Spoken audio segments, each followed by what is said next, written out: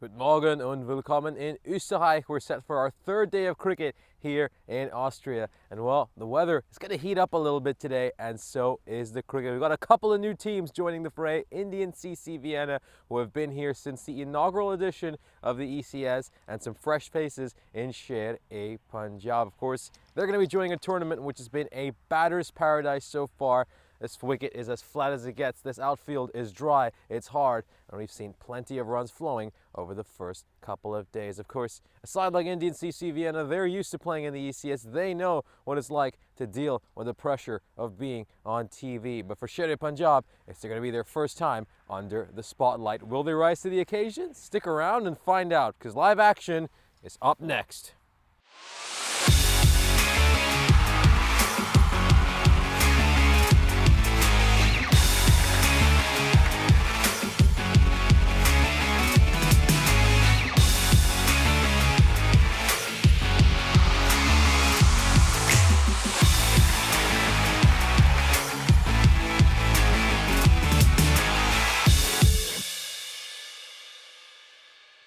This European Cricket Network event is proudly brought to you by HCL Software and Paramatch.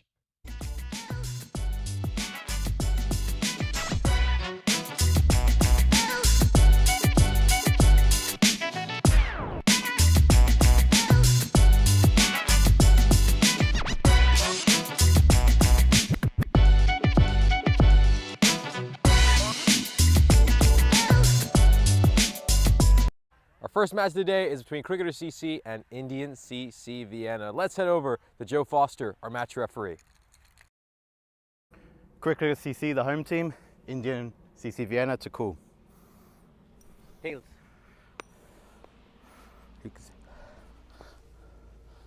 It is heads.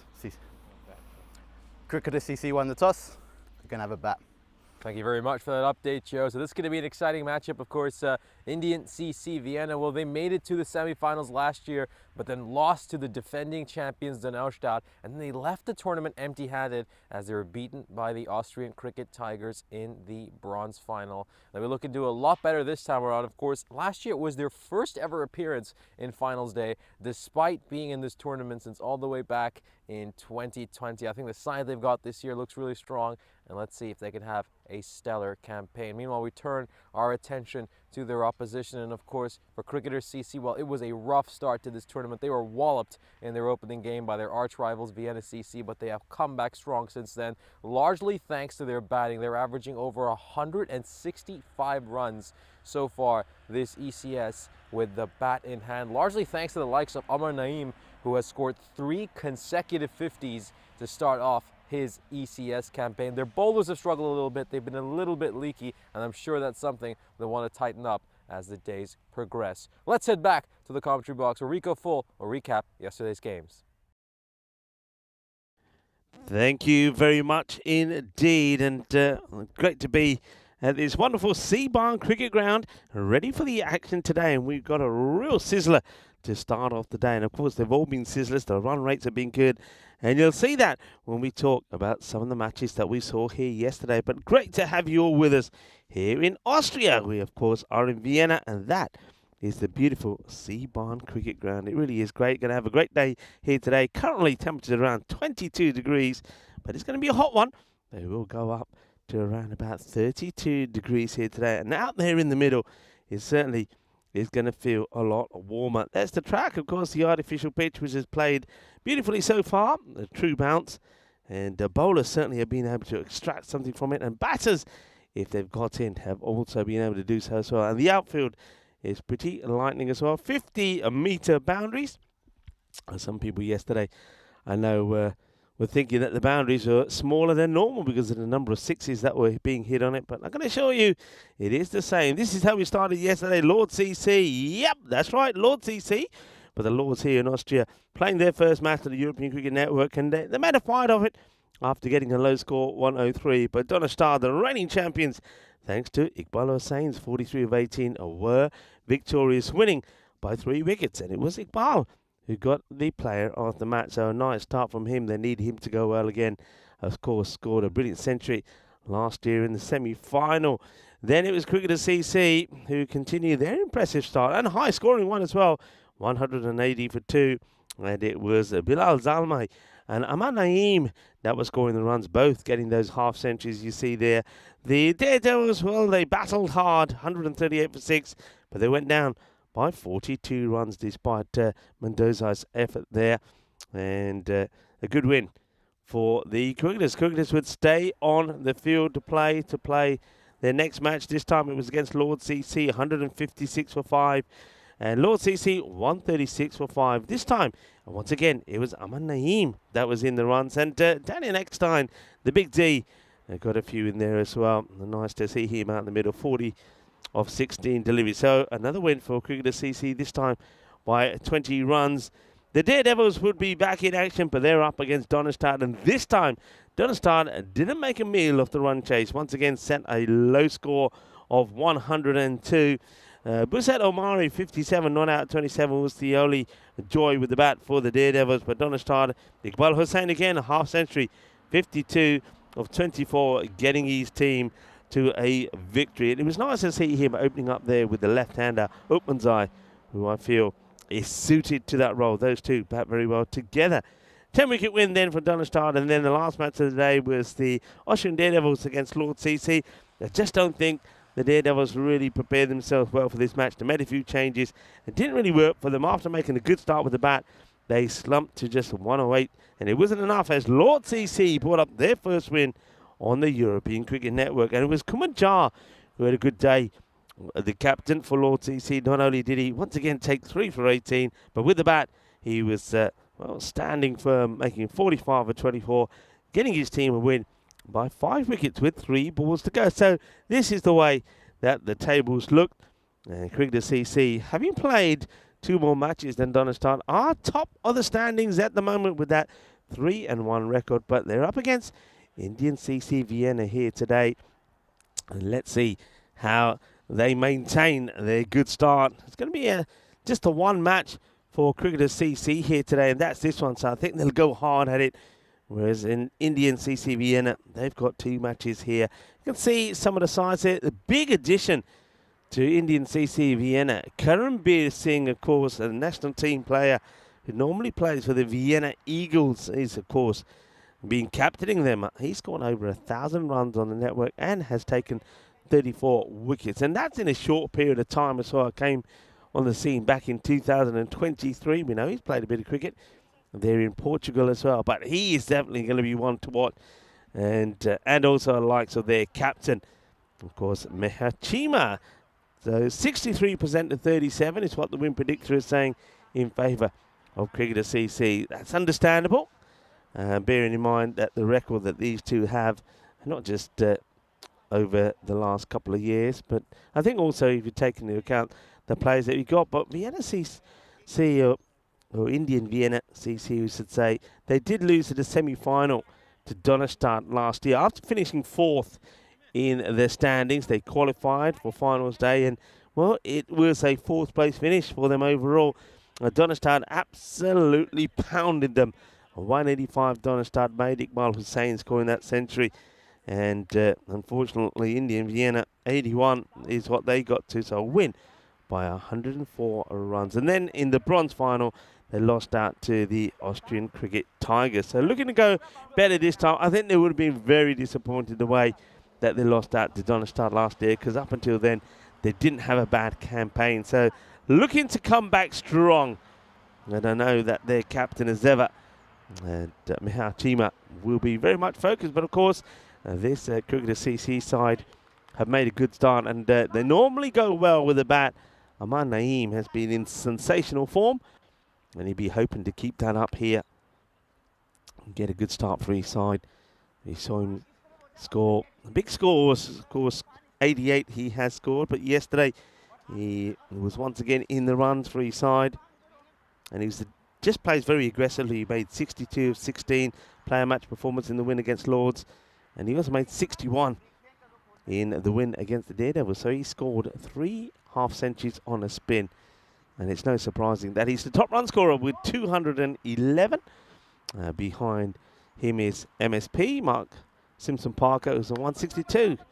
And Bilal Zalmi, the captain of Cricketer CC, is in third spot with 146. So good batters. One man who hasn't quite clicked, has made starts, but hasn't gone on to put a big score on the board, is his opening partner, of course, Zishan. Let's see if he can get going this time. Here's the first ball of the day. And it will be a dot. Oh, no, it won't be a dot. It's going to be 4. Oh, that's a terrible start for the Indian CC Vienna side. Oh, dear. Well, if that's going to be the standard here against this sort of team, you're going to be in trouble. I mean, that was, let's just say, it was me about half an hour ago. When you get out of bed and you're not quite up and about, those sort of things happen. He's got to wake up, and he's got to wake up pretty quickly. Right now, is this a chance? Fielder comes in, and he's going to take a really good catch. Well, what a start to the day. What a start to the day. I don't think I've quite seen a start to the day like this.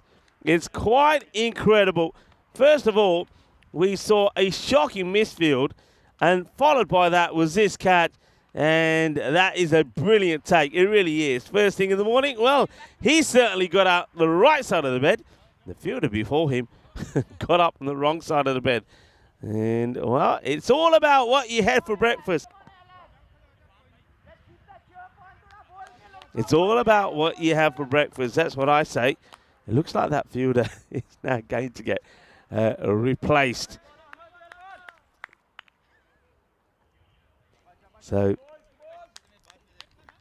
going to make a change. And that was, I think, Dad Zadran. Yeah, he's being moved now. He's gone all the way from long off, and he's being put into the covers. So one man had his bowl of cereal, and the other man, well, he had some aloo parantas. That was what he saw Shams had. No mistake for Farudullah taking the catch. It was a really good catch, actually. And he removes the dangerous Naeem. So after 3 half centuries on the spin, he gets removed. Dot ball now to Bilal. So captain in a lot earlier than he would have expected. Of course, normally these openers always make a good start. So Bilal in early. And maybe this is the time that Zishan Arif does fire. Yeah, we can show it at one point. One of our viewers, Hannes, It's up in the air. That's going to be 4 runs. 4 carreras. Nice shot over the top.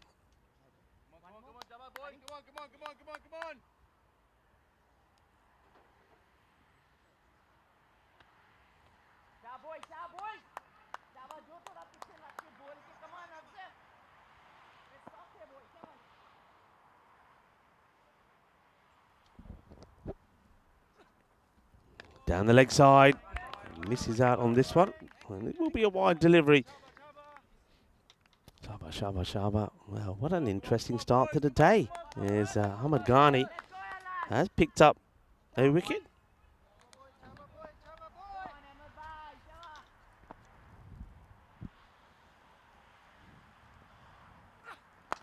That's a nice shot inside the power play, up and over. There's going to be 4 runs. Good morning, of course, to the match officials as well. Out there in the middle, we've got Praveen and Aravind.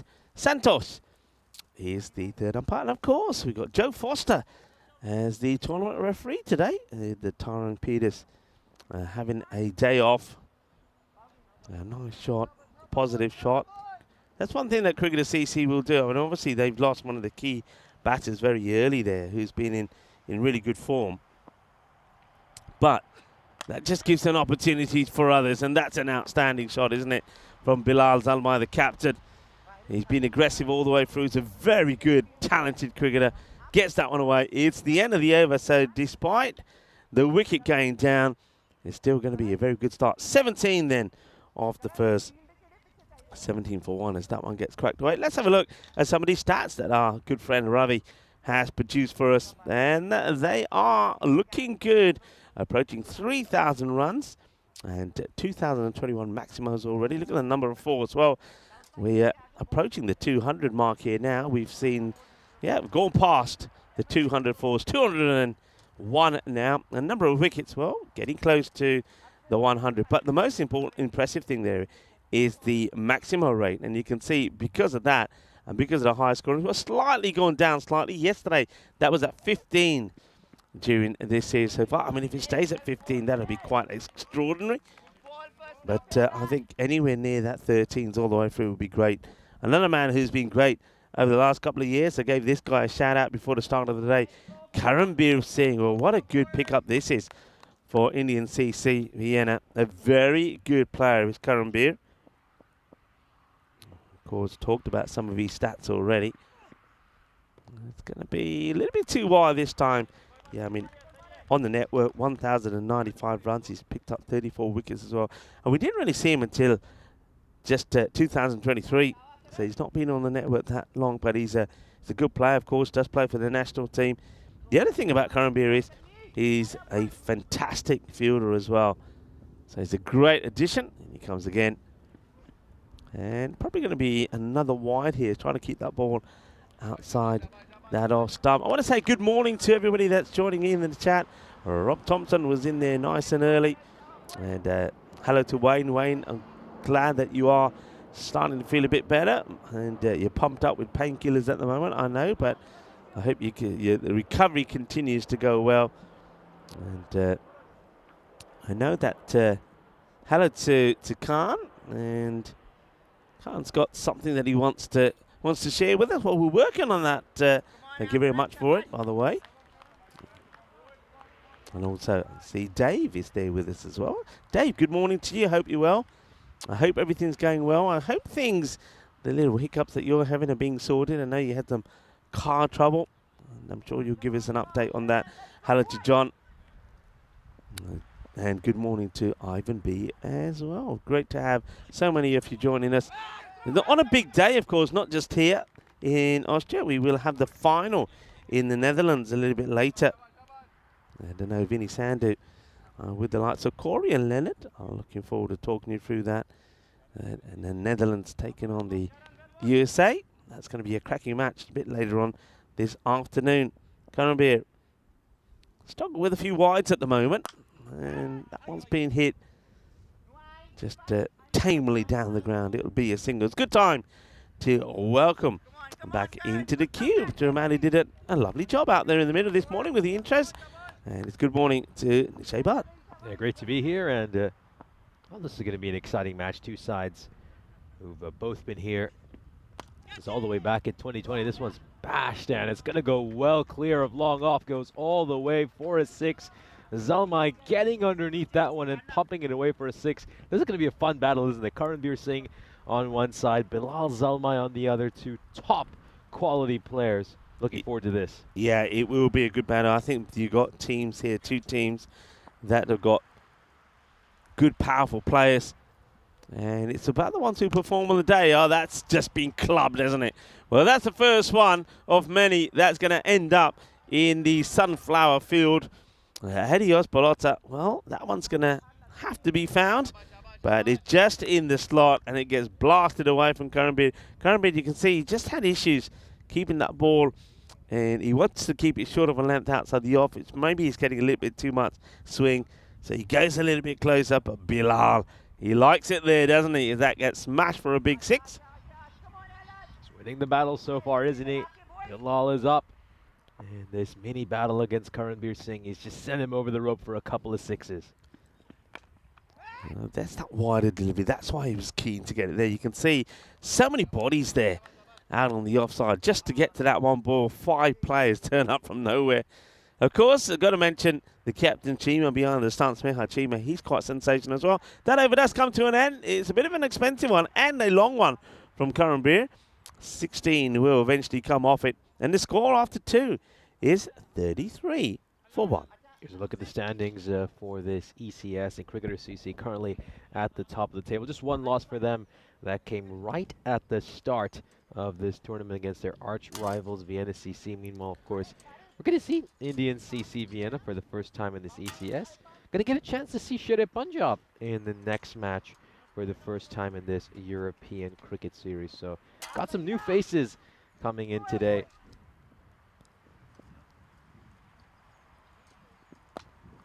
gets dragged to long on. Long on is back at the moment. And you've also got the man at third. It's a good place to have a player. I've always said, keep that third man back because will come into play. And he took the important wicket as Shams was the man who took the catch, actually. And, well, nobody's catching this because that is going to go the distance. Bilal, he's on something here today, isn't he? I mean, it's an opportunity, as I said, for Bilal and also Zishan Arif. Zishan, it's hardly had any strike, by the way. He's on 2 or 4. But look at Bilal Zalmai, the captain, 30 of just 8 deliveries. That's another one that gets crunched away. We know he's a great player. We haven't seen too much of him with the ball, but he's a very good all-rounder. He's Bilal. He scored 79 yesterday, and he was on course for a century and then sort of ended up getting himself out. This one's a bit of a teaser, but he's going to get over the fielder, and it's going to be 1 bounce, 4 runs. Not able to get hold of that. That's Kunal. And Kunal Joshi, he had a good series last time round with the bat and the ball. Very good all-rounder. Oh, that one gets away as well. So, right, changing the field. 2 men straight. Third comes up. Let's see if this works for them. Farihullah. Short. Good take there from Chima. That's the only issue with that. I mean, if you're going to bowl that line. See, for me, if you're going to bowl that line, it's very difficult for the batter to hit the ball straight down the ground. And bringing the third back in is a risky one. So, Faridullah, Shams. This may not quite work his way, and that one's not going to work his way either. This is going to get over the banner into the sunflower field. There's going to be 6 more, and Bilal Zalmai, who missed out, I think he missed out on that century yesterday when he got to 79 of 24 deliveries, and got himself run out. Really, he played his shot. It was going to be a single. Decided he didn't want it. Started to go back into his crease, but he got overtaken by his partner. And as a result of that, he was run out. So I reckon he's keen to get another chance here, Nish. Yeah, absolutely. And it's quite interesting that he's pushed himself back up to open the batting. We've been seeing Amar Naeem open the batting for these last 3 games. And, of course, he scored 3 consecutive 50s to start off this ECS. But Zalmai just wanted to grab that top spot again. I actually wouldn't mind seeing Zalmai and Naeem bat together to open the batting and then maybe push someone like Arif to number 3. Yeah, I just think, I mean, you can't tell at the moment because you can't get him on strike. But Zishan Arif, I've always said when I've come here, he's a guy that I like to see him in the power play because he's such a big hitter of the ball. But then having said that, there's a couple of things I think Cricketer CC can change. They can say, right, we've got Zishan in the power play. We want him up the top of the order because he's such an amazing hitter of the ball. He's got a wonderful eye and his timing of the ball is great. But if you want to do that, then give him the first ball. Let him have the strike. You can see here, he's been starved off the strike. The power play has come to an end. All right, it's a good power play. No doubt about that. 51 for 1. But the guy that you're having him up there to really go after the bowlers has only faced 4 deliveries out of the 18 that we've had. So it's sort of backfired. But in a way, Bilal, 41 of 12, he sort of said, leave it to me, son. Let me do the work. Wonderful shot there off this ground. Isn't it just marvellous? I mean, let us know in the chat. I mean, is that one of the best surroundings that you've seen in a cricket ground? It just is beautiful to come here every morning. I mean, the drive-in is wonderful. We go through a lovely, a little, I suppose you call it a village, really. A lovely little village, not a town, to get here. We're tucked away, nestled in the countryside.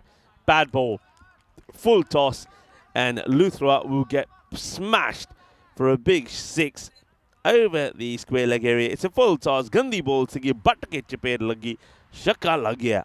I can't afford to give a player of his quality that kind of a ball. It was just served on a silver platter, and well, Luthra was asking to be hit. Very generous on the first ball of his over. Yeah, well, Suharab Luthra, better. Good comeback. Gets the dot ball in here. How was your night? What did you get up to? Oh, just a quiet night in. Just had a bit of dinner and then honestly just did a few administrative tasks. Had a look at the old nucleus as well last night, the ECN nucleus. This one is just going to get slogged away. It's going to go over the rope, and it's gone the distance for a 6. So Zalmai will bring up his half century. Gets there in just 15 deliveries. Fantastic innings here by Zelma, just giving them that acceleration they need right at the start. He's on a mission, isn't he? He is on a mission. He's hitting the ball so well. I mean, just have a quick look at the over by over 17, 16, 18, and this one with 4 balls in, it's gone for 12. And now you know, folks, if you're just joining us for the first time, why the strike rates have been so high. Yeah, strike rates have been really high throughout this series. I mean, this cricketer CC side, they're averaging 166 runs so far in this series. They've just had this incredible ability to bat teams out of the game. It's been hit firmly and well stopped. It's bubbling around pretty viciously. The fielder manages that nicely, so that's nicely done by Irfan Safi.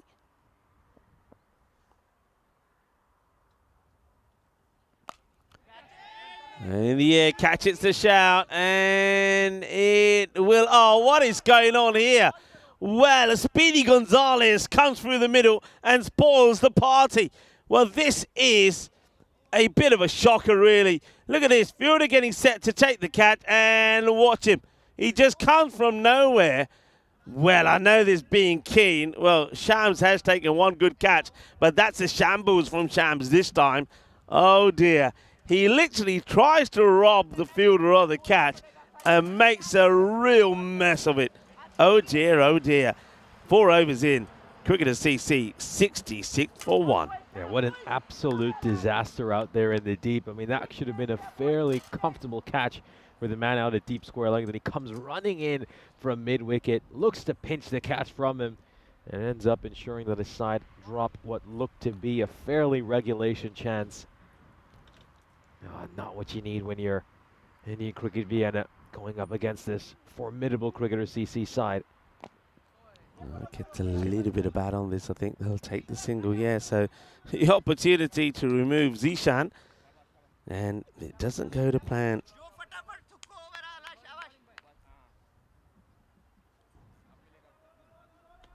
Shabba trying to pick themselves up here, Nish. They are. And, well, that's the issue when you have no third bat there. That's going to be 4 runs. The ball races away pretty quickly. So Zishan Arif now, I think you can probably hear Bilal Zalmai saying, all right, come on, get going. I know you haven't had too many balls, but come on, go after this attack. And they've got so much batting to come. That's the thing. Of course, we know that Big D is probably ready to come in at some point. I know that Daniel Eckstein, the Big D, as he's known, he's got a slight side strain. I know he was wearing the old weightlifter's belt this morning, and he was explaining to me that yesterday at one point that he felt a twinge, but he's still playing, but he was saying it might affect some of his shot selection, so we'll have to keep an eye on that. Yeah, there were a few times that he had to cover a fair bit of ground to get to a few catches. This one's a shorter delivery. Just going to have a look at the square leg umpire. He signaled this away. This just pops up. I don't think, I mean, watch this. It's a real ping pong bounce. And I think it's definitely a wide. It's a great call from the umpire, but that comes up from nowhere. Yeah, generally it's pretty true. The bounce tends to be fairly even on this surface, but just like any wicket, it can produce the odd nightmare over a long, long day of cricket. Just gets a bottom edge over there. It's going to be a big chase for the fielder. Is he going to win the race? He will. He's going to use his feet. Not the ideal way to stop it. But Ibrahim Zadran, playing in his first ever ECS, will save his side some runs. Yeah, well chased. Good stop in the end. Doesn't give it up. I must admit, I made myself a lovely pasta. I did say to the viewers yesterday, I bought some pasta, some tortellini, bought some mint. Said, yeah, that was very nice. And over a glass of white wine. It was great. And yeah, a bit like you. You were saying you were doing a bit of homework. Well, maybe the umpire's certainly not giving this, but he's walking. And, well, that's nice in a way. I'm not really sure what the signals are here from the man who's coming out. Bilal Zalma, I think he's disappointed he's got something on there. So, gets the edge, and then he doesn't hang around. I like that. Well done from the captain. Yeah, I mean, it's a big edge, isn't it? Then as he's walking off, he's sort of giving all sorts of signals to the bench. I think he just said to the next batter, come on, hurry up, get here quickly. I think he knows he's making sure that he gets there quickly because they only got 60 seconds. Otherwise, it could be some penalty runs. So they're seeing Kugani coming out now. I like the way Kugani did bowl yesterday, but he gets a chance to come up a little bit higher up the order. Let's see how this works for him. So Yeah, interesting. Amar Naeem demoted up down the order after making 3 consecutive 50s. Just wonder if they want to give someone else a chance to bat further up the order. But yeah, it's not often you see a man in red-hot form listed to come at number 6. Well, I reckon you've woken up the same side of the bed that the fielder this morning did when he made the big blunder, because don't forget, Naeem has been and gone. Naeem has been and gone. Yep, have a look at your scorecard. Naeem came and he went. He went for just... Well, we'll have a good look at this. Good morning, everybody, by the way, and welcome to our commentary position here. And this, it was just like, yeah, he came and went. You missed it. When you were walking in here, it all happened. There was a missed field, very first ball of the innings. It was horrendous. We might have it on the highlight. And the next ball was skied it in the air, and it was a very good catch by Shim. So that was the way it went. No, absolutely. We'll just have a look at so it's fine artwork here by Khan S over in our chat. So when he was watching the ECS over in Rome, I think whenever you're looking at that rear camera, you could see the beautiful Torre di Perna in the background. So yeah, great artwork there by Khan S. He gets a thumbs up from me. Thank you for submitting that. Really love to have a look at it. Very good work. And there you go. I know he was having a few issues trying to get it on our chat earlier. Well, there you go. The whole world has seen your artwork now. Well done. All right, back to the action. A little bit more pace to come here. And it's going to be Safi. Ooh, oh, dear. Well, one thing is bowling quick, but the main thing is to get the ball in the right areas, and that is a full toss that gets, well, whacked over the boundary. Good morning, Karanbir. Sat Sri Akal. Karanbir just giving me the thumbs up. I'm pretty sure he's pretty keen to get his second over it. The first one didn't go to plan.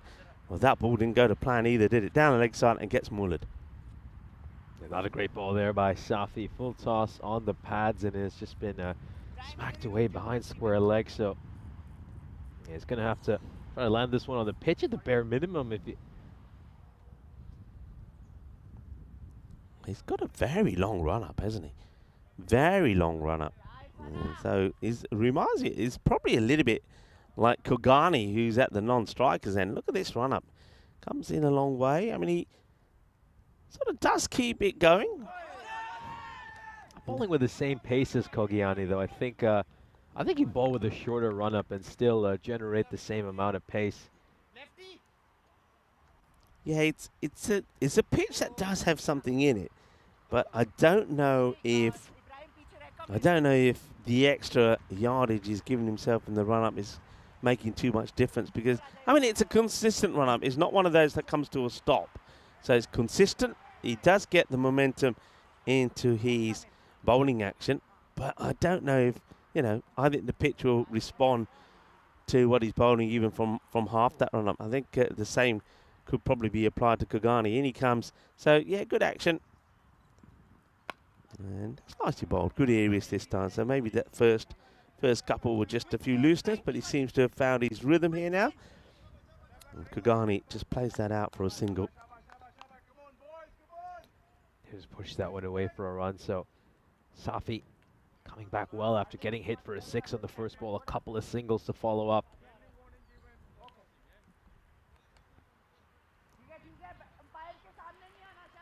There's a lot of talk. You can see Chima behind the hit, Chima behind the stump, just making sure the fielder's in the right place.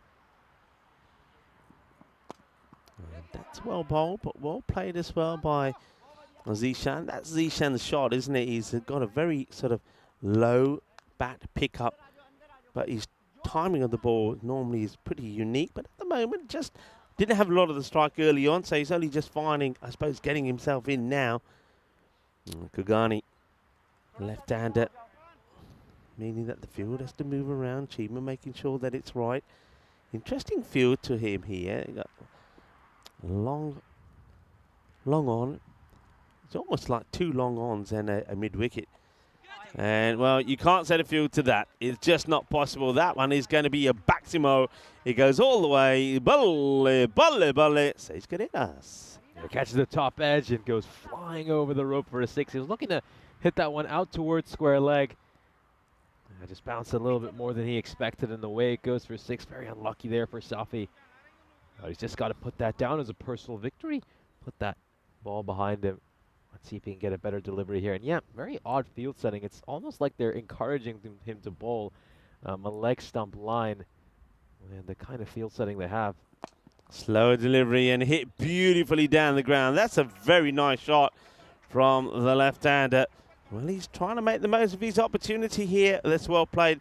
Not the worst of deliveries, the slower ball, but Gugani keeps his shape, eye on ball, and plays it down the ground. Gets 4 runs. It's the end of the 6 over. 92 for 2. Yeah, really waits for that slower ball and then times it so nicely straight down the ground.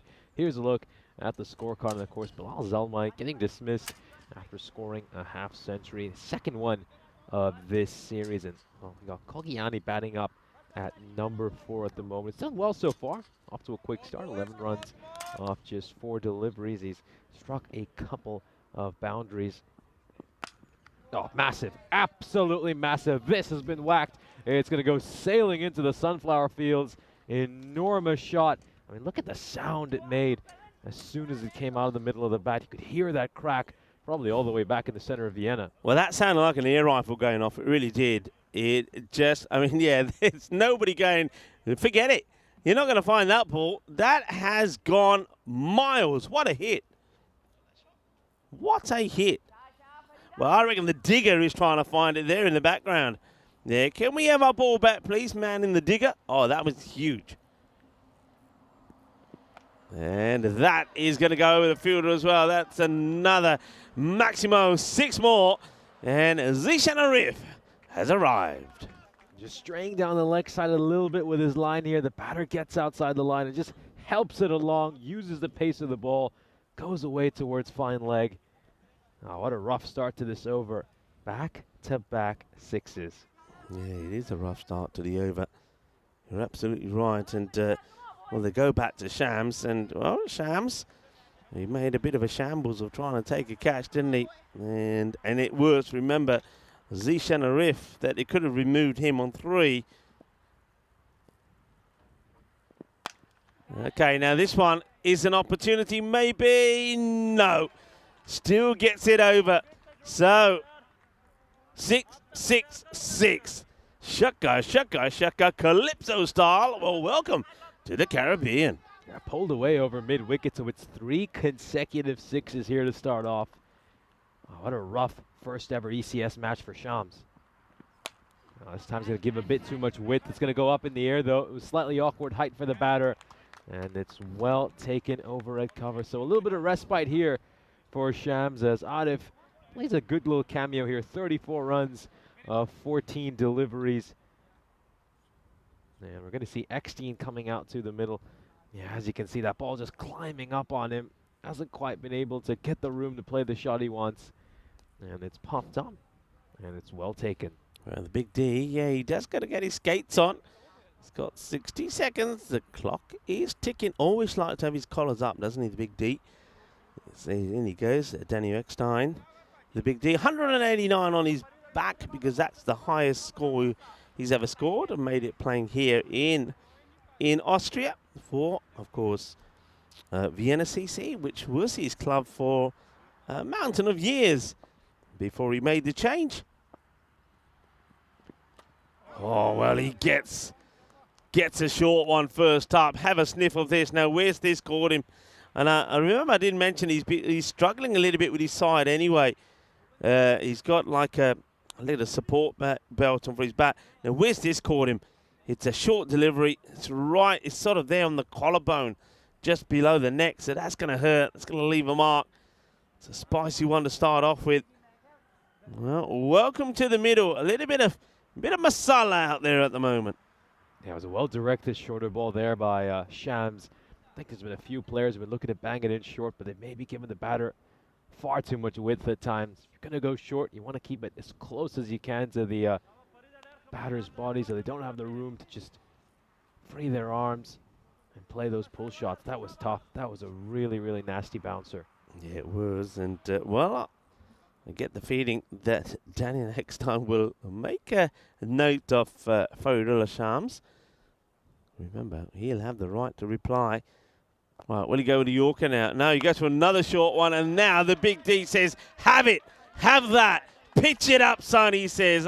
Good fight back from Big D, and he's just asking here whether that's going to be a no ball or not. I mean, the other one did actually catch his shoulder, so I suppose it wasn't over the shoulder. This one's definitely going over, so I suppose maybe they didn't call the one for the over in the first one. Otherwise, that probably would have been a no ball. That's what the Big D was asking, but not the most intelligent bit of bowling there from Shams. And he goes for 42 of his 2 overs, and Cricketer CC after 7, 116 for 3. Yeah, he just got a bit too predictable with 3 consecutive short balls there, and you could just see Eckstein was waiting for that when he rocked back in his crease and pulled that one away. Here's a quick reminder, they got 26 days to go until the European Cricket Championship, the Euros of cricket, when the finest teams all around Europe will come together in Cardamom for the biggest championship of the year.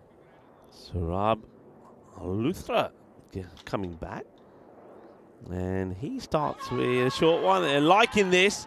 They're liking it. Uchima likes it. It was a very aggressive appeal from Chima. And umpire not moved. Let's have a look. Yeah, it's nothing that we can see here. I don't think we're going to get anything out of this. I mean, it's a good take. There's no doubt about it. But umpire says not out. The bowler only got interested, in fairness, because of Chima's appeal. Dot ball, though.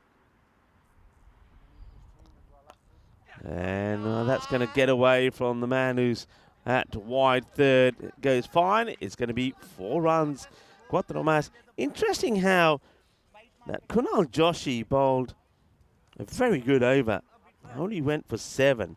That was over number 5. And they haven't brought him back. And after that, they've had an over from Safi that's gone for 19. That one from Faridullah Shams, even though he took a wicket, went for 24.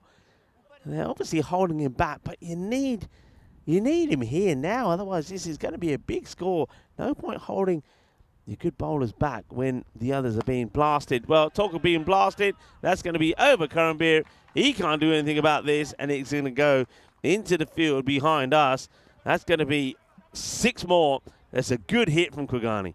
I just pulled his length back a touch too short there, and that sits up nicely for Kogiani, who has bashed it over long on. Yeah, it's been a really good innings so far by him. Hasn't had too many opportunities to bat over the course of this series, but he's taking full advantage of getting pushed up to number 4. That's a very good stop. That is a very, very good stop from Chima. I mean, it's a ball that's been fired down the leg side, and Chima saves 4 runs here. That was going to go all the way to the boundary if it wasn't stopped.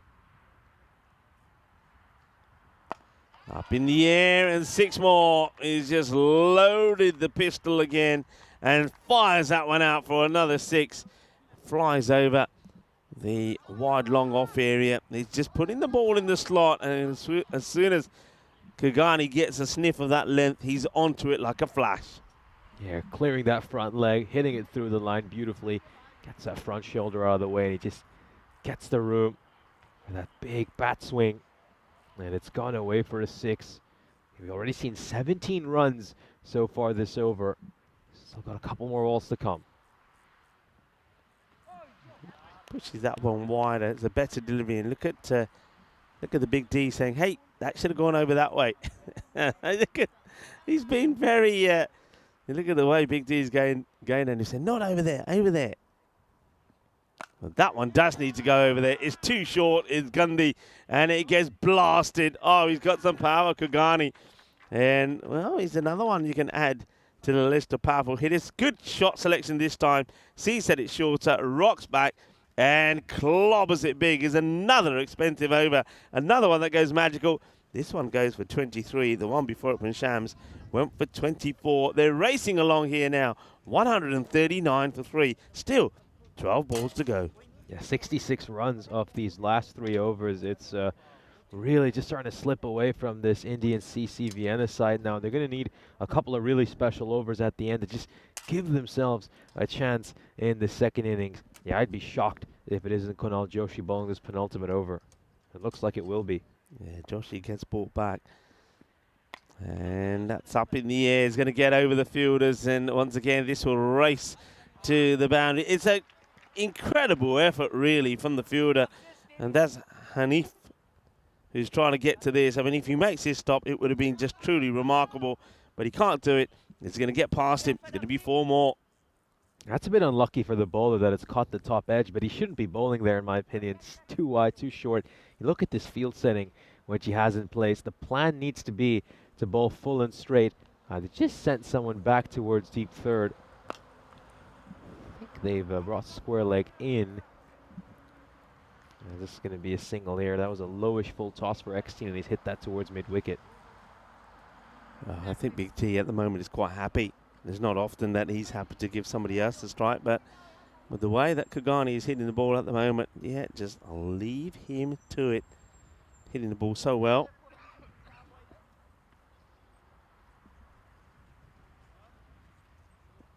Short, and how short? Well, the umpires have a look at it and say that's the one for the over. So we'll get a good look at it here, the height. And yeah, good call. Yeah, that's a bluff over there. I mean, he just brought square leg back into the ring and then went for the shorter ball. Oh, well, a few question marks about the height there. Yeah, I mean, looking at it from that angle, looks like it goes over the lid from behind. That gives us a total different angle. Now, that one is just another beamer, full toss. And it looks like the umpires might want to just check this to see if it goes all the way or not. And no ball also called. So, no ball called. That's a good call. And now, I wonder if we can see the ball as well, where it finishes up. And, yeah, 6 runs. That's a 7 up. So, Kunal Joshi, they held him back. And, oh, what's that signal there? Well, that is being smashed. That gets smashed. That's the way to deal with it. 6 runs. I've seen free hit signals before, but never quite this. Well, there you go. He's got his own way of signaling the free hit. Looks more like he's just indicating the end of the power play. Wax on, wax off. A little bit of the Karate Kid. Well, that's one way to do it. And I reckon Joe Foster might just have a little chat there with the umpire about that signal. But yeah, that's usually the signal at the end of the power play. All right, well, Cricketers CC, you mentioned this yesterday. They're a team that like to go past the 160s. It looks like they're going to do it again easily here. That's quite incredible, isn't it? I mean, just one score below 160 so far this series, and that was a 156. So it wasn't that far off either. They've been piling on the runs throughout this ECS. Big D just having a chat there with Kagani, who's on 45. He's probably saying to him, look, play your shots on the offside as well. Balls are outside the off, play him on the off. Well, he just gets down and smashes this way. That's going to be 50 to Kagani. Hekmatullah Kagani, 51 of 15 deliveries. What a wonderful half century that is. And that's got to be his first. I don't remember this guy with the bat before. So, congratulations to him. Kagani gets a 50 for himself. And the score, Cricketer CC, after 9 overs, yep, you bet, they've gone over that 160, 164 for 3. Yeah, he's had a couple of 50s over in Austria, I beg your pardon, over in Switzerland, so it's his first here in Austria's 3rd overall on the network, of course. Kogiani did play some cricket last year for St. Gallen over in Switzerland, so yeah, fantastic innings here by Kogiani. I think the way this Cricketer CC side is constructed is just perfect. I mean, they've got a strong top 3, and then they can rely on the likes of Eckstein and Kogiani to really smash the bowling attack during those last 3 or 4 overs. Yeah, very much so. Actually, just the one big hit from him so far. But he's doing the right thing here. Hekmatullah Kagani is going so well. He's saying, you know what? You just keep doing what you do. And Kagani will say, yep, okay, thank you very much. So we've had 3 magical overs on the spin. And gone. Good delivery, full and straight. Karanbir Singh Well, they held him back for the last. I like that moment. And I wonder if we can see that again there, because it's a good delivery. Look, full, straight, Yorker length, just nips back a little. And then look at Kogani here after being bowled. Well, he's got a half century to his name. He literally goes up to Karambi and says, yeah, you got me well bowled. That's what it's all about. You got to be competitive, but the sportsmanship and the respect between players is very important as well. But a great knock there from Kogani. We know he's a bit of a gun with the ball, but we can see that he's a bit of a gun with the bat as well. 165 for 4 as Basir Khan comes in at number 6. Oh, Kogiani, we know he's got a pretty nasty Yorker as well, so I'm sure he'll be keen to return the favour to Karanbir Singh in the second innings.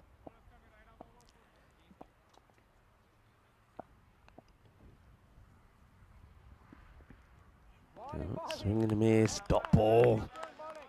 Dot ball, so score stays at 165. Yeah, of course, Karanbir Singh as well. Don't forget, this is the ground where he made back-to-back hundreds. And I think the first man on the network to do it. One of those, though, he still ended up on the losing side. It was quite an incredible run chase.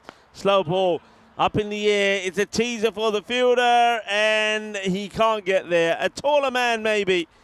Now that's 6 runs. Karanbir takes the pace off it, but Basir gets enough and gets it over for 6. Yeah, that's pure power. He just somehow muscles that over the long on fielder. 50-meter boundaries. That one is just about 51 or 52.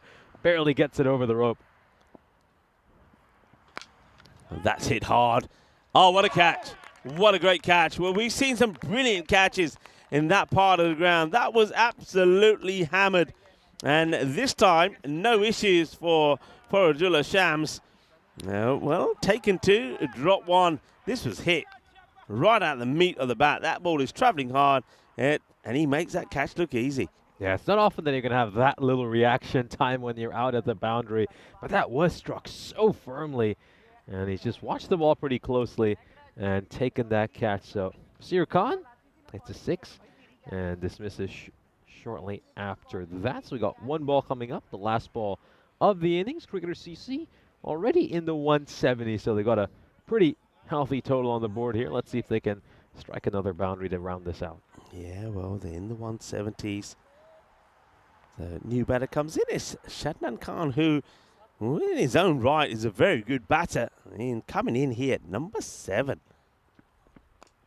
And gets plenty of bat onto it. It gets some of the fielder who should be able to get back and make the stop. He will. Shadnan will pick up a couple. That will be the conclusion of this innings. Innings number 1 here on match day 3, match number 11. And once again, it's going to be a high scoring one. 173 posted on the board, 5 wickets down, so a chase required of 174. Let's roll the highlights. And it was, let's just say, an interesting start. The second ball high in the air, and that's the catch. Well, that's what you missed earlier, Nish. Yeah, absolutely. Amar Naeem departing on that ball, hitting a 4 and then getting out shortly afterwards. Ahmad Ghani getting his wicket. Faridul Shams holding on the first of 2 catches he would take over the course of this innings. We did see, though, a terrific second wicket partnership. It was worth just under 70 runs, 69 runs in total between Zishan Arif and Bilal Zalmai. The 2 of them batted superbly. Arif with 34 runs, 15 deliveries. Arif took a little bit of time to settle in. Keep in mind he was on 4 of 6, but once he got going, well, he never looked back. This was just that little nick of it there. Bilal Zalmai, the skipper, would depart after making a half century. Well caught there by Mehar Chima. But the man who would come in next, Kogiani, earning a promotion up to number 4. He would take full advantage of that promotion, striking his first ever half century here in Austria, adding to the 2 he's made over in Switzerland. Yeah, and I think what was good about the way the batting went there, so Bilal Zalmai, who was super aggressive, scored his 55 of 19 balls. As soon as he went, well, Zishan Arif then picked up the momentum. He played some really nice shots. And then when Arif departed to a good catch from Sims, and then another batter came out and did the job. I like this partnership also between the Big D and Kugani. You can see Big D was sort of helping Kugani as well, giving him some advice. That was nice. Just saying, hey, try and play some shots out on the offside as well. In the end, Kugani, after getting his 50, was cleaned up by Karanbir. Good over, second over there from Karanbir Singh. Of course, after so many runs had come in the overs before him. The last 4 overs before the last went 19, 24, 23 and 25. So Karanbir gets a good one in there at the end, and the 9 come from it. Picks up 2 wickets, but by that time, Cricketer CC already on a 173 score. So we got a bit of a high chase coming up for you, but that again, apart from Amar Naeem, which is pretty rare, normally he is a good contributor. Apart from him, everybody else really chipping in. Good 34 from Zishan. Bilal Zalmai was once again just really explosive. And Kugani, nice to see him getting a half century here in Austria as well. And there's your bowling figures. Pick the bowlers there, Nish. Yeah, hard to say, really hard to say. You look at those economy rates. You're going to have to go with Karanbir Singh, of course, because he ends up with an economy rate of 12.5. But overall, I think Indian CC Vienna will be a little bit disappointed with the way they bowled. Not the kind of showcase they would have wanted first up in their first match of this ECS. So we're halfway through match 11, our first game of day 3. And Cricketer CC with another fine batting performance. Their second score above 170 in this series. They have set a target of Indian CC Vienna of 174. Yeah, so join me, Rico Full and Nish Bhatt when we return in about 10 minutes time to see if we are going to see another, don't forget, here, this Seabarn Cricket Ground is known for its run chases. Are we going to see another one here today? Cricketer CC 173 for 5. So Indian CC Vienna in their first match in this 2024 European Cricket Series in Austria, needing a big 174 for victory. Let's see if they can do it or not. Join us back in 10 minutes time.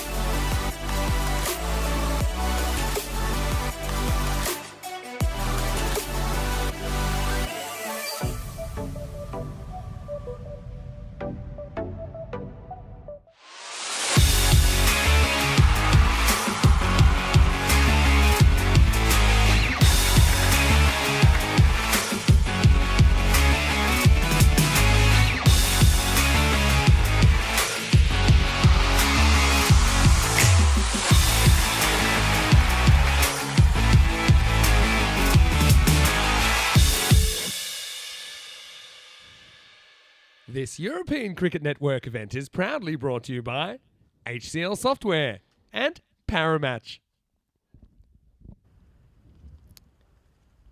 Hello viewers and welcome back to match day 3. The very first match is in place here. Cricket CC, who have a 3-1 record in the series so far, have made another impressive start, piling on the runs.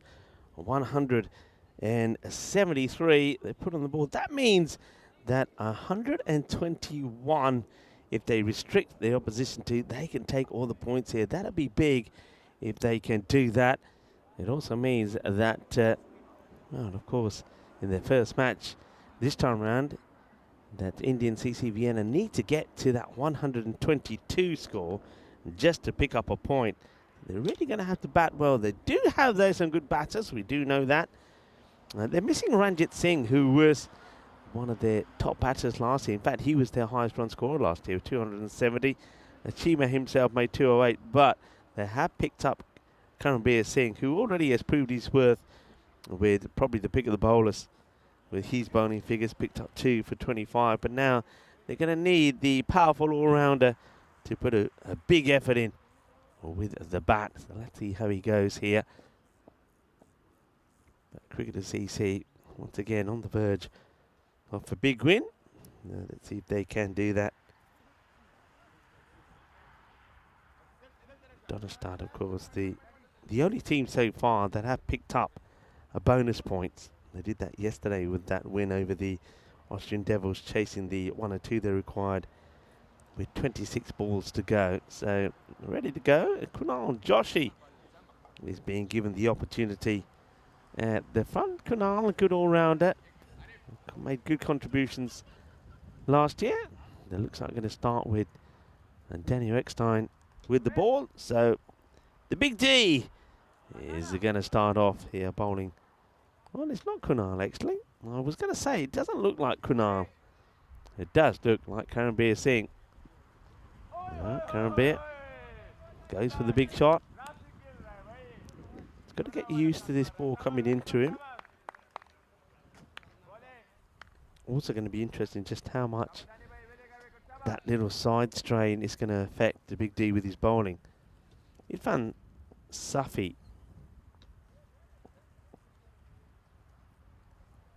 is listed as the other. Well, that just gets defensively played.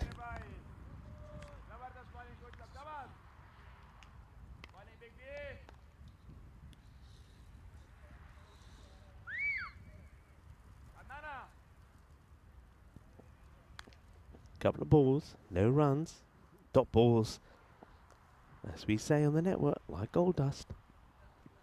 And Karambir, well, he gets himself in position of this one. That was a shot that he tried of the very first ball. It is his shot, isn't it? He just sets that little step across, if you watch him here.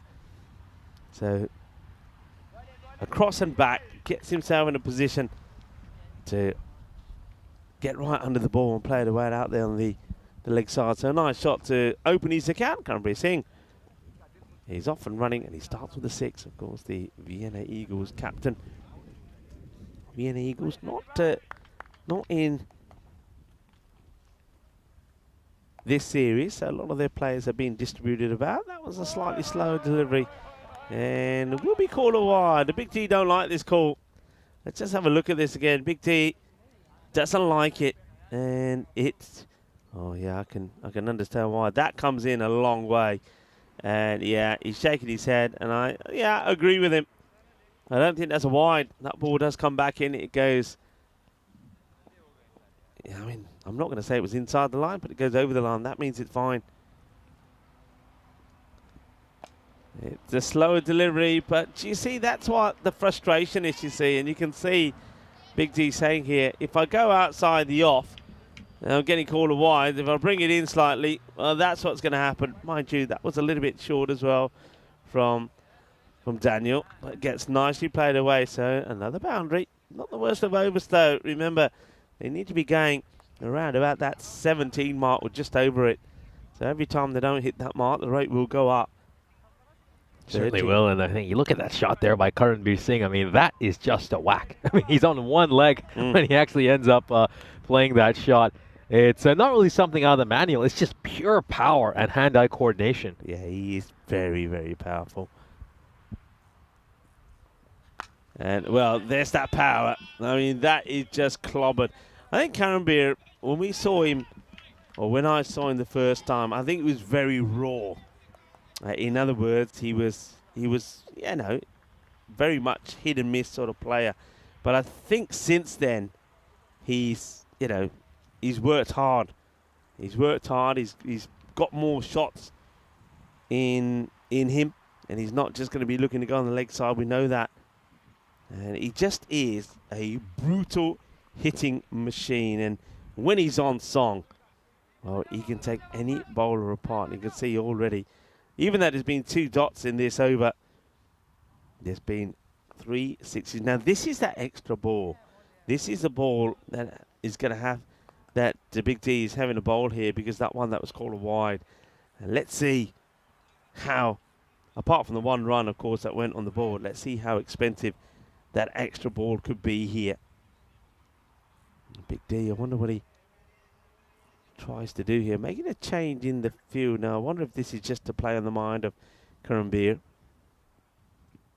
And well, that is the extra ball. So now you can see that wide that got called, and in my opinion, which was incorrect, has cost 7 runs. The wide and the extra ball gets hit for 6, and makes all the difference, you know. It makes all of the difference.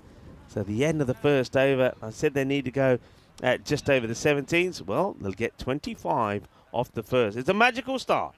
That certainly is a magical start, but you know, a lot of these errors tend to balance out over a long ECS campaign. I think when you start to see them on finals day, that's when they can really alter the outcome of these series. Here's a look at the golden ball counter. About 118 matches since we last had a golden ball on the European cricket. And yeah, when we came into the ground today, I mean, the first thing he told me was to watch out for Karanbir Singh, and then I opened his profile, and the numbers just jump out at you. How incredible they are. I mean, he's only been playing on ECN for a couple of years. Already has over 1,000 runs, averaging 42, strike rate at 240. Of course, played some cricket over in Portugal as well for Gamblers SC. Now you look at that first over. I mean, this is why he gets all this hype. Yeah, this suits him, you know. This format of the game suits him really well. Shadnan starting, and he too starts with a couple of wides. He's bowling with a bit of zip here, Shadnan. I don't think he bowled quite as quick yesterday. Getting good carry through, but just a little bit too, I mean, bowl that same length, but straighter. It's going to be a difficult one to get away. So Safi, just watch his 2 go by. Yeah, Shadnan Khan, I think at times they've slightly underused him over this series. He's often bowled just an over in most of the matches he's played. In this one, should be a legal ball. It's just inside the tram line, so finally gets the first legal ball in. Yeah, that's where he wants to be. And to be honest, and it'd be interesting if he gets a chance about at Karanbir, how Karanbir deals with this length as well. It's not one that he'll be able to hit in that leg side area, so Karanbir will have to change his style. Gone. Oh, what a catch. Oh, what a catch. Outstanding. Absolutely outstanding. This is just brilliant. Absolutely brilliant from Aman Naeem. Have a look at this. I mean, this ball is rising. Watch this go. Oh, gets a hand to it, and then you can see he's got the composure, the calmness, and the stillness to take it the second time. Outstanding work from Naeem. He's more than just a good batter, is Naeem. That is brilliantly taken, and that's going to be the end of Safi. Safi's going to go. He had a few issues with that ball outside the off, and it's the one that gets him in the end. Yeah, what a shame for Safi, his first ever ECN innings, and he's going to depart for a duck. Not the kind of start he would have dreamed of when he went to bed last night. But yeah, what an incredible catch. I mean, when he puts that glove out, you just think that maybe it's going to go down, but then he has those quick reflexes to get back down and get it on the second attempt. Huge swing and a miss there for Chima, playing across the line on the first ball, and it ends up being not too far from his off stump. Yeah, maybe not the wisest shot selection when you've just come out for the first delivery. Yeah, Shadnan using all his experience, but you see, just it pays off in the end to try and keep attacking the off stump of the batter. Chima, I suppose the question is how much batting Chima has had. You would think a fair bit. We are, of course, probably maybe halfway through, perhaps coming to the end of the cricket season in most places we go to, so that shouldn't be an issue.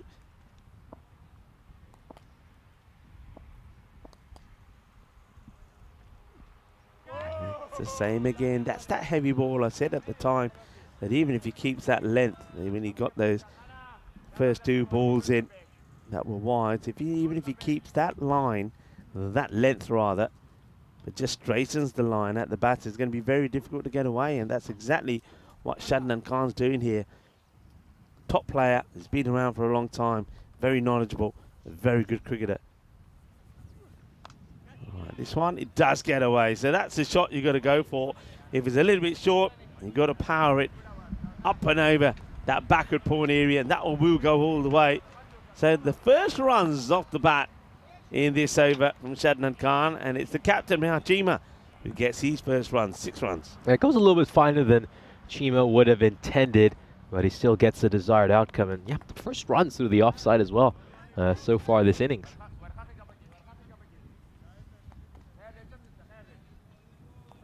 There's just smart batting there by him. I mean, uses the pace of the ball really, really well. He knows third man is up, so it's a very safe shot to play. Now it's pitched up, fielder, very well done. Good bit of fielding there from Hekmatullah Kugani. He's going to have a big part to play as well, and it looks like he's going to mark up his run up to bowl the next over, and he certainly has got a bit of pace.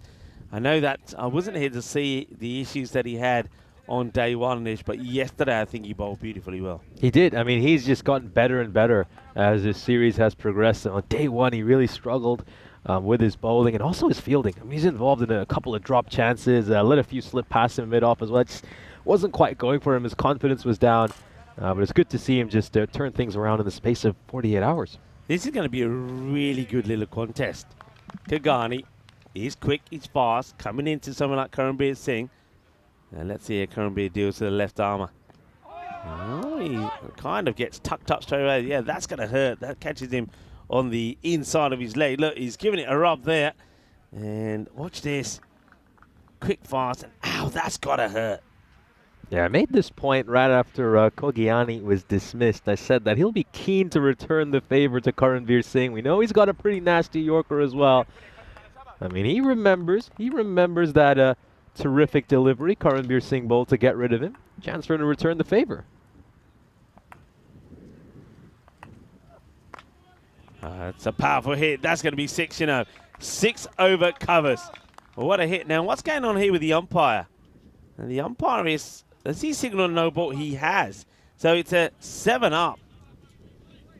Well, it's called this a no ball. I wasn't wondering because he had the left arm out and I weren't sure what the umpire was signaling, but he has called that no ball, and I think he's called it for front foot. Yeah, he's had tons of issues with the front foot throughout this series. I mentioned this on day 1. He bowled 3 front foot no balls in a row. It's just something he's got to address. He really does, because he's going to keep costing his side this way. And the free hit, spicy one. Pick up and throw. And Chima went straight away. He gets home. So the free hit doesn't cost him too much. Thanks, really, to a good bit of sharp fielding there on the 45. Yeah, very, very good fielding, athletic fielding. I think he's just taking a look there at the bottom of his bat, Karanbir Singh. He'll quickly examine it. Chima will have to deal with the same issue, the angle and the pace of Kugani. And that's just a little bit too much width that's been offered. 4 runs. That's the only thing, isn't it? And we've said this many times. I mean, it's great to see quick, fast bowlers, but you got to make sure you get the ball in the right areas. I mean, that one in terms of the direction is not bad, but it's just a little bit too high. it's at the height of that means Nachima is able to get bat on ball and uses the pace of the bowler to get it past the fielder. Yeah, it's a little bit unlucky as well because he's played that into the pitch, and this being an artificial wicket just means that it takes off and it goes over the fielder's head. I think usually shots like that wouldn't go for a boundary, but we are inside the power play, and I felt he was a little bit unlucky with that one, Kogiani.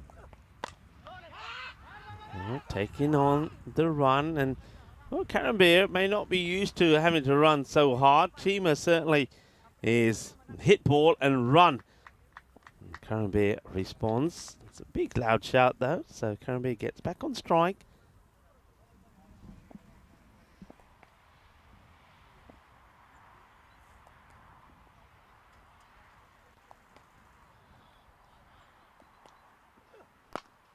It's a lovely shot. Oh, yes. Well, of all the big hitting that we've seen today, a little bit of class like this, the classic on drive. Nothing is better. That is your HCL shot of the day so far. Absolute beauty. Oh, I wish he could just give it some more runs for aesthetic points. That was gorgeous. I mean, he hasn't missed by much over there, Kogiani. Let's just take another look at this. Oh, beautiful shot, gorgeous follow through, nice high elbow, held the pose as well. Delightful strike, absolutely delightful. And that's what I mean about Karambir. As Kogiani comes in again. Misses out on this one, but yeah, I mean, there was maybe back in 2023 when he was scoring runs even then, but it was all leg side, but we've seen already from him how he's changed and improved his game. We saw him play the shot over covers for 6 of that. Well, it ended up being a 7-up because it was a no ball. We've seen him hit the on drive. So he has come on, leaps and bounds. And in Indiana CC Vienna, well, they've got to 50 in their power play. They're only 1 run behind at the moment. Look at that. They're going along very nicely, and let's see how long Karambir Singh can stay out in the middle. We still don't really know much about this Vienna middle order, just because they've got so many players in there who are playing in their first ever ECS, 4 to be exact, in that middle order. Shadnan Khan will bowl his second, and yeah, good move. Short, hit hard, down the ground. Just be a single. Yeah, this is a good move. I think at times they've been reluctant to give him a second over the course of this series, but not only do they give him a second over, but they continue him after he bowled a terrific 8th. I think they know if he can get rid of Karambir Singh, that could potentially be a match-turning wicket.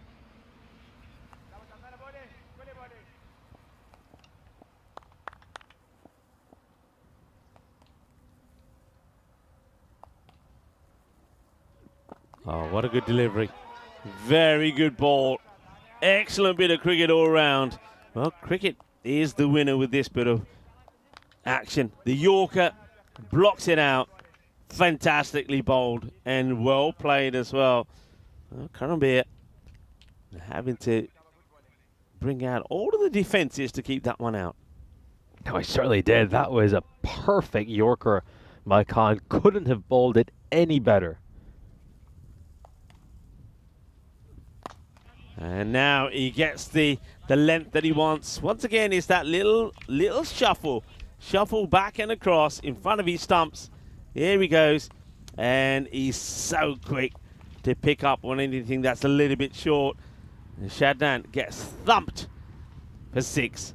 And that one flies over that vacant long off area. And looking to get nice and deep in his crease there to get underneath that ball. Wonderful shot. Oh, shouts a catch, but that's gone about a metre away from the fielder. And that's Asar Hanifa, who puts a hand out here in vain, though, really. That's been hit so hard. And that's going to be another boundary, so 4 more. But you can see what Shadnan's trying to do. He knows what Karambir is doing by shuffling back. He's trying to get the Yorker in, but he got one in, but he blocked it out. The last 2, one was too short. The other one, that one there, over pitched. Yeah, absolutely. I think you could tell he just rolled his fingers across that ball, but wasn't able to land it on the pitch. Was just a bit too full, turned into a full toss. And yeah, I think the 2 balls to follow up that Yorker haven't quite been executed that well. Change of angle, round the wicket. It's been pulled away, and he hits the ball so hard. The fielder has only got to try and move. I reckon it's about 3 meters, if that, to where this ball finally ends up. But that is hit so hard, there's going to be 4 more. The men have changed to the field there, don't know if you noticed. So the man that was in the ring, Hanifa, they moved him back as well. So you literally got like a wall of 3 from long off to mid-wicket that's trying to stop that area where Currenby had hit the last few shots. But then, of course, that leaves a gap somewhere else. In the air, catching chance. Oh, it's got over him. Now, how far did he come off the boundary here? This will be an interesting look. You can see Zalmai holding his head. I think the fielder overcommits, runs inside. Where's his ball? Where is he there? Oh, it's not that far. What do you reckon, Nish? No, it wasn't too far away. I think it's always going to be tough. Even if he was all the way back, I just don't think he would have been able to take that. Karanveer Singh got enough on it to get it away for a 6. 21 runs coming off that over in the end. 4 consecutive boundaries. 6, 4, 4, 6 to end it. And now you can just see that worm for Vienna has crept above that red line. They're going along at the required. And the way Karanveer Singh is batting here, well, he could shock this cricketer CC side, who were the runners-up last year. He could indeed. Ball Badaya. Karanveer Singh up the half-century, but yeah, he brings up his half-century with that 6 as that got smashed away. There we go. So they're going to bring Kogiani back, so they're continuing with him. No bowling change here. That's a hard length delivery there by Kogiani. And Chima just gets a single, which is not too bad an outcome from Vienna's perspective. And here's a look at some of the highest run chases on the European Cricket Network. So this would just slot right there above what the Catalonia Dragons achieved. It would just push Sohal Hospitalet out of that list. Yeah, and we have seen some run chases here. Of course, Karanveer Singh will know all about that when he was the captain of Vienna Eagles, and he was at the end of a defeat when he scored a century. But you can see, yeah, this one would be right up there. It would make it onto our board. And he's still there, but this is looking like being a very productive over here from Kogani. Now, even with the start, and that's very important, even with the start that they've made, so it was 71 of 1 after 4. They, in terms of the run rate, it's staying the same. It's about that 17. So you can see just how much they've got to go here. Up in the air, it won't go to hand. Will they come back for 2? They will indeed. Chima, very quick between the wickets, and Karanveer this time is quite happy to hand the strike back to his captain. Yeah, nice running between the wickets over here. It was a full toss, though. It was there to be hit. He doesn't quite get a hold of that one. He could just see the bat turning slightly in his hand.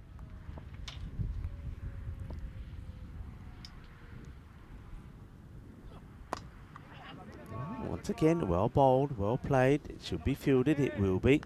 It's going to be pretty key out there. Are these fielders at the long off and long on position, and also the man who's at mid-wicket. No mistakes at the moment. Question is, I wonder if it's going to be the slower stuff, a little bit of the spin. That could be the key to remove someone like Karanveer. At the moment, he deals with the pace pretty well. Gone. 6. Slightly fuller in the slot. Adios, Bolota. That is another big one straight down the ground. Well, the over was going okay for Kogani. 4 balls, no boundaries. That's the one that Indian Vienna badly needed. And if they can get another one here, then again, they stay with the rate. It was just starting to creep up, of course, with those dots. Have a look at the win percentage there.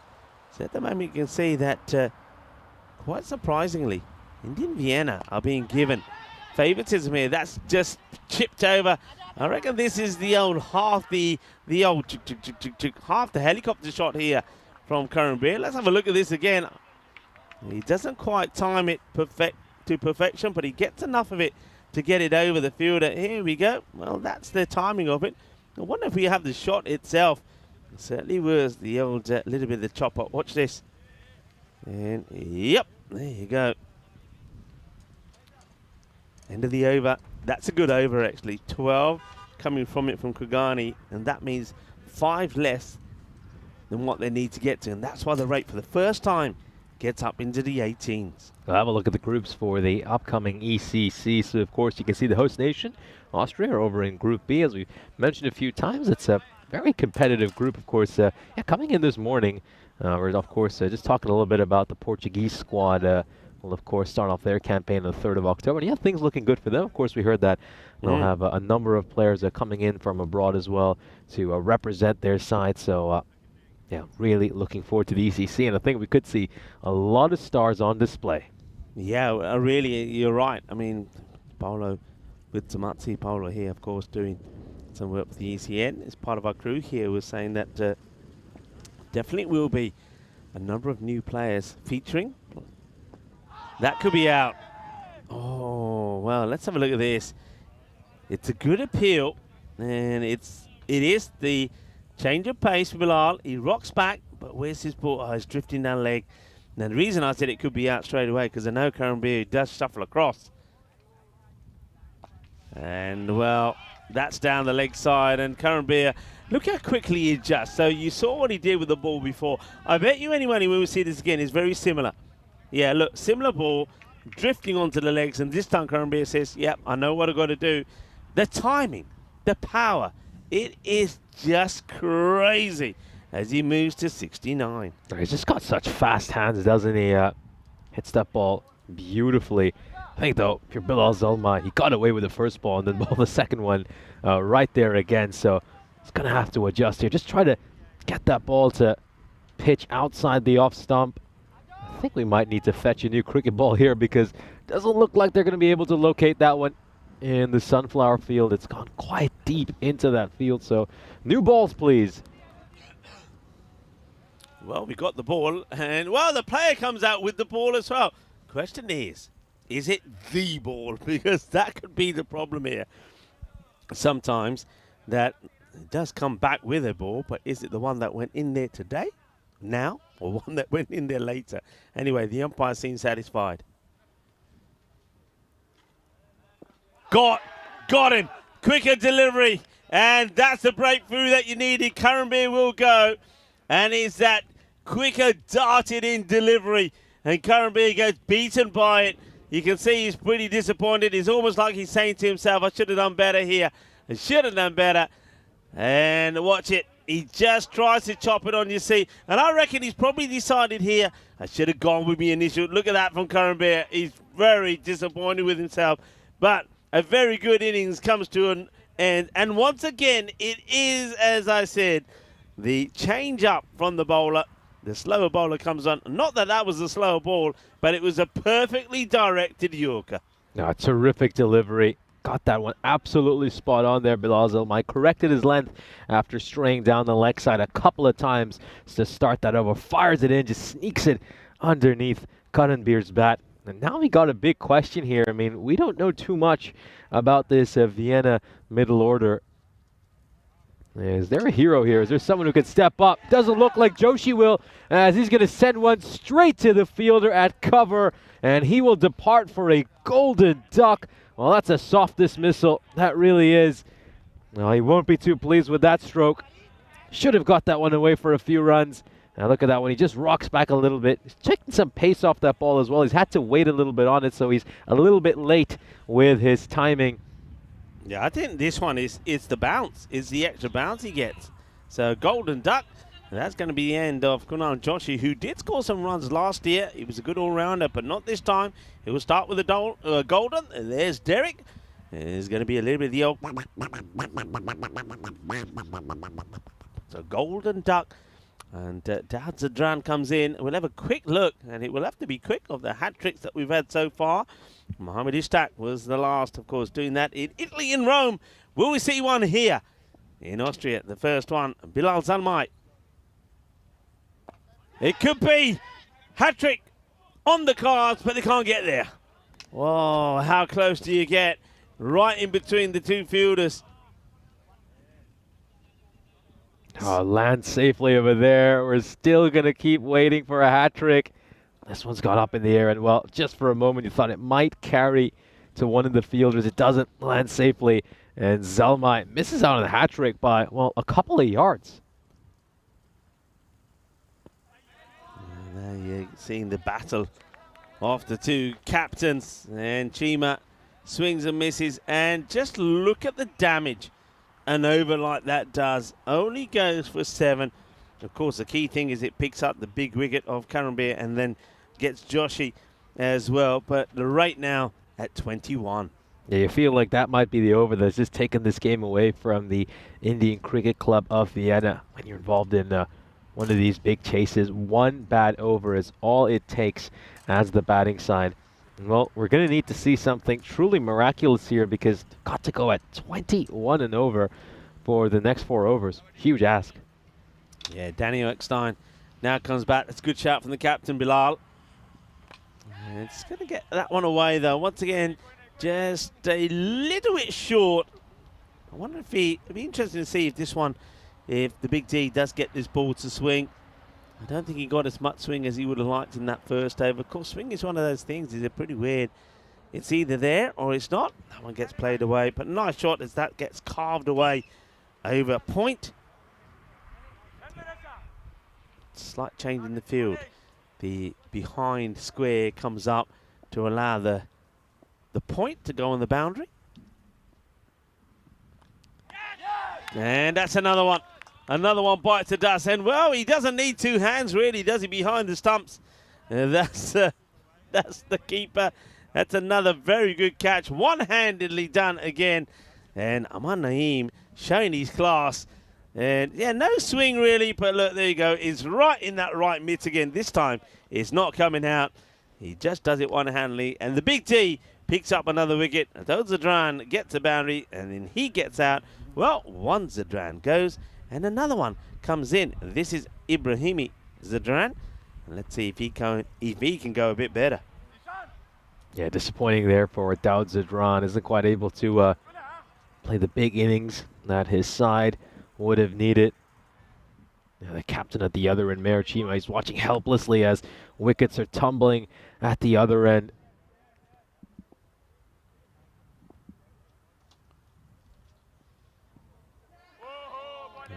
Yeah, you can see now just how things start to change. So I suppose now you've got to be thinking, right, we should get to that 122.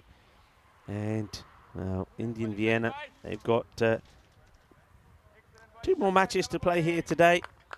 So they've got to try and make sure that they can finish the game on a positive note at least. I can't see them. I mean, I know Chima's still there, but to be going at 22s that you need, well, that's kind of well watched. It's a little bit of the old Tortuga here. But you can see there straight away, Chima, he's not trying to run the 2 here. It's a gentle stroll to get on strike and see if he can make anything happen of the last 2 deliveries to come in this over from the Big D. Yeah, it's a rather bumpy and uneven field. I'm actually surprised we haven't seen more Tortuga bounces.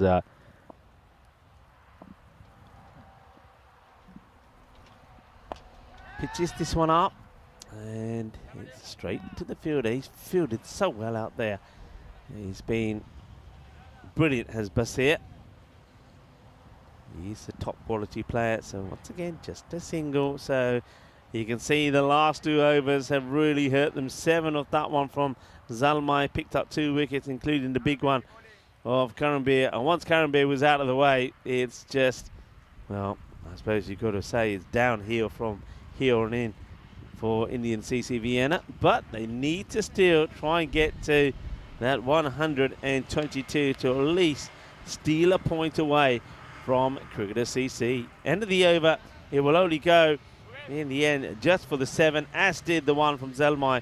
And that means that now within just 12 balls, the rate goes from 18 and over required to almost 26. Here's a look at the fantasy dashboard for our upcoming match. So Seri Punjab will be playing in their first ever European cricket series. Looking forward to that game. And then, of course, you got Snazzy, who went winless last year and have started off this campaign in spectacular fashion with back-to-back victories. Yeah, looking forward to it. Looking forward to seeing Snazzy for the first time this year, and also Seri Punjab Vienna for the first time on the European Cricket Network, being led there by Baljinder Singh. And also, of course, a very familiar name that we know, Arslan Arif, of course, the brother of Zishan, the older brother. Arslan, a very good keeper and a good batter as well. This one's coming our way, but what a catch. Oh, Shadnan! Shadnan Khan takes an absolute humdinger.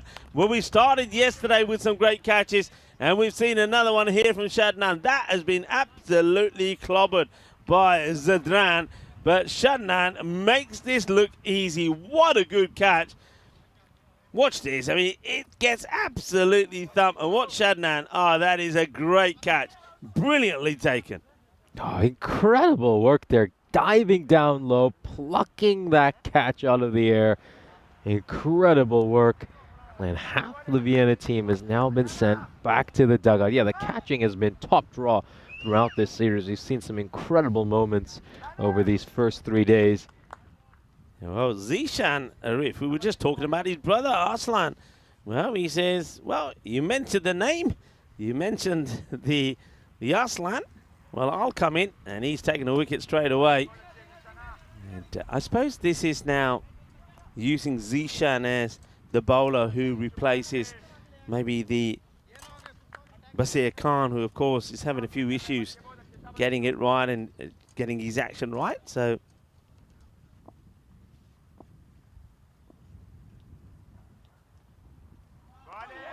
just tries to go for the... Oh, being called a wide here.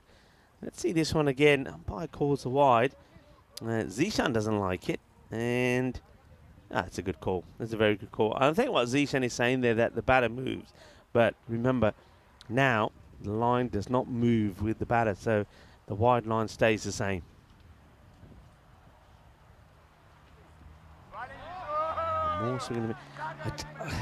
Got to be careful here, haven't they? The Indian Vienna, because the 122 they should get to, but swinging and missing at balls is not going to help you do that. You got to play smart cricket, and the smart cricket has to be bat on ball, take the singles, get the 122. That's another way to do it, I suppose, but it's a few swings, but finally your connection, that'll be 6 runs. So Chima, I think he's just believing that he's the man who's got to do it, the captain, to at least get them something positive out of this match. That brings, of course, the 100 up on the board. Big 6. Let's see what the reply is going to be from Zishan Arif. Slower ball. And that one's going to be taken. So another one. It's that slower ball just gently played out in the off. I think here Chima, if I'm reading this correctly, hasn't gone for the full throttle. I think he's just trying to play this out to try and get a single. If you have a look at this again, yeah, he hasn't really gone for the big hit. At the first glance, I wasn't sure if he'd play that into the ground. But yeah, straight. You can see that Chima, he's not hanging around. Yeah, it did initially look like it might be a bump ball. I think that's just one of the feelings you had. But when you look at that replay, I think it is fairly conclusive that it's just come off the bat and ballooned straight to the fielder. I think he just backs away far too much. He steps towards the leg side. Let's have a look at that. Nah, no bump ball there. Goes straight to the fielder at cover. Yeah, because it goes pretty wide. I think by the time he's played it, you can see that he's hitting it on the up. The bat's coming on from underneath it. He's not playing it into the ground. So Chima will go. And as I'm saying, I think they could be guilty here of playing rash shots, giving wickets away, and not getting to the 122. So 105. There's a ball still to go in this one.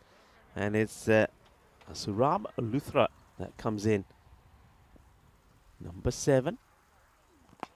And he's gone down the ground, and he's going to get 4 runs. Splits the fielders. Well, that comes in handy. That means 109 at the end of the 8th over. A very good, nice-looking stroke there. Plays that with a full face of the bat. Straight down the ground. Goes away for 4 runs. And I think some of the concerns we had about this middle order have not been alleviated with the batting we've seen over these last 3 overs. Just wondered if this is going to be a side we're going to be very reliant on Karanbir Singh for most of this ECS, and we're just going to be looking at them every match and saying, well, how many of the runs they need can Karanbir Singh knock off? And looking at them so far, I mean, this middle order is struggling. It really is in this first match. Yeah, it is. The other question is, of course, with somebody like Ranjit Singh, who was their top scorer last time, 270, is he going to feature at all? I mean, if he is going to play, maybe not here in this match, if he is listed, then that will certainly give them some depth to their batting. But at the moment, yeah, I think you're right. I think Chima and Karambir probably are the key men. Bilal comes back. Watch out for that Yorker being darted in again. Starts flying it up, and that is going to be sent packing. That is a biggie. Well, that will get them closer to that 122.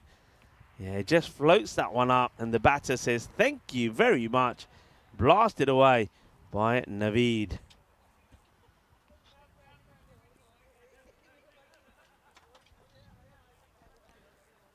That's the quicker one. I know that last time round, last year, Bilal Zalmai picked up so many wickets with that quicker delivery that he darted in, and it was that Yorker length one, the similar one that got Karambir. Okay, it's floated, but this time outside the off, gets played away, takes the single. That's the important thing to do here. Just take those singles. You can see that Luthra, he's not bothering to run too hard. Yeah, I think he's just mixing things up here really nicely, isn't he, Zalmai? He's just keeping the batters guessing very hard to get settled. I was just going to strike the pad along the way. And should be given leg byes, just awaiting the umpire's signal. Yep, it's been confirmed as leg byes. Yeah, interesting, of course, this Indian CC Vienna side. I mean, last year, as I mentioned in the introduction, they made it to the finals day for the first time in their ECS history. This is going to be struck down the ground towards mid-off. It's going to be fielded just a single. Of course, then they would lose to the defending champs, Donnerstadt. And well, what a humbling that one was. Donnerstadt making 185 runs in the first innings without losing a wicket. And then they bowled out Indian Vienna for just 81 runs. Yeah, that was, of course, Iqbal Hussain scoring that magnificent 127. He blasted the ball all over the place to get that century. Yeah, I mean, I remember the day very well, and of course, they were hurting after that defeat, because up until then they had a pretty decent campaign. So they are looking to bounce back, but it looks like it's not going to be a winning start for them this time, but they should at least pick up a point to steal one away from Cricketer CC. 119 for 6 then at the end of the 9th over. So Zalmai not able to pick up the wicket. 10 come off that over from him. Here's a look at the bowling card for this Cricketer CC side. And well, they were very expensive. Those first 5 overs went for 83 runs. But since then, since Bilal Zalmai got that all-important wicket of Karambir Singh, I think a lot of them have just been able to improve their figures. Yep, definitely. All right, here we go. Zishan to continue. And I think he's going to get that one through. Dot ball.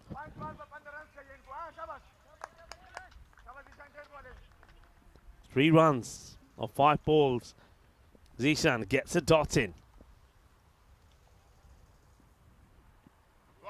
And he'll get another dot in. Oh, it's getting close here. It's getting close. Still looking for those 3 runs. Now 3 or 4 to get a point here. Indian Vienna. And now the shorter delivery. Will probably be signaled as 1 for the over, but 3 balls, 3 dots. Zishan Arif is on the verge of maybe getting Cricketer CC all the points. Yeah, we just got a comment here saying that Indian Vienna is going to win this game. Just want to make it clear. This is 3 runs and 3 balls for a point, not the victory. Yeah. And that one will give them the point. Oh, they needed that shot so badly. And Luthra in the end just held his nerve. He was thinking, I need just 1 ball. He gets the one he wanted, and that will be a point there for Indian Vienna. Yep, not the win, people, just the point. To win, they needed to get to 175. That's up in the air, and it'll just be a single. 174, of course, for the win is what they needed. You see there that you see the target. So just to explain, some people might be new, you have the target and 174. The number in brackets is the number or the score they needed to get to get a point, which they have achieved. And, well, that's a really nice shot. Well, that's been fired away beautifully by Naveed Hussain. Well, maybe he's one that can certainly be elevated up to the top of the order. We've seen him play 2 nice boundaries. He played a lovely shot down the ground for a 6, and now he finishes with another 6. There's 2 6s on his way to that 15. And, of course, Subrab Luthra himself, 2 boundaries to get to 10. Those 2, they do at least make sure that their team gets something. They don't go away empty-handed after their first match. They will finish on 130 for 6. Yeah, they absolutely will, and I think a little bit of disappointment here from Indian CC Vienna's perspective. Of course, Karanveer Singh batted superbly, but unfortunately nobody else was really able to back him up. We, of course, saw the skipper, Meher Chima, put together a decent partnership with him, but I think he'll look at his strike rate as well and wish he had gone a little bit quicker. We'll have a look at the fantasy dashboard once again. Of course, we got Snazzy against Sher Punjab Vienna coming up. Sher Punjab Vienna playing in their first ever ECS. Against Snazzy, who, of course, are off to an incredible start in this tournament after going without a victory last year. Let's have a look at the highlights of this innings, and it was a very entertaining start thanks to some great batting by Karanveer Singh. This man was hyped heading in to today's play, and he certainly lived up to that. They were 50 for 1 at the end of the power play. He was smashing this bowling attack all over the place. There was the first wicket. That was the end for Irfan Safi. He, of course, playing in his first ever ECS match. That was not the start he would have dreamed of, as he, of course, departed for a duck. Good catch there by Amar Naeem to get rid of him. I thought Shadnan Khan bowled really well in that first over, but then, of course, his fingers got spoiled, didn't they, when he came out to bowl the second over, as Karanveer Singh carted him for 4 consecutive boundaries. They had great momentum at the end of that 4th over. They were 71 for 1, and we really wondered if they could pull off this remarkable chase, but of course, Bilal Zalmay would turn this match on its head by getting rid of Karanveer Singh. Yeah, great with the bowling. Karanveer, 9 6s and 3 4s to get to that 69. 22 balls is what he used up, but what a good ball that is from Zalmay. And as I mentioned, I've seen him do it before. He picks up the wickets when it matters, and the big D does the same, as once again is Naeem, who takes another one-handed catch behind the stumps. But then there was that great catch there from Shadnan Khan, diving in, taking a really good catch. And then we knew the only thing they were fighting for was to try and take a point away from Cricketer CC, and even that was looking doubtful when another wicket fell there. A nice catch taken there by Ula, but there was some fight still left in the team. They got a boundary, and that one boundary there from the batting, of course, there from the man who came in at number 9, Surab Luthra, played it away nicely, gets the boundary and gets them a point. So once again, this is your scorecard. Karanveer Singh led the way with a fine 69 of 22. Chima, I'm not sure about Chima's innings there. I don't know whether he was trying to put too much on the plate of Karanveer Singh to do. I think Chima probably needed to put a bit more of a fight in himself with the bat, 23 or 15. And then, of course, there was nothing until that little partnership between Naveed Hussain and Subrat Luthra. Let's have a look at the bowling figures here, Nish. We'll have a look at the bowling figures here. And Bilal Zalmay, the pick of the bowlers, of course, his first over was the match-changing over where he managed to pick up back-to-back wickets, including that huge one of Karanveer Singh, who departed having made 69 runs, 22 delivered. I thought Zishan Arif pretty well in the death as well. I think figures of 11.5 on this surface aren't too bad at all. So we've come to the end of match 11, and it's a losing start to the campaign for Indian CC Vienna. Cricketer CC continue their winning streak. They will take this one by 43 runs. Join us back in about 15 minutes time. We'll be on air for our second match of the day.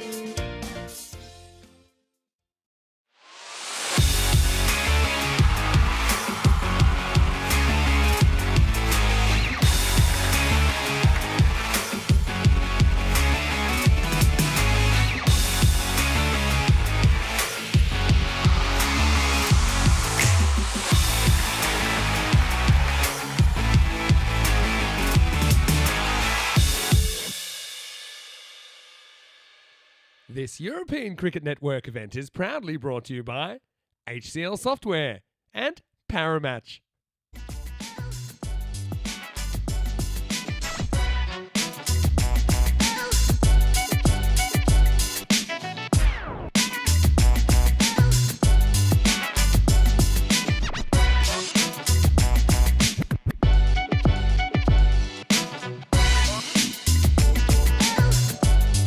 It's time for our second match of the day between Snazzy and Shere Punjab. Let's head over to the coin toss where you'll be joined by match referee Joe Foster. Okay, Snazzy are the home team, Shere Punjab Vienna to cool. Heads. It is a tails. We will bat first. Okay, Snazzy have won the toss, decided to bat.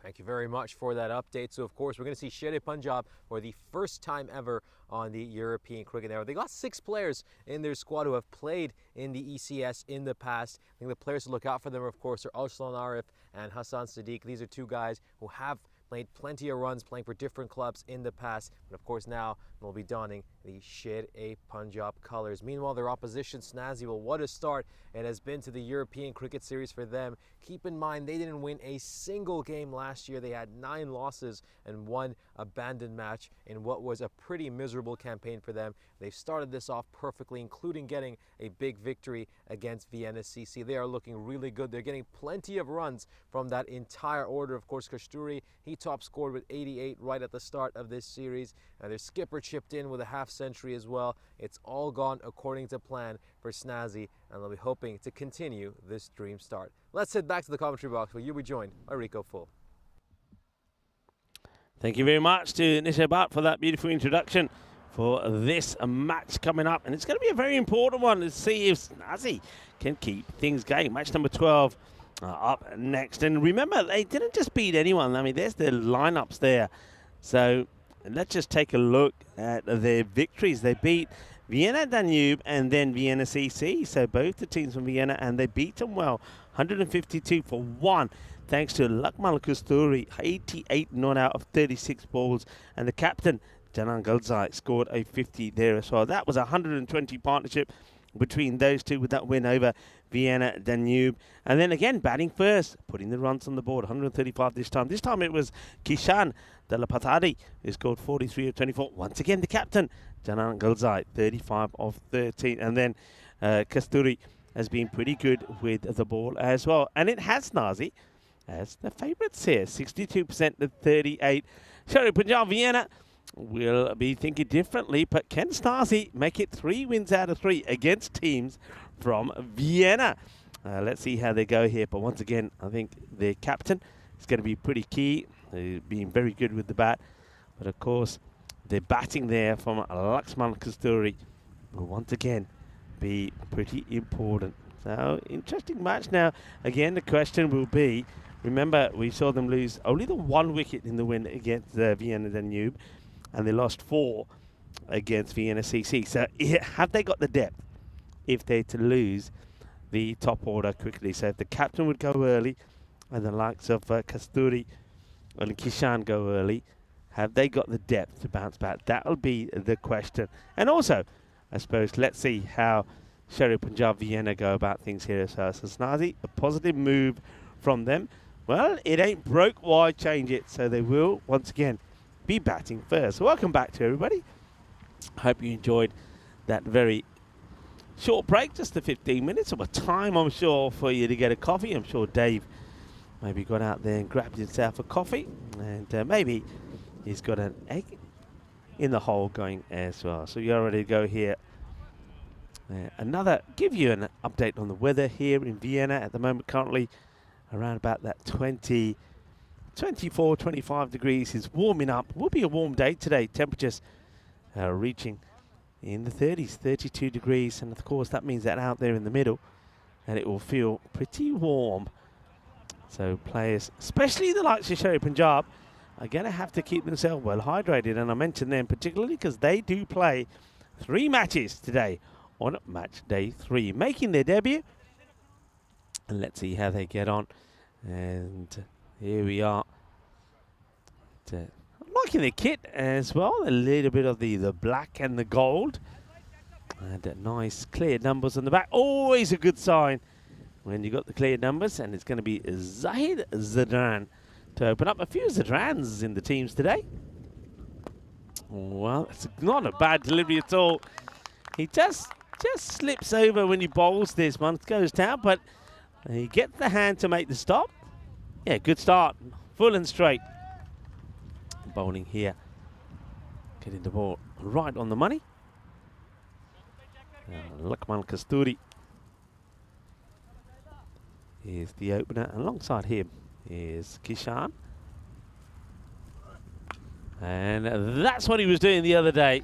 There's anything that was in that slot, putting it away. And in fairness, that's what a lot of the batters have done. They've been very good at putting away the ball that's been too short. So Lakman Kasturi is off and running, 6 runs. And the first runs conceded by Sharif Punjab on the European Cricket Network is a maximum. But the first ball was a dot. So that was a good sign. You can see encouragement there for the bowler. Come on, bounce back. Zahid bounce back. Quick look at the field. Interesting field. I'll touch on that in a moment. And that's hit down the ground, and that's going to be 4 runs. It's too spicy for the fielder to handle. Another powerful shot from Lakman. Hits this firmly, and the fielder that's inside the circle there, the fielder at mid-off, no chance. So the field here is very much sort of a field that I'd expect to see at the start of a T20 match. You got third man and fine leg were back, but that looks like it's changing now as that ball's hit down the ground. So they have now a long off. Third man comes in, and that is going to be reached for, and the fine leg will come in play. Now, how high was this? It was too high, as that one really did take off. So the fine man comes into play. That's what he's back there for. So wide ball because of the height. Bit of pace being generated here, though, by Zadran.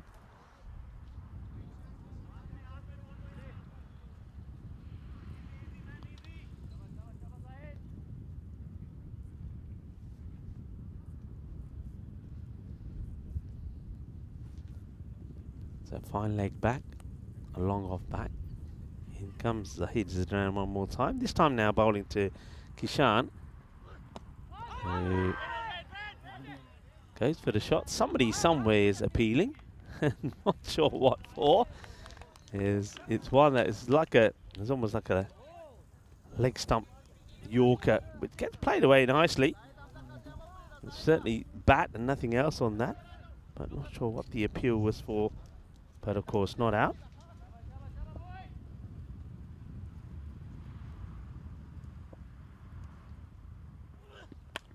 It's been hit well on the up. It's not a bad delivery, but it's the sort of shots that you expect to see in the power play. So Kishan gets another one away. This time he gets this one, gets under it enough to get it away. For liking the mauve colour there. It's the old got a tad of the West Indies about them, haven't they, Snazzy? And then I've got the blue, the green, the red, and the white sort of stripes along the back. A good comeback. So finishes with a dot. 16 off the first over. Zadran certainly does have a little bit of pace about him. And of course, one thing that we've learned, it's not just about the pace, it's about getting that ball in the right area. So 16 off the first, and it looks like the next one will be bowled by Hassan Sadiq.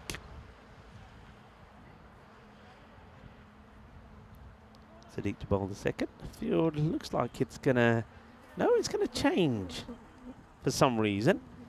What that reason is, I couldn't tell you. They have now got long on and square leg back. So fine leg comes inside. You've got a ring of 5 players on the offside.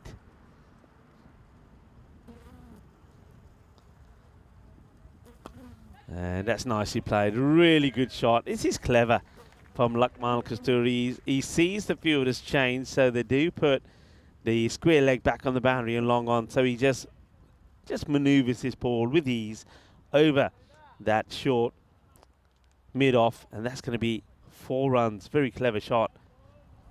assessing the field and playing the shot accordingly. This one's a little bit short, gets played away. They will take the single. It needs to be backed up, and it will be backed up. I can see that one of a fly is certainly enjoying one of the microphones. I think that must be the microphone over there by camera number 4. The little fly buzzing around. There's a lot of people at home right now that are trying to find this fly. I think, where is that blooming thing? Where is it? Open the window. Get it out of here. It's not in your place. It's in our place. They got a wicket here as well. Well, it's not just the flies that are flying around. The grizzly is flying around as well. And Hassan Sadiq has got the first wicket on the European Cricket Network for Sherry Punjab Vienna. And he's a good one to get as well. Kishan Delapatadu will go and caught behind. And a good catch there taken by the keeper. So they get the breakthrough. Nicely done. And it's Aslan Arif who takes the catch. Somebody that we've seen playing for a number of teams here in Austria. Makes no mistakes behind the stumps. Kishan goes for 4 of 4 deliveries. Well held by Aslan. A big allowed appeal. The umpire thinks about it. It gives the batter the opportunity to walk. The batter doesn't want to. And then the finger goes up. Well done to Sadiq. Gets the wicket. Gets one of the dangerous batters. Kishan departs. And then the captain now comes in. So this is probably a crucial partnership. We know that these two have batted well before. We saw that on day 1. 120 they put on against Vienna Danube. And that one's just straight down the leg side. That's disappointing really for Sadiq after what's been a pretty tidy over, picking up a wicket and then bowls a loose delivery there, which goes down the leg side. And Nishay Bhatt joins me back. Nishay, good start. Sherry Punjab picking up a wicket. Yeah, absolutely. I think when I heard that fly buzzing, I was wondering if it was inside the ice cube.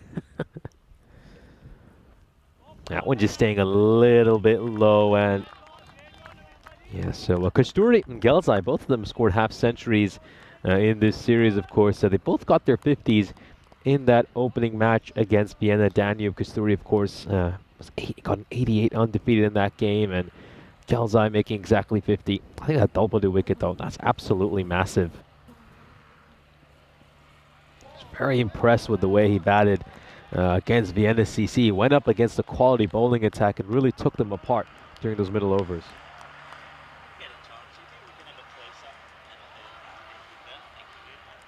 Liking the detail on these kits. I was trying to work out what's on there.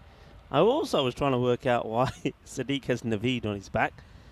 And maybe he's just wearing somebody else's shirt. That gets played away beautifully. Lovely shot from the captain, Janan.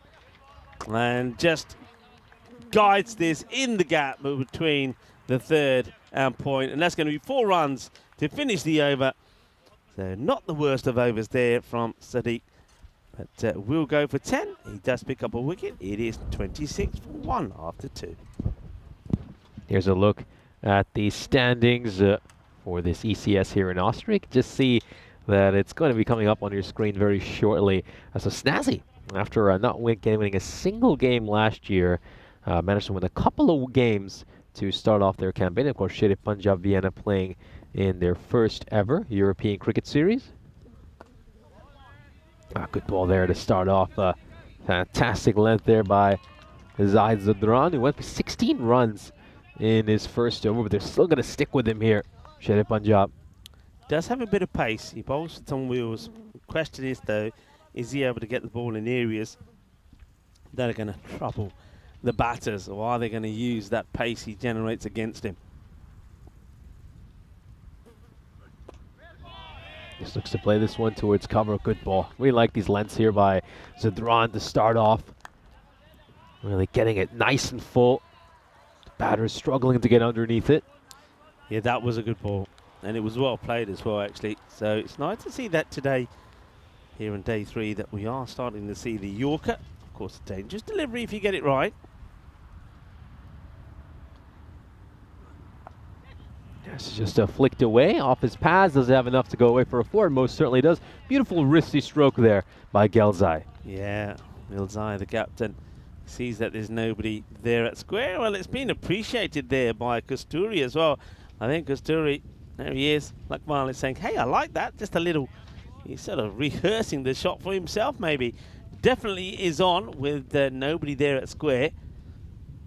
A lot of bodies heavily stacked outside the off. You can see there's 5 men that are there. They're all sort of inside the circle from the, I was going to say third. I think he's more of a gully actually than third. Short third all the way around to mid-off.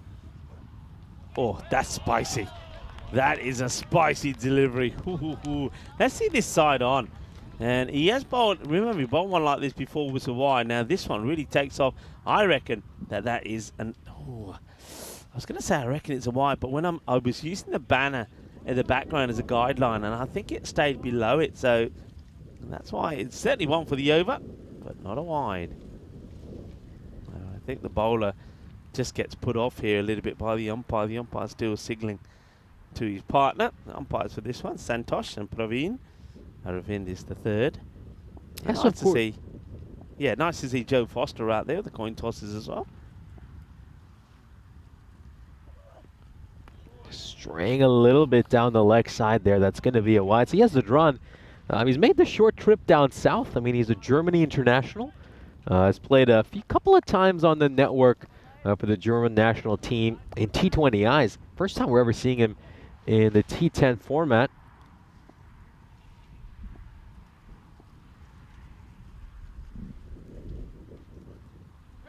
Big swing and a miss there by Gelzai. That's another one that's just stayed a little bit low. Let's have another look at this.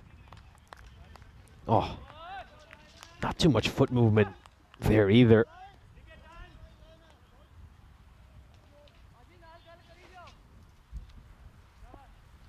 That time round you saw he just cut the pace down a little bit and concentrated and get the ball just a bit fuller. And same again this time, that's going to get over the field. That's a nice looking shot for 4. Cuatro carreras. A similar ball to the one before, but that one's been well met, nicely played.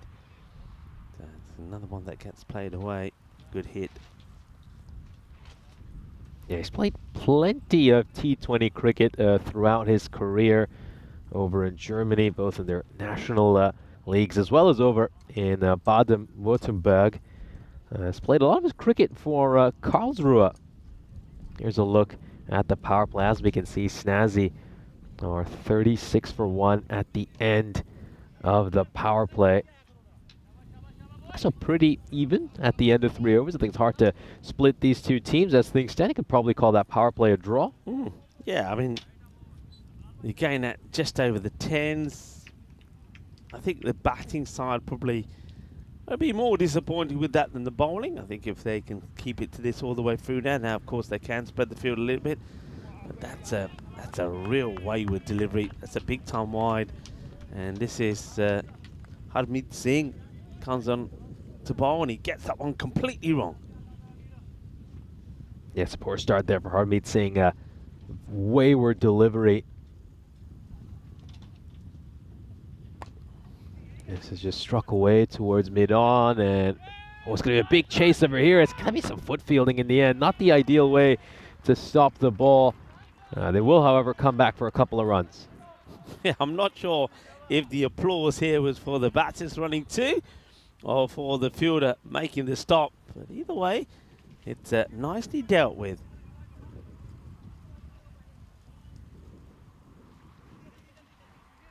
Here we go. So Kasturi is getting set to face the second ball. Just steps away towards the leg side, and he's cut that one away. Really good shot there by Kasturi. Just elevates that over the fielder inside the ring at point. Yeah, backs away, gets underneath that one, and he has cut it away very nicely. Yeah, it's a little bit too short, wasn't it? But well played. It's another boundary. Hella to Emmanuel Robbins. That joins some of us on the chat. And everybody saying hello. Yeah, hello. Emmanuel, hope you're well. And thank you for joining us. And hello to Martin Gleaves as well. Very good there. Very good bowling by Singh. I think Kasturi just steps away too far down the leg side, and Singh's just done the smart thing. He's bowled it nice and wide away from Kasturi's reach. That's gone up in the air. This could be a catching chance, and it will be taken. So a huge wicket here. Kasturi, the man in form, who's coming off a brilliant 88 on Monday, will depart. It was a good start by him, but a flick of the wrist, and that ball goes straight to the fielder. Well held onto. He had to watch that catch very closely, and he's taken it nice and comfortably with no issues. Not an easy one for a number of reasons. One is that you probably wouldn't be expecting it.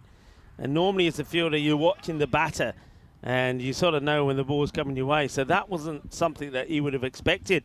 But he holds on to that really well. It did hang around up there for a while. So yeah, Lakman will go for 22 of 10 deliveries. What a fine catch that is. And so Harmeet Singh picks up the wicket, and it is Azadullah Safi that holds on to the catch. And now we're going to see it's Satyam Subhash coming in at number 4. Yeah, I was hitting that one with the wind as well. So you would have expected it to just carry over the rope, but I simply didn't have enough power on it.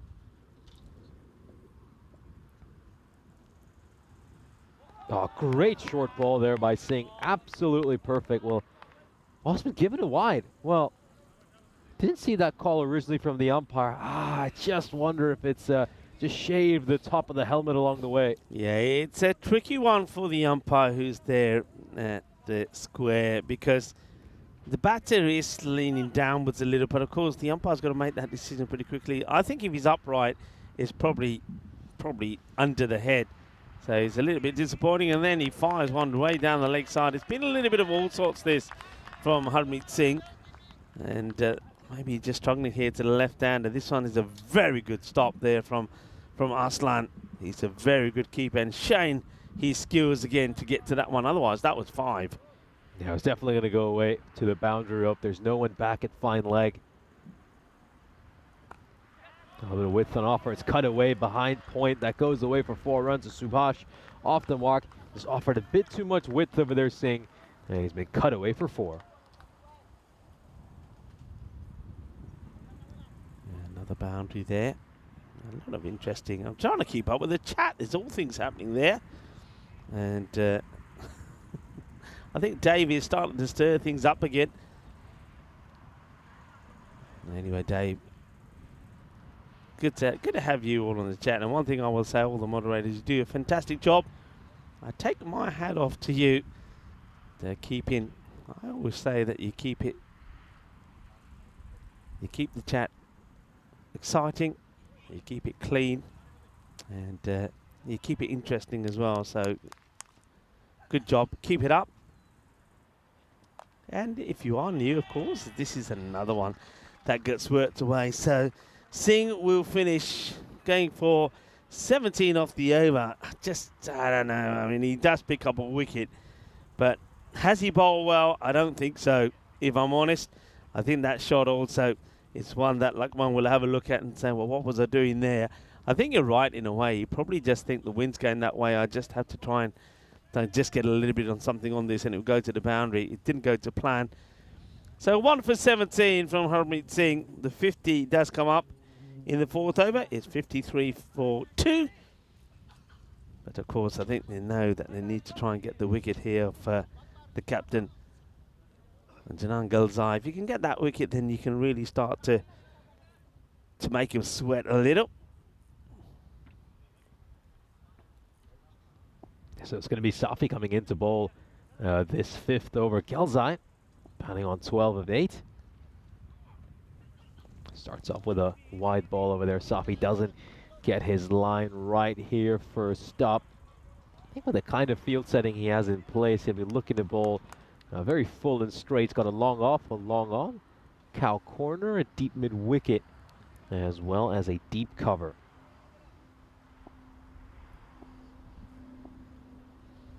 Curly Whirly joins in the chat as well, as this one is a bit of a hoik really. He's playing this, it's like he's playing a shot and they're in the 8th over. Doesn't have to play shots like this. You can play shots on merit. Asadullah Safi gets back to his mark. Of course, took a very good catch, did Asadullah. Now he's looking to get on the wicket column as well. And he may just do that. This is high up in the air. And, well, the two fielders end up colliding with each other. And that's not a good look. That could be nasty, actually. And that's Jagdeep Tawan. And look, they sort of end up right in each other's face there. That's Tawana and Harmeet Singh. And instead of catching the Grizzly, the two of them could have caught each other. कहते यार तू इधर की करदा मेरी ball से कहते मेरी सी कहते चंगा होया एक दूसरे ने थप्पड़ नहीं लग पिया. They could have really hurt each other there. A chance, you have to say, goes missing. Now asking the question of the umpire, not out. As the wind, it has picked up a little bit. And I'm going to have to keep an eye on that. Yeah, it certainly is. Blowing with a little bit of force now. And it is blowing, as you look on your screens, from left to right. So a batter's hitting on that square leg cow corner area will certainly get some wind assistance. And there's the example. Short. And Janan Zilzai is not going to miss out on that. 6 runs. No, he's certainly not going to. He has absolutely clobbered that ball over long on. Safi just giving him a little bit of room outside the off stump. And, well, he's got such a strong bottom hand. You can just see that take over when he plays that shot. It's been a good over so far. 11 runs coming off it. So got another couple of balls to come. It's been a little bit too inconsistent so far this over, Safi. Oh, he's going to look to go big here once again. Is that going to clear the rope? You bet it will. Back-to-back sixes here for Safi. Oh, he's trying to go for the Yorker in and around the feet, but he hasn't quite been able to get that one right. And look at how well he has dug that one out. He's got some quick hands through the line over there. And it's gone away for 6. Yeah, beautifully played away. It's a good shot. Just think here now, be interesting what they go with at the end of this over. So we're getting to the halfway mark. And yeah, just the same. It's been the same so far. It's been medium pace, and the batters are getting used to it. So that's 4 more. It's going to be the end of the 5th over. So 74 on the board. And I think they need to introduce a little bit of spin. We don't know too much about the captain here, Baljinder Singh. I wonder if he himself is a bit of a spin bowler. If he is, they could do with something here now. They need a change-up. Otherwise, we could see another 150-plus score here. Yeah, we certainly could. And, of course, this Snazzy side have been really good with the bat so far this series, averaging 140 across the 2 games they played. It's been such a huge turnaround for them from last year. I think they've really got this top order right. Everything is clicking for them. And, well, they could be dark horses to maybe even make it to finals day. And if they can, that will be one of the finest stories of this tournament, as we'll now return to live action for the start of the 6th over.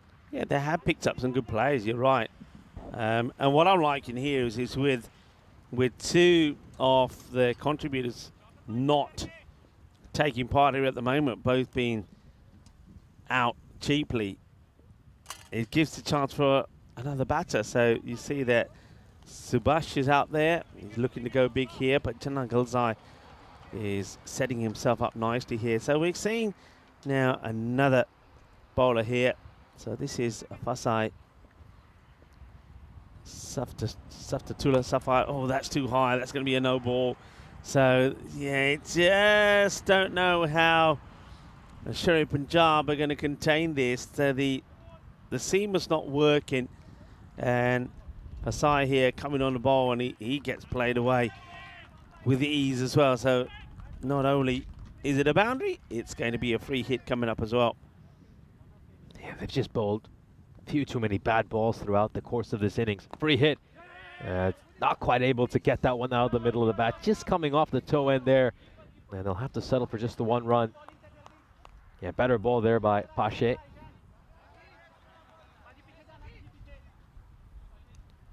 Yeah, almost sort of what I'm hearing out there seems to be a lot of instructions for a lot of different players. It's almost like, I mean, I just mentioned the captain, Baljinder Singh. I'm not really sure.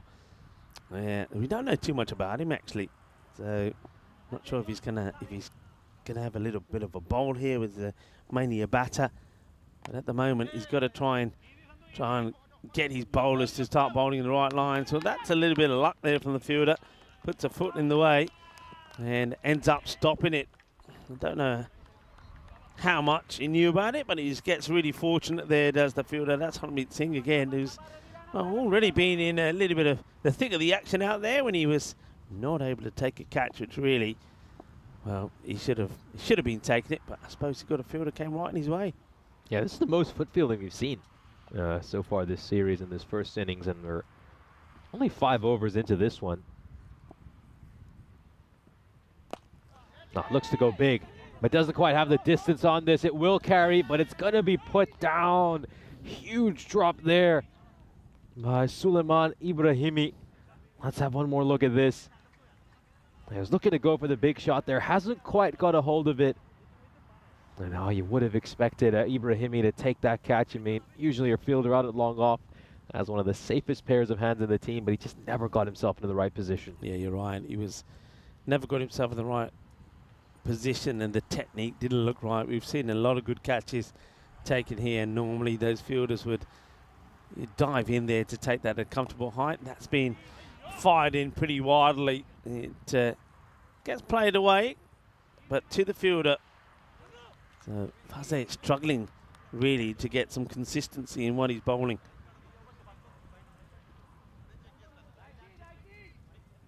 Brings Gilzai back on strike just after he survives the scare, where he was very nearly caught out and could have been on his way back to the dugout. Slower ball there by Pache. Good bit of deception. You can just see Gilzai has to wait an age for that ball to get to him. Yeah, I like that. At least he's trying something different here. I mean, the quicker ball certainly not working, so it takes the pace off a little bit here. And that will just be a single. How will he finish the over? Ball to go. 12 of it so far. Well, it's another wild delivery. There's a big appeal. It's going to go to the boundary, and it's given as well. It's come off the bat, says the umpire. I thought it was more pad when I'm looking at that one. Maybe it was a little bit of bat pad. 4 runs. So it finishes with a boundary. 16 come off the over. And Shari Punjab certainly struggling here at the moment to try and contain their Snazzy side, who have now moved to 90 after 6 overs. Now we'll take a look at the scorecard here. So Kashturi was off to a flying start, 22 just 10 deliveries before Harmeet Singh got rid of him. And Gilzai, well, he's playing a fine innings over here, going at a strike rate above 200.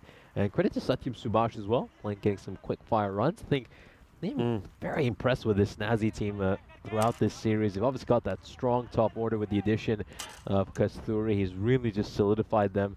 And then you've got the likes of Gilzai and, of course, Satyam Subhash and come in during those middle overs. And keep in mind, still have the likes of Hamza Bhatti, Bharamkil as well, who are more than capable of making some big runs. This one's going to go over the fielder at mid-wicket's head. Gilzai moves into the 40s. Yeah, good shot from the captain. So they just haven't got the change in variations, Shari Punjab, and that's going to be a problem for them. So Hassan Sadiq comes back, and the first ball he bowls is too short, and Gilzai once again sends it into the sunflowers. Well, that one I think hit the top of one of the sunflowers, so I reckon there's a few sunflower seeds flying around over there.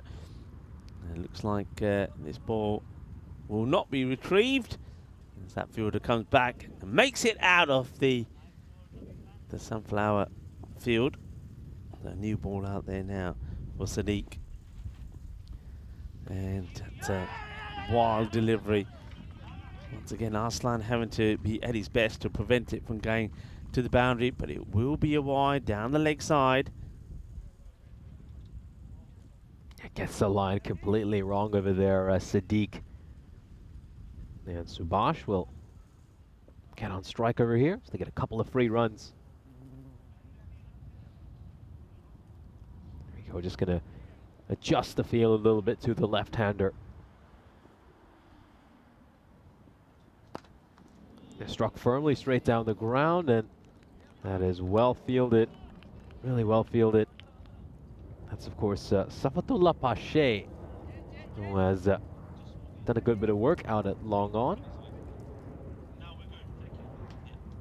Gelzai now just 8 runs away from his second half century of this series.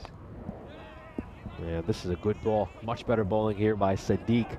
Looking to challenge the bottom of the bat. It's just going to be 1 run. It's a good arm. It gets there. I think that might be Harmeet Singh that's out there. Yeah, it is. He's got a very strong arm. Just watch this throw. And into the gloves of Aslan. Of course, they will keep an eye on that. You don't want to be running too many 2s or risky ones to that arm. Yeah, very optimistic appeal over there. I think it says a lot when the loudest appeals come from out at long off and long on. It's a better ball though from Sadiq. It's in the block hole. There is clearly bat on it, so they're just getting a little bit carried away with their appealing.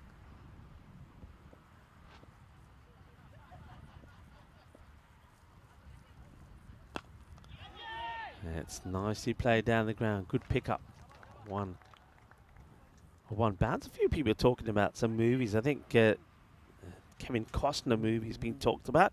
I tell you what, I watched one the other day. I'd never heard of it. I think it was called, well, touching my memory here now, 3 Days to Kill, something like that with Kevin Costner. It's that was very, very good. So if we're talking about Kevin Costner movies, of course, a lot of people have already mentioned Dancing with Wolves. Well, Dancing with Grizzlies at the moment.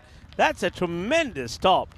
I was ready to call that 4 runs, but Zahid Zadran, well, he pounces and makes the stop. The man from Germany. That's nicely done. Good stop. Yeah, Dancing with Wolves, people talking about, of course, the Postman. That was a good movie, actually. I did like that one. But yeah, check that one out. Only 3 days to go. Very good movie. I totally enjoyed it. Let's have a look at what will be happening in the Netherlands today. Of course, the final match.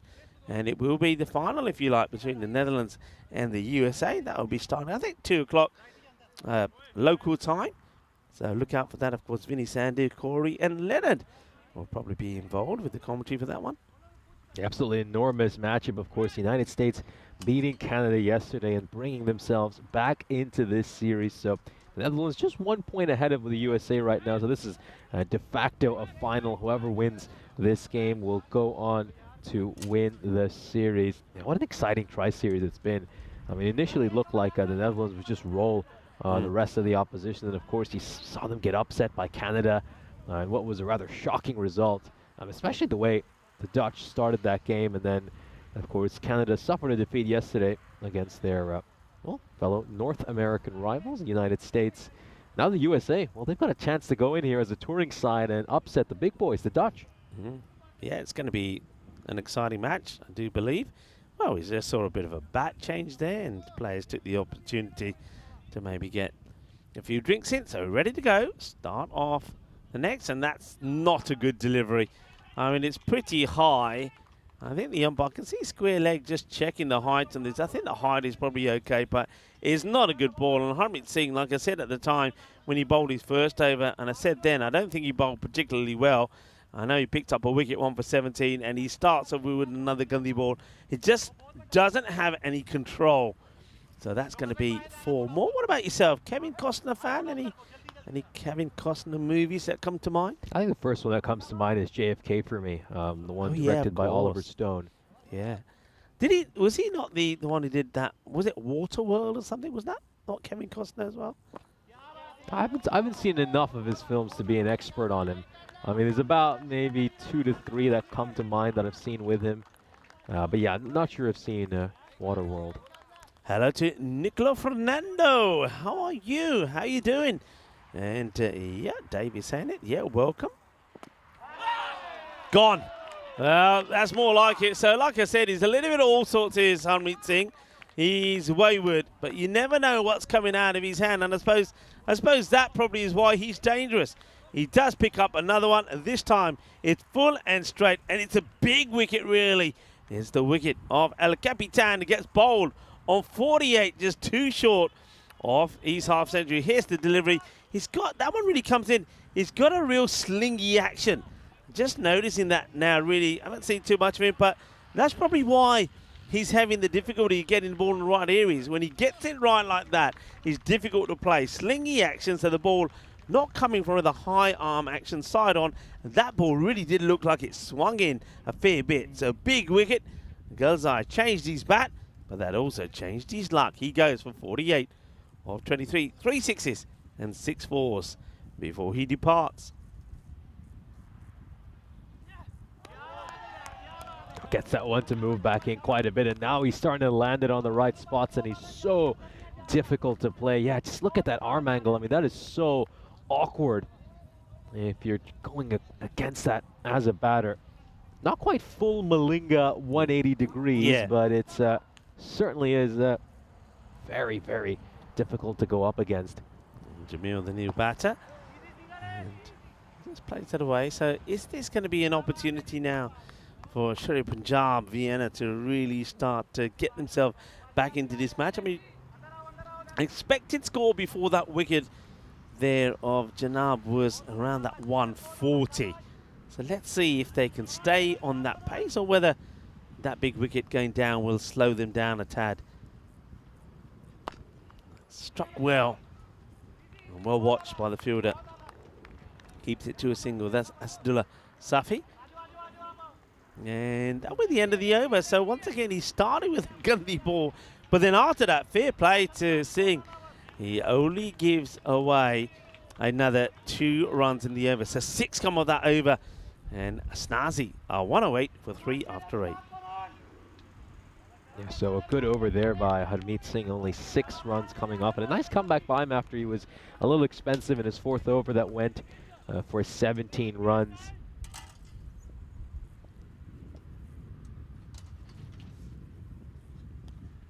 Yeah, just straying down the leg side there. Subhash will get some bat on it, but I think he'll be disappointed that he hasn't managed to get this one away for 4. I mean, fine leg is inside the ring here. It's going to be leg buys in the end, so the fact that he hasn't been able to get any bat on it, I think is a touch disappointing from a snazzy perspective.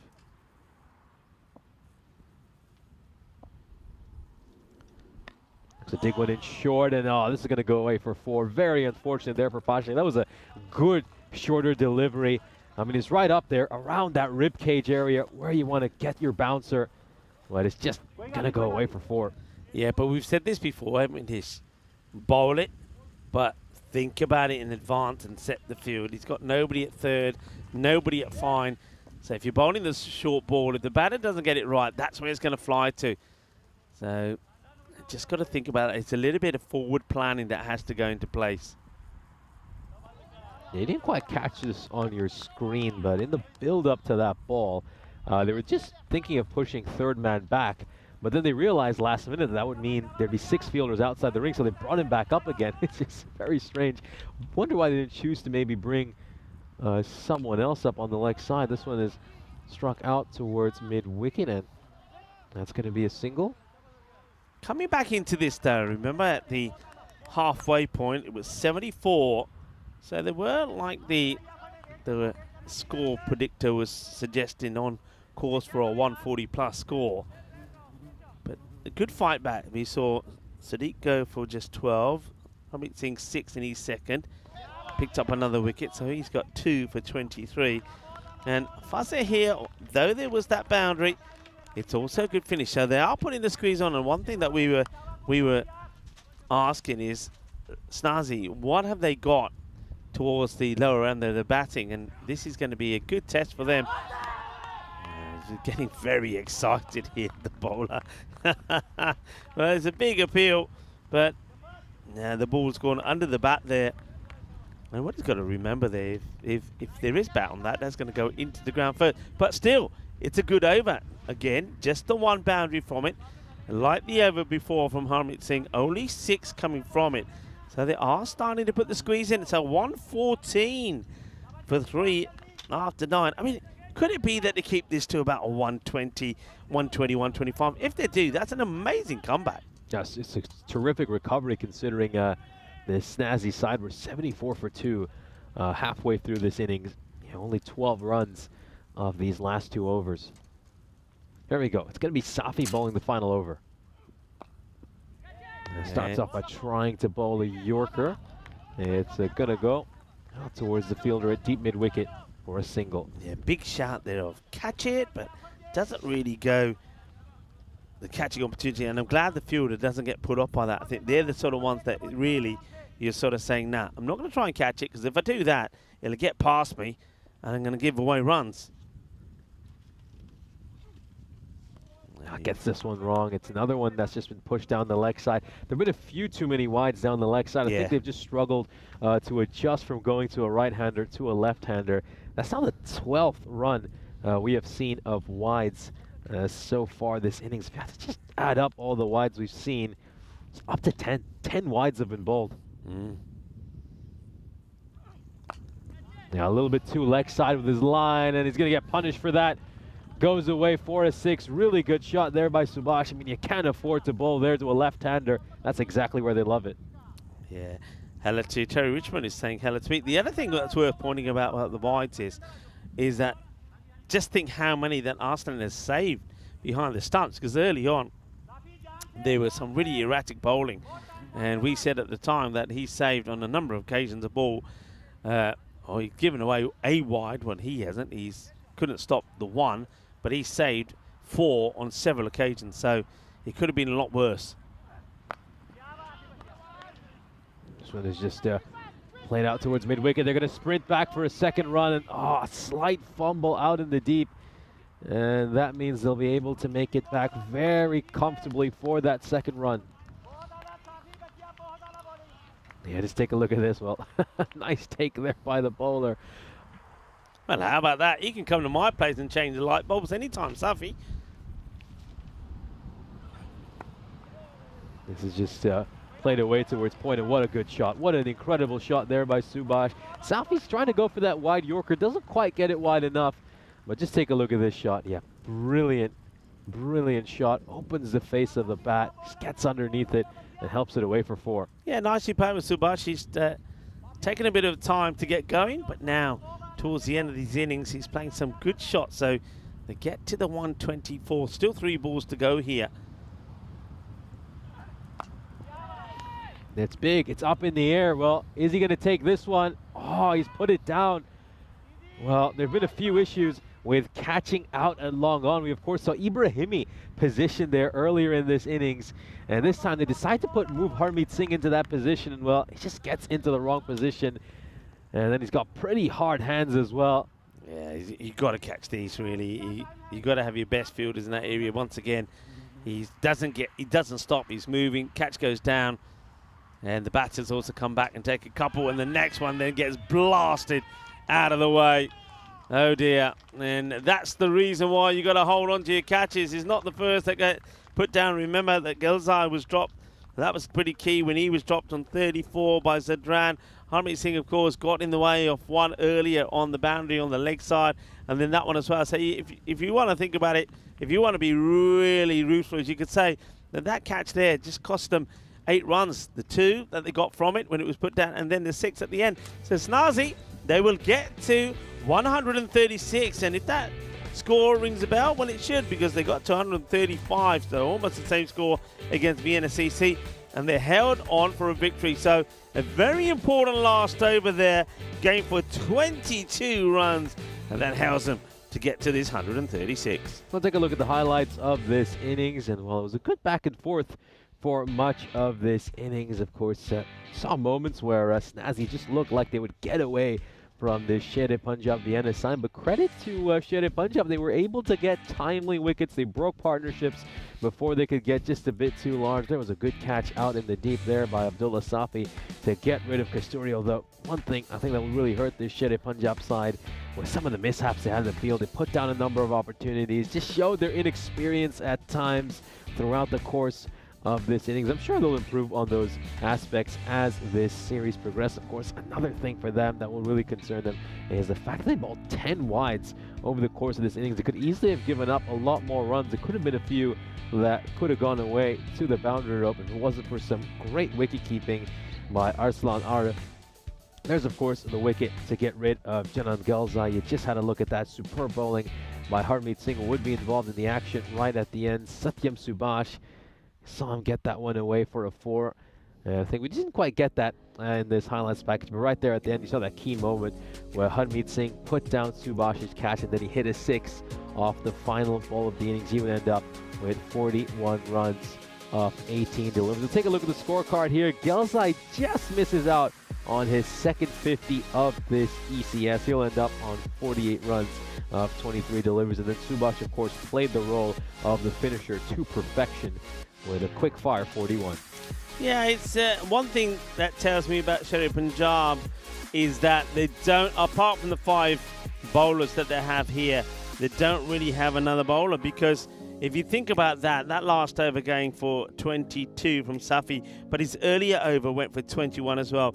And normally you wouldn't go back to that bowler again. So you can see Safi there quite easily the most expensive 43. And that's disappointing, because don't forget, after that halfway point, the overs went 16, 12, 6, 6, and you thought another good over in there, they'll keep it to about a 120. But in the end, Safi goes for 22, and all that changes. So they need to find another bowler, and really, they're looking to find another slower bowler in there as well. So we can see the mid-match summary there. Once again, Janal Dilzai, 48 of 23. Got some good support there in the end from Satyam Subesh. It took a while to get going, but when he did, he finishes on 41. They did get the wicket of Lakmal Kasturi a little bit early, 22 he got this time. Amit Singh, a little bit of all sorts, but maybe it is their first match. Maybe his radar will get tuned in with each match. Well, they're going to get plenty of practice today, aren't they, with 3 matches. Sadiq, not bad either, 1 for 22. And Faze, once again, I think he's got to decide what he's bowling and stick to it.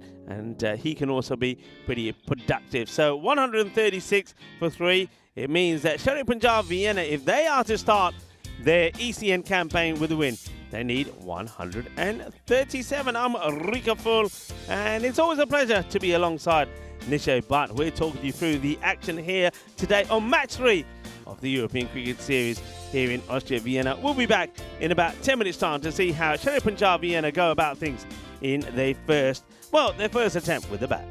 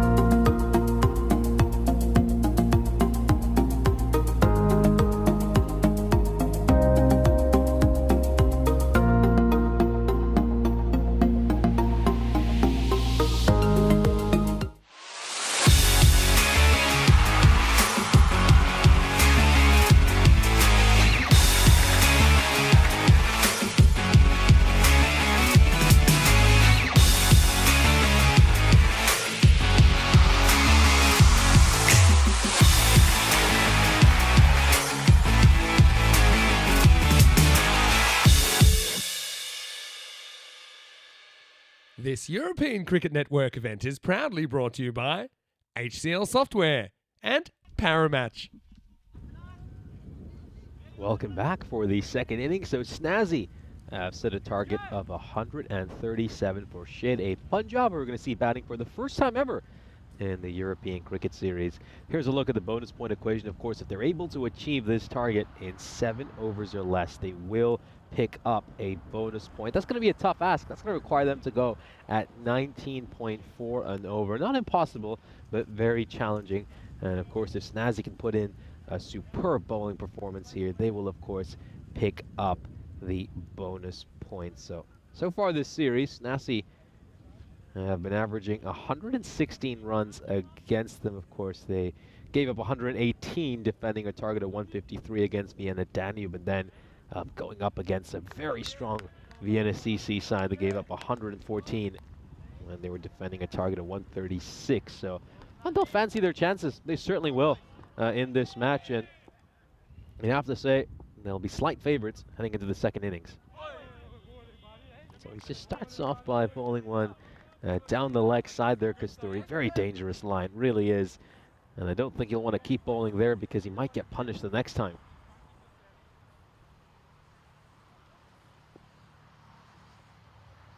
Oh, getting plenty of drift and spin back in over there, isn't he? It's just played away towards fine leg, so they're off the mark here. Sher Punjab, their first ever ECS runs.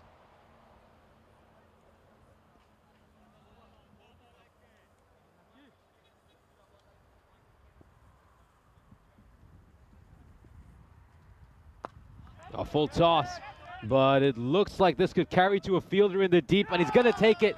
He's going to take it. Singh departs off the very first ball. Harmeet Singh is gone. Oh, a tremendous catch out in the deep. He's done so well to track this ball. This catch is actually a lot more challenging than he's made it look. Let's have another look at this. Oh, gets himself into a perfect position there. Superb bit of fielding. And unfortunately for Harmeet Singh, his innings is going to come to an end. Golden Derek will come waddling out to greet him. He's out for a first bowler. Disappointing start here for Sher Punjab. Win predictor just slightly disagreeing there. It has Sher Punjab 64% favorites. Yeah, it's just tough. It's very tough, though, I mean, to assess how this Sher Punjab side will fare in this innings, just because they have a number of players we haven't quite seen much on the network. It's going to be a single here to get off the mark. So, yeah, this is great bowling by Kasturi.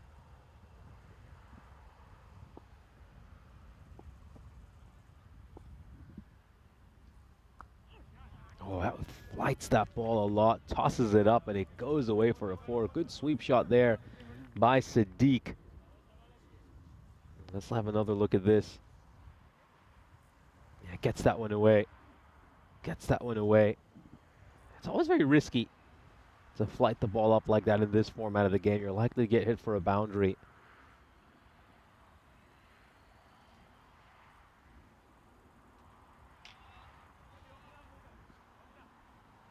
So, just going to dive back into the chat. A very good afternoon to all of you. Emmanuel Robbins joining us as well. And only got an interesting comment here. I'll just bring that up after this ball. This is a full toss that's going to get struck away for 4 runs. So, just gets that one wrong there, Kasturi.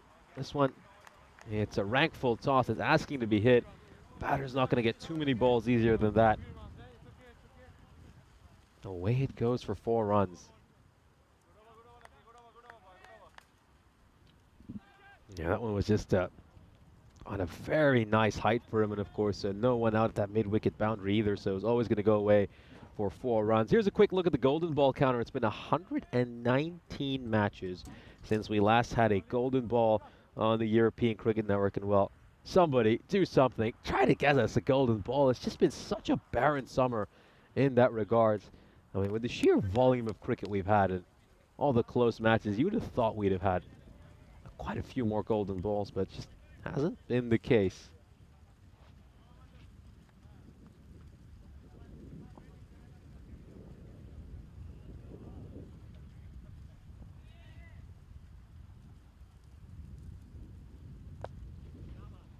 This is just going to be played out behind square leg, and away it goes for 4 runs. Delpa, they're just a bit too far down the leg side with his line there, I think. You know, with the kind of angle he's bowling at, that's not where he should be looking to land that ball. Really should be looking to pitch it around middle or off stump. I think he's just asking to be hit. If he's pitching it a good couple of feet outside the leg stump, yeah. So, yeah, going back to that comment there by Terry Richmond, says that he'd like us to commentate the indoor bowls. Well, I don't know about Rico, but don't even know about the rules of indoor bowls. I've got to admit, there's not too much I know about that sport. I think growing up, back in French class, our French teacher would make us play a little bit of a jeu de boules. Not sure if I'm pronouncing that right, but les boules. I think you'd have that little cochonnet, and I think the idea was to try to get the ball as close to that as possible. This could be a stumping. This could be a stumping. Well, that's going to be very tight. Let's just see if he's been able to slide his feet back in time. Well, this is where he needs to be landing the ball. And he's not gotten close to the pitch of the ball there, but oh, well, is that toe down? Is that toe down? I suspect he might be safe. Let's have one more look at this. Well, there we go.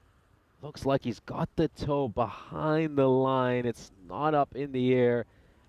Has he grounded it? And it's been given a not out, so yep. Sharp glove work there, really sharp glove work by Bottom Kale.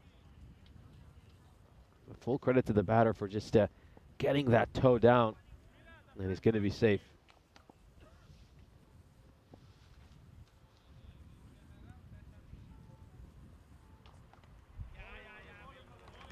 So Delpadu going with a much wider line there.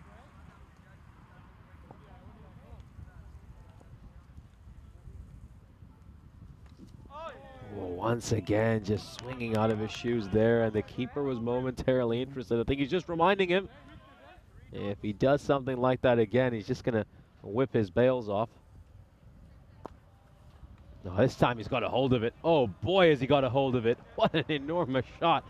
Massive, absolutely massive. That's one of the bigger sixes we've seen so far this morning. Looking to toss that one up, and he gets to the pitch of the ball.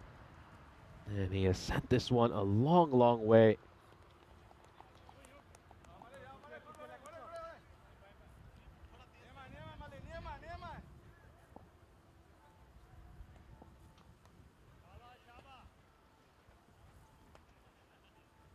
Oh, gets that one badly wide. Badly wide.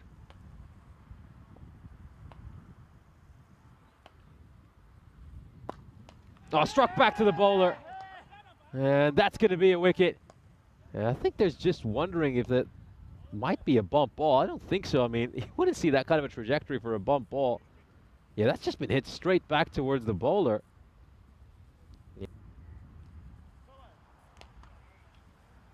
Yeah, that's just, should be a catch, should be fine. Or is this about something else? Well, we're just awaiting the umpire signal over here. I think that seems fine.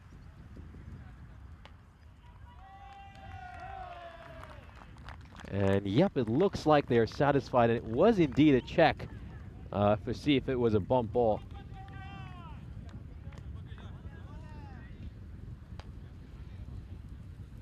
But yeah, it looks like it has been clarified. So yeah, just had a word with the director there as we were looking through those pictures, and yeah, fantastic work there by Spring Production. Of course, got Elza pushing the buttons today, and just joined by Dennis and of course Arturs. We're going to be sharing the camera duties.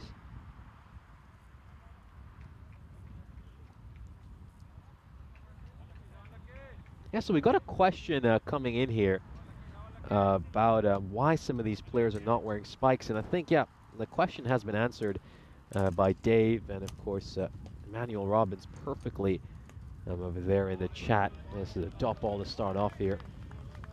I mean, it's just the fact they're playing on an artificial wicket. You can't afford to have them playing with spikes. when we're on an artificial wicket. I think what you will see is a number of players might have pimple studs. I mean, those are some of the studs you'll see, of course, when players play indoor cricket. And some of you who maybe played a bit of futsal growing up as well, as I certainly did, you obviously have pimple-studded football shoes as well. Yeah, no spikes on this surface.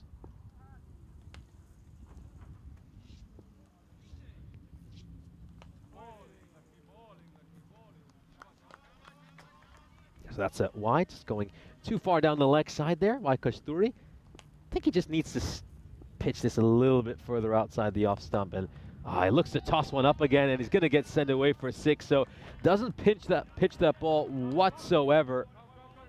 I served up one on a silver platter here for Sadiq, who's going to feast on that. Sends it well over deep mid wicket. Yeah, no problems there in terms of no balls. That one is certainly well below waist height. And that has been confirmed now by the umpire. So 6 runs.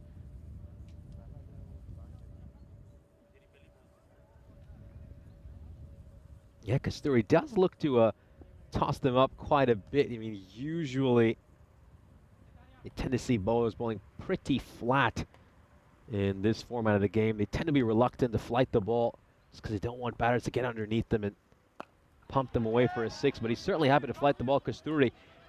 And that's going to go away for a 4. It's going to take one bounce in front of the rope and go away for a boundary. So nice counter-attacking innings here by Sadiq.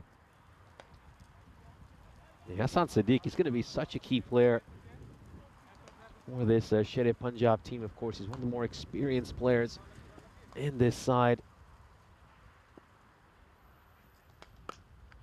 Yeah, a bit of width on offer over there. I mean, he just strayed a little bit too straight and a little bit too far down the leg side of the last couple of balls, and this time he overcompensates, ends up bowling it too wide, and Sadiq's going to get that one away for a boundary as well. So 3 consecutive boundaries so far this over. 19 runs have come off it. Oh, it's been a superb one for Sher-e-Punjab.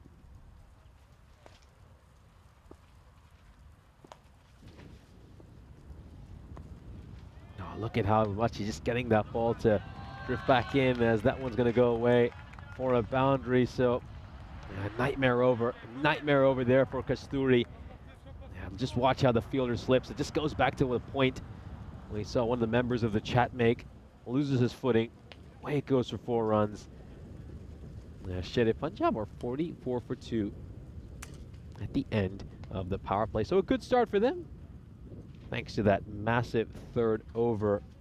23 runs coming off it. A nightmare over for Kasturi.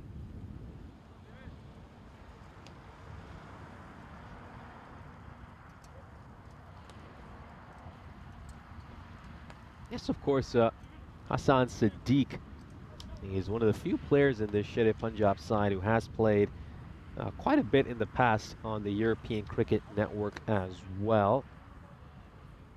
He's played for a couple of different teams prior to this year's series. Of course, last year he was playing for the Pack Riders, and as a member of their team, he really struggled, in all honesty, with a bat in hand. Just managed to make 13 runs over the course of the ECS he was involved in. Had a couple of ducks, averaged just 3 runs. It was a difficult year for him last year. Just didn't quite click for him with both bat and ball in hand. But he's done a lot better in the past, in particular when he was a member of the Pakistan Cricket Club, of course. Pakistan Cricket Club won that little weekend bash back in August 2020, which was officially, of course, listed as an ECS when they beat Salzburg in the final, of course. Back then, he was teammates alongside Bilal Zalmay, who was, of course, now leading Cricketers CC. This one's going to go up, and it's very well fielded. Really, he's done a superb job there. That's Basit Iqbal. Oh, yeah, that one takes a nasty bounce, and then he almost... But look at basketball player, just has to reach his arms up, block that shot out.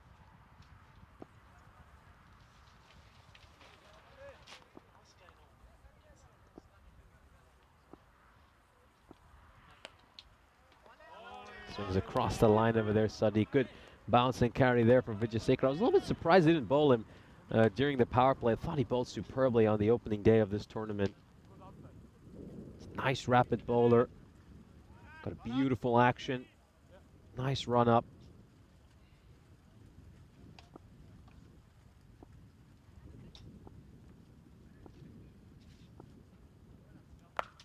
No, that's not a great delivery, but it's going to go straight to a fielder, and it pops right through his hands. That was a chance to take a catch. It wouldn't have been easy. Let's just have another look at this. Just watch that fielder out at square leg. Well, might have a few question marks about whether that's a no ball or not. I think it could just be sneaking down below the waist.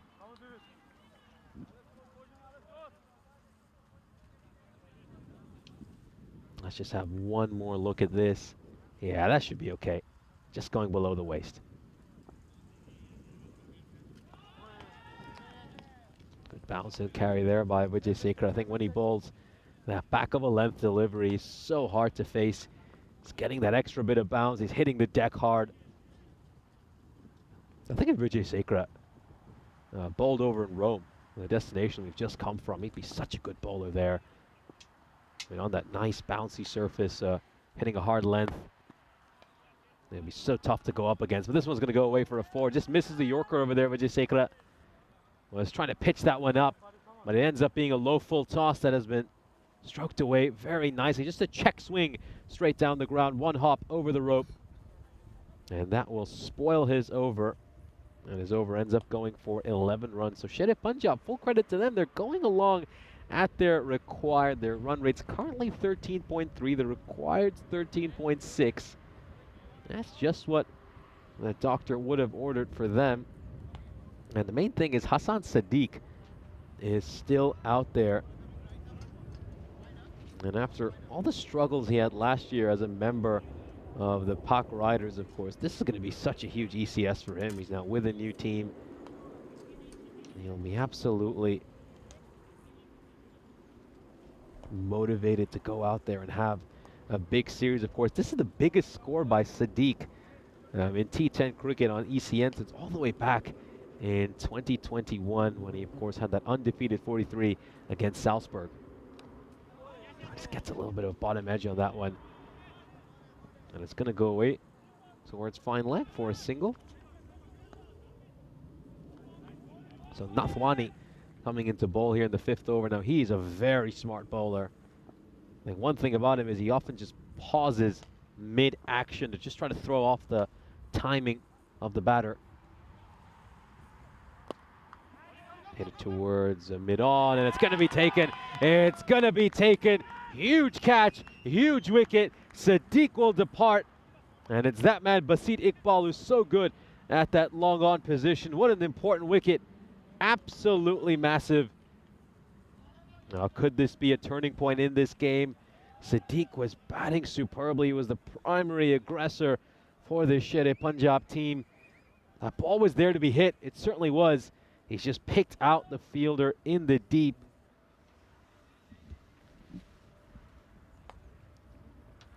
Massive, massive moment in this match. And now, well, we don't know too much about this Shere Punjab middle order. And we'll now see if they've got any fight in them. Of course, this man was just making his way out to the middle. Zahid Zadran, he's a Germany international. Has played plenty of cricket in the Baden-Württemberg region. Oh, this is a 6. Well, there we go. That's what happens when you bring in an international from up north. He's just made the short trip down south across the Austrian border. And he's doing really well here in Vienna. So, and we have seen him play a number of times in the past in T20I cricket here on the network for Germany, but never seen him involved in a T10 game. And I'm sure he's going to be relishing this opportunity to get his first ECS T10 innings in.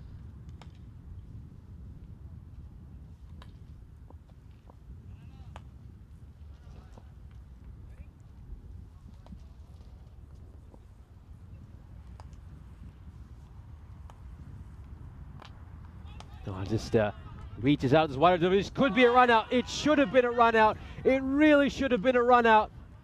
Oh, Goraya was running to the danger end, and he should have been running all the way back towards the dugout. Oh, the keeper should have done better. He really should have. He's going to be very disappointed.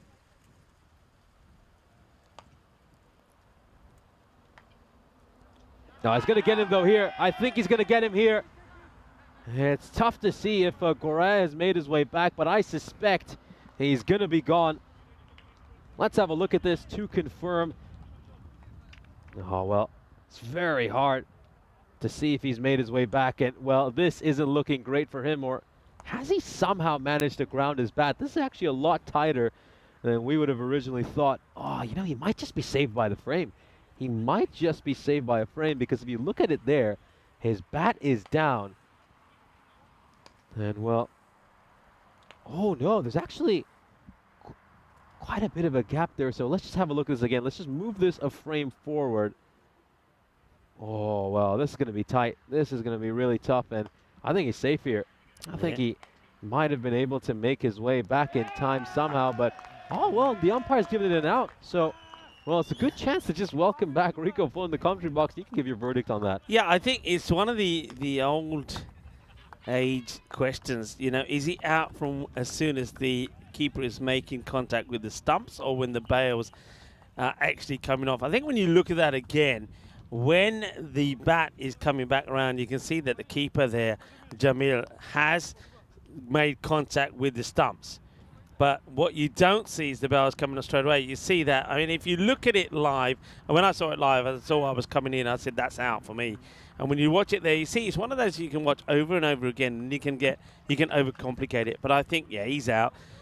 What you don't see is the bails coming off, but you can see that the keeper's made contact before the bat goes down. And I think there's that one frame missing in between, which would show the bails started to be dislodged. So should have had him. You're right. As I was coming in, you were getting excited, saying it should have been out. He should have been run out.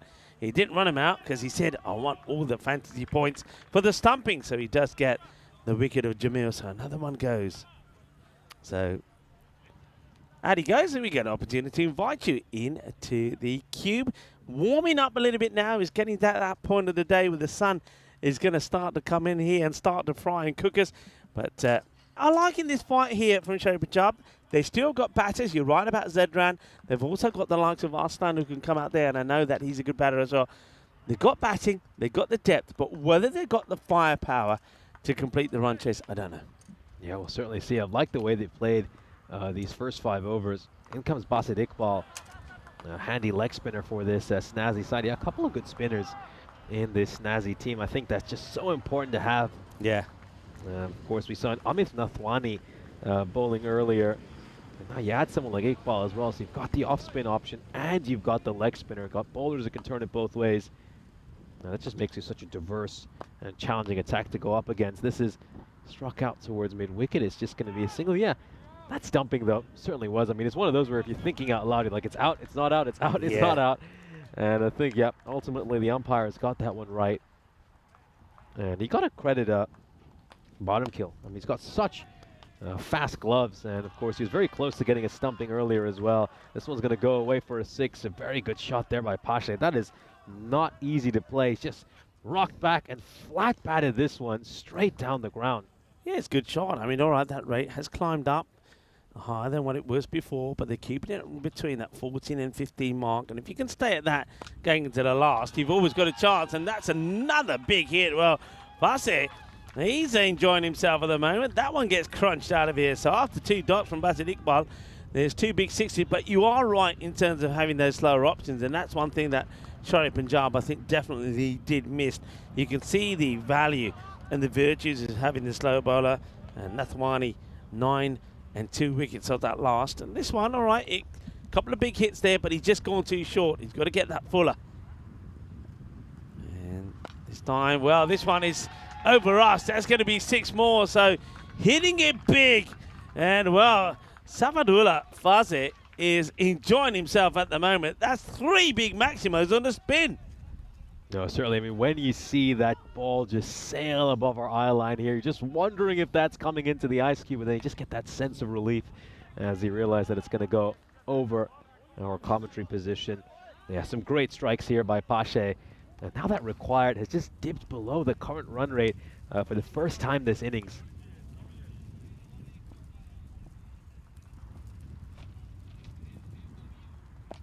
He's going to look to go big again, but this should carry. This should be a catch, and it will be taken. So Pache, well, it was one shot too many for him. Was this an erratic shot? Well, we'll of course debate that after this ball. Well, he sent one straight to the skipper, who's not going to put that down. He's got a safe pair of hands. Yeah, handy little cameo here. But could he have converted this start into something bigger? Yeah, but once again, that's the thing with spinners. Remember, I was saying this yesterday with our little adventure there in Rome. A number of spinners there were very much the same way, weren't they? I mean, Yasin Khan was one of them. We also know that even Roy Roma had a spinner in there as well, Onkar Singh. So they do go for some runs. You saw that here. But the reason why you got them is when you've got that margin of 15 to 18 required per over, given the ball, a few might go out the park. But that one miss hit, as long as you got the right fielders in the right position, takes the wicket. And there is the virtue of having the spin. So even though Basit Iqbal in that over goes for 20, he does pick up another dangerous wicket. And with that, Sherry Punjab, Vienna here are now 84 for 5 at the end of 6. I think the key is also to use them the right way. I think there's a few captains who don't actually know how to use spinners. And then often you see spinners get carded for runs, and we tend to blame them when really, I think it just comes down to the captaincy. Yeah, you're so right. I mean, how many times did we see? That's a good shot, by the way. So they're not lying down, are they? They said, right, you may be picking up wickets, but we're not lying down. The captain comes out there, but of course he joins Zahid Zadran, who, well, we know that he's going to be useful, and he's made a good start, hasn't he? As he puts another boundary away. So 1-6 and 1-4 off the 4 balls that he's faced. He's on 12 now of 4 deliveries. Yeah, you're right. I mean, we said so many times that sometimes you see spinners being brought in the power play, which, I mean, if you got like something like 180, 200 on the board, yeah, you do it. But if you haven't, it's risky. You need those fielders out there, and you also have to assess the match situation. Now, so for example, I mean, if this becomes a big over, let's say this over goes for about 20 runs, it becomes magical.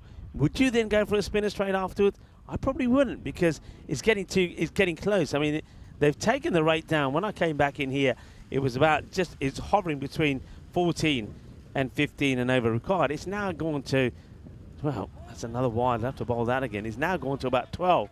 So now it's getting to a point where you're thinking as a captain, it's probably not a good idea to use that spinner. Whereas early on, when teams are needing 16 and over, yeah, try it. Because if it works, great. If it doesn't, you can change it. I think it's also about just looking at every spinner individually, as an individual, because all of these spinners are so different from one another. I mean, you got certain spinners, I think, on the network.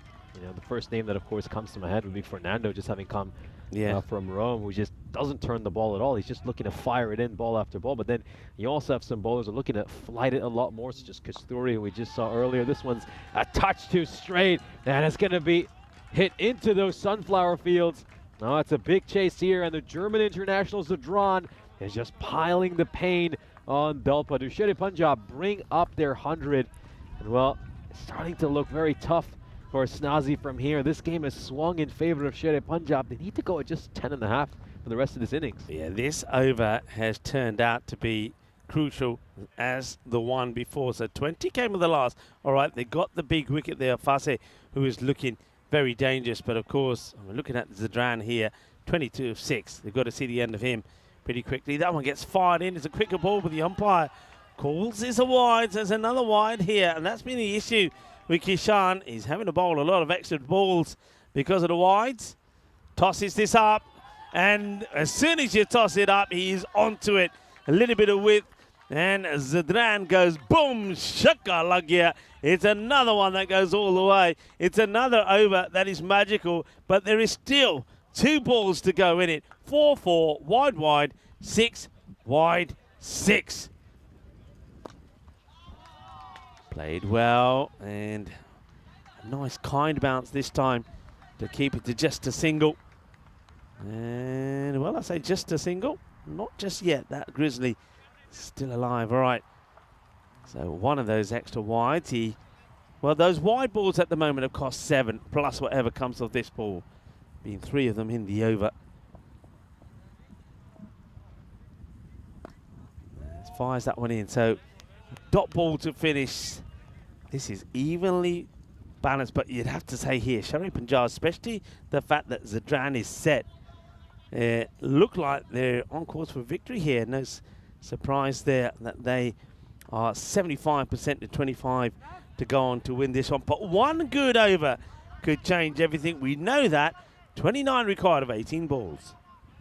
I'm very impressed by the way Zadran has batted so far this innings. I think I'm not quite sure how much T10 cricket he's played prior to this match. If you look at some of his figures from that I've managed to acquire from over in Germany, you see a lot of T20 games he's played in, over 119 T10 matches. He's played in a lot of regional leagues down in the southwest of Germany, and he's done great over there. Average is 23 in T20 cricket.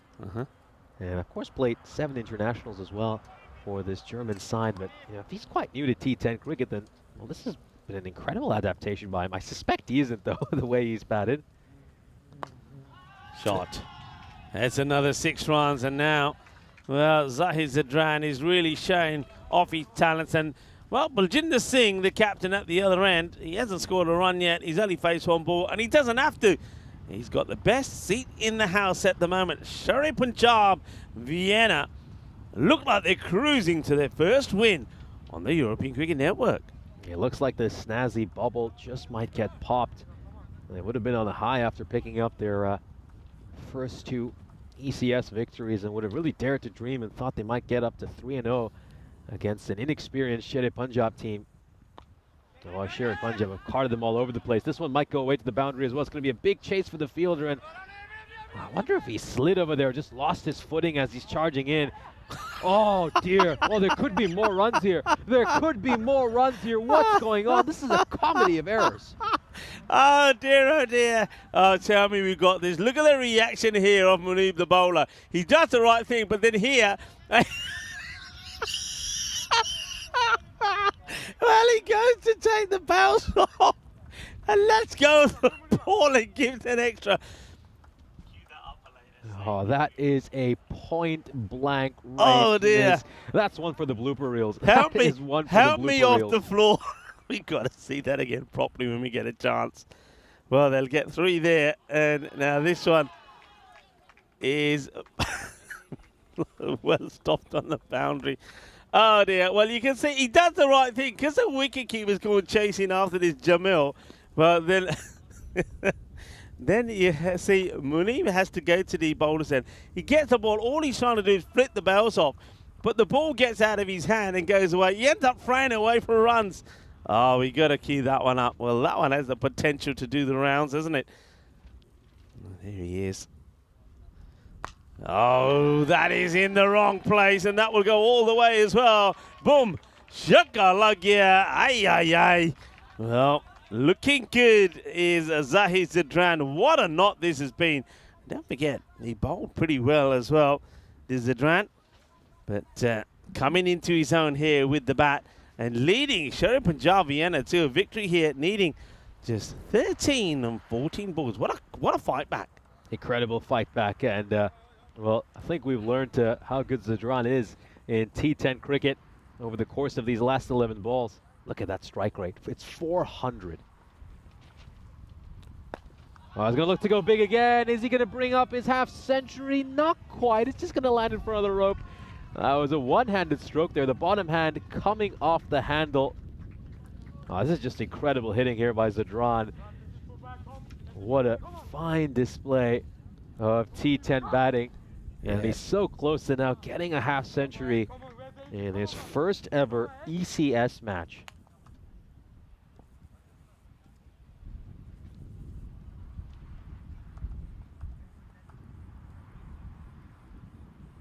Now down the leg side, that's going to be a wide, so... You're right when you said T10. And one thing I was going to say there, I think Shari Punjab, all right, it's only their first match. So we're going to have to watch them. But the way every batter has gone out and played just suits this format of the game. They're not worried about getting out. They've gone out there. They've swung hard. Obviously, we saw there Harmeet Singh. He got out very first ball. And we saw that Kushwant, 4 balls for 2. But they haven't taken any value in their wicket. They've gone out there and they've played their shots. And there's the boundary that brings up the half century for Zahid Zadran. And what a great knock this is from him.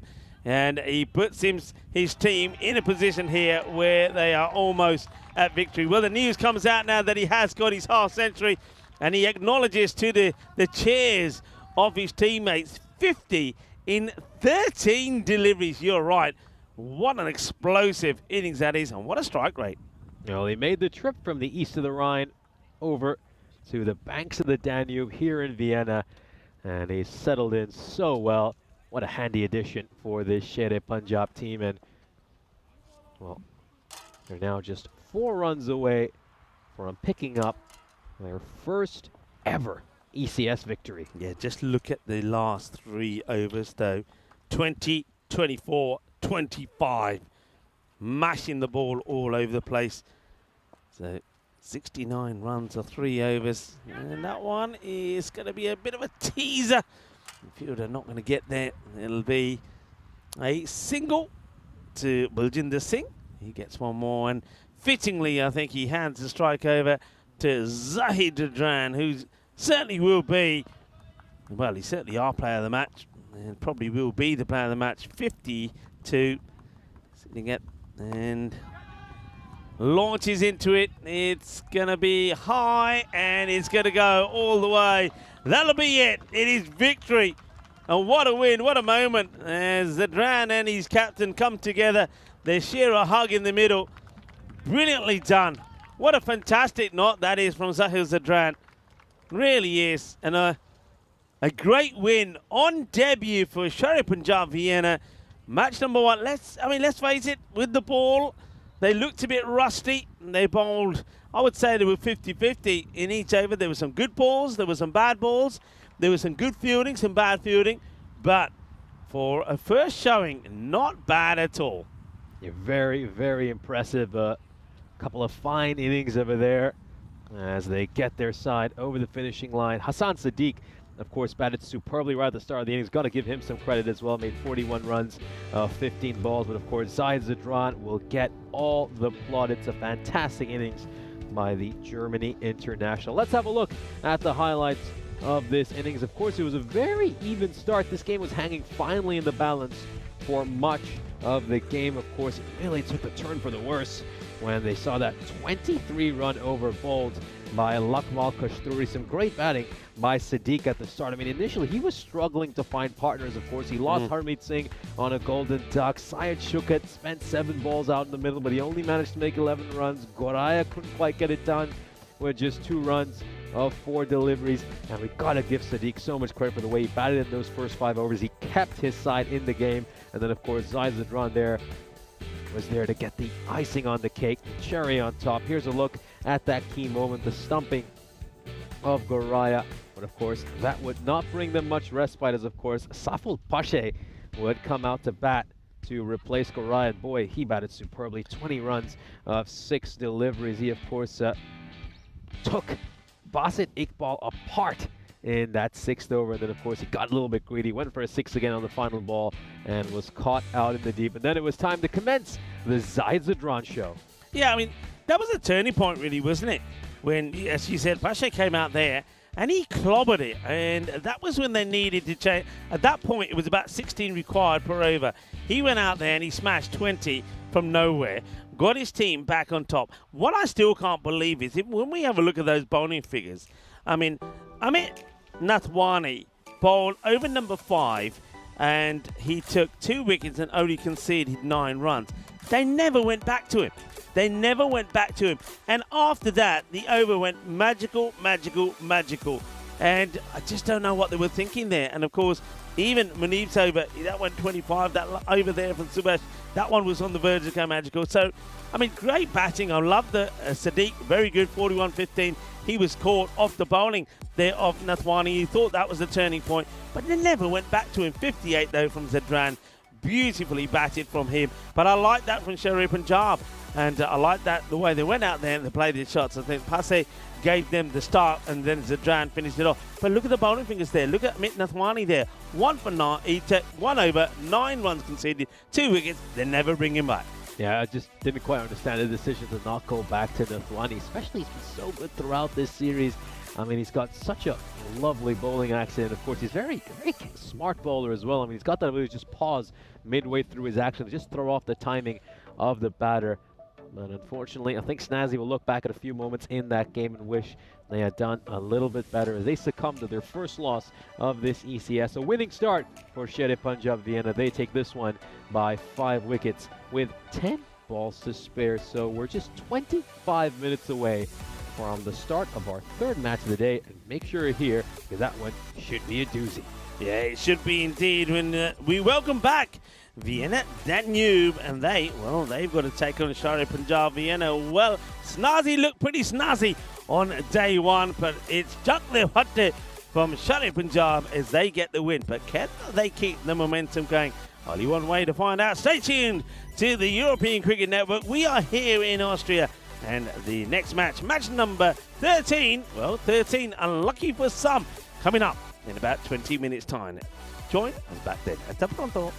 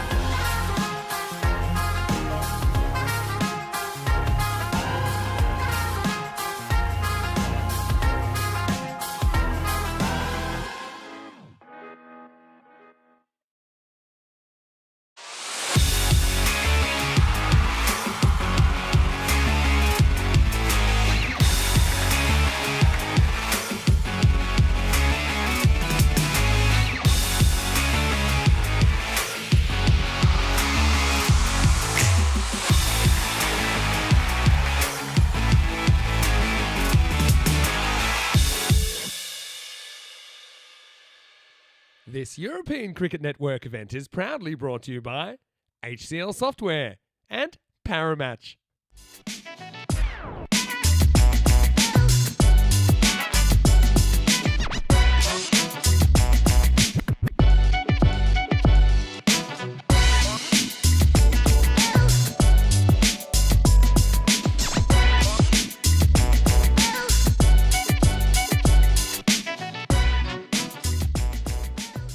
We're set for the start of our third match of the day. Sher Punjab are about to take on Vienna Danube. Vienna Danube had a difficult start to this tournament. They're already in a bit of a hole. They lost 3 matches on Monday, and they're still looking for their first ever European Cricket Series victory. Of course, this Vienna Danube side failed to win a game during last year's edition of the ECS, and that has continued so far this tournament. I think we've seen some very exciting things from them with the bat in hand. They made 149 a couple of times against some quality opposition in Cricketer CC and Vienna CC. They just haven't been able to do it with their bowling or their fielding. They've leaked plenty of runs. They're averaging over 160 runs against them so far this ECS, and it's very tough to win cricket matches when you're bowling and fielding to that standard. Of course, their opposition, Sher Punjab, they got a big day ahead for them, a huge triple header on their first ever day of ECS action, and they've won the toss and decided to have a bowl first.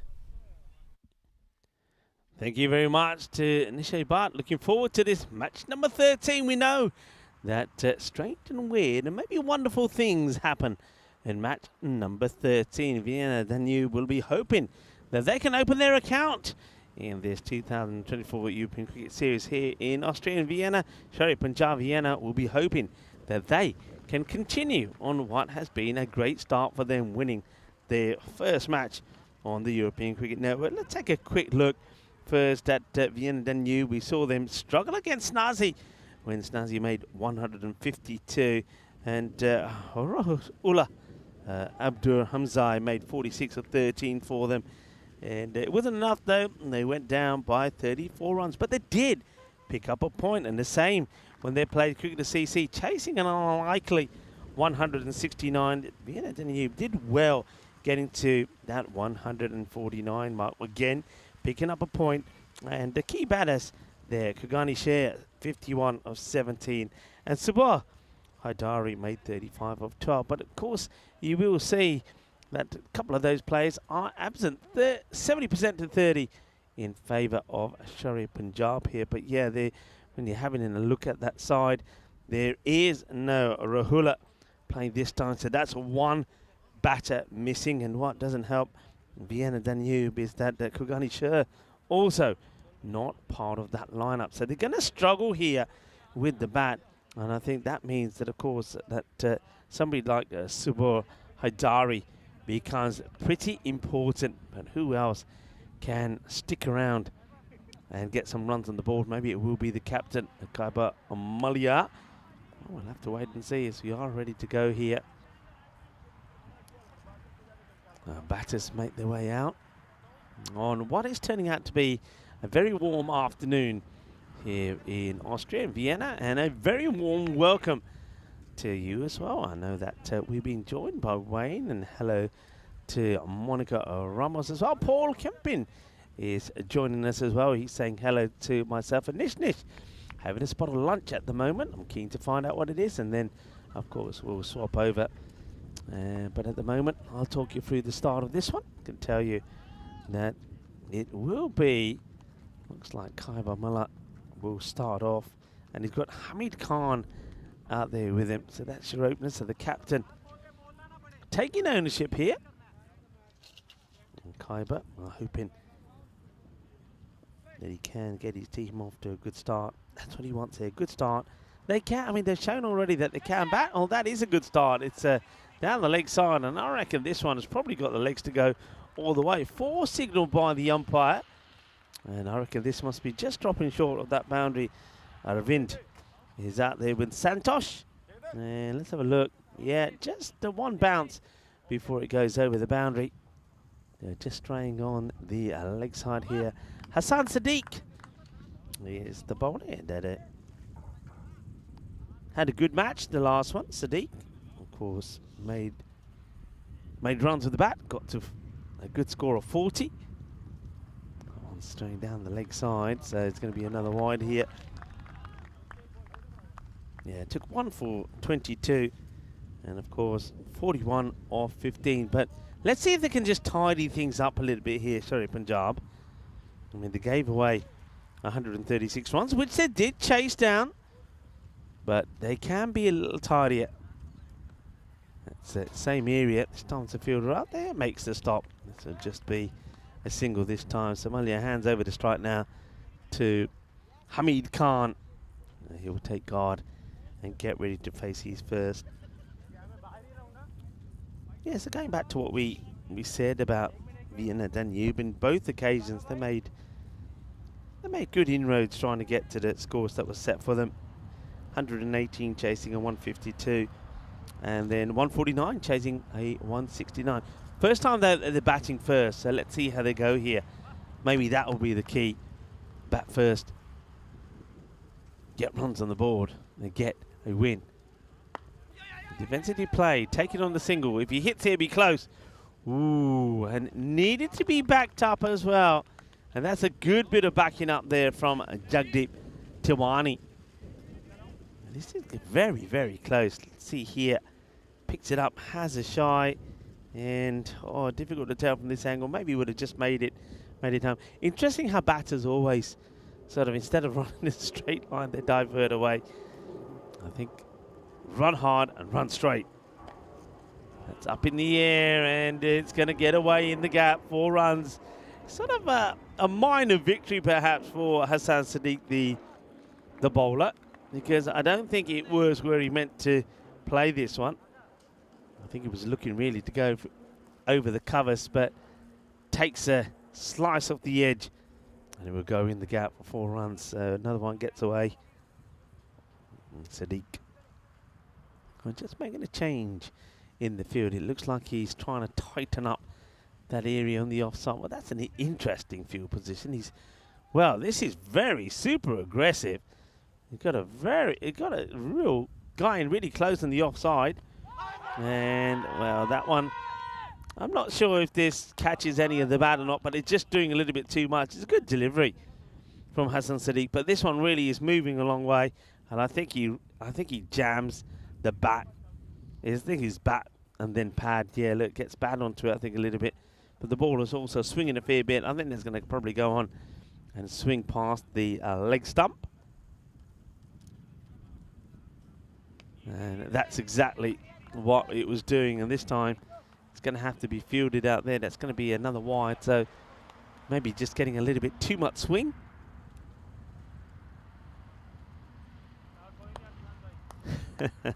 Dave was saying yesterday, it was schnitzel yesterday.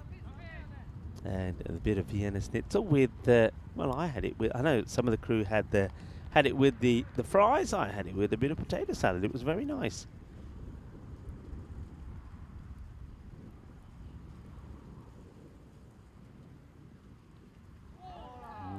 Swing and a miss. I know, Dave, I think you were saying you've had another egg in the hole. How many eggs do you get through a week, Dave? There you go. There's a question for you. Akib Iqbal in the chat. Hello, Akib. How are you? And he's saying, welcome to Vienna here in Austria. Thank you very much, Akib Iqbal. Are we going to see you? Of course, Akib Iqbal, a national team player, national team captain. We saw him play brilliantly in Romania. I still remember that run chase. Quite incredible with that victory that you got there against Romania. Now we're going to see you now. Of course, you normally play for the Austrian Tigers. So let us know if you are playing for one of the other teams. And a few people, of course, coming onto the chat to say hello to Akib, Dave, and Monica as well. And Helix. Hello, Helix. The first over completed. Well, it is match number 13, and quite fittingly, it's 13 without loss after the first. That is clipped away as Jagdeep Tiwani is favoured to bowl this over number 2. Of course, you do have Zahid Zadran to go to, and of course, a slinger, Harmeet Singh, who, again, when he got it right, bowled pretty well, but It's consistency that they have to work on now. So Punjab, that's a good hit, and that just straight down the ground. That is going to be 6 runs. Balle, balle, balle. Kinna sona. Shaka lagya. Beautifully played. Salman Khan in the chat as well. And someone asking the same question is, what team are you playing for this time? Well, that's if he is playing. And Dave has answered my question. 14 a week. Is that all? I thought you were getting more than 40. Is that in 7? Is your week 7 days, Dave? So 14 eggs in 7? Nah, you must be going for more than that. Dave is saying 2 a day. All right. 2 a day. And do you get lucky with your eggs? Yeah, you're a lucky person. Do you get like a few double yolkers in there? Free range, of course, Dave, I guess. Oh, a bit of the short stuff here. The umpire's going to have to keep an eye on this. Maybe you can have a quick look at this side on. I think, see the height on these. And yeah, all right, just under. But good length, good heavy length, causing a few issues, a few problems from the batter. So Hamid Khan swinging and missing at the moment. Oh, well, that one doesn't miss. That could have been nasty. Well, the footballing skills of Khan are not the best. Let's just see. Saw that one. I think this one, oh, it could have been nasty, couldn't it? We'll have a look here. Comes into him and, oh, wow, I tell you what. They've got to be made of steel. Oh, that one must have hurt. I mean, must have hurt. Maybe it's gone tucked away nicely in there. But Dave, well, that's 2 eggs broken over there, just like that. Swing and a miss. And it's a good finish to the over here from the bowler. There's Jagdeep Tiwani. He gets a nice one in there. So just a 7 off that. 21 without loss off the first 2. And I wonder if they do go back here to Sadiq, or whether they make a change. It'd be interesting. So Tiwani, or Tiwana, I should say, does well. Gets a good one in here.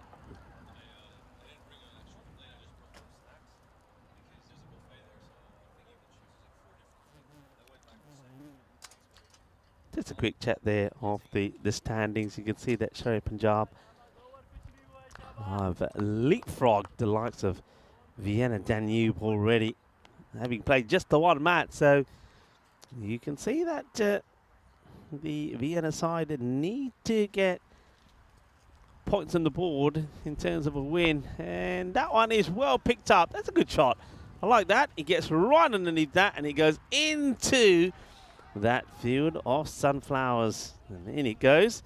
And Hamid Khan, nice shot from him. Just thought he was just struggling a little, but he gets that one away beautifully. Good hit. Solid strike. It's that time of the day now. I say day, the afternoon, where the sun starts to make its way into the cube. And that's when all the creepy crawlies make their way out, because they know it. They're going to get fried if they stay in here. I tell you who does get fried, will get fried. Our equipment gets fried. And well, yesterday I had a jacket with me, and that jacket came in quite handy in covering some of the equipment. So it's going to be interesting how it survives today, because it is hotter today than it was yesterday. So let's see how we get on here. Of course, we can do things with the side of the cue. Oh, that's nasty. That is a nasty delivery. The keeper takes this one on the gloves, but that is going to surely be a no ball. Yep, being called by the umpire straight away. This is not a good delivery. Gets this one completely wrong. Well, it's the slinger, Harmeet Singh, that comes on, and that's the problem with Harmeet. He does bowl some good balls. There's no doubt about it. His second over wasn't a bad one in the last match, but he bowls a bit of tosh as well. That's what gets him in trouble. So this over so far, one legal delivery's gone for 6. The next one was a no ball, and that has been dispatched. And well, Kaiba Millar sends that a long, long way. Watch this. Thank you very much. And well, that's, if you want to know how you can get How you can get 13 of one ball, that's how you do it. Of course, the 6, and now that was the free hit. That gets blasted away. And this one is going to be, oh, well picked up. Good throw. Oh, this is so close. This is so close. A fantastic pickup from Hassan Sadiq. Gets the throw in. This is not missed by much. Very, very close. And no real reactions from Hassan himself. But I can tell you that was really, really very close. Malia was running to the danger end there. Short, bangs it in. And that one looks like it'll probably be one for the over. When you looked at his last performance, he just thought that every time that he gets the ball pitched up, he was getting a lot more movement. And that's what he's got to do. Well, Dave has come back saying, yep. And free range and organic.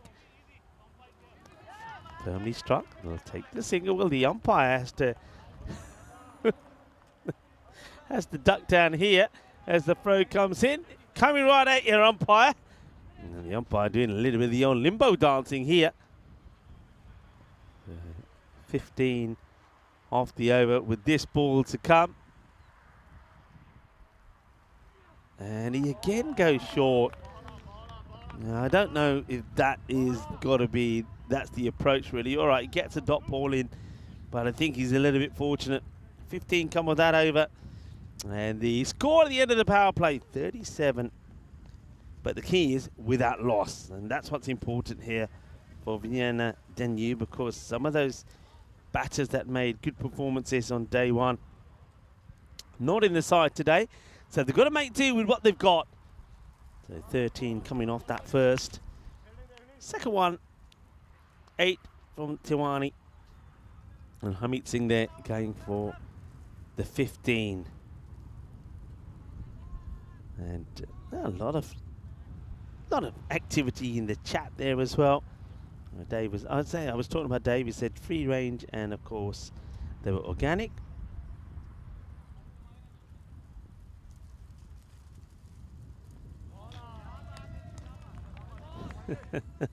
Well, Danush is saying that I haven't jinxed it. How have I jinxed anybody here?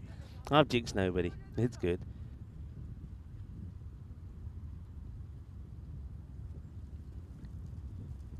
Better talk about Nish, who's coming in and hiding people. Yeah, Nish, no messing around with Nish. If he thinks you're up to no good, you're out of here. Yeah. You know what? I tell you something. All the years, of course, most people, a lot of you would know, when I first started, of course, I would talk to the chat.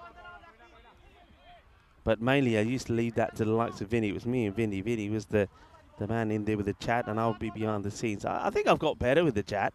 But of course, my eyes are normally firmly fixed on the cricket, and every so often, if there's not anything happening, I'll have a quick scan to what's going on with the chat.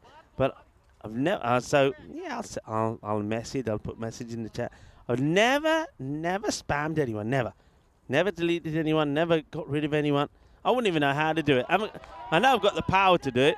I wouldn't even know how to do it. So, see, I'm the good one. I'm the nice. You know, it's like the old detectives, the Mr. Nice guy, and the guy who comes in and plays the part of the meanie. Well, I'm always a nice one. Nish is the meanie. I'm the nice one. Nice one. You know, the two detectives. I come in with the coffee and give you a cream cake, and then Nish will come in with his sleeves rolled up, and you know, slams the table and says, "Right, oi you." Well, he likes it, does the keeper. He's asking the question. Well, we know that Arslan Arif has got pretty quick hands. Let's have a look at this. So takes it here, just gets the foot down. It's a quick take. He's pretty rapido, but the batter does get the foot down in time. As we're seeing a little bit of Baljinder Singh. I like this. It's what I was saying about them. Just make a change, something different. And the captain Baljinder just coming on and bowling a little bit of the slow stuff Well, he's got the 2 zeros to his name, 2 zeros on his back.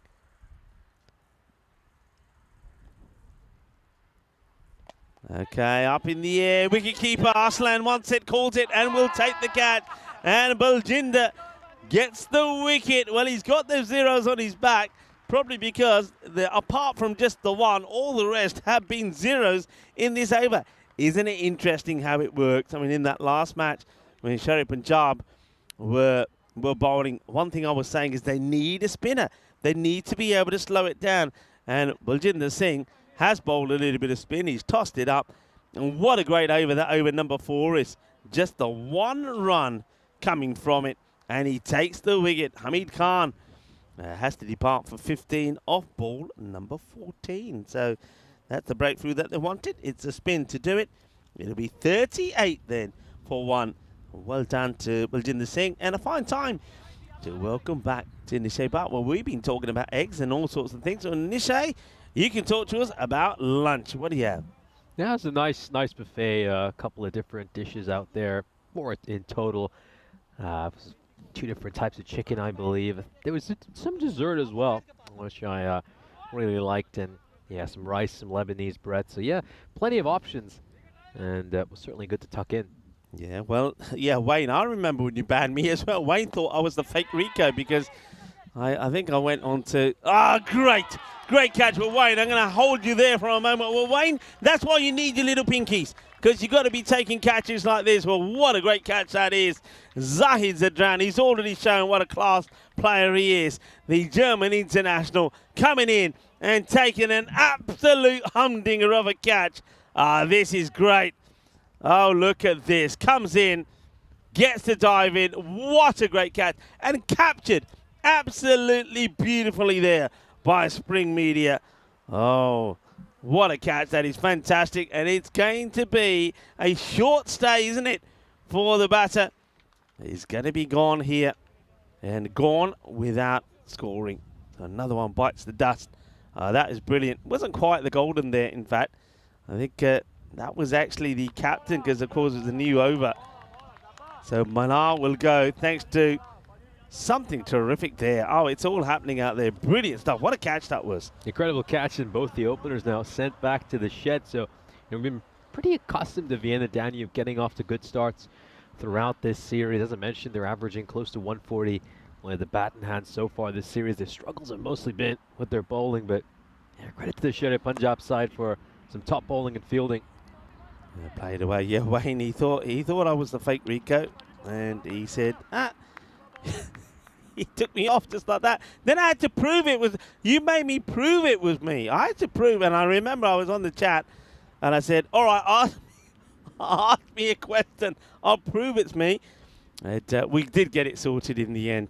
And even Vinny thought I was a fake Rico because I just used a different account. That's all. Anyway, we got that sorted. Well, on that day, it was Wayne who was the bad cop. I think Vinny was probably the good cop. Anyway, we did get it sorted in the end, didn't we? No, I had a similar incident to that as well when I was just switching between accounts. When, of course, got the blue ECN one, which I'm currently using, and then I have another one for sort of personal YouTube viewing. And I remember I once opened a stream with my personal account, and they thought I was a fraud as well. That it was a fake Nishche in the chat.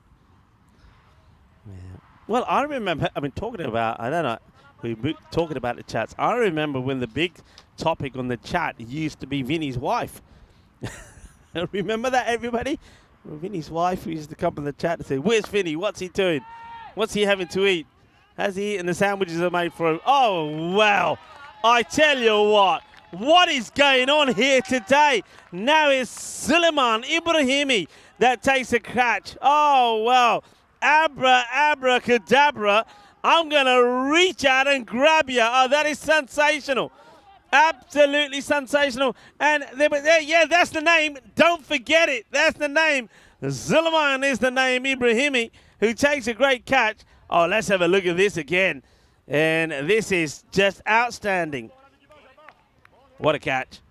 What a catch. Great redemption arc for Ibrahimi. We saw him put down a dolly in the previous match, but this time he's taken magnificent catch out of cow corner.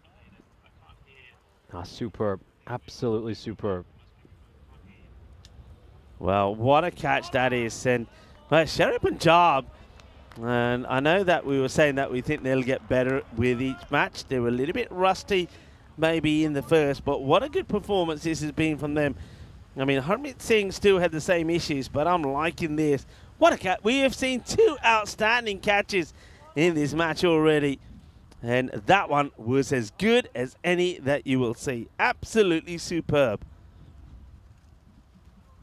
So 2 catches, 2 brilliant catches. Fantastic. Zadran came in and took one. And now we saw that one from Suleiman. And they're going to stick, of course, here to a little bit more spin. I like it. Spin is working. Keep it on. 41 for 3. So here we go. Back to Baljinder Singh. And that's nicely played. But once again, well stopped. They are, well, Sherry Punjab. Sher, we know, is the name that the Punjabis will say to a lion. Well, they are roaring like lions at the moment here. Yeah, they absolutely are. Got Vienna Danube in a real pickle over here at 42 for 3. He's going to look to go straight down the ground. Does it have enough? It most certainly does. Just hits the camera tower. Knock, knock. Wonder who's up there. Is it Dennis or is it Artur's? Not quite sure. That's just a wake-up call. Have a look at this. Hits the base of that camera tower. Just watch it come right off the pole. 6 runs. Yeah, well, I bet you it's still vibrating up there, that tower. And I want to know what that digger is doing in the back there, because it's been going. I think we saw it there late yesterday. It's been going all day today. Whatever it's doing, it's digging a great big hole. That's for sure. Arslan. Oh, look at the umpire's reaction here. The umpire at square. And look at the reaction. Watch the umpire here. This is what umpires hate. Look, wicket keeper, and he goes, "Oh no, you had to, didn't you? You had to. It's a hot day. Fine, here I come. Let me do my job."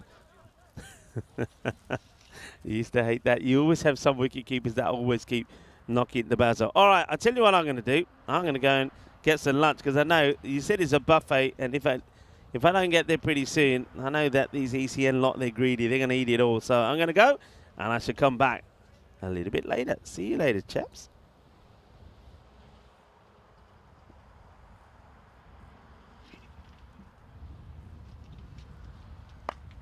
And he has absolutely smashed that one away. The fielder momentarily thought he had a chance. Well, what an incredible pull shot there by Dostahill. Pulls it away to mid-wicket. Now, just have a look at that huge bat swing. Massive, massive arc as well when he's cocking that back all the way back. Huge bat lift, and then he's got a massive downswing arc as well. Gets that one away over the fielder at mid-wicket. 6 runs. That's another wide there for Singh. I didn't see Singh bowl during the previous match, but he's come in here and doing a pretty handy job. This one is struck out towards long off, and oh, that's a misfield. That is a misfield. Should have been stopped, really. He's going to be very disappointed with that error. Let's take another look at this. You can just see Baljinder Singh looking to toss one up.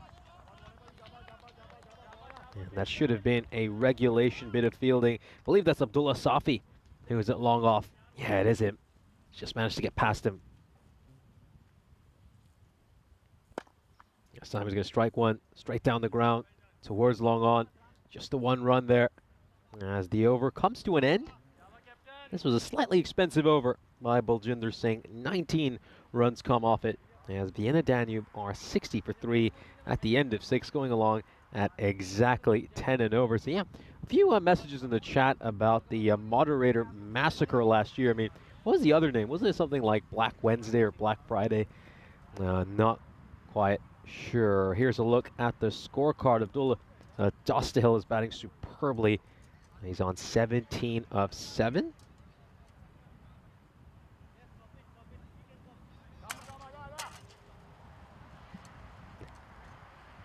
Wayne with an incredible Corey story here. Just going to read this out. So he says that after that infamous moderator massacre, when Corey managed to grab Vinny's laptop and was able to just ban all the moderators, he apparently sent a video to Wayne.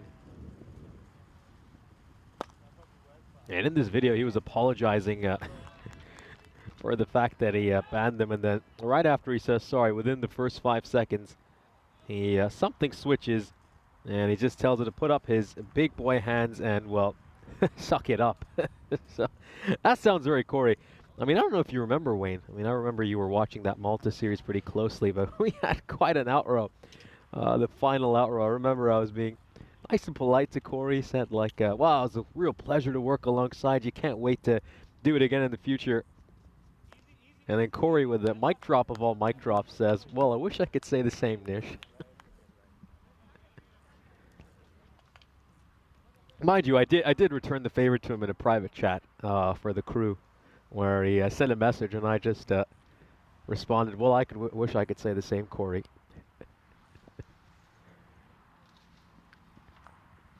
Yeah, this one's just on the pads, and it's going to go out towards fine leg, and it's just slipped past the fielder. He's got to do better there. He really does. That's Harjinder Singh out at fine leg. Yeah, just watch this one. Straying down the leg side. He gets some bat on it there, Haidari. And it beats the fielder away for 4 runs.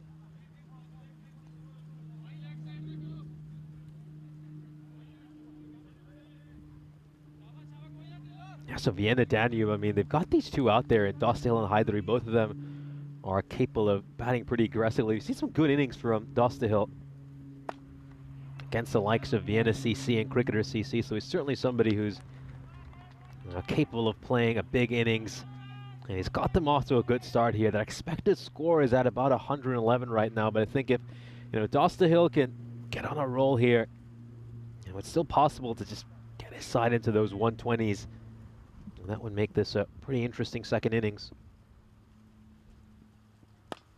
Oh, huge, absolutely huge. Over long on, 6 runs. Now Sadiq, I just wonder if he's going for the wide Yorker there, and he's just missed that by a little bit, and allows Dostal to get underneath it. Look how deep he's batting in his crease. I mean, that just gives him the leverage to play those strokes. Tremendous hit.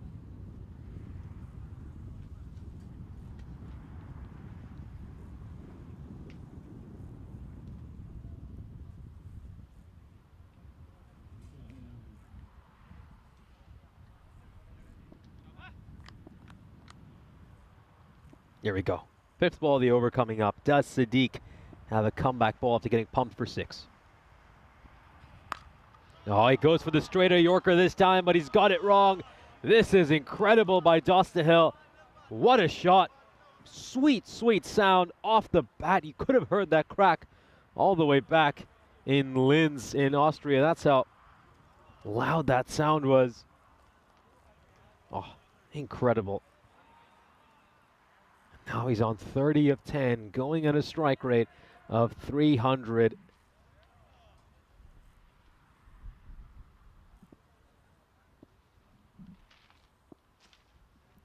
Five boundaries so far this innings for Dostal, 4 of them 6s.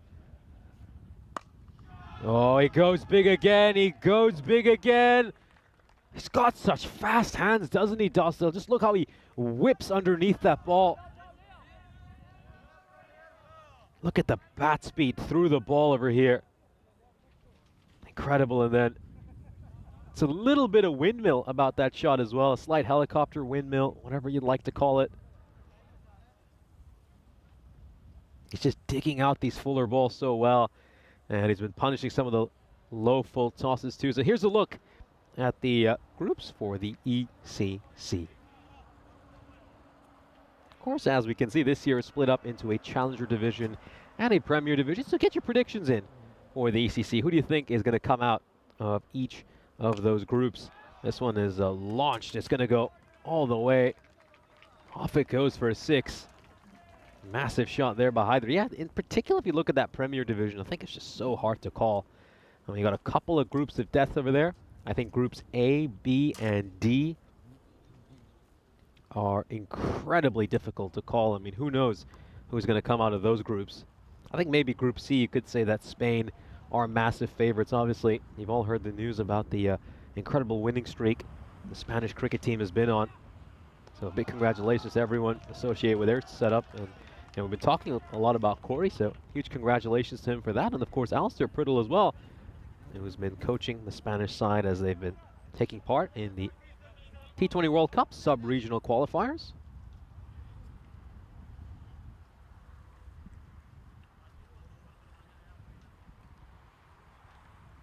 Yeah, watch how the expected score has shot up. I think the last time I mentioned it, they could get into the 120s.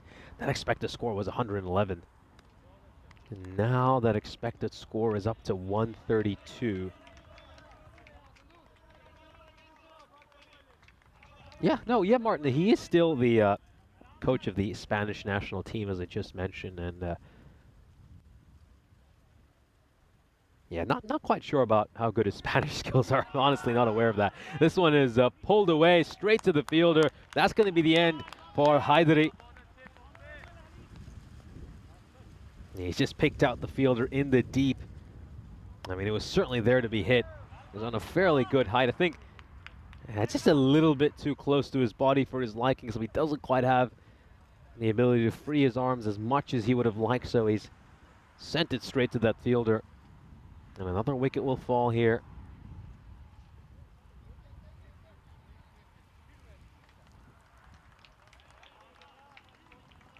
Let's have a look again.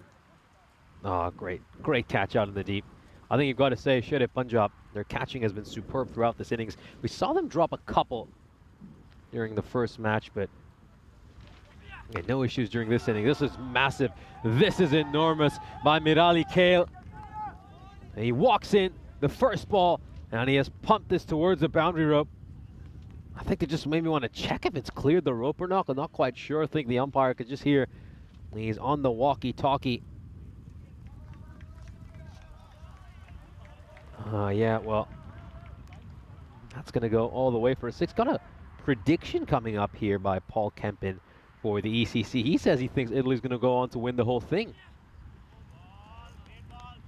Oh, huge strike there by Minali Kale. I think just playing the wrong line. That was nowhere near the ball. Yeah, interesting pick there. I mean, I have to say they are a good team, but they're going to be massive underdogs, particularly with the likes of the England 11, Netherlands 11, Ireland 11, and Scotland 11 as well. A lot of the British Isles teams. This one's gone up in the air. Oh, it's gone beyond both the fielders. It's gone beyond both the fielders, and it's going to be 4 runs, so that really should have been taken. Was just praising their catching a couple of balls ago, and then, well, this is not an example of good catching. Well, oh, I think he's lost it in the sun. That's Safatul Pache. He just loses the ball in the sun there, and he's got sunglasses on as well, which just makes it doubly baffling. And in the 8th over, Vienna Danube are 106 for 4. But yeah, Italy, they're a very strong team. I mean, they've got plenty of good players, I think. You know, let's see the squad they're going to take to Cardamom. It's probably not too far away now, just a few weeks away from getting some of those Premier Division squads in as well. Oh, this is a great wicket. Great bowling here by Pache. Makes up for that catch he put down. He's going to get rid of the danger man, Dostahill.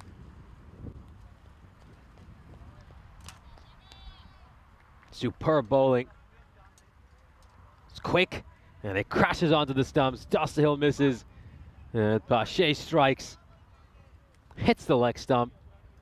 And this could just slow them down these last couple of overs. Of course, Dostahill has been the primary aggressor these last 3 overs, which have produced 65 runs for this Vienna Danube side. That's how many runs they managed to make over these last 3 overs since Dostahill's come in.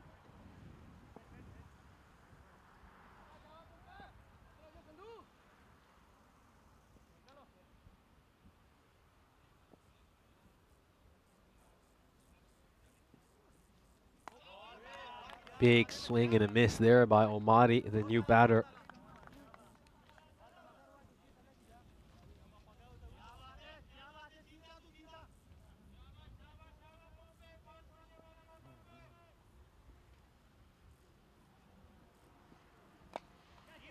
Now it's catches an edge, it's going to fly over third. It's going to be a big chase here for the fielder. Puts the dive in and just pushes the ball back. We'll grab a couple of runs here. So Omari gets off the mark.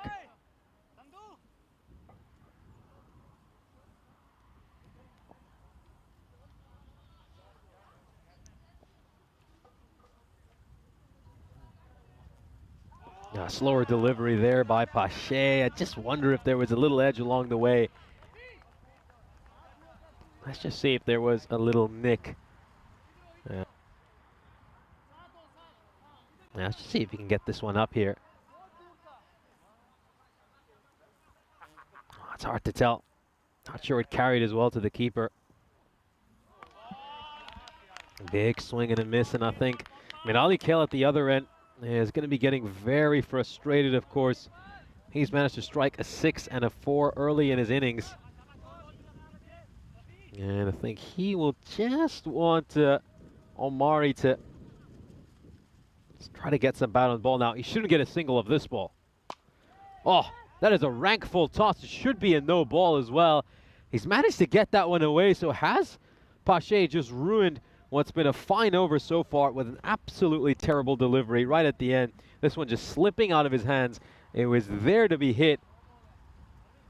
And, ooh, I think that's a no ball. That is going to be a no ball. I can't see that coming down below the waist, so an easy call there for the umpire. 7 up. It's a 6. And also a free hit. So I think, regardless of the fact this is a free hit, I think not going to take a single over here. You want to make sure that Mirali Kale is on strike in the next over. They're going to look to go straight down the ground. Oh, they're going to push for a second. Oh, they're going to settle for just 1 run, and you can see the disgust that Mirali Kale is feeling. The absolute annoyance and anger. Well, you can sense that disgust. Just take a look at this. Oh, he slams his pad in anger. And he wanted to be on strike at the start of the next over. Oh, is that going to be a costly mistake for Vienna Danube? I think now let's just see if Shere Punjab are a little bit smart here. Do they bring some fielders up? Do they try to deny Omari the single? And just keep Mirali Kale off strike. Yeah, what's the plan going to be here for Safi? Does he look to bowl a nice and wide line? Just keep it away from Omari. Well, they look to go straight in. Oh, they could pinch a single here. They could pinch a run. Ah, well, their plan has failed over there. They wanted to keep Mirali Kale off strike. I mean, the dot ball was there. It was right within his grasp, but it just sneaks underneath his hands.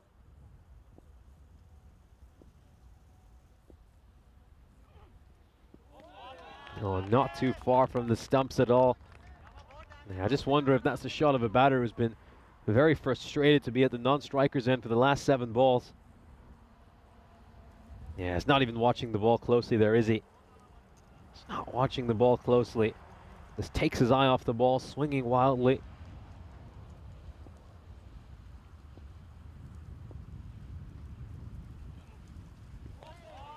Oh, once again, I mean, this is not the best shot by Mirali Kale, and we were urging that they try to get him back on strike, but these strokes he's playing are quite poor. Yeah, that is not the position you want to be in to play a pull shot. I mean, cricket is all about balance, and he has absolutely none of that when he's playing these strokes. Oh, once again, I mean, he's played out 3 consecutive dot balls here. At this point, I think Omari will be the one getting frustrated, saying, well, see, maybe I should stay on strike. Yeah, just not even watching the ball. Really isn't. And then he looks at the square leg umpire, wondering if there should be a wide. But where? I mean, really shouldn't be. I think 1 for the over would be the right call, and it's been given 1 for the over.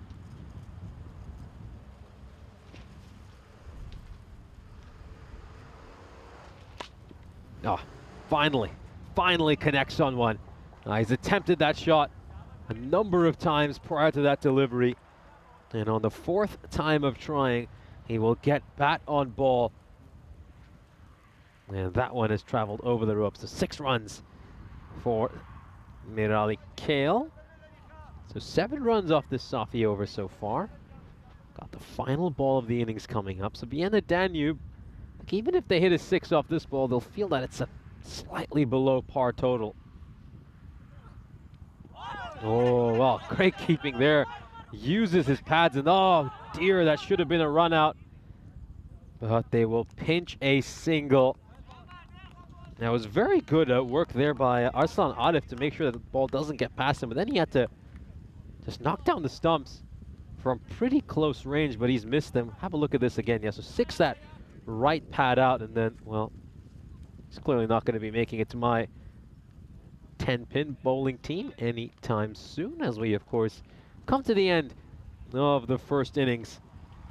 And they will end up at 124 for 5. It's time to roll the highlights package and relive some of the key moments from this inning. So, of course, the first over bowled by Hassan Sadiq went for 13 runs. We saw a couple of boundaries during that over. Some good batting by Khyber Malyar, the captain of this Vienna Danube side, to make 17 runs of 12 deliveries. Gotta say that opening partnership managed to get a few runs.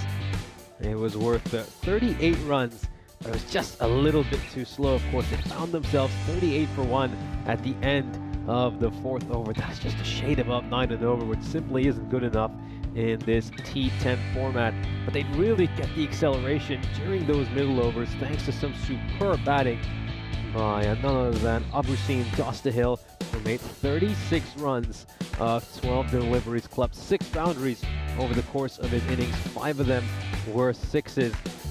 Just taking a look at some of the wonderful shots that he managed to play over the course of that inning. Strike rate of 300.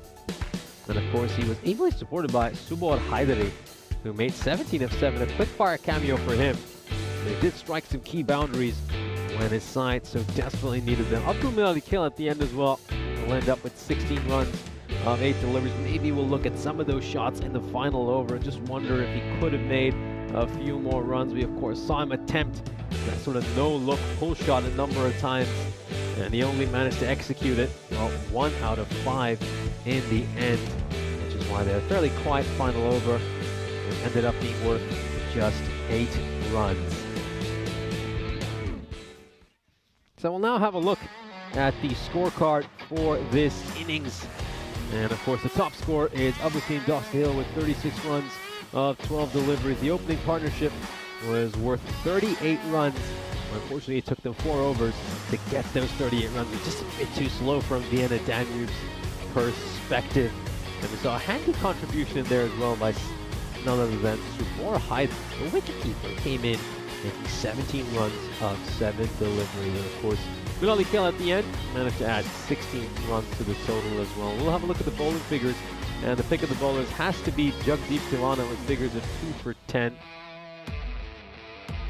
Great performance by him. Picked up some valuable wickets as well. Got rid of Hamid Khan and, of course, Rohan Salman Kale. So, in the end, Vienna Danube might be just a touch disappointed with this total, especially considering some of the issues they have had with their bowling throughout this ECS. They're averaging about 160 plus runs conceded per innings throughout this series. So they're going to have a big challenge on hand in the second. And let's see if Sher Punjab can make it 2 wins in 2. We'll take a short break and we'll be right back on your screens.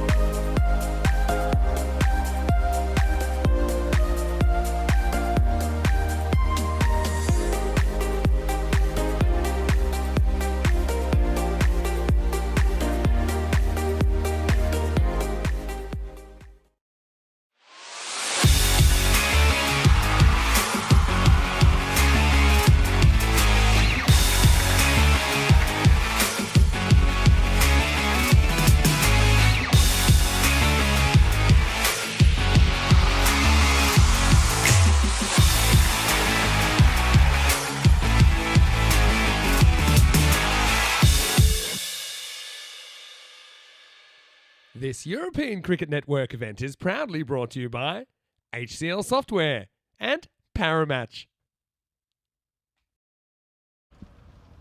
Welcome back to Vienna. We are set for the second innings of match 13 of our European Cricket Series. Vienna Danube have posted a total of 124 runs on the board here against Sher Punjab Vienna. We'll have a quick look at the bonus point equation for this upcoming match. And as we can see, well, big challenge here to pick up a bonus point for Sher Punjab. They need to do something really special to get that.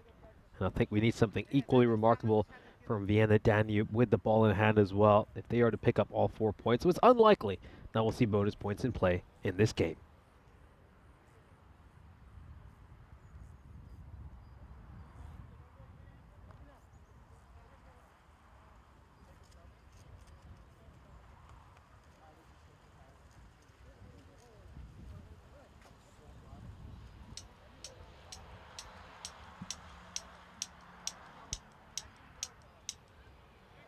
So we're set for the first ball. It's going to be Rahman to bowl this first over here for Vienna Danube.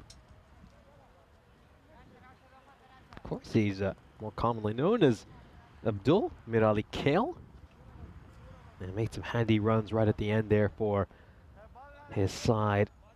And I think thanks to him, Vienna Danube do end up with 124 runs. I think otherwise, things looked pretty grim for them. And I think they would have been stuck with something in the low hundreds or maybe even high 90s at one point. They were really struggling out of the gates, and then of course they got that propulsion between overs 6 to 8 when they were able to make 60 runs between those 3 overs.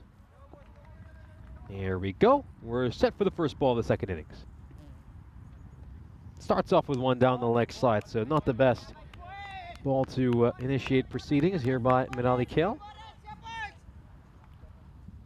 Yeah, so the Vienna Danube, I mean, I mentioned this during the introduction, they have had plenty of issues with their bowling throughout this European Cricket Series. Now it's going to come off the outside edge of the bat, and the fielder at third is simply not able to get to the ball that goes away for 4 runs, catches a thickish outside edge. And Sadiq will get a boundary off his very first ball. Yeah, top edge, away for 4.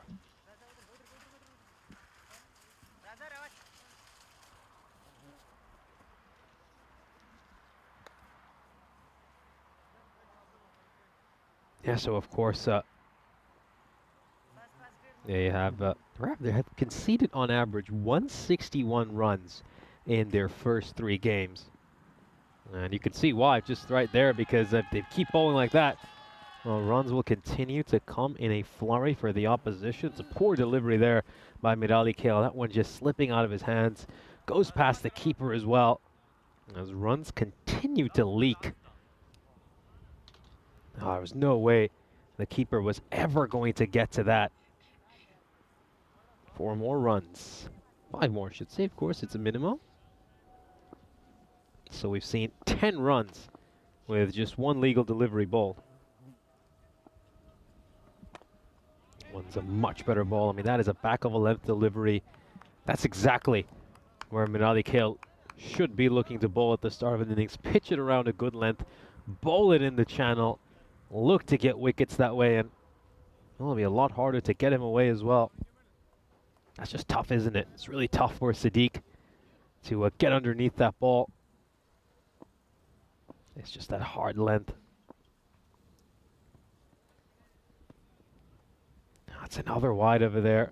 3rd wide he's bowled already this over, and once again you got to give some credit there to Subodh Hydri for getting across and getting his pad in the way to prevent that getting away from him.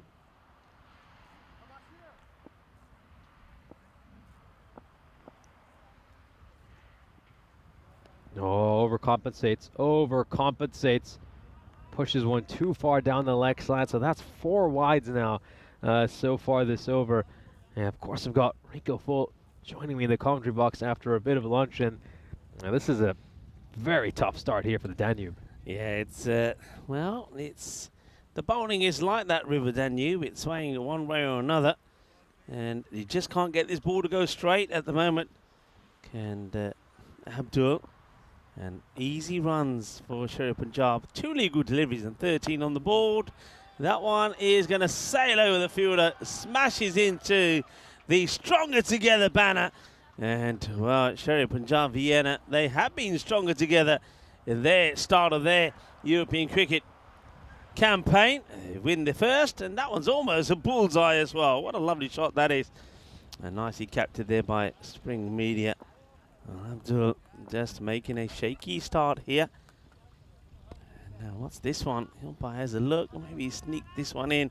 It's a dot ball at last. Yeah, I enjoyed my lunch. I don't know what option you went for, but I had a little bit of spinach. I had the saag, of course, spinach, chicken, and yeah, a few chapatis. That was, I passed on the rice. I almost thought that we had some mashed potato. I was about to pile it on. I thought, you know what, I'll have some mashed potato with chicken and spinach. And then somebody said to me, nah, that's the sweet, that's the halva, don't have that. So that was lucky I got saved, otherwise it wouldn't have tasted so good. Yeah, it would have ruined both the sweet and the savory dish as well. Yeah, that's very easy. I believe Yoz was thrown off by that as well. And then somebody had to come in and tell him, yeah, that's dessert. Yeah, it's not mash. Oh, it's going to get away from the keeper. That is going to get away from the keeper. Not the best ball there by Mirali Kale. I mean, this over is taking an age. He's chewing valuable time off the clock, and he's also conceding plenty of runs. The sides to bang 1 inch short, and well, that's just swaying away from the batter. Goes away from the keeper. That's another minimo, second minimo of this over. Oh dear, this over's gone from bad to worse. 24 now have come from it. There's still a ball to go, and well, if you need it, basically that means that they only need 101. I mean, 124 was what then you've got to, and they're giving 24 and this away, and that's going to be a Maximo Bolle. And that means to this match, this innings, we're going to have a supersonic start. 30 come off that first over. Disastrous start for Vienna Danube, and I think this over just kind of reiterates that point I made about how many runs they have conceded throughout this series. Really struggled with their bowling, and if you look at it throughout this ECS, it's been very loose, and then they haven't helped themselves with their fielding either. So it's very tough to win cricket matches when you're giving up 161 runs a game. Here's a look at the golden ball counter. At now up to 120. Well, I think the way this game's going right now, I think Sherry Punjab Vienna will wrap it up pretty quickly. So I have a feeling that this could tick up to 121 by the time we get to the next game. Yeah, it could be. I'm happy to see that Arslan Arif is getting a chance with the bat. I like him as a cricketer. I like him as a batter. I think he's very good behind the stumps. And I remember when we first saw Arslan, that was going to be another extra. Oh dear, extras is going to go off the charts here. But yeah, when I first saw him, you could see that he was a very good, accomplished stroke player, good batter, but wasn't quite up to the strike rate that you need to be playing the T10 format. I know that over the years he's improved, and I think now him and his brother both are very good batters in this format, and I think Arslan is going to try and use this as an opportunity to prove it. A good slower ball there by Ayubi. Sadiq was just threw that shot a touch too early. Yeah, nice change of pace. That's going to be important. He needs to get a quiet over in here just to settle the nerves for this Vienna Danube side. You just feel another couple of big overs, and all of a sudden, Sherry Punjab will start eyeing the bonus point. Yeah, and we already know, having seen them once, that they have got some good hitters in there. And that one is going to be a bit of a teaser, and it's just sensational. Wow, it's just sensational. We're going to have to give that part of the ground a name. He's really slow coming towards this, you know. He doesn't pick it up straight away. He's not the quickest on the ground, but how he snaps his up off the ground, well, he's like a big cat coming in for the kill. Dives forward, gets the grizzly in his hands. What a catch. What a fantastic catch that is. That is superb from Duster Hill. It really is. Have a look at this. Ah, sensational. Look at that. Have you ever seen a catch taken like that? And he does it with a forward roll. Look at this, a forward roll. Well, 10 out of 10 for the catch. But, well, for the landing, he's got to get another 10. Well, put him in the Olympic gymnastics team for Austria. That was incredibly special. Yeah, never really seen a catch like that. I mean, you talk about doing the front roll to perfection. He does it on a rather bumpy cricket field, and I wonder if he's hit his head as well. A forward roll. He's taking a catch, doing the forward roll. Oh, my word. Have a look at this. Have you seen anything like that from Abusin? Doster Hill, he takes a catch doing a forward roll. Oh, my word. All right, come on, everybody. That part of the ground where all these great catches are being taken, we need to have a name. No, I certainly do. I mean, we've seen so many incredible catches throughout this series, of course. We saw Lark take a catch for the ages out there as well. I mean, Austria's already turning into a highlights package of its own. Yeah. I mean, we could easily make a video at the end of this series with just Austria catches compilation, and I feel a few of them could be nominees for Catch of the Year. Yeah, well, Abusin, anything like that. Well, his name, by the way, is Abusin. Abusin Doster Hill has just taken an incredible catch. That will be definitely up there on the social media. And I'm thinking it's got potential to go crazy, that one. What a catch. Yeah, the front row, though, that still gets me. I really haven't seen anything like that. Well, take a look at that moment once again and then watch this. It's like he's just taking the leap, does the forward roll. Oh, it's just like gymnastics class back in school, except you were doing it on a nice, comfy mat, not a rough, bumpy cricket field. I saw the cap come off. What else was that came out of the cap? Well, he can't stop in this one. This time he's going to have to get dirty and get into... Yeah, I reckon he's got like a bit of headgear underneath that cap, I think, that went flying off as well. Now, this is a boundary. It's a nice hit. And guess who's out there, by the way? Zahid Zadran. After first time we've seen him bat in this format, he scored a half century. The man from Germany, Zahid Zadran, of course. Well, the battle of the two Zadran. Zadran to Zadran. Oh. You could not hit it harder. You couldn't hit it harder. Well, there's no love between the two Zadrans, is there? Oh, my word. He's absolutely clobbered it. He's just whacked the leather out of that ball. That's how hard he has hit it. Well, Zadran against Zadran. Zadran is winning. So, of course, 13 runs come off that over in the end. So, to be fair to Sarfaraz Zadran, he actually ends up bowling pretty decently. I think he'd take a 13-run over inside the power play. But we did see some absolutely spectacular shots. Here's a look at the standings for this ECS. So Shere Punjab Vienna playing in their first ever European Cricket Series, won their first match. They did it pretty comfortably as well in the end. And meanwhile, Vienna Danube, well, they've been in the ECS since last year. Of course, if I can just take you back to what happened last year and during what was a rain-hit ECS, they suffered 6 losses and had 4 no results. So they've never won a European Cricket Series match. So here we go. Last ball of the power play coming up. And it's the gymnast, Abusin Doster Hill. Start off with a wide down the leg side. So yeah, these extras are really starting to get very concerning for this Vienna Danube side. We're now up to 15 runs of extras. I've only seen 2 overs bowled. Yeah, Doster Hill. Well, at least we now know what else came off when he took that amazing catch. Of course, it was his headband.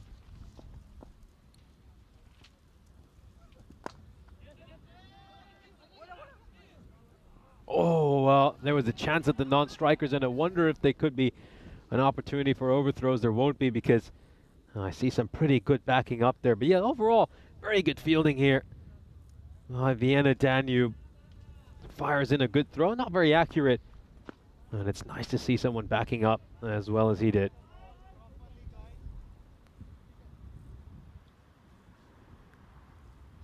Now the second ball of this over coming up.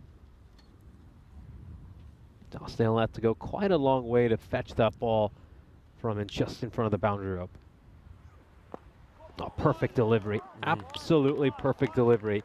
That's exactly the kind of length you want to be bowling. It's right between the batter's feet. It's so difficult for him to play that and get underneath it.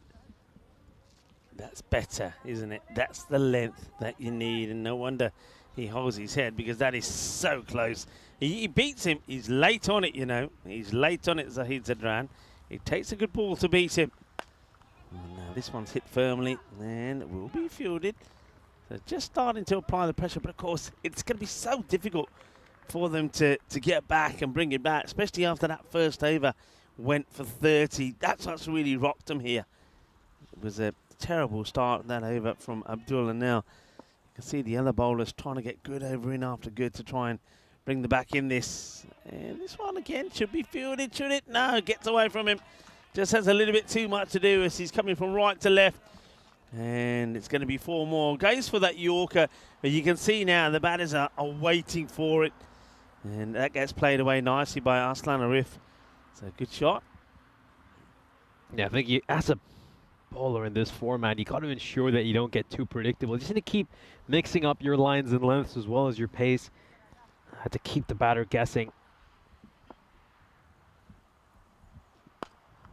Now goes for the leg stump Yorker. It's a lowish full toss. And that's going to be driven away really nicely there by Arif. So it's a game of fine margins. And right now these margins are favoring the batting side. Yeah, it's too much the same. Yeah, as I said, the batters know what's coming now. And how about that? A nutmeg. This time from Zadran, the non-striker. And it's enough, the dummy, to put off the fielder. That's going to go into the field behind as well. Great timing there from Arslan, not trying to hit the ball too hard. Bowler's got to try something different. And that probably isn't the go-to ball, as this one also is going to go all the way. Manos, arriba, vidro, porque esto es 6 más. 6 more. And after what was a pretty okay start to the over, right, there was a wide, but he brought it back in with a single, a dot and a single. And then it finishes with 3 boundaries, 2 fours and a 6. 17 come off the over. And Sherry Punjab Vienna, they are off to a flyer with 60 in the power play. Yeah, incredible power play here for Sherry Punjab. And if you take a look at that required to win now, it's down to just 9.3. I'll have a look here at the comparison between these two teams. So you can see they're well ahead of where Vienna Danube were at this stage. 23 runs ahead, to be exact. They know a couple more big overs, and all of a sudden they'll start eyeing that bonus point as well. So, yeah, Vienna Danube, they're not careful, might leave this game completely empty-handed. Yeah, it's just, you saw what happened though in the next 2 overs when they were batting. That really just hurt them. Otherwise, they could have got to maybe that 145, 150 score. But can the same sort of pressure be applied here by Vienna Danube? Have you, I was thinking about maybe one evening taking a walk up to the Danube. We're not that far away from it. Do you know much about it? Is there sort of a sort of waterfront with loads of cafes and bars and restaurants, or is it just pretty boring? Although in the city center there is. Yeah? There's quite a bit in the city center. I think a lot of people go swimming there as well. I think one thing about Vienna is it has so many parks. It has so many parks as a city. A lot of the parks, of course, date back to the imperial age here in Vienna, and of course, now some of those parks have been opened up to the public as well. Really are so many wonderful places to just relax in the evening if you're in the city center. But yeah, the banks of the River Danube. What is that thing doing back there? I think it's fetching cricket balls. It hasn't moved from there. I mean, do you reckon it's just somebody's left it on in the air, and it's going to be another biggie, 6 more. And Arslan Arif is really turning it on. Yeah, look, it's there again. Do you reckon he's gone for lunch and he's forgot to turn it off and it's just going backwards and forwards doing the same motion, because it hasn't moved from that spot? No, it hasn't. It really hasn't. It's been right there since the morning, doing pretty much an identical motion. Well, maybe I'll set a challenge to others in the camera tower to see if you can bring us a close-up of that, to see what's going on over there. Well, that's probably a no-e. I know this is dipped, but I reckon there's a no ball that's going to go for 4 byes. Let's have a look. Well, there's no ball call. It is a no-e. So not only is it 1 for the no ball, the wicketkeeper can't stop it. It's going to be 4 byes as well. I think the wicketkeeper's lucky he doesn't get wiped out by it. Yeah, he's quite lucky in the end over there, the keeper. Yeah, just having a look at that ball, though. terrible, terrible delivery. And I think it just sums up the way the Vienna Danube have been bowling throughout this ECS. Just haven't had the consistency, far too many bad balls. Free hit now coming up. And I tell you what, Arslan Arif is going to be licking his lips ready to go after this one. And thank you very much, Seismas. And I'm loving I got to say, I know that if you're a Vienna Danube player out there in the middle or a supporter, you're not liking it, but Sherry Punjab Vienna, they're certainly making some noises as well, aren't they? Every time the ball is being pumped to the boundary, and liking that there from Arslan Arif, just holds the pose. And you know what he's saying? He's saying, oh, kidda photo kidda lali mere do thin photo kidda. Smile, please. Arslan Arif, remember I was saying that the first time I saw him a few years ago, I thought that he does need to maybe just get a little bit more aggressive in his shots and get his strike rate up in this format, and he's done it. You know what's happening here? Our cube is on its way down here. I can see the wind is taking it down. We could be homeless not in half an hour or so if this wind doesn't stop. Yeah, it just takes me back to day one when, of course, we weren't in the ice cube. We just had the commentary table. That's what we had for the first 1.5 games. Well, if we don't have this shade over us, if it disappears now, we will fry, and I can guarantee that nothing here will work. So we're going to have to try and do some repairs at the end of this innings, which could come to an end pretty quickly at the moment. That's well struck. That should be fielded. Yeah, that's well done by the fielder, because that one gets to Hamid Khan pretty quickly, makes the stop.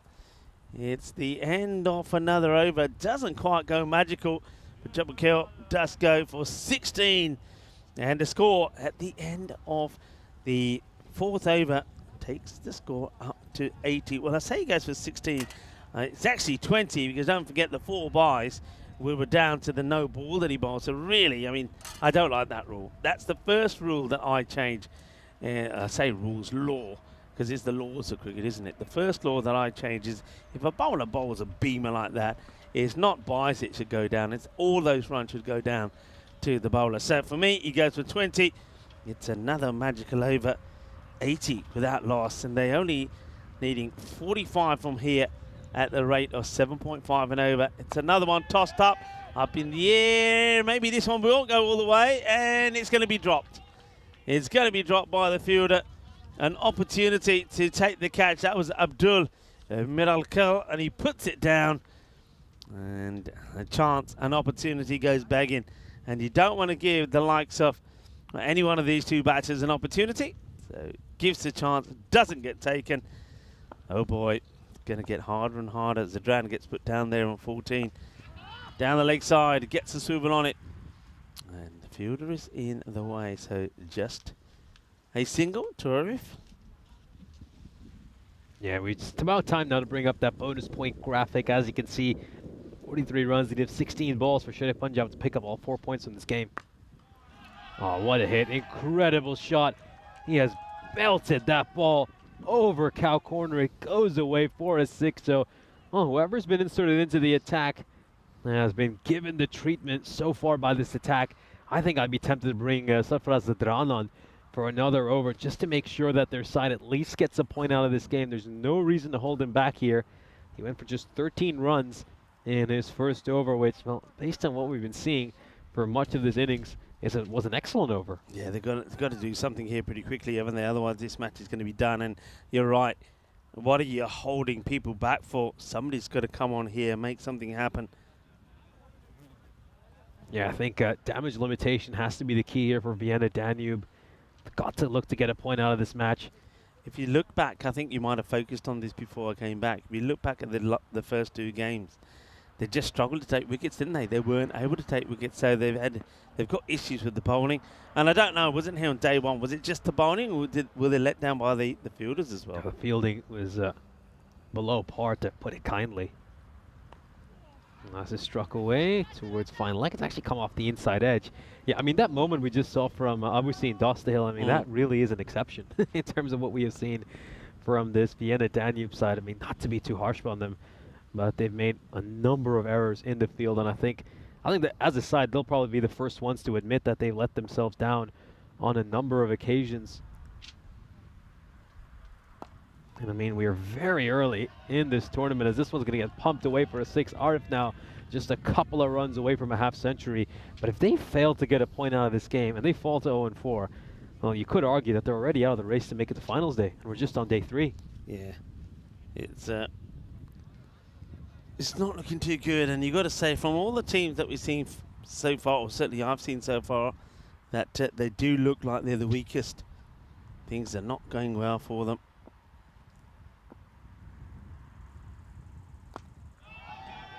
Six. Huge shot there by Arif. And he's going to bring up his half century, raises the bat in acknowledgement. And he's just going to go and get a pat on the back from his teammates, Zadran. Shere Punjab now need just 24 runs off a couple of overs to pick up a bonus point. That ball was in the slot, and he has sent that away a long, long way. And you can tell this Vienna Danube side, well, they look like a defeated team. They want this innings to come to an end as soon as possible and just be put out of their misery. Very good batting. Sorry, Nisha. Great batting from Arslan. Like to see, great that I'm seeing him out there and batting this way.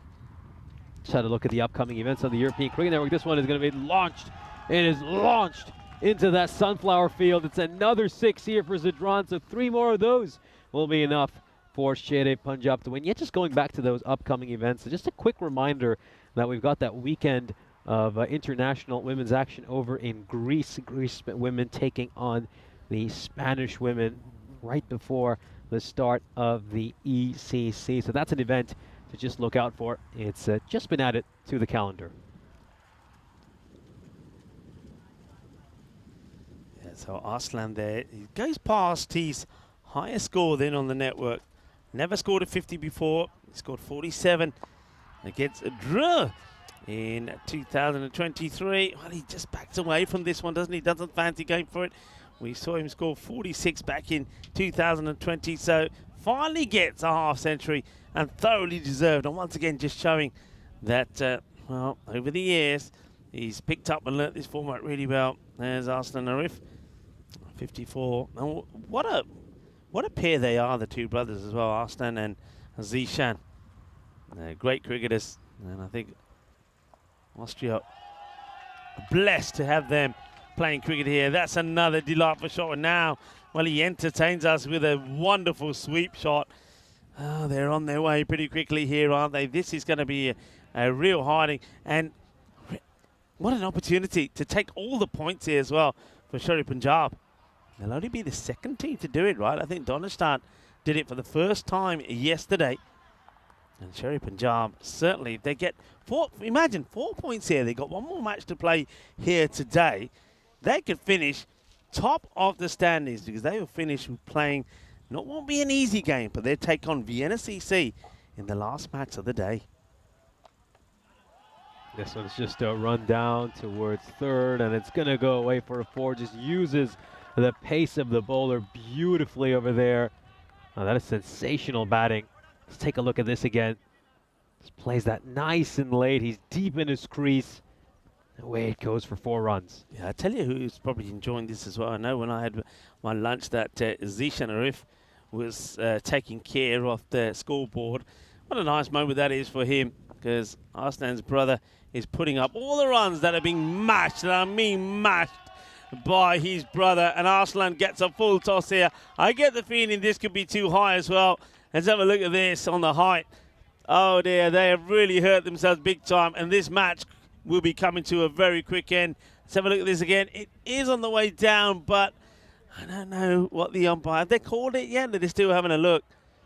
You can see they go to reach for the walkie-talkie straight away. Might just get away with it, maybe, but they're not getting away with the shot. In fact, I think, what are they doing here? They're calling it or not? No, they're saying it's okay. There's the 6. So we move on. So 1 hit will do it. And Arslan Arif will be looking to do it in this ball. And he plays a delicate sweep again, but this time to the fielder. That will be stopped. And they will get just a single. Oh, well, hold on. Not just a single, because the issues in the field for the Danube side continue. And finally is the end of the over, and I think they are probably just 2 required for victory going into the 7th over. So if they do it here now in this over, or before the end of this over, they will take all 4 points. And Vienna Danube, their quest to win their first match in this 2024 campaign continues. This is what's up next when Vienna CC take on Indian Vienna. This should be a very good match. Of course, Karanbir Singh has been in very good form, so he'll be key. This one gets played away. Picked up, good pick up and good throw. And this time there are no overthrows, so score's tied. Now the game has been won. Is that the game's won? Yep. Okay. So it was a couple of runs, and off the last ball of the previous over, of course, Jabbar Kale had that overthrow when he was bowling, and then of course they needed just 1 run to win it in this over. They'll knock off that run, and they will pick up a bonus point. They do this with 4.5 overs to spare, 3.5 overs to spare, and a dominant victory here for Sher-e Punjab. They have 7 points out of their first 2 games, and Vienna Danube are still hunting for their first ever European Cricket Series victory. We'll have a look at the fantasy dashboard. Of course, Vienna CC, led by Mark Simpson Parker, about to take on Indian CC Vienna in just about 35 minutes time. Of course, MSP coming into that game off the back of 3 consecutive half centuries. Let's have a look at the highlights of this innings. And of course, you have to say it was a pretty difficult day for Vienna Danube. Just couldn't quite get it right with their bowling. They went for plenty of runs, 125 runs they give up with 3.5 overs to go. You're just taking a look at some of these balls. I think you could just see far too many extras, far too many full tosses. They just couldn't get it right at any point in this innings. They end up giving up 20 runs of extras. And we still have plenty of time left in the innings. Yeah, it was a mess, wasn't it? That first over going for 30. Well, I know that flew through the scorers. They never really recovered. But it did. We did see something special. And I think this is here. No, not that one. We did see a special catch. Well, there he is waiting for it. That one wasn't special. That was another Gandhi ball. It's another. That one went for, of course, the buys. And yeah, we did see that special catch. Of course, that's something that we'll be talking about for a long time. But speaking of catches, they weren't able to, not everybody was able to hold them. That was one that went down. There were just too many mistakes up there and too many big shots. I'm loving the innings there from Arslan. Did I miss the catch? I must have missed the catch. How did I miss the catch? That digger is still digging. We're going to find out what it's digging for. Maybe there's some gold over there. Maybe it's digging for some gold. We're going to see that digger fall into its own hole, I think. But, yeah, it was just an exhibition of batting.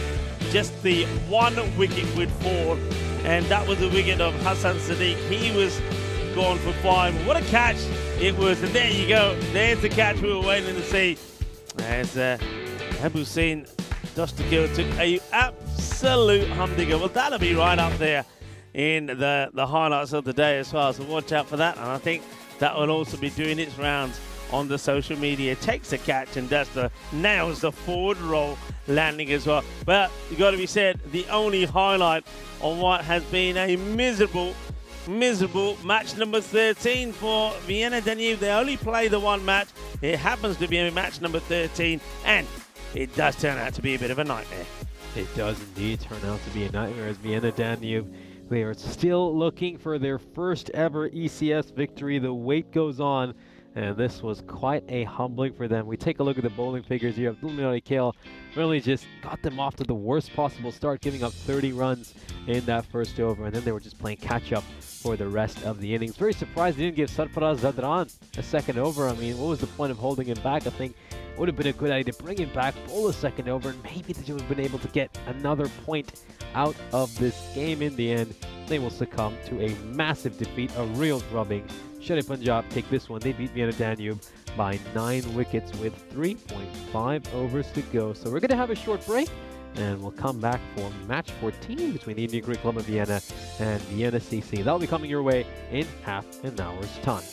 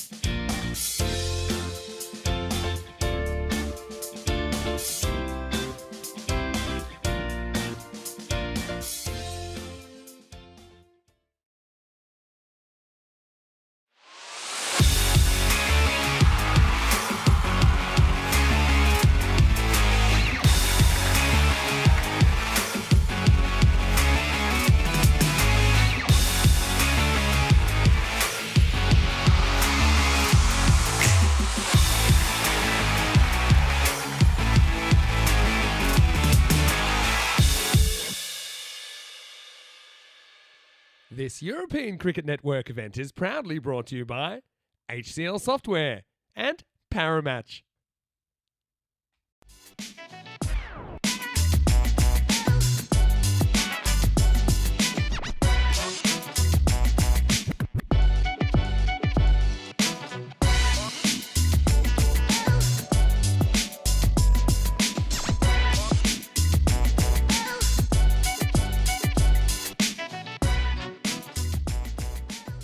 It's time for our fourth match of the day. Indian Cricket Club of Vienna are set to take on the Vienna Cricket Club. Let's head over to match referee Joe Foster, who's alongside both the captains.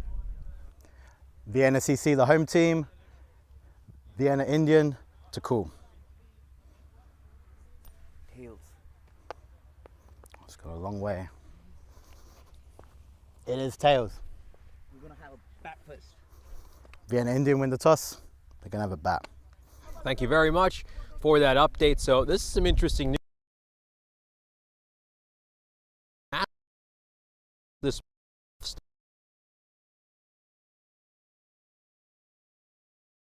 to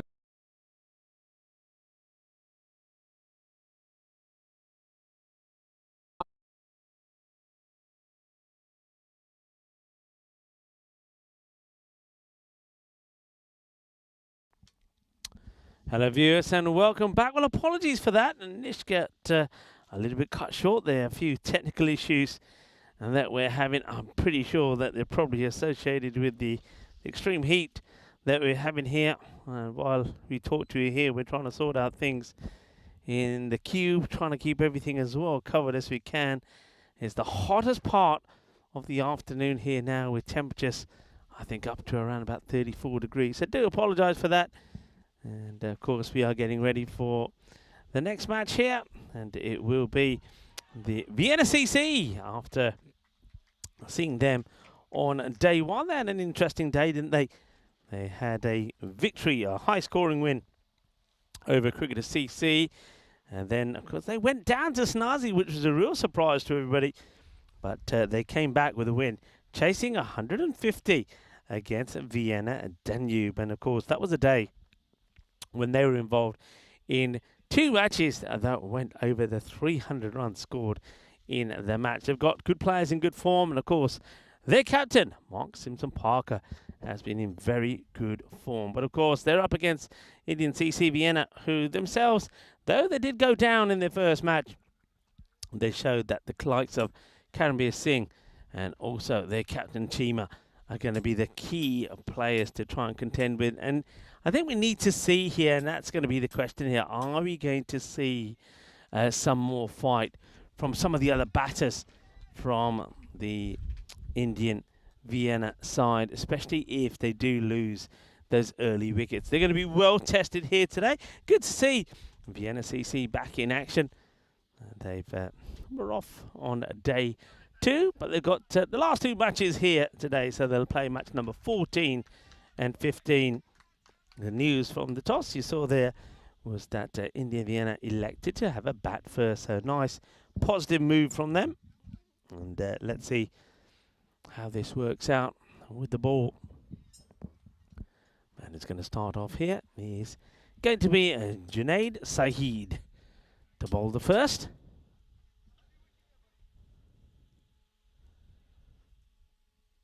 We'll just wait for the umpires to be given the thumbs up here from the scorers, who maybe themselves are also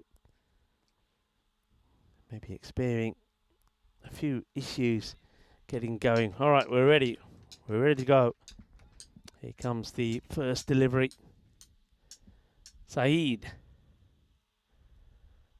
And starts with a nice full delivery there to Karambir Singh. Dot ball. Karambir, of course, very early you saw here, just takes a little shuffle back. It's the Yorker length delivery that had him in trouble in the last match. Of course, he was done by a beauty from Bilal Zalmay. Welcome back to everybody as well. We had a slightly longer break, so nice to have you back with us. John Hisham and Dave are there. And I think we're going to have a great last 2 matches here to end match day 3.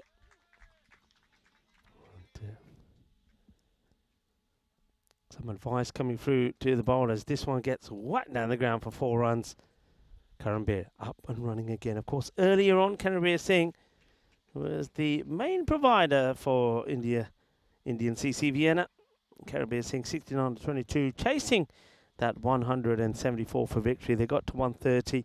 Chima 23 of those, but then nobody else really getting going with the bat. It's going to be a wide ball, says the umpire. Umpire Praveen gives the signal. Praveen out there with Avindra. And umpire Santosh is the third. And Joe Foster is the tournament referee today, taking over from Tyrone Peters, who's having a rest day. We'll probably find out what Tyrone has been up to. No, that Tyrone on his days off does like to walk. Right, chance. And, oh, I don't know here, MSP. I think this is one that you would normally fancy him to take the catch. I think the catch is on here. And I think he's a little bit concerned about the boundary rope. So he wasn't too sure if he could take and hold on to the catch here. I think in the end, it's almost like he takes the decision to try and stop the boundary. But that's a big opportunity that doesn't get taken. This one gets played away, bobbles around. Quick pick up and throw. Ooh, that would have been pretty close as well. It's an exciting start here. Both batters running hard, but that one again, Ghani could have been in the spot of bother.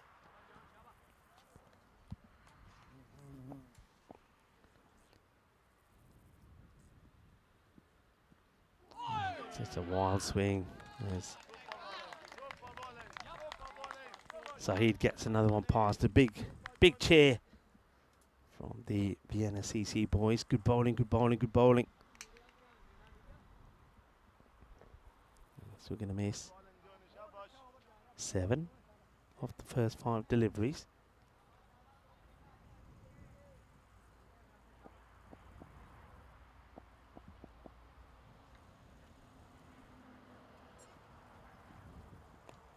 It's a teaser. It's a real teaser. This is going to get over the short third. It will go over him and go to the boundary. 4 runs coming off the last ball of the over. Not a bad over at all. Caused a few issues, did Junaid Saheed, but Karambir survives. He moves on to 9, but yeah, a couple of opportunities. Big chance there down the ground, I think. Never got taken.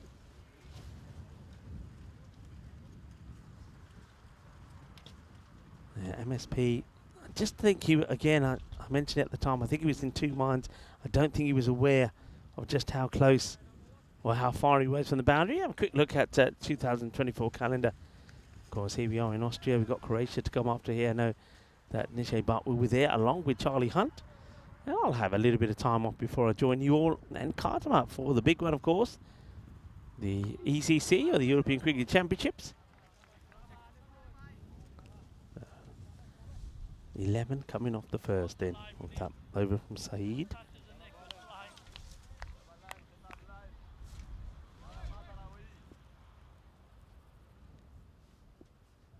Omari with the ball.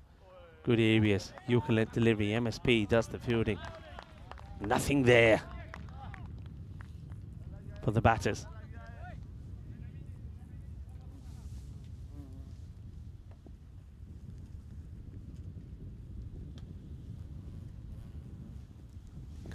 On strike.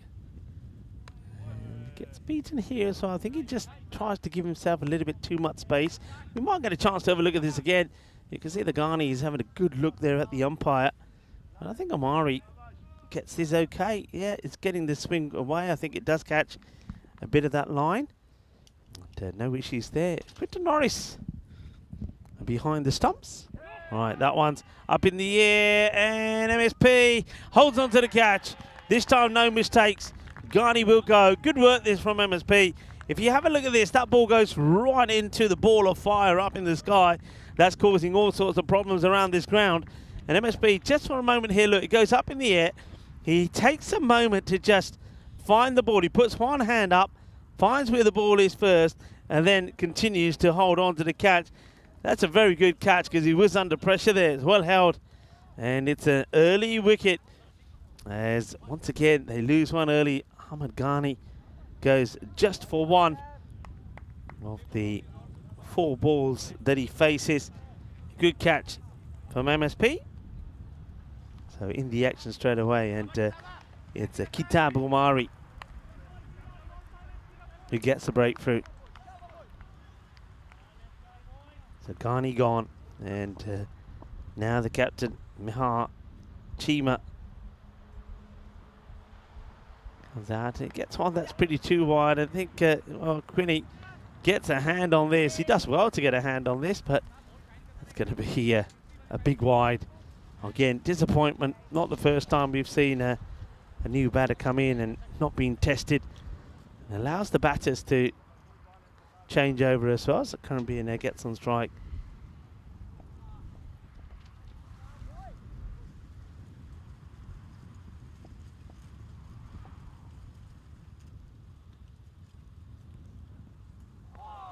Goes for that big shot. You can see what Karambir is thinking, because you got the 2-man straight, mid on, mid off, inside the circle. Third is back, and they got the mid-wicket back on the boundary, so he's trying to go straight, but not quite getting the ball in the right area. One thing that Karambir doesn't do is he doesn't use his feet to come down there just like that, because of the threat that he's posing for the big hit straight down the ground. MSP goes back now. The third comes up. And, well, would you believe it? You know what's going to happen next. Karambir sees the opportunity to go for the shot down the ground. Gets a snick. It goes over the third. That's coming from the boundary. And it's going to be 4 runs. Yep, it's that's the way it goes sometimes. That's the way it goes. And I think they're now toying with the eye there, whether they keep him forward about. Of course, he's going to have to come up unless they think about bringing the mid-wicket up. Goes for the similar shot again. So hasn't quite found his rhythm, Karambir. Omari's beaten him a few times. It's a good over from him. Goes for 7, but he's beaten the bat a number of times. 2 overs complete. 18 for 1, of course, and did pick up the wicket there off the opener, thanks to a good catch from MSP. So 7 off the over, picks up the wicket as well. It's a good start. Saheed went for 11 of his first, but once again, it was not the worst of overs. Created opportunities. As we have a quick look at the standings here, Vienna CC, of course, dropped a few spots, but you can see there's 4 teams there on 7 points, and with 2 matches to play here today, they could also take themselves to the top, but they're going to have a tricky little number after this one as well, when they take on Sharif Punjab Vienna in that last match. Wow, that one really does a bit. That's a good delivery from Saeed. You can see there that Chima is looking to go on the leg side, but finds this one come back into him. Well bowled from Saeed. He's getting that ball to move around. And a fine time to bring back into the microwave to just fry and cook a little to Nishay Bhatt. Just sliding down the leg side. Yeah, microwave would be a good way to describe it. I think we've all had to make a few adjustments inside the ice cube. Had to move a few things around just to get them out of the way of the sun's rays. As yeah, it's really, I mean, when I touched my laptop at the end of the previous match, I mean, you could have fried an egg on it. That's how hot it was. And I'm quite surprised it coped as well as it did. But yeah, now we just move things around a little bit. Got a few items in the shade. And we're ready to go for this game. So good ball there by Syed. Yeah, so this is going to be interesting. I think looking at this Indian Cricket Club of Vienna side, they look to be so dependent on Karanveer Singh to get most of their runs. You look back at that last match, once Singh departed, they struggled mightily. They were in all sorts of trouble. Chima was able to put together a good partnership alongside him, but he certainly played a supporting role, was looking to rotate the strike. I think that has to be his plan over here as well. Yeah, the main thing is he doesn't chew up dot balls Yeah, thing is though, I mean, when he was out there with Karanbir of course scored 69, so he batted very well. But I still do feel that Chima was quite happy to allow Karanbir to play at that time, but not really get involved himself, if you know what I mean. And I think he's got to do that. If it means that while they're there, they score the bulk of the runs, then so be it. I think he can't be complacent. He's got to play some shots himself, because he knows that from what we've seen already, there doesn't seem to be that much more to come. And that's exactly what he does here. That's more like it. Play those shots as well. Don't be thinking that Karanbir is going to score the boundaries and he just has to stick around. So that's a good shot from Chima. And plays it nice over the head of everybody. 6 runs. He opens his account with a maximum. A great shot there by Chima. Gets that one away all the way. Played out quite a few top balls to start off, but then he has sent the long ball over long on.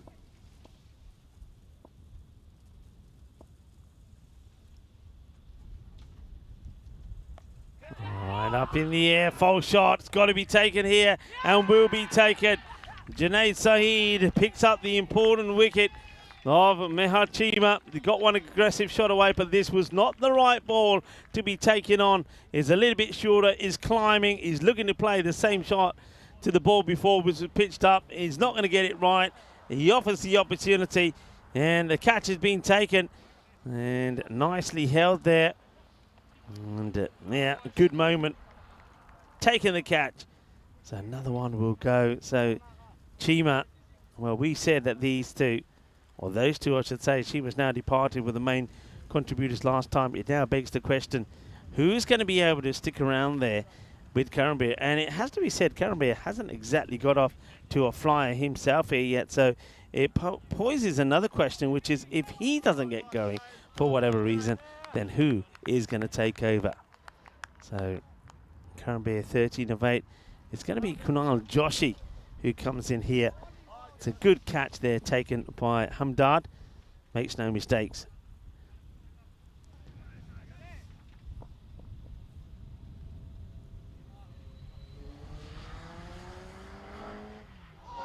Joshi's going to get done there by a beautiful ball by Saeed. Now that's how you bowl to a new batter. Perfect delivery. End of the power play. It's been a great one for Vienna CC as they have restricted the Indian Cricket Club to just 25 runs. Yeah, not just to 25 runs. Is that a good finish to a good over there from Saeed. And a good spell of bowling. He'll go just for 18. 7 come off that one as did it on the previous over from Mari. And he also takes a wicket. So 25 for 2. And you can see that they're already thinking of putting the squeeze on. I'm liking the fact that they're not making any real changes, saying, right, let's just stick with the 2 openers that are going to bowl out the likes of Saeed. And looks like Kamari himself will also bowl his second straight away.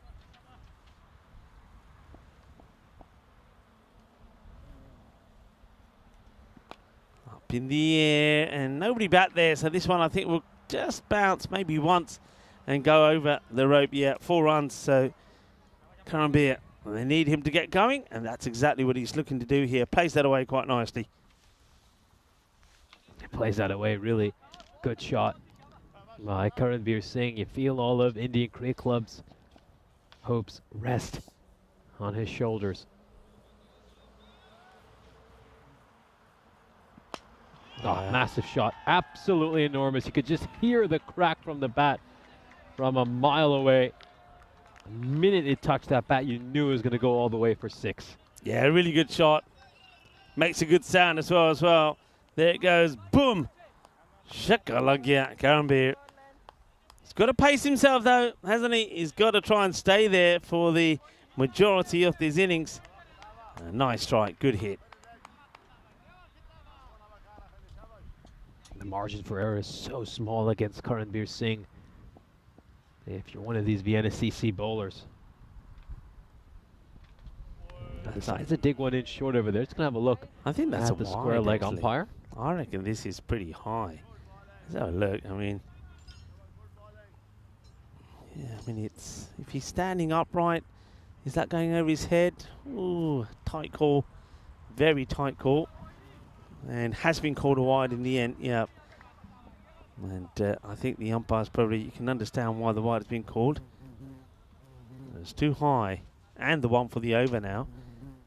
And now he strays this down the leg side. So Omari, just a few extras here. He's giving away. First one too short and high. That one down the leg side. Karanbir quite happy to allow that one to go by. He just lets that one slide down the leg side there. Karanbir seeing a few too many wides here from Vienna CC. Okay, up in the air, massive moment. And it dropped. Totally drops it. And he wants an excuse, does Ali Rahimi. He wants to use the sun as an excuse. He looks up, but then afterwards says, you know what? I can't blame anybody but myself. It's one not easy. It goes a long way up. It's one that I should have taken. Oh, Karanbir gets a big life. Gets a big life. How important could that be? Can you imagine if you had Karanbir sitting back in the shed already? I think if you get Karanbir sitting back in the shed at this stage, you know, there's certainly a possibility of then restricting this ICC side to under 100 runs. I think that's the sort of issues they have with their middle order. Yeah, that was an enormous moment. Is there something over there? What does that come off? Well, the bowler thinks it's out, but the umpire is unconvinced. Let's have another look at this. I think it's the arm. Yes. Yeah. The upper arm. And that's why you can see here from Quinny. Yeah, he's behind the stumps. You can see he would have been the first to be saying, how's that? And asking the question, but nothing from him. I think he knows that was off the arm, higher up on the arm as well.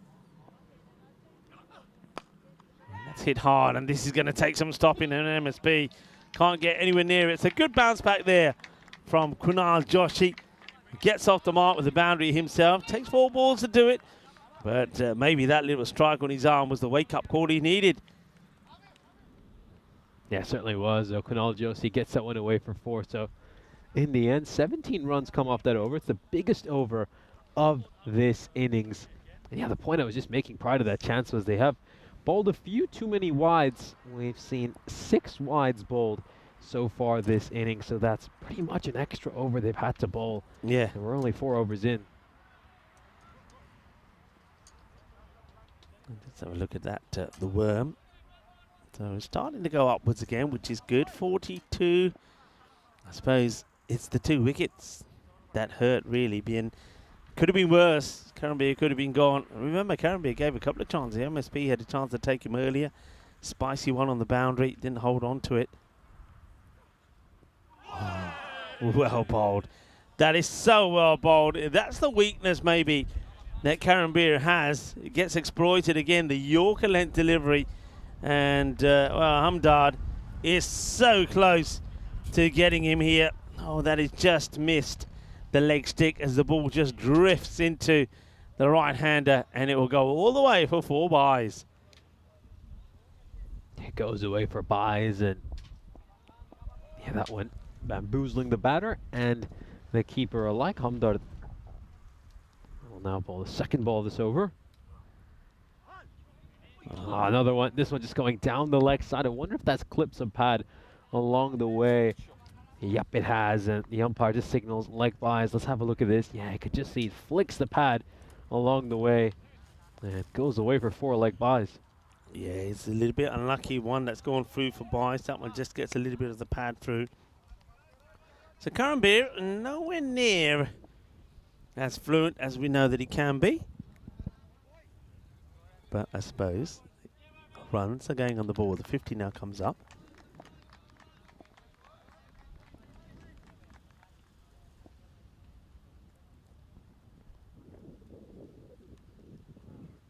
And that is not the length to bowl to him. That is gone a long way deep into the sunflowers there.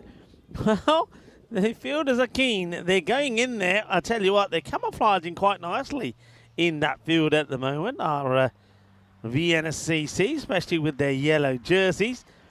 And, well, maybe they are the sunflowers, Vienna CC.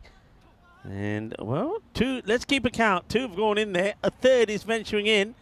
And let's make sure that all 3 come out. Who knows what could be lurking in there? Yeah, it's become a bit of a maze, hasn't it? Even though it really isn't. I think A lot of bowlers just keep going in there, trying to fetch some of those cricket balls. It's kind of interesting because, I mean, Austria is probably one of the few countries where we don't have actual ball gatherers as we would in most series. A lot of times the players are expected to fetch the balls themselves. Yeah, I mean, we had a few guys here last year, and I think there were, one of them actually was Lenin, who is actually umpiring this year. He was here yesterday, Lenin, going in the field to get these balls. Bobbles away MSB, gets down, puts out the long barrier. And you can see MSB, this not getting past me, he says. So, all right, Karambir. Now hands over to Kunal Joshi, who's only hit one ball for 4. Hits another, and he's gonna get put down. Well, or is he? Has he taken this on the second? Well, we're gonna have to good look at this because he's claiming this. I know he's put hands onto it and it pops out. And has he grabbed it on the second attempt? Well, let's take a good look at this because this is out of our eyesight. Well, is that the second attempt? Have we got the whole thing here? I think he gets 2 hands onto it. It pops up and it looks like he grabs it on the second attempt. So we haven't got the first initial contact. That was what I saw. So I did see the ball hitting him and getting away from him. But he's reacted. And, well, Kitab Omari has held on to it. So Kunal Joshi is going to have to go for 4 of 5 deliveries. Hits it well, but it's too close to Omari. And Omari, you don't often get second chances in life. He does, and he hangs on to it.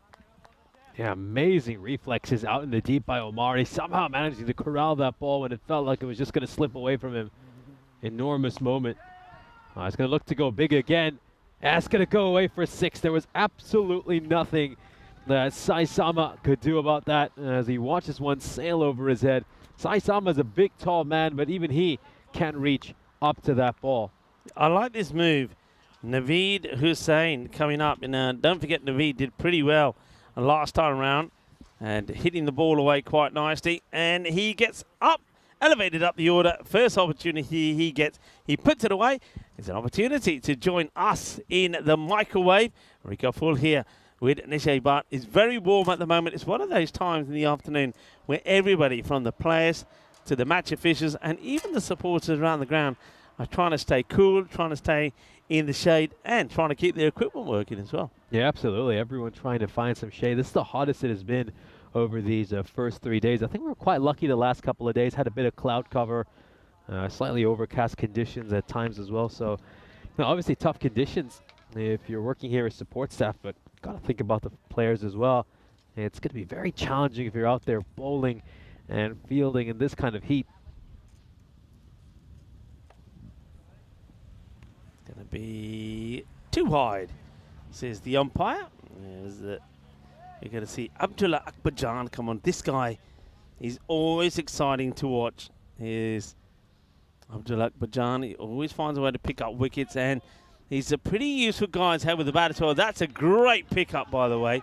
Fantastic bit of work. And that's Saisama.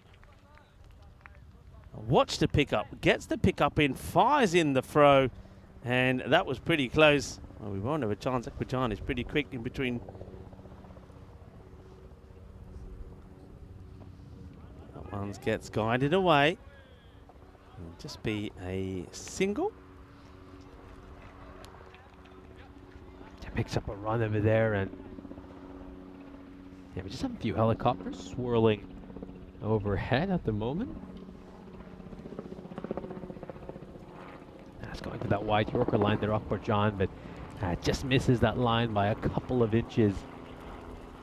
And it's going to end up being a wide. Akbarjan thought he had a pretty good day on the opening day of this ECS. Was very handy with both bat and ball in hand.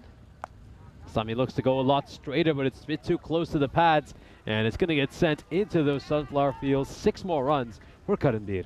Yeah, well, Karambir, it seems to be, once again, the man they're relying on to try and get the key runs. That over from Hamdan, by the way, came for 21. I mean, he did have some joy in there picking up the wicket, but if they can keep going at this strike rate, I suppose they do get a challenging score up there on the board for this very powerful The NCC side right, MSP in the business, is he? Not quite. And this one goes through MS3, through us, and behind us. I think that's in Diana Ora's territory. A well struck, powerful hit. Goes through everything. Knocks a few things down on the way through. A good, powerful hit. Karambir goes into the 40s now. And now this one is flat, but the fielder can't get there. And that's going to be 50. Back-to-back 50s for Karambir. This one comes up in 20 balls. Of course, earlier today, he was in good form as well, 69 of 22. So, the news now gets out to his teammates who applaud him. It's the end of the over as well, 85 for 3. And Karambir Singh, ball Badania, Felicidades, another 50 to Karambir Singh. Yeah, great half century for Karambir Singh. A terrific start to this ECS campaign for him. I think making this move over to Indian CC Vienna has worked wonders for him. This side really rely on him for runs.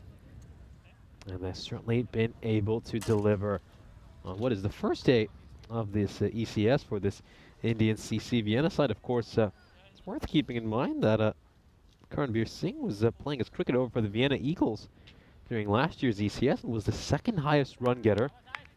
Average 67 with a strike rate of 226. And he's replicating that form so far with the blue of Indian Cricket Club. This one's going to be caught, but that's surely a no ball. It's surely a no ball. Yeah, has to be too high. You heard the from me straight away. So look at that, it's too high. And not the best of deliveries, but Naveed Hussain, who has been accelerated up the order, played some nice shots towards the end of the innings last time round. So I like him that he's there. That was the free hit was a Yorker that's jammed into Karambir. I just wonder if Karambir, knowing that he had the license to go big here, could have just been a little bit more aggressive. It goes back to what I was saying before about him. He doesn't like to come out of his crease, does he? He's not one of those batters that comes down the crease to hit. He either goes back in or to the right. You see here, once again, doesn't come down. And that's where sometimes other batters can come down and hit big. Well, what about this for a throw from MSP? Direct onto the stumps.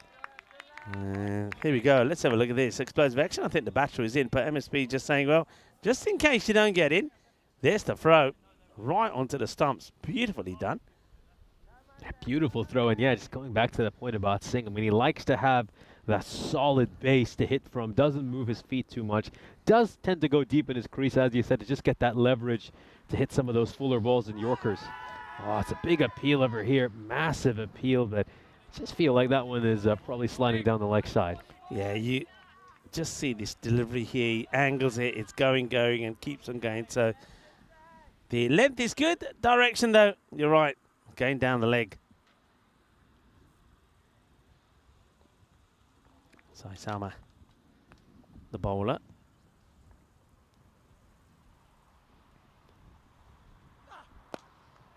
Okay, chance, no. Oh dear. Well, MSP, I think he's had a couple now which he hasn't quite judged. It's not like Mark Simpson-Parker. This is another one which I think, again, he just a slight bit of hesitation. Do I go for it? Do I not? It's a teaser, it really is.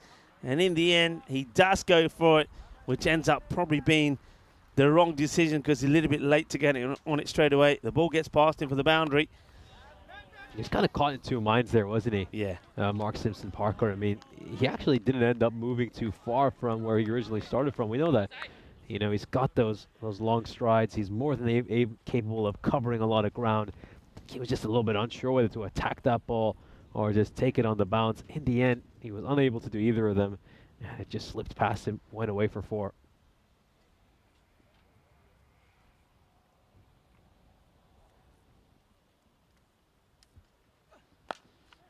Struck pretty well. I think that's going to get in the gap. Yeah, the fielder just slips a little bit before he gets going there, does Kitab Omari. And as a result of that, he's definitely not going to make it. So boundary comes off the last ball of the over. And Sama means that he goes for 13 off that one. It takes the score up to 98. So I think here that the Indian CC Vienna will be quite happy with this. So with 3 overs to go, I would say they'll be looking to try. It'll be like batting in the power play. They've got so many wickets in hand. They'll be looking to go for about 45 here. And get to a 45, then you put in a 140 on the board. I think they will feel that they need every one of those 140 runs if they're to be competitive in this match and see if they can get a win over Vienna CC. Struck well in the air and is going to just fly over as Karambir now really tries to muscle in on a big score. Starts with the boundary, and Abdullah Akbarjan surprisingly comes back for his second after game for 22 in that first over.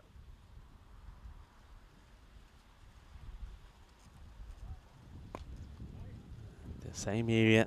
Two fielders combined together to make the stop. It's been done pretty nicely with a man who's got a lot of numbers on his back, Iqbal Singh. Yeah, I mean, I was talking about this a few days ago on the chat, and I mean, personally, I'm not even a fan of having triple digits on the back of your jersey. I don't think you should have anything beyond 99, but now when you're going up to 4 digits, I think that's just taking it too far once you're into the thousands. We have seen, of course, in Rome, all the sixes. 6, 6, 6, 6, 6, 6. Don't forget that. And of course, yeah, not that often, but that I think is the highest or the most numbers that we've seen on the back. That's good delivery. That's actually very well played.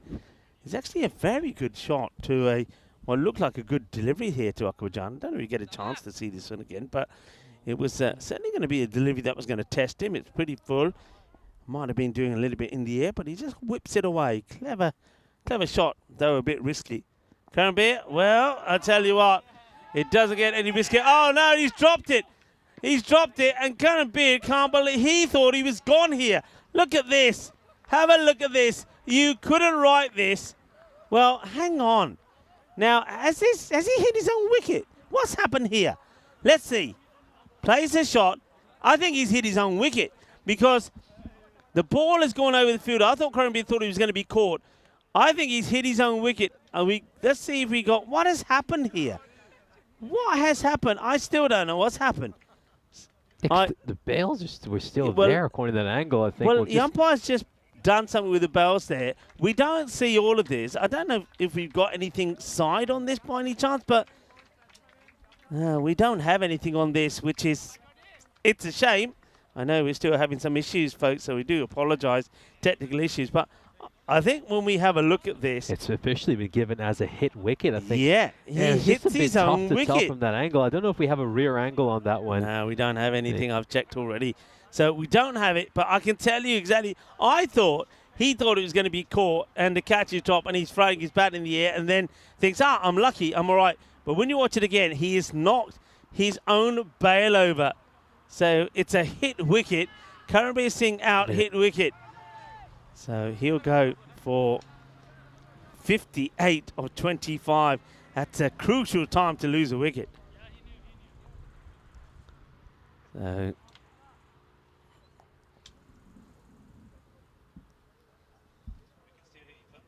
that's been hit big. It's a full toss. It's a monster strike, a brutal hit. Very important though here with the wicket of Karambir gone that the other batters do rally round and trying to keep the momentum going here. Naveed Hussain is certainly looking to do that. He clobbers this one away. He's been joined out there by Irfan Safi. Yeah, very good batting here by Naveed Hussain. Didn't really get to see much of him at his best during the previous match this son was involved in. If he could just find some other batters in that middle order, it will relieve some pressure from Karambir Singh, who, as this side is constructed right now, it just feels like every game is just going to be a case of seeing how many runs he can get for his team. As things stand, though, if they maintain that run rate, they're on track to get to 140, which, well, they find a way to make 28 more runs up these next couple of overs. I'd say it'd be a big win without Karambir Singh out there. And, through the fingers. That's going to be 4 runs. And they need a little bit of luck to go their way as well, and that is a bit of luck. That one probably should have been held. I think it's gone through pretty quickly, but Safi gets a life. He gets dropped on 1, and he'll go and move on to 5, courtesy of that misfield. Yeah, I think if they get to 140, especially now that Curran has been removed, that will be a very good result for them. Oh, that's a very good take there from Quinton Norris behind the stumps. It's not a good delivery down the leg side from Saisama, and Quinton gets the glove in the way to make the stop. Yes, that's 20 runs of extras now for Vienna CC. Very uncharacteristic performance by them in that department. Usually you tend to see them keep it pretty tight, under 10 extras and over an innings. And it looks to go for the wider delivery there, and great fielding off his own bowling there by Saisama. We don't know how many runs he's saved, but he's at least saved 1. Let's have a look at this. Leaps up. He's a big, tall man, Samas. That was a great reaction. He's got quick reflexes. We've seen that when he's been on the boundary as well. All right, now coming back in again. He really wants to keep this nice and tight. Well, that hits firmly, but fielder gets down, throws the ball in again. It will be backed up. Did MSP bowl on the first day here? No, he didn't bowl at all. That was rather odd. I know there were a few people expecting him to bowl, especially after how successful he was with the ball in hand during last year's ECS. He was the 3rd highest wicket taker, picked up 12 wickets with an economy rate of 8.9, but yeah, didn't bowl a single over on day 1. Hasn't bowled today either. Up in the air, and it makes it look easy. There's a good catch taken there by Abdullah Akbarjan. And it's another wicket that will go. So Irfan Safi, having been dropped on 1, he's not able to capitalise. He'll be 6 of 4 balls as he makes his way back. And so he goes. A new batter will come in. Let's see if they can get going here. So good catch, just nice. That's the way to take a catch. You see he gets himself in a really good position. The feet are firmly planted. Holds to it. He's got to hurry up here. I'm telling you now, if he doesn't get up there in the next 15 seconds, I reckon he's going to not make it in time. And 60, this could be 5, you know. This could be very close to 5. And if I'm MSP, I'm asking the umpires the question to see how long he's taken to get in there, you know. Yeah, just having a look at the clock over here, he's certainly taken quite a lot of time. Can't quite give you an exact figure, but any penalty runs are awarded. We'll make sure to update you on that. Well, he just took an age, and he gets in and takes guard. So I mean, definitely, I'll tell you what, he was pushing it. He wasn't hurrying to get out there, and he was definitely pushing it. Umpire is on the walkie-talkie here, and I wonder what that's about. I wonder if the umpire is getting something through here. We're not seeing anything. Normally they would give a signal. He might have just, maybe the umpire's asking because there might have been an inquiry from one of the fielders. Up in the air, it won't carry to MSP. It'll just go for a single. It's a good over there from Sama. He's bowled a good couple, hasn't he? He's caused problems, and he's picked up wickets as well. Picks up 1 for 19. This is the end of the over, and the score 120. So if they're going to get this 140, it's going to have to be a big effort in the last over. Yeah, absolutely will have to be, and they're also going to have to find a way to get 20 runs off the bowling of Hamdard. Went for just 13 in his first over, and we know he's a very tight bowler, extremely good in the death overs in particular. He relished in this kind of a situation during Monday's play. So a huge task at hand here for ICCV. So 1 over to come here. At the moment, I suppose Vienna CC will be the happier, especially if they can keep this to less than the 130. But the opposition, they want 140. So swing and a miss off the first here from, well, it looks like this is Amir Javed actually that is coming on to bowl. So they don't go to Hamdard, it's Javed. And he starts with a dot. Interesting decision. I mean, we'll see if it works out at treat, or if they're left to root for this gamble. This one is just a attempted pull, but he's not managed to direct it anywhere near where he wants. It's going to be a rather streaky boundary for Zudran. Yeah, you'll take it, whatever comes. So it does go to the boundary, and this is where you say, yeah, look in the book.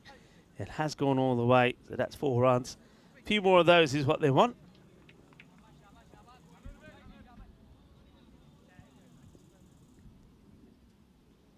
Javid takes his time. He's got to try and keep this outside the off, hasn't he? And a little bit straight, but MSP, very good fielder, fires in the throw. Now, should be looking really here. I just think that the batters, as soon as they see a throw here, it is the last over. As soon as they see that this is not going straight to the keeper or the bowler, I think you go for it. You set off. And I think a missed opportunity there, perhaps. Just a single taken.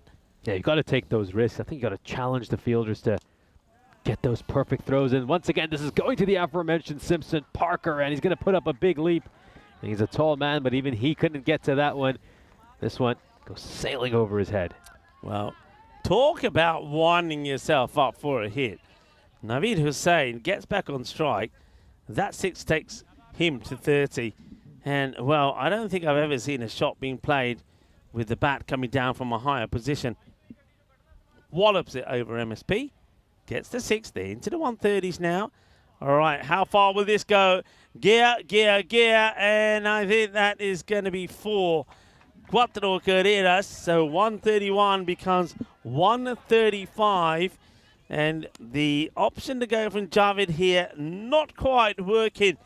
As 15 have come off the over with a ball to go. And Maximo here gets them the 140. Can they do it? Can they get one big blow? Can Hussain send this one sailing over the rope?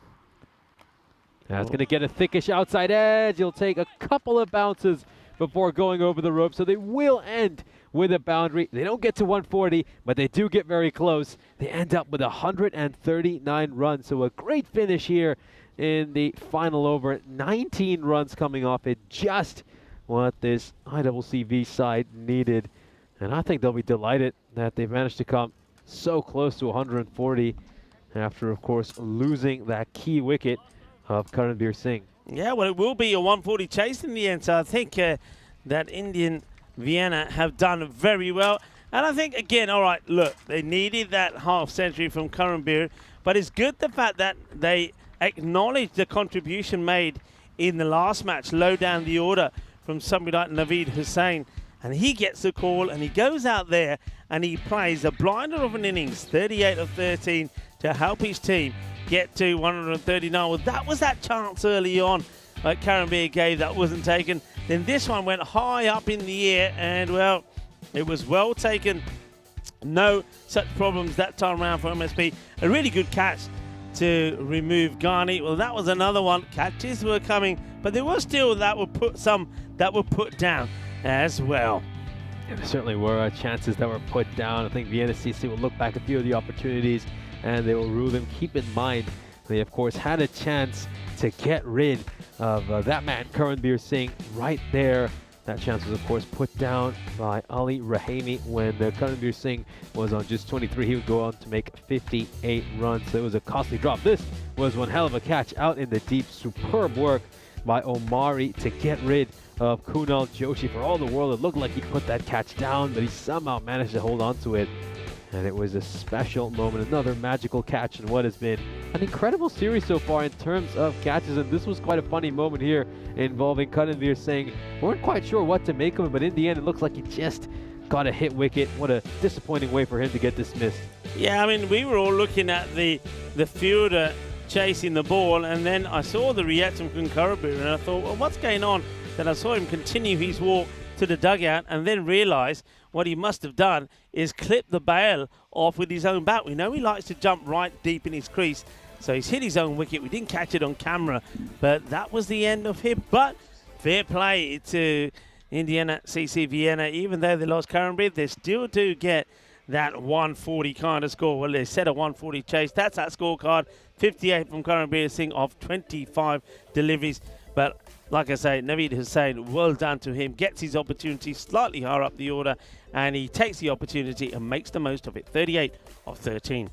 Yeah, certainly cashed in there. Naveed Hussain with 38 of 13 deliveries. We'll now have a look at the bowling figures for this Vienna CC side. A good performance overall by Junaid's side. Ended up with figures of 1 for 18. You can't say the same for Sai Sama as well. I thought he bowled superbly, but of course the big concern there for Vienna CC are those 20 runs they gave up of extra. Certainly something they'll need to clean up. Even if you take 10 runs off that, then Indian CC Vienna end up on 129, which is a very different sort of target. Yeah, it's you're right. I mean, 20 runs for a team like Vienna CC to give away. They don't, once again, bowl MSP. Akbarjan, a little bit expensive. He went for 22 in his first. He was given another chance in the second. He went for 16, but he did pick up a wicket in that one. But, of course, that was the hit wicket, really. So it was one that was given to him. So we can see the mid-match summary here. I think we're going to have an interesting match here, because I think if I know Indian CC Vienna well, and if we go by what they did in the last match, I think they'll bat themselves here with the ball. I think the weakness we know that they have is with the batting, because if one or two batters get out early, they may struggle to get to this sort of score. But they've got the score on the board. I think they're really going to push Vienna CC here. They absolutely will, and maybe this is a chance here for Indian CC to pull off an upset victory against Vienna CC. Join us in a short amount of time as we'll bring you the second innings of match 4 of this bumper 5-game day.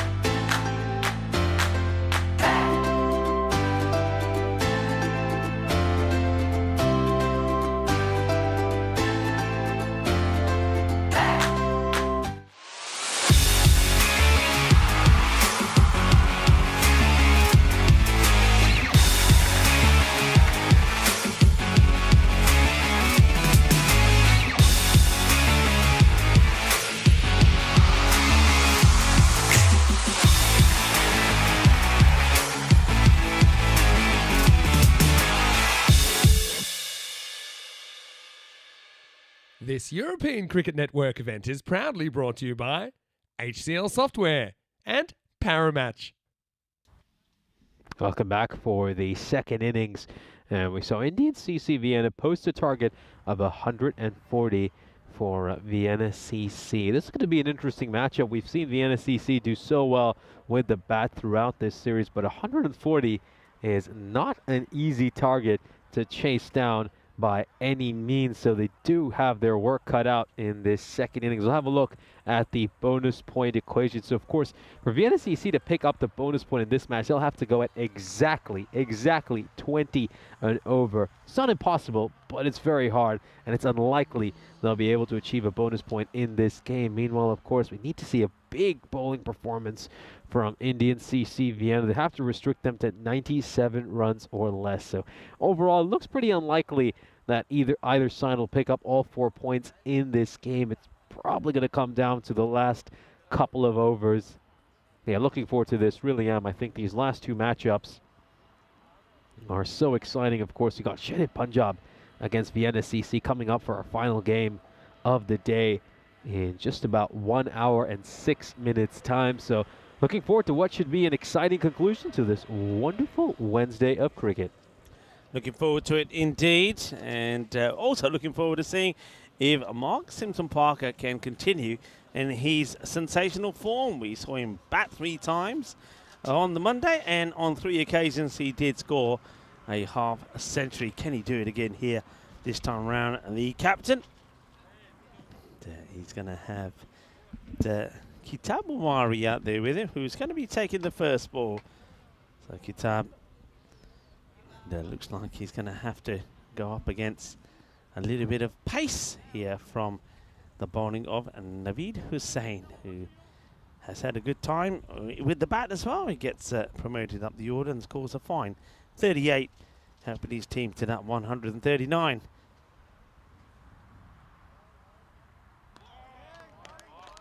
Starts off with the dot ball. So we've got a couple of exciting chases going on right now here on ECN. Of course, over here we've got this close matchup. Well, it looks like it's going to be a close matchup between Vienna CC and the Indian Cricket Club of Vienna. And then over in the Netherlands as well, the Netherlands posting just 133 as a target for the USA. So, you know, a good batting performance here by the United States. And well, they could walk in to the Netherlands and grab this tri-series. That would be some story. Certainly would, and they made a good start as well. They've got 20 on the board of the first 2 and a bit overs. So positive start from USA, but the Netherlands, we know that they've got a very strong bowling lineup, and just as I speak, they pick up a wicket straight away, and it's Carl Klein that picks up the wicket. So USA 20 for 1, and Netherlands fighting back there. And of course, Vinny Sandhu is there with Corey and with Leonard talking you through the action. So we're just getting ready to start here, and I'm not sure what some bit of conversation is here at the moment, and maybe once again just a few issues up there with the scorers. Just see that the umpires are waiting, so gives us an opportunity once again to wish all of our chatters well. And Dave was saying golden ball. Anyone with Dave thinks it could be a golden ball type of score? I mean, if it is, it will be a high scoring one. Okay, we're ready to go. As a few people saying hello to Neville Ross and Jeffrey Mobbs that join the party. That's going to be another wide. As Hussain just needs to work on getting his 9 right here. One thing they want to do is not do the same thing as what Vienna did. They don't want to give away so many extras. Yeah, they certainly will want to keep those extras to a minimum. Of course, Vienna CC gave 20 runs of extras. Very unlike them in that first innings. This one is sent away straight to the fielder, and Omari will depart for a duck. Huge wicket. Hussain does the trick. We saw him bat superbly in the first innings, and he gets the all-important wicket of Kitab Omari. Yeah, let's have a look at this. So goes for the big shot, doesn't really get the middle, it sort of drags it a little. It's a good catch, and here's the celebrations. Yep, and a disappointment for Omari. He's going to go for a 2-ball duck. So Derek will be there to help walk him off. There's Derek. A little bit of the old...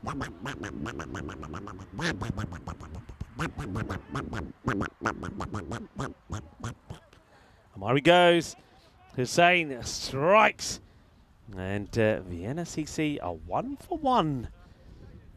A new bat comes out. It's going to be Abdullah Akbarjan. And I mentioned Akbarjan and his batting when he came on to bowl. Very good all-rounder, and certainly he's entertained us in the past with his batting here at the Seabarn Cricket Ground. And it's whipped away in the gap. It's going to be 4 runs. Interesting, the bowling of Hussein. He's sort of almost side on. He almost slides in on the side. Look at this where he bowls that from. So again, it's that slingy action, but he literally is almost very much side to side, and then he whips the whole body over at the last moment. Just watch the way he runs in. So he's running in here now. Look, it's like somebody who's about to, like a 10-pin bowler, as that is going to squeeze away for 4 as well.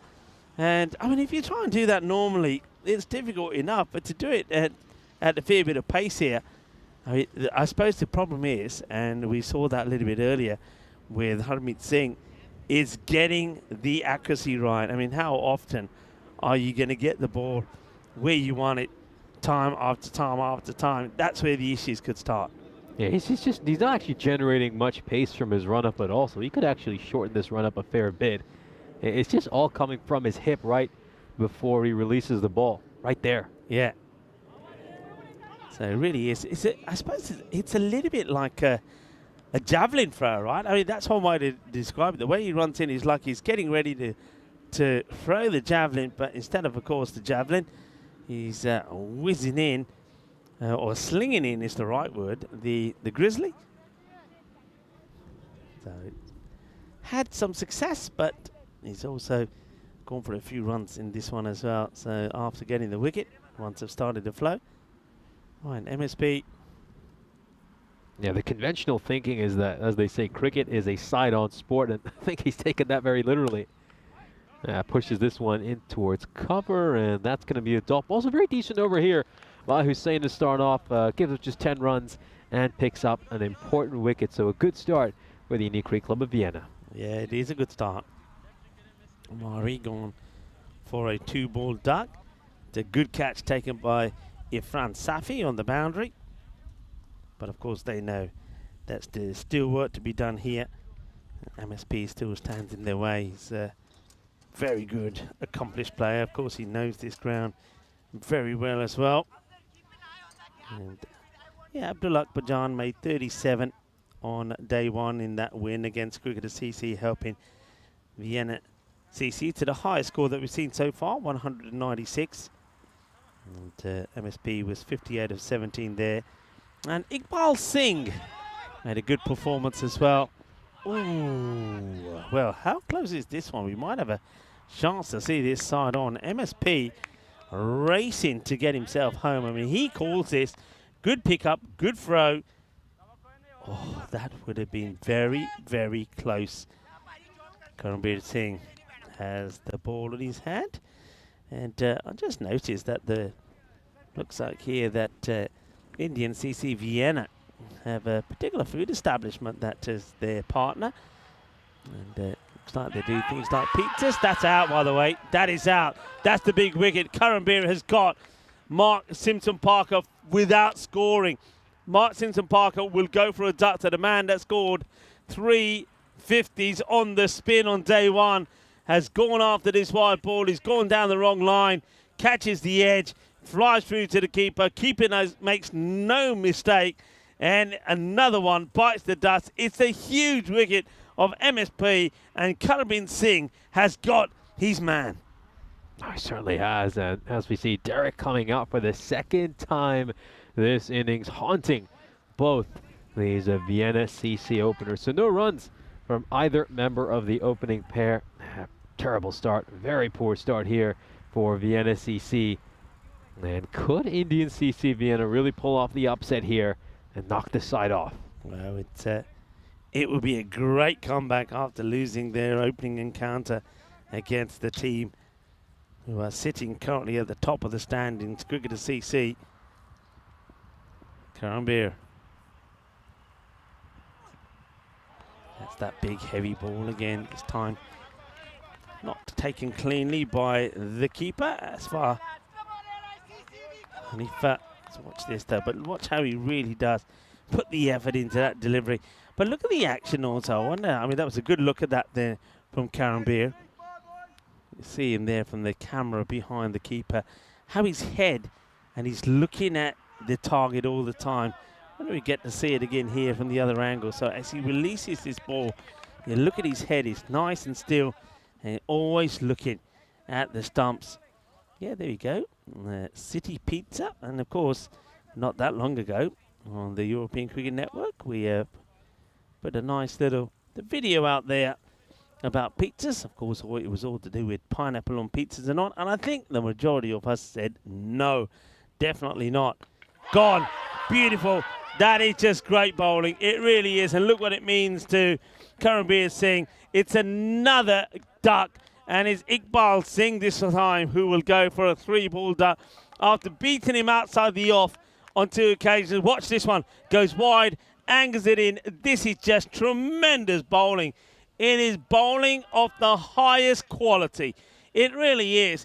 I mean, I wonder if we can, I don't know, I'll really be pushing our Spring Media crew here, whether we can see all 3 balls there bowled in quick fire, because he just done him like a kipper, outside the off, and then ball number 3, he goes wider and angles it in, knocks over the stump. So Iqbal Singh, he will also go for a duck. So batter number 1, 2, and batter number 4 gone without scoring. They could just see Iqbal Singh throwing his gloves there in disgust, and absolutely, I just love that by Karambir Singh. I mean, most bowlers, they struggle to just bowl a consistent line and length, but because Singh has that control, it allows him to develop these game plans, and he's absolutely done the batter there. Hook, line, and sinker. What a spell of bowling. Now, that's a poor delivery. That's a poor delivery. He gets that one wrong. It's a full toss on the pads. Rahimi will get that away. Iqbal Singh, well, he wishes he got a ball like that when he was on strike. Well, I suppose that one just shows that I suppose he is human after all, as he strays down the leg side, lets himself down with the last ball of the over. But what a good over it is from Karambir Singh. Apart from that last ball, he was 2 wickets for 1, ends up 2 for 5, and Vienna CC 15 for 3 after 2. I'll have a look at the standings for this ECS, and Vienna CC won a couple of games on Monday. They picked up one against Cricketers CC and one against Vienna Danube. They were defeated by Snazzy. That was a bit of a shock defeat for Vienna CC. Meanwhile, of course, this Indian Cricket Club side were defeated earlier today in a massive, massive defeat. So what a way to bounce back if they can pick up a victory here against Vienna. Big appeal, absolutely massive appeal, but the umpire's not going to give this. Let's have a look at this replay. No, it's so tough to give that LBW. He's pitching outside leg. It's also moving away from the leg stump, but just have a look at where the impact is. So really nothing going for that ball. Yeah, if there was another set of stumps there, it would have hit middle. But on those 3 pegs there, no, not out, nowhere near. Got him! Doesn't need the umpire for that one. Beautiful delivery right through Akbarjan. And Hussain has another wicket. What an incredible start here for Indian CC. It's a dream start. They are running right through this top order. They are ripping apart Vienna CC. It's another huge swing and a miss. A rash shot, a rash stroke by Akbarjan. The entire top 4 has been sent back to the dugout. Well, look at that. The two opening bowlers. Brothers in arms, aren't they? Brothers in arms, as they've taken another wicket between them. And, well, Hussain started it off with a wicket in his first. Karambir Singh picked up 2 in the second over, and now Hussain has got another one. He just plays all around this Akbarjan. This is what pressure does. The pressure has been created. Akbarjan wants to release some of that pressure with a big shot or 2. Misses it. Stumps get knocked over. He departs. And now they're in real trouble as Ansari comes out there to join Rahimi in the middle. Yeah, maybe it's all those pizzas that they've been eating during their lunch break that just fueled them to come out here and bowl with all this energy. Yeah, well, it's pushed away. And now you see they're getting to a point here. Confidence is low. Probably you should be looking to take a single there. They're not. They're just a dot ball. Somebody's going to have to start things off here pretty soon. Who's it going to be? Who's going to get them back in this match? Or are they ever going to get back in this match is the question. Taking on. And we'll get a leg bye here, I think. I don't think there's any bat involved. Yeah, leg bye signaled by the umpires. Look at the noise that's been created here from the Indian CC Vienna. They know this is a big scalp. They're going to win here. This is a biggie. It's a big one, and this would be a great bounce back after losing their first match against Cricketer CC. Yeah, they looked pretty hapless after that first match. I think you watched them play that game, and you really feared the worst for them for the rest of this series. But what a turnaround it's been within the space of a few hours. They look like a really, really solid side here. I think they're bowling beautifully. They got enough runs with the bat as well.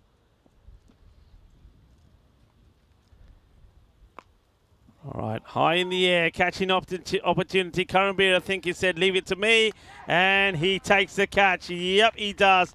Well, that's a sign of a really good player, isn't it? Who backs himself, believes himself in everything that they do. He says, it's mine. I'm going to take it. He comes across, holds on to the catch. Another one bites the dust, and Karanbir Singh helps Naveed Hussain pick up another. They are falling like flies here as Ali Rahimi is the next one to go. They are now 5 down, 16 for 5.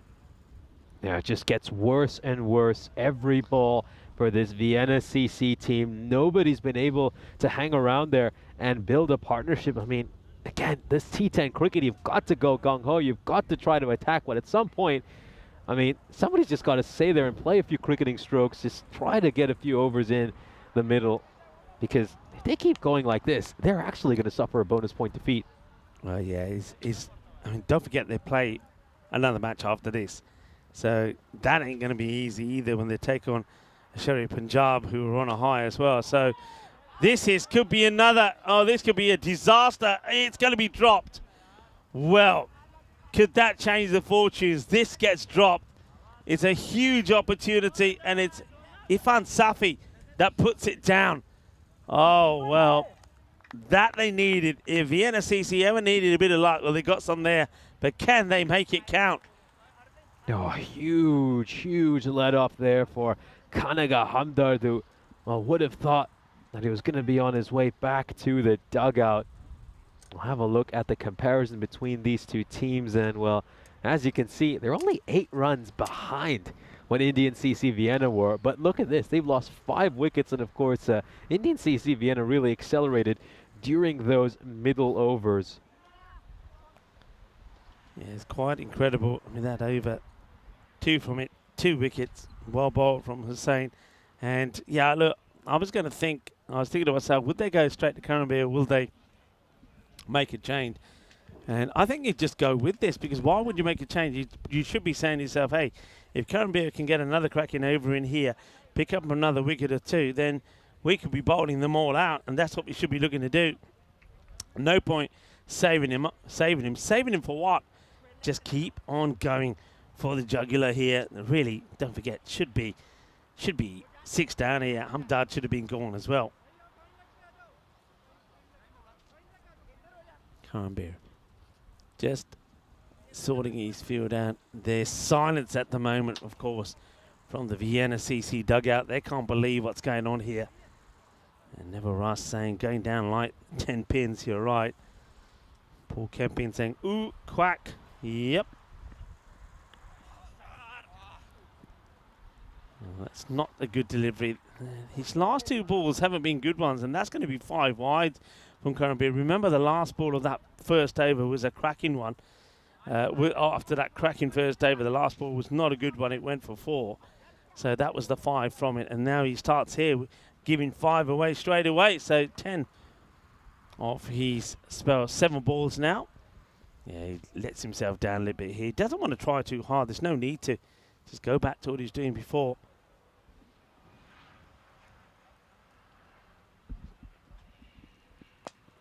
That's a nice looking shot. That's going to be wide of the fielder. So even though that goes to the boundary at the moment, nothing, no noise, nothing from Vienna CC. And that's how quiet and how shell-shocked they are at the moment. But they do need to raise it. They need to pick themselves up. And they need to transpire some of that confidence to the two batters out there in the middle. Yeah, you're going to see that now. The graphic for the single point has come up, which I don't think any of us saw this scenario coming. Like, I remember quite distinctly during the bonus point graphic saying that it's highly unlikely that we're going to see bonus points in this game unless, of course, Indian CC of Vienna pull off something really special in the second innings. Well, that's exactly what they've done. And if it wasn't for a fairly simple drop out at mid-on, Vienna CC would have been down to 6 wickets right now, and they could have been rolled for something under 60. Still might be the case, though, because they're only on 27.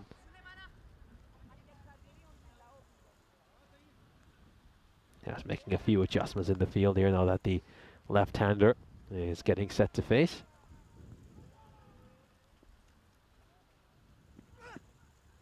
I like this, though. I really like this captaincy by Indian CC Vienna. You know, they've not held Karanbir Singh back or anything. They didn't hold back Naveed Hussain either.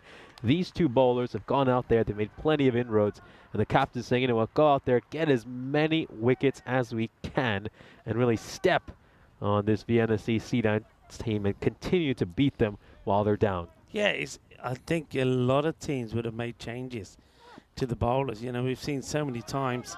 This one gets away from one and will go for another boundary. So Ansari gets one away as well. You can see Karanbir was attacking him outside the off. He's trying to get him to sneak one behind to the keeper, to Chima. But he plays that one pretty well, gets a boundary. Yeah, I mean, a lot of teams would have gone with the two bowlers first up, then they would have changed it and held them back. But you can see they're sensing the opportunity and they're going back to Karanbir. This one from Karanbir, though, hasn't quite gone to plan. The 5 wides at the beginning didn't help. And that's nicely played as well. This could be another boundary. So the fight back now comes. And finally we hear some applause from Vienna CC as they start to feel that maybe with Munib Ansari out there and Kanganga Hamdard, that maybe this is the start of something. Can they put something together here? Ansari, he hasn't had too many opportunities to bat over the course of this series, but he's going to have some time now to spend some time out in the middle. Not the best ball there by Gagandeep Singh. I think he's going to wish he had that one back. Where did you get Gagandeep Singh from? Karanbir Singh, beg your pardon. have you taken us back to, well, I was going to say to Rome? Well, yes. Bulgaria or Rome, could be either one. We had 2 Gagandeep Singhs there. Well, there might be a Gagandeep Singh here in Austria. But I know what you mean. Yeah, it's not a good delivery, not a good over. That one doesn't go to plan. And in fact, it ends up being a magical over. 22 come from it. And just like that, Vienna CC are 39 for 5 after 4, but still got a long way to go. I think they're both very similar players, though, as well, in terms of their attributes. I mean, both just powerful batters and incredible bowlers, of course, referring to Gagandeep in Rome. Yeah, I just got the names there slightly wrong. This one just goes over the rope, and it's gone all the way for a 6. Oh, they're being made to pay for putting down Hamdard, because that's another boundary he struck. Aren't they just? I mean, it looked like when they put that catch down, it was almost like most people felt like saying, it don't matter. They're 5 down anyway. You'll get another chance. Will they? How important could that drop be? Hamdard being put down. He was he on 1 or had he not opened his account? He hadn't opened his account, you're right. He was on 0.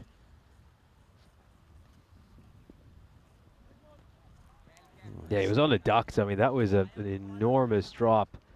Really was. It could be a big moment. I mean, it might not cost them the victory, but it could cost them a point. And in this very, very tight series, you know, being able to deny your opponent a point and picking up an extra one yourself is massive. This is launched all the way by Hamdard, and each 6 that is sent over the rope is gonna hurt. Hamdard is saying, all right, well, we looked like we were down and out. Well, I was given a chance.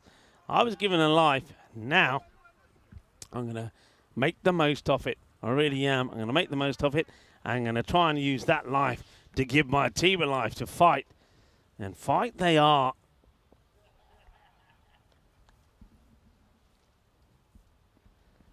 Short one, high up in the air. I think this is going to elude the fielder as well. I think it goes all the way over the boundary, does it? Has he made a good stop here? I think he has. That's quite tremendous.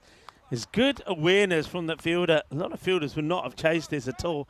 He chases it. There's the bounce. And, yeah, keeps it well inside. That's well done. Good bit of fielding. Yeah, he's done an absolutely superb job there to save his side some runs.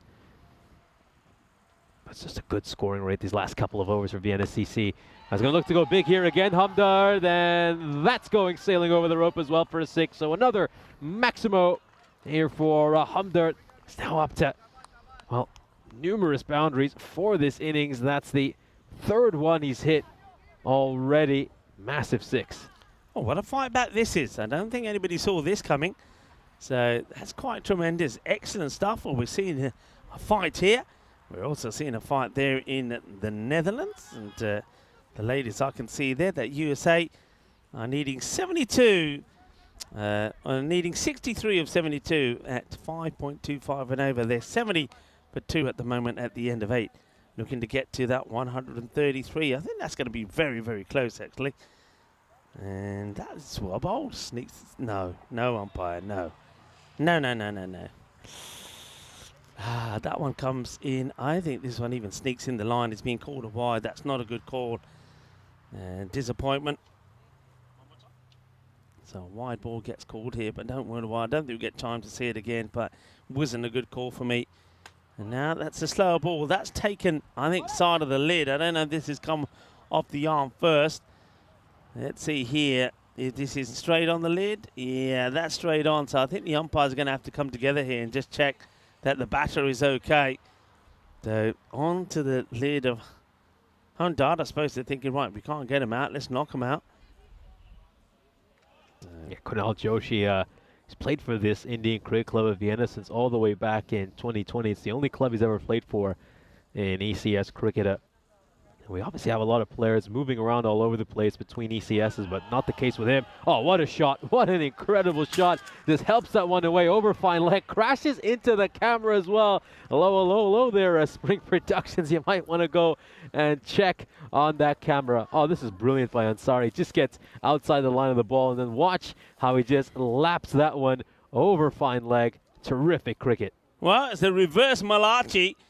Gets it played away, and well, maybe we can have a. Can we go to the camera, the 4th camera, and have a look at that one? Because I reckon they'll see it being struck. That one gets played away. A lovely shot, and it's all happening out there at the moment. But what we're seeing at the moment is an incredible fight back from Vienna CC. We welcome you into the microwave. It's all happening at the moment. The reverse Malachi, which goes to the boundary. What a fight this is! Could you see this coming? I couldn't. No, I certainly didn't. I thought they might get rolled after those first 3 overs when they lost 5 wickets in quick succession.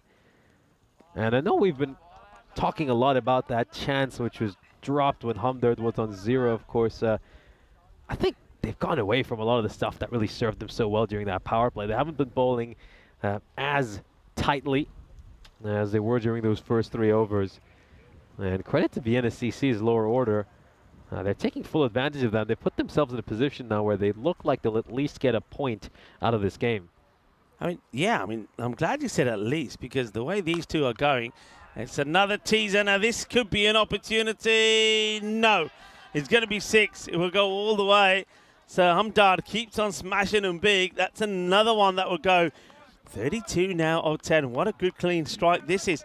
I mean, they keep going out. Let's just talk about the way this has gone, right? Let's talk about the first 3 overs. 10 for 1. 10 came of the first, 5 of the second, and there were 3 wickets down, 15 for 3. 2 runs only came of the third. There were 17 for 5. Then we've had a 22 and a 29. And that one gets through. But you see what the bowlers are doing here. So Ahmad Ghani's coming here. Every ball he's bowled, he's banging it in short. Look, they're all short deliveries. And in fairness, really, Hamdard, he just tries to hit that too hard. That's another one he should have put away. They've got to think about this, really, to the opponent. Got to think about it. If they keep just banging the ball in here, runs are just going to keep coming. And before they know it, Vienna CC will get to the win. So Indiana Vienna have just got to think and say, all right, we're still ahead in this game, rather than just bowling the same old stuff all the time. Let's make a change. Let's do something different before it's too late, because these 10 overs go very quickly, and sometimes you miss the boat. You don't get a chance to make the change.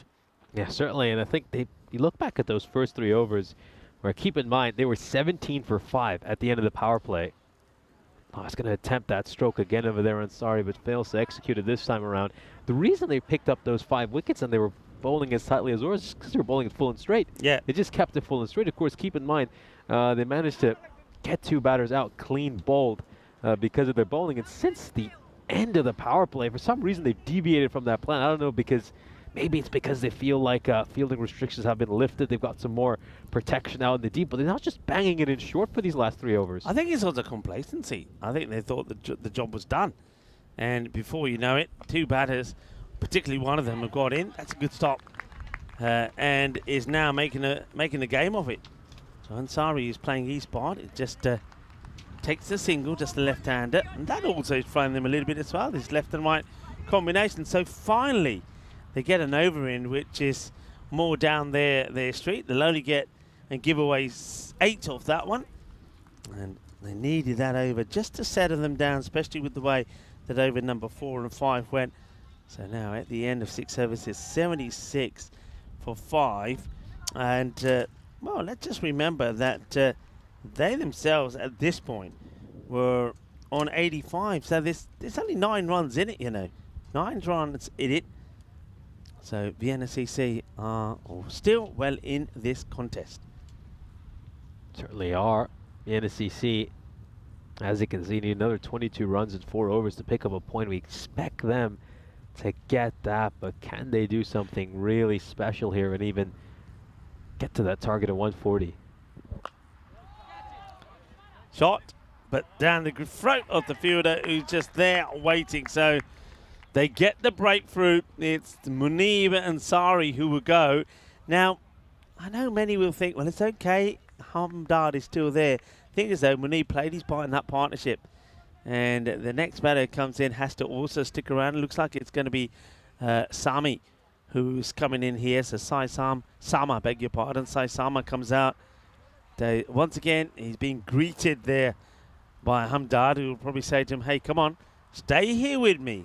Stay here with me, and we can certainly make things happen. So a breakthrough. It's Faridullah Shams that picks up the wicket. Yeah, Shams gets another wicket. I was surprised that they held him back to the 7th over and didn't bowl him a little bit earlier. But he does the trick off the very first ball he bowls. So it's Sama coming in here at number 8 now. It's not someone who's a consistent run getter for this Vienna CC side, but he's certainly capable of hitting a long ball. He's going to use those long levers and maybe try to just pummel a few away for a 6er. Just get some singles and make sure this man, Hamdard, faces many of the balls as possible.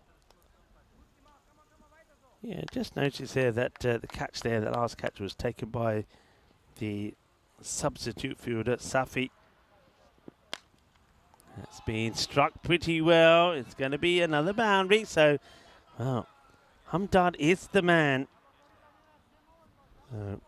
making all the action happen. And I just think it was Naveed Hussain that went off the field for a moment. I think he might be coming back on now. And that's why the 12th was on.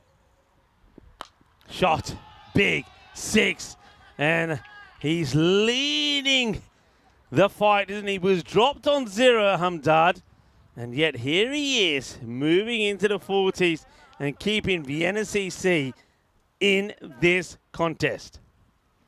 Yeah, he certainly is keeping his side alive in this game. What an incredible shot once more by Hamdard. Just gets a little bit of length that allows him to get underneath that ball.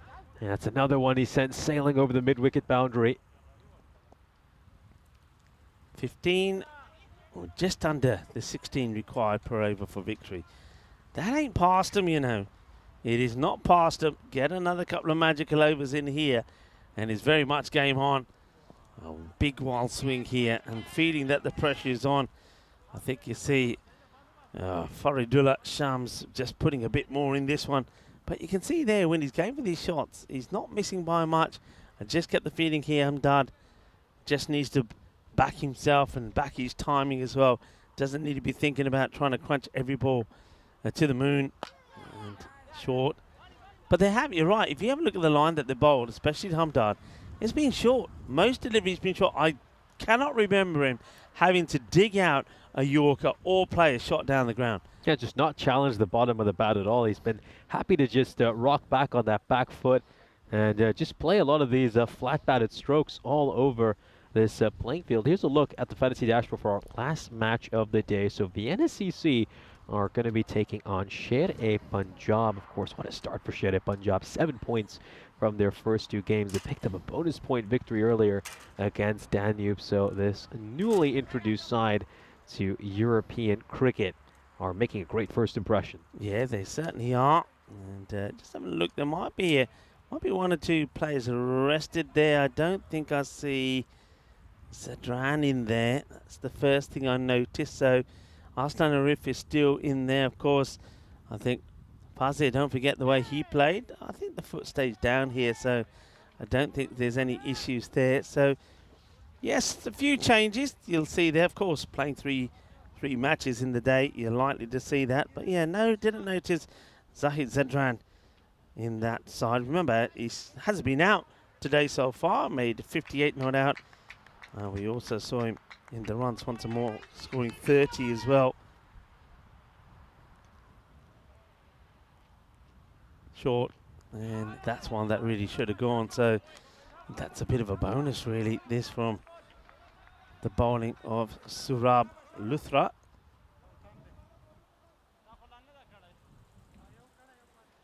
Yeah, so as you can see, for the point, they need just another 10 runs. You'd expect them to get there. Question is, can they do something special? Oh my word. Goodness, that looks terrible. That looks really, really nasty. I think you have a look at that reaction and ouch. Oh, I fear the worst here. This could be something serious. Oh, is there a chance that could be a dislocation or something even worse? Look, the umpire, it's the umpire's trying to sort it out. It's that, oh yeah, it takes away from that. This is hit so hard, and I reckon that finger has been dislocated. They're trying to sort it out here. They're trying to sort it out in the field of play, but that ball was hit so hard. And, even if they are able to pop it back, he's going to have to go off the field here, surely. You have to get some ice out there as quick as possible. And that has hurt.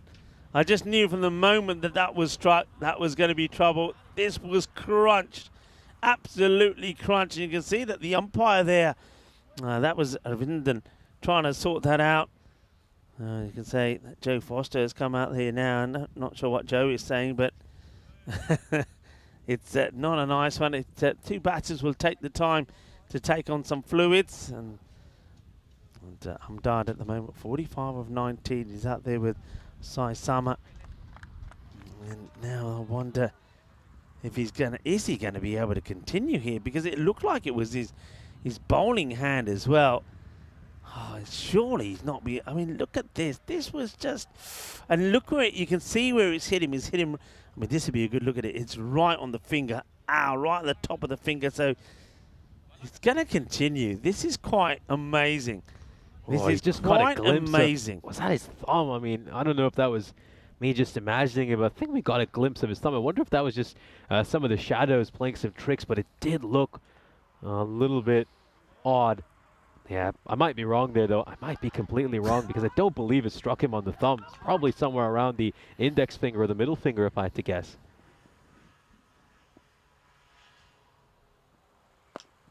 Well, this one is just going to be a single. We won't mind that. Well, Nice. Sama, that's what he's got to do. He gets Hamdard back on strike. He's wincing in pain after he bowls, so he's just trying to will his way through these last couple of balls. Right, up in the air. He could be the hero here if this is taken. And he will be the hero. Bowling through the pain barrier. The catch gets taken as it gets spiked into the ground.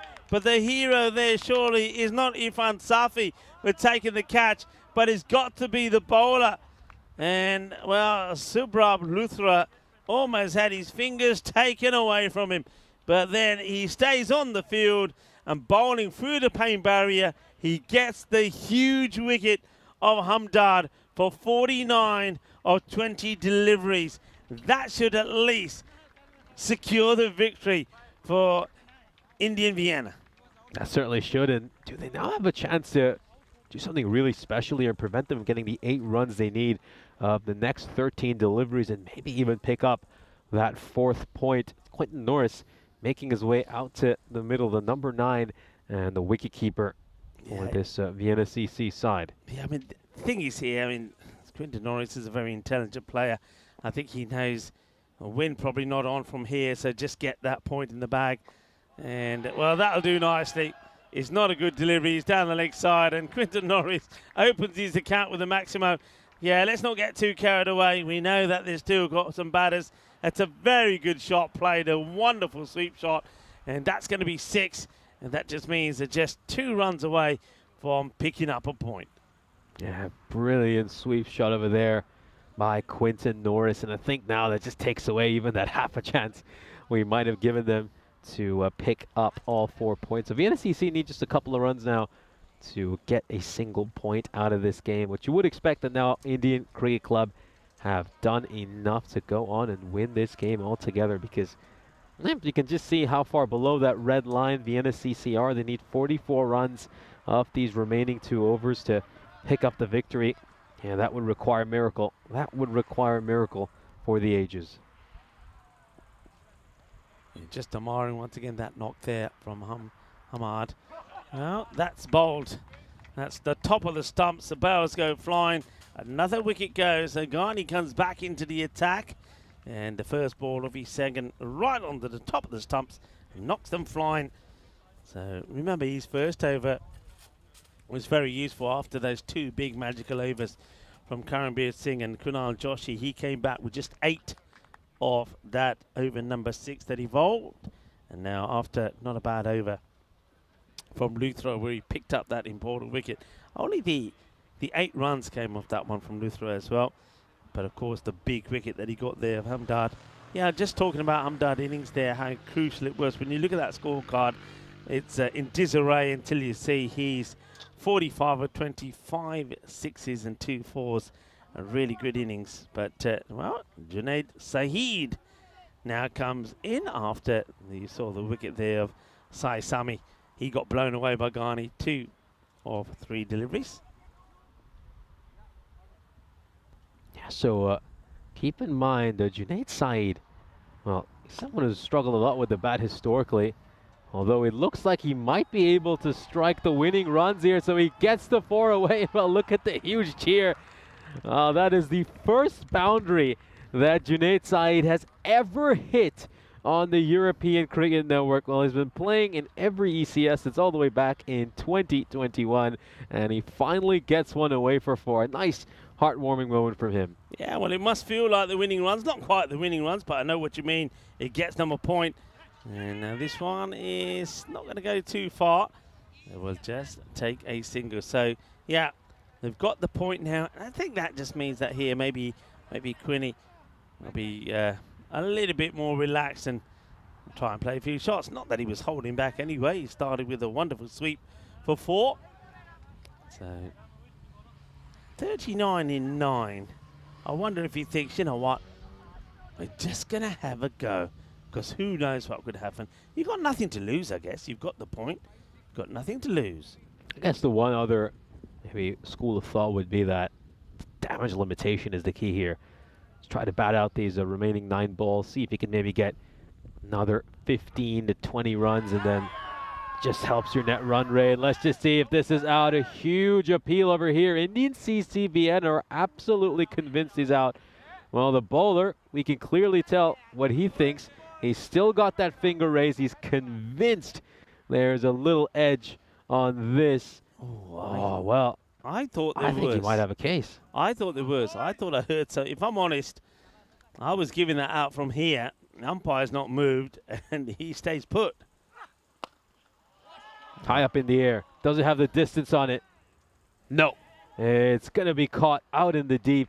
And Quinton Norris hit a nice sweep shot early in his innings, but he will depart a couple of balls later. This one hangs up in the air, and it's taken very well out in the deep at long on. So a chance for the Indian Cricket Club to bowl out Vienna CC.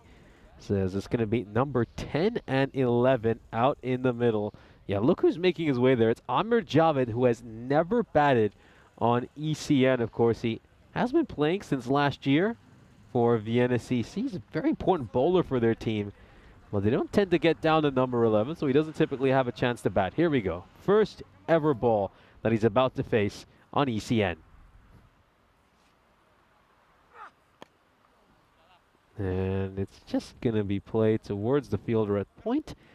And it's going to be a dot ball, so, well, it's past the point of no return now for Vienna CC. Can't really see them winning this, as even 6 sixes won't be enough to get them the victory. Let's just see if number 10 and 11 can enjoy some rare time out in the middle. Yeah, well, why not? And I think you're also right. I mean, when you know you're not going to win the match, I think it was when Quinny was there, it was worth having a go at it when you needed 39 of 9. Why not?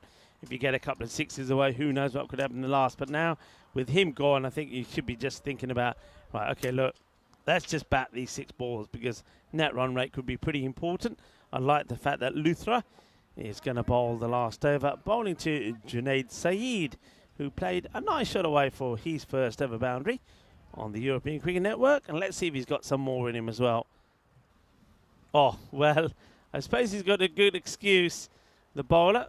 Now, what they're calling here, it's got to be something, surely. If it's not a no-y, it's probably got to be a wide, hasn't it? Or has it ended up hitting a bit of the pat? Maybe they're just checking the height on this. And I get the feeling, what they're saying here, yeah, free hit. That one was a no ball.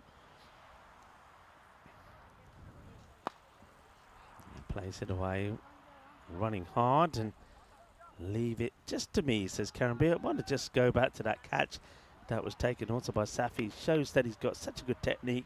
He's taken some good catches, including that one from Norris. And maybe there was a little bit of karma there as well, Nish, because I do think he may have got something on the one that was caught by the keeper.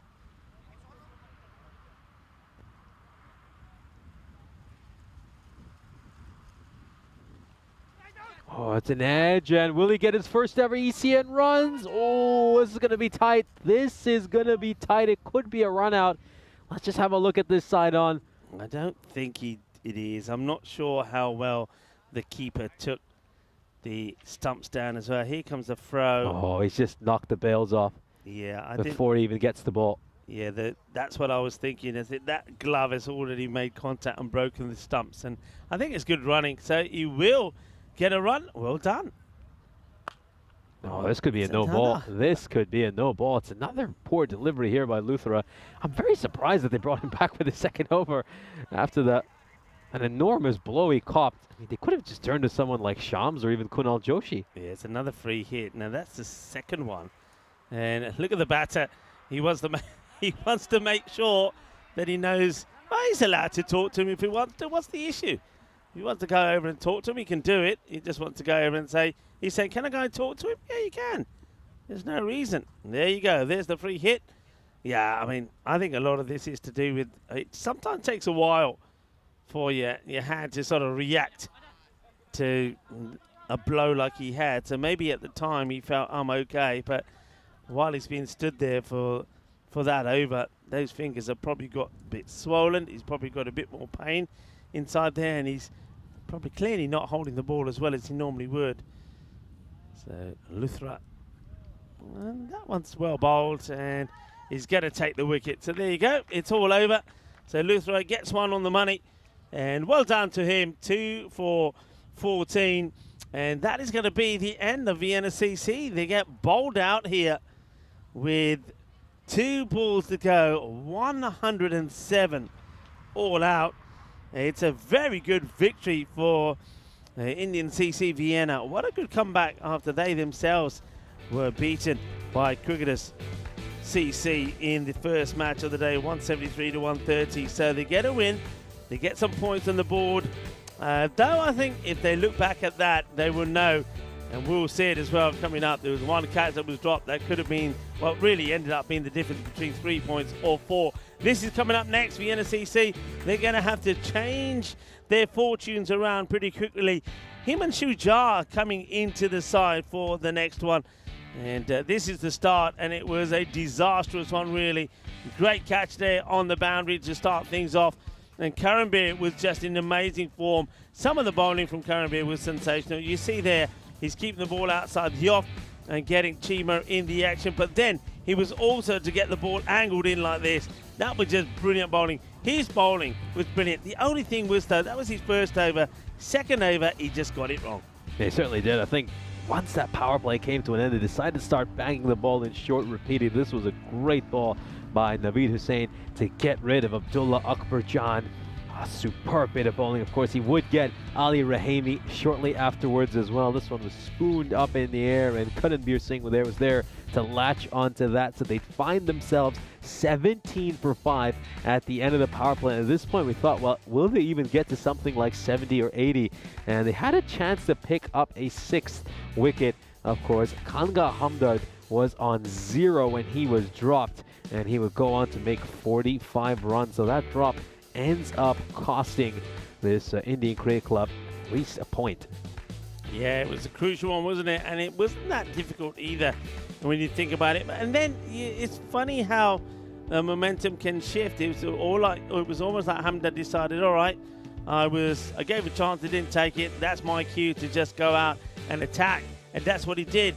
And the bowlers didn't help themselves. They started to bang the ball into the deck. They tried to go for the shorter ball option. It just wasn't working. The batters were getting it away, especially Hamdard. And you just had the feeling they had to remove him. And it took a good catch there to do it. Well, that was Quinton Norris who came out. You thought he was going to hang around? No. He went for a beautiful sweep shot to get a boundary away. Well, that was the end of Asai Sama. Went for the big shot, get it wrong. Then Quinton went for one down the ground. They thought he was going to go for 6 because the Vienna boys were up and about cheering, but it was a very good catch there from Safi.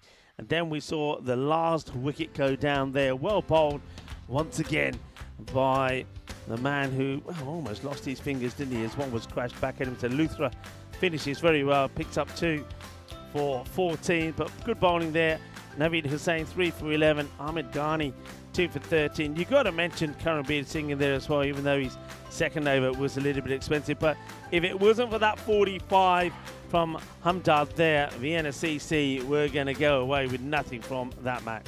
They certainly were not going to pick up any points, would have left empty-handed. We'll now turn our attention to the bowling figures here for the Indian Cricket Club of Vienna. Naveed Hussain with a superb opening spell. He ends up with figures of 3 for 11. Karanbir Singh picked up a couple of wickets in his first over and gave up just 5 runs, but then his 4th over was rather expensive, and that's what ends up spoiling his figures. Ahmed Ghani with a great bit of bowling as well. He had figures of 2 for 13, and then I've got to say Luthra battling through the pain, bowled really well as well. I think that extras, though, that's going to be a bit of a concern for them. 16 runs of extras. I'm sure they could have done a bit more to just clean that up. So Indian CC of Vienna pick up their first victory of this ECS, and it comes up against Vienna CC. They beat them by 32 runs. We've got a short break. We'll be back in just about 10 minutes time for our final match of the day. Make sure to get your random questions in.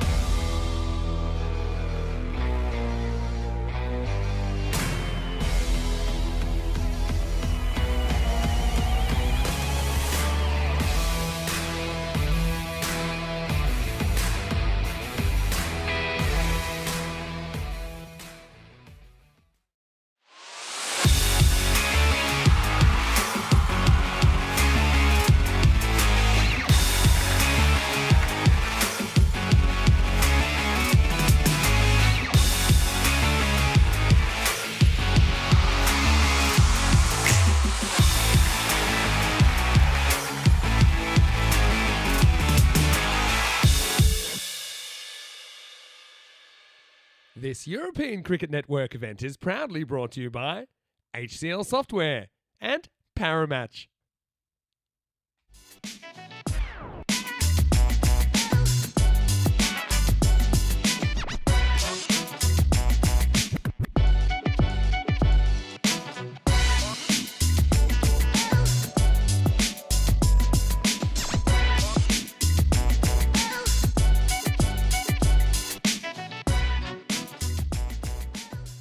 We are set for our final match of the day between Vienna Cricket Club and Sher-e-Punjab. It's time to go out to the middle, where you'll be joined by match referee Joe Foster. Vienna CC at home, Sher-e-Punjab Vienna to cool. Tails. It's tails. We're gonna ball first. Ball first. Sher-e-Punjab Vienna have won the toss. Gonna have a bowl.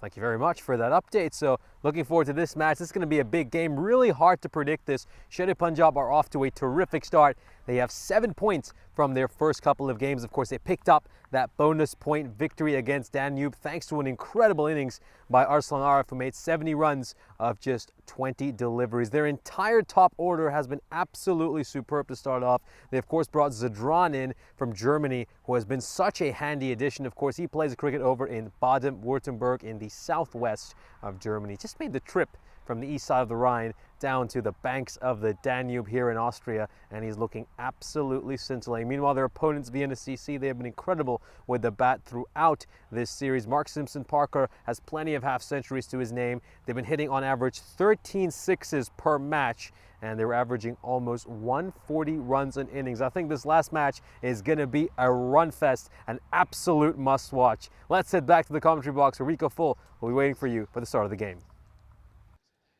Thank you very much to Nish there. And yeah, I mean, he's absolutely right. Of course, Vienna CC had made that wonderful start, and MSP, as Nish mentioned, 3 half centuries on a spin, but he didn't go to plan in the last match. He wasn't able to get going. Of course, that was a problem. They had a horrendous start. The first 3 wickets were all ducks. It was Amari got a 2-ball duck, MSP got a 2-ball duck. Then we saw that the likes of it was Iqbal Singh also got a 3-ball duck, so there was a lot to do. Only Hamad held up the batting card, if you like, 45 of 20, but it wasn't enough for a win. But he did get them a point. They're looking to bounce back here, and that's what the captain MSP would have said to his players. Come on, let's bounce back. He would have said to the likes of Mamari and Iqbal Singh, they've got to come back with the bat. And Hamdani's hoping that he can produce a good performance. And just like that, with those 2 wins and also picking up the bonus point win there, you can see that Sher-e-Punjab in their very first European cricket series find themselves favourites against the Vienna CC boys, 59% to 41, as the umpires lead the players out for the final match of this match day 3. Santosh Praveen are the 2 on-field umpires with Arvind. And of course, a lot of people have also been flicking to and from the action that's happening there in the Netherlands. And what an exciting match is happening there at the moment. The Netherlands got to a very low par, 132 for 8. I heard Leonard saying that a lot of wickets were being thrown away by rash shots being played by the batters. But USA are doing very much the same. They needed 18 in 19 balls. This could end up being a bit of a thriller. Maybe there could be a super over that could be played out there, and that would be quite sensational. I know I can hear that Leonard and Vinny Sandhu talking you through the action there. Welcome to those of you that are joining us for this one here as well. And yeah, Dave says we're back. We are back for the last time here at match day number 3. So do come to us with your random questions. We're looking to entertain you here for one more time today. So any questions, fire them in. And of course, at the same time, if you're new to the network, if you've never put a message out there before, this is your opportunity to do so. Send us a message, and well, we'd love to reply, and we'd love to hear from you as we get ready to start here. So you saw there from the coin toss that Sher-e-Punjab Vienna elected to field first, so they want to put the pressure on Vienna CC. Up in the air, it's going to get over the fielder. And how many times do you want to hear me say it? Put your 3rd man back, especially if you're going to be bowling this heavy length. So it's Jagdeep Tiwani that fires the ball in outside the off stump, and this time Kitabu Mari gets hold of it quite easy. I mean, he's back there now. What's the point now? It's done, isn't it? Have him back there to begin with. If he worse, there's a catching opportunity. Now they make the change. It's too late now. He should have been there before. Do your homework beforehand. So he gets the boundary. The fielder does go back on the boundary at third. But now the chances are they'll be hit to the area where he's been moved from. So 4 runs to start from Omari. Needs a good start here. And then MSP out there with him as well. The 2 openers, Jagdeep, Tawani. First time we saw them with the ball. I have to say, it has to be said that Sherry Punjab, it wasn't the most hardiest of performance with the ball from them. They did allow Snazi to get to 136 for 3.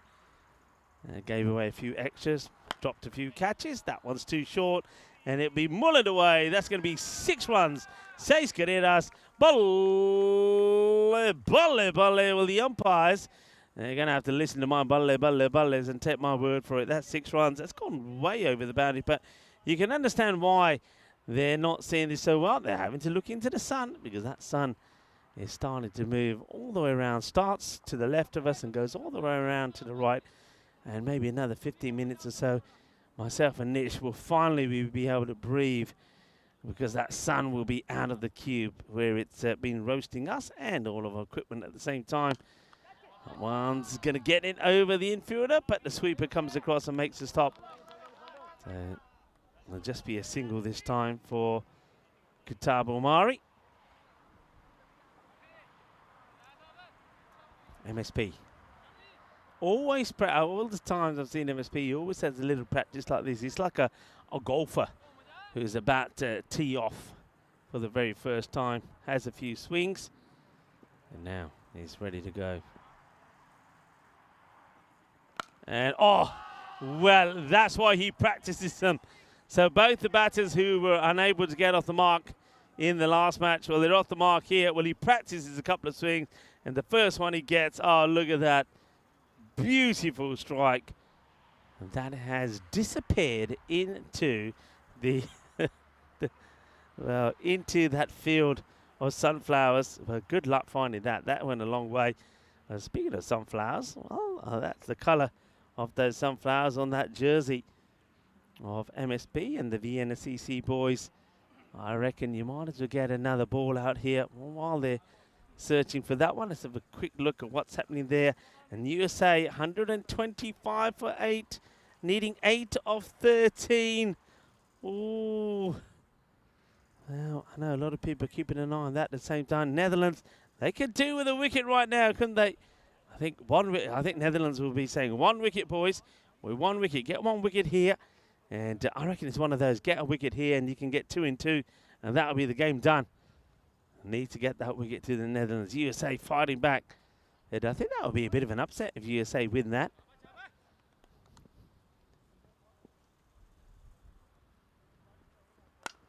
It goes outside the off. That will also be 6 runs. Back-to-back boundaries. 1 over the mid-wicket boundary over Cow Corner. Now this one goes outside the off. Just leans into that. Nice, strong, solid stroke. End of the first over. And that's the start that Vienna CC wanted. That's what we're used to seeing from them. As Jagdeep Tiwani will go for 23 off the first over. 23 without loss. Well, Vienna CC, or maybe that's just a little blip that they have. And sometimes good teams need that to make them wake up and fight back. Maybe that's what Vienna CC are going to do here. 26 days to go, by the way, before you'll hear the sounds of my voice and Vinny Sandus. And I think we'll hear a little bit of Corey as well. And the Rhino himself, Andrew Ryan at the Cardamom Oval. Or, of course, the 4th edition of the Euros of cricket at the Cardamom Oval. Beautiful part of Spain there in Andalusia, and the beautiful region of Malaga. And the ground looking pretty sensational as well, can I tell you. And, I've seen some sneak previews of it. It's played away, no run, and certainly it's looking very good, looking very nice. And there's certainly some new additions there as well. I'm going to spoil it for you. I'll let you see for yourself in those 26 days' time when we get started there. High and mighty, and you can always tell when the ball is going to make it to the boundary from the roar of Vienna CC. It's basically short as that one is another one that sails to the boundary. Now it's Kadabo Mari, so these two joining forces. Well, there were two ducks in the last. Well, the ducks have come out fighting this time. Hassan Sadiq. Full. A bit of a full toss this. Gets played away. It's well stopped on the boundary. I think it's worth having a side look on this. And so see, the umpires don't look like they're too interested. It was definitely a very full delivery. I think MSP just seeing if the umpires are checking it or not. Well, don't look like they are.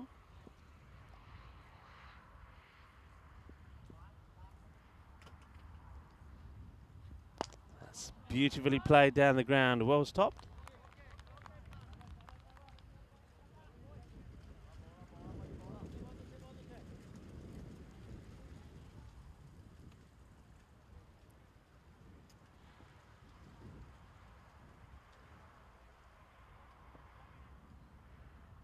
Sadiq. It's whipped away. This one is going to get past the fielder. 4 more runs. Cuatro más. And end of the over. So 4 to finish. So Hassan Sadiq will go for 12. And after 2 overs, score 35 without loss. So much better. So this is the standing so far. So Sher Punjab, you can see just how quickly they're coming up. And another win here. I mean, even if they take just a 3-pointer, it takes them in second. And of course, they've got games in hand over Cricketers CC. Top 5, by the way. That's the important thing here. Finish in the top 5. Got a couple of teams still to get started. Crunched 6. Thank you very much. It just leans into this MSP. That will go all the way. And if you want to know what's happening in the Netherlands, USA have lost another wicket. It's 127 for 9, needing 6 runs over 8 balls. What a nail-biting match is going on there. 1 big hit away, a USA, and 1 wicket for the Netherlands. And good pick-up. Hits that pretty well, MSP, but nicely stopped. See there from Sher Punjab, of course, Majinder Sandhu. Let's see how he features in that side as well. They're certainly going to miss someone like Zadran, I think, not just with the bowling, but also with the batting. He was pretty exceptional in the field as well. That was just a little bit too wide, so wide will get called. Of course, I always like to give you some facts. And of course, on this day, back in 1963, huge day where some 200,000 people marched in Washington, D.C. Up in the air. Well, watch out. I think this one is tower bound. Probably only misses by a little. That is another biggie from the bat of MSP. He hits this ball so well. It sails over the tower into the field behind us. Yeah, so 1963, 200,000 people marched in Washington, D.C., an event that became a high point of the civil rights movement, especially remembered for the famous "I Have a Dream" speech from Martin Luther King Jr. And that is crunched away as well. It's just easy picking. One thing that we do know about Sher Punjab is they do like to bang the ball in short. And the problem is, you come across a batter like MSP in the form he's in. All right, he had a blip in the last match, but good players always come back, and he's coming back here, smashing the ball hard, and that one gets played away for another biggie. So good hitting, the 50 comes up. And this one gets pushed away. It's going to have to be quick here. he does get there. When we mentioned before that Harmeet Singh, who's bowling here, has got a little bit of that slingy action. Well, why don't we talk about the master of the slinger? Because on this day in 1983, it was the birth of Malinga, so who propelled himself to fame during the 2007 World Cup. Gandhi. And Harmeet Singh is not a good over from him. That's going to go magical. 24 come from it. 59 is the score of the power play. And going back to what I was saying, so yeah, Lasith Malinga propelled himself to fame during the 2007 World Cup, where his extraordinary around the arm experts helped carry Sri Lanka all the way to the final in Barbados against the eventual champions Australia. So born on this day in 1983, the birth of the human slingshot Malinga. And we were saying that Harmeet Singh there has got a bit of a slingy action himself, not quite at the multitude of that of Malinga, but still can be pretty effective, though not in that over, which went magical. Fine time to welcome back into the cube for the final match of the day. This match number 15 to Nishay Bhatt. Yeah, so Vienna CC, in response to that loss, have made a number of changes, 4 changes to their lineup. Ali Rahimi, Munib Ansari, Amir Javed, and Junaid Syed are all out. They're bringing in Panamjit Singh, Sharon Gill, Himanshu Jha, and Sai Karaman. So you don't tend to see that many changes after a loss. You typically see 1 or 2 players moved in and out of the lineup. But yeah, Vienna CC were clearly shaken by that loss and have decided to try something different. Working so far, though, it's not the changes they made that are clicking. It's the normal opening too. Made a good start. MSP 32 of just 8, by the way. Edge gone, gets the wicket. He's just a little bit slow on this. And look who it is. They go to Safatullah Passe, who comes in and takes the wicket. Yeah, I don't know, Nish, what are you thinking? Just a little bit too laid back in this shot. You see the front foot doesn't really come into play. So it's a little, I'm not going to call it lazy, but just a little bit laid back on his approach. Gets the snick and he's going to go. He makes a good start though, MSP. But I think when he'll look at that, he'll be disappointed because he knows, I mean, he's a good player. He's a good technical player. He'll go back and look at those dismissals here today and he'll say, yeah, that's my bad. I didn't get that foot moving. Still, though, gives him a good start. 32 of just 9 deliveries, 5 sixes, and the first wicket falls for 59. Yeah, he is kind of what one would define as a lazy cricketer, but I don't say that in an offensive way, of course. He just makes things look so easy when he's out there, and it just looks like he isn't giving too much effort when he's out there batting in the middle. But no, I mean, obviously, to get to the level he has, he's clearly someone who's worked on his game quite a bit. And yeah, I mean, you used to often hear things like that about Rohit Sharma as well. I mean, look at the level he's at. But I think sometimes when you watch Mark Simpson Parker in the field or with his batting, he gives off that sort of vibe. But again, there's a reason he's always standing at long off and he's covering the ground he is, saving all the 4s he is. He's kind of has that very laid back approach, but it does work for him. Of course, yeah, quick update from over in the Netherlands. Netherlands take that series. They grab a wicket off the very first ball of the final over and they win an absolute thriller. So it's heartbreak for the United States, who came so close to pulling off what would have been an incredible away series win for them. Akbarjan is the new batter, and at the moment you can see that Pache just having a few issues getting the ball in the right areas to him. Yeah, what a match that was. And quite interesting. Well, we've got Harmeet Singh playing here, and Harmeet Singh was playing in the USA as well. Well, that Harmeet Singh took 3 for 8 of his 4 overs to give USA a very good position, but in the end it wasn't to be. Aryan Dutt, 3 for 22 himself in what ended up being a really good match. But yeah, what a great match there. Klein also taking 2 wickets. So an entertaining end, but USA winning by 4 runs. What an end. What a great end to what was a wonderful T20 series, an international series there. And well done, of course, to Vinny Sandhu, to Andrew Leonard and Corey Ruckers for bringing us all the action from there. And I'm pretty sure that they'll be getting ready to do the presentations pretty soon. But that's not a good delivery, is it? Pache has struggled to the left-hander here. No, he certainly has. He's been going at about 10 and over the matches he's played so far today. Had figures of 0 for 21 against Snazzy, and then 1 for 10 in the sole over he bowled against Vienna Danube. Yeah, he hasn't been this expensive at any point today, really. I think he's kept things fairly quiet. Yeah, well, Change of angle. Yeah, and still angling it towards the leg side. He plays that quite defensively at Bajan. I think if he was a bit more in, he would have gone for a more aggressive shot. Maybe just trying to make sure he gets a partnership going here with Omari. And Dave, it's time for him to leave us. So Dave, thank you very much for all your company today and for all the chat and all the interaction. Have a very good evening, mate, and we'll catch up with you tomorrow. Yeah, always great to hear from Dave, and yeah, looking forward to having you back for tomorrow. Another big day of cricket here in Austria.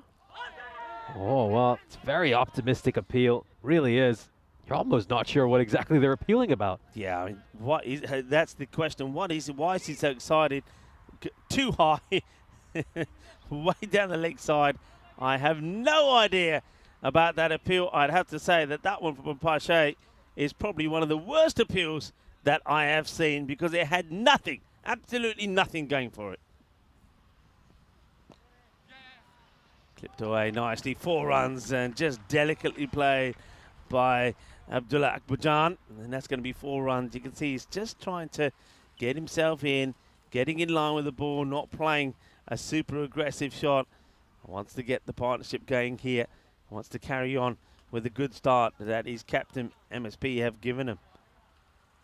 Yeah, absolutely. I think Omari and Akbarjan, they would have been very disappointed with the way they batted in the previous match against that Indian CC side. They're looking to return to their old form. Of course, they started off really well on Monday. The two of them were seeing the ball really nicely, striking it beautifully, timing it to perfection, but it just all went wrong for them.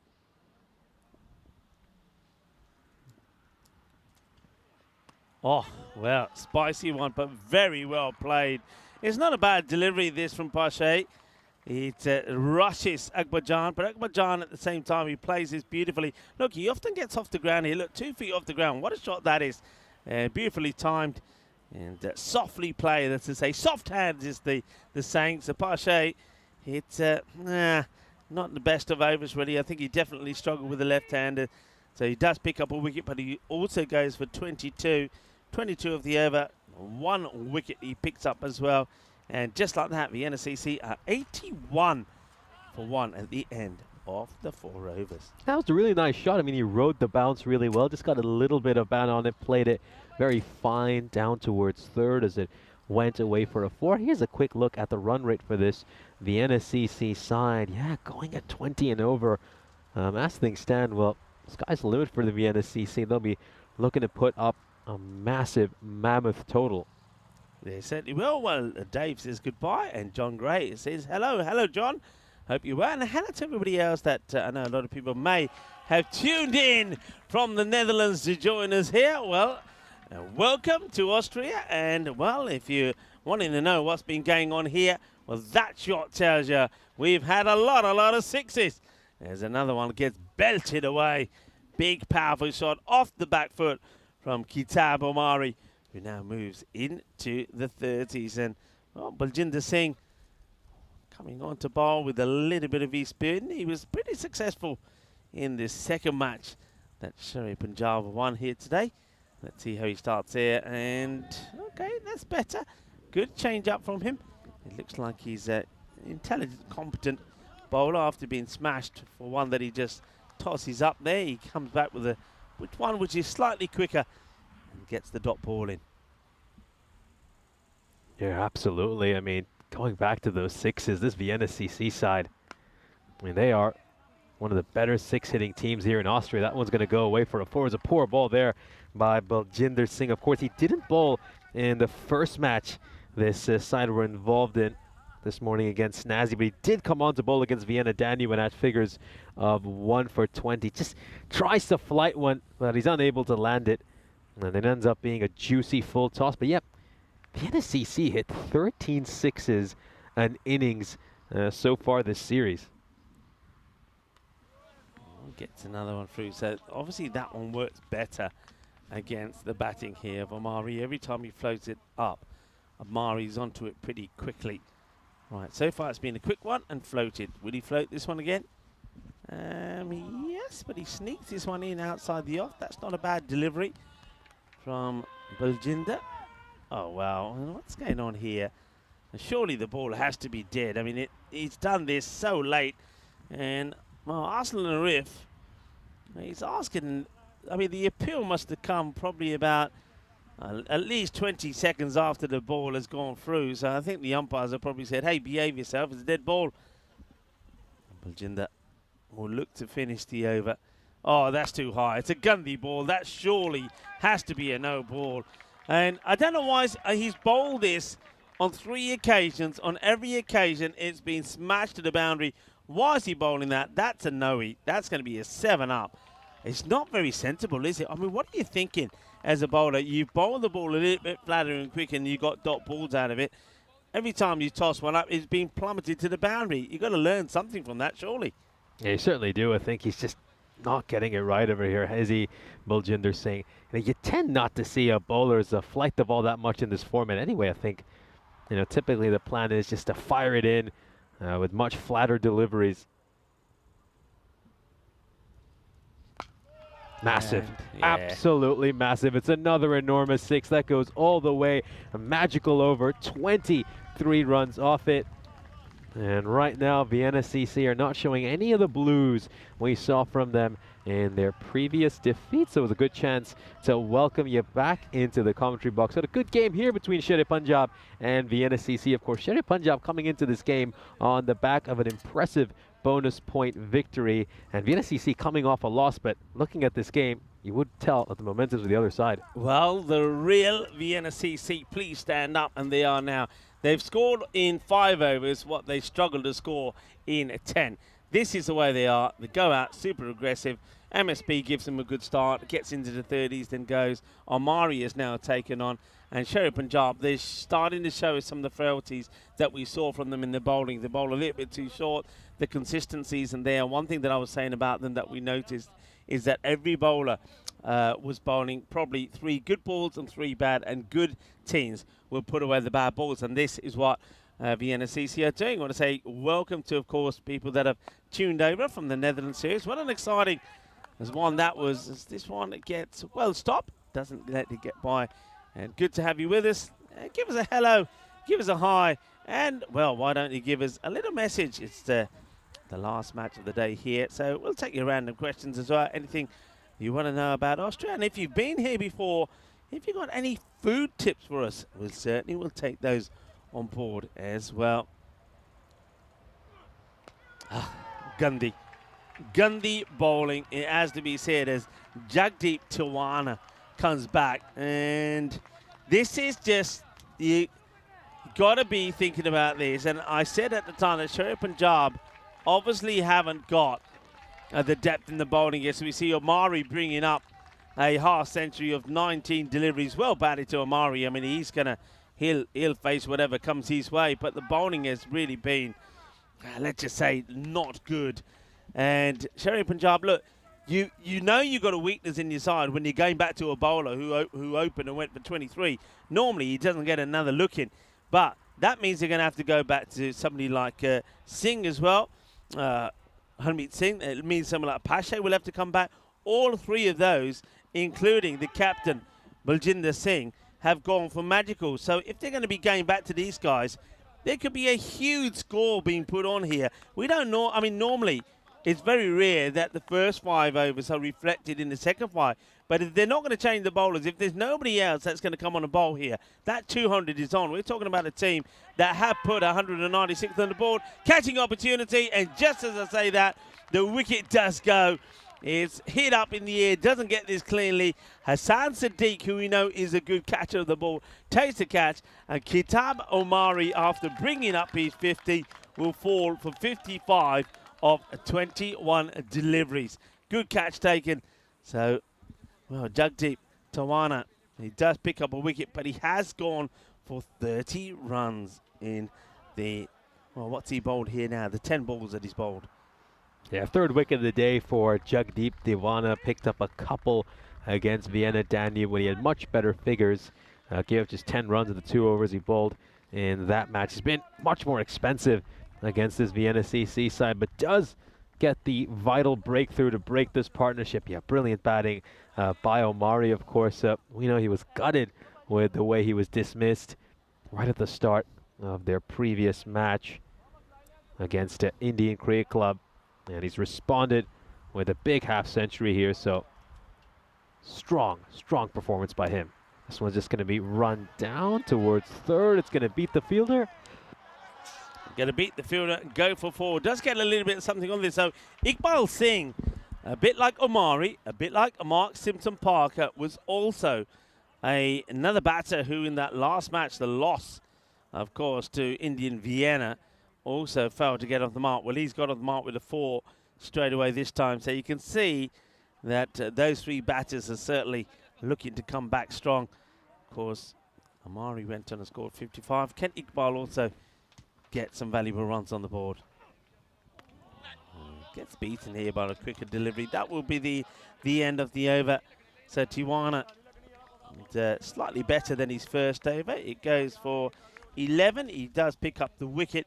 Now this will be interesting.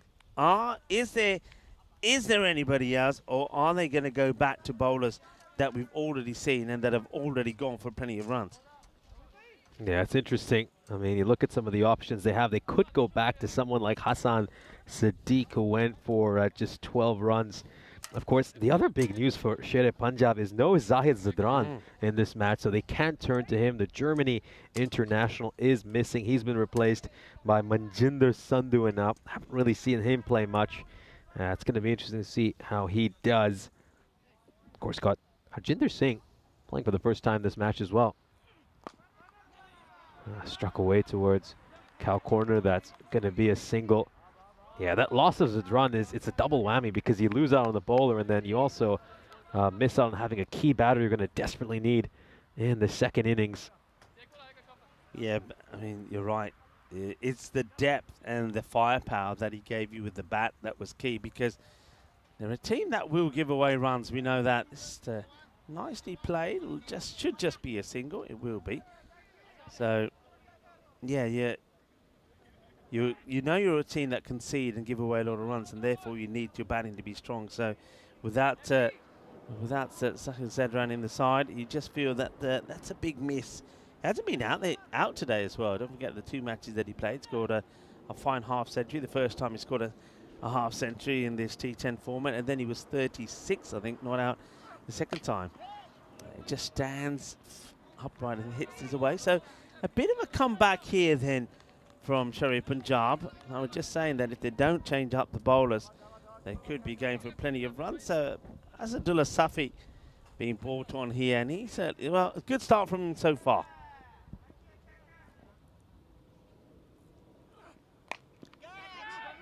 In the air and dropped. Oh wow.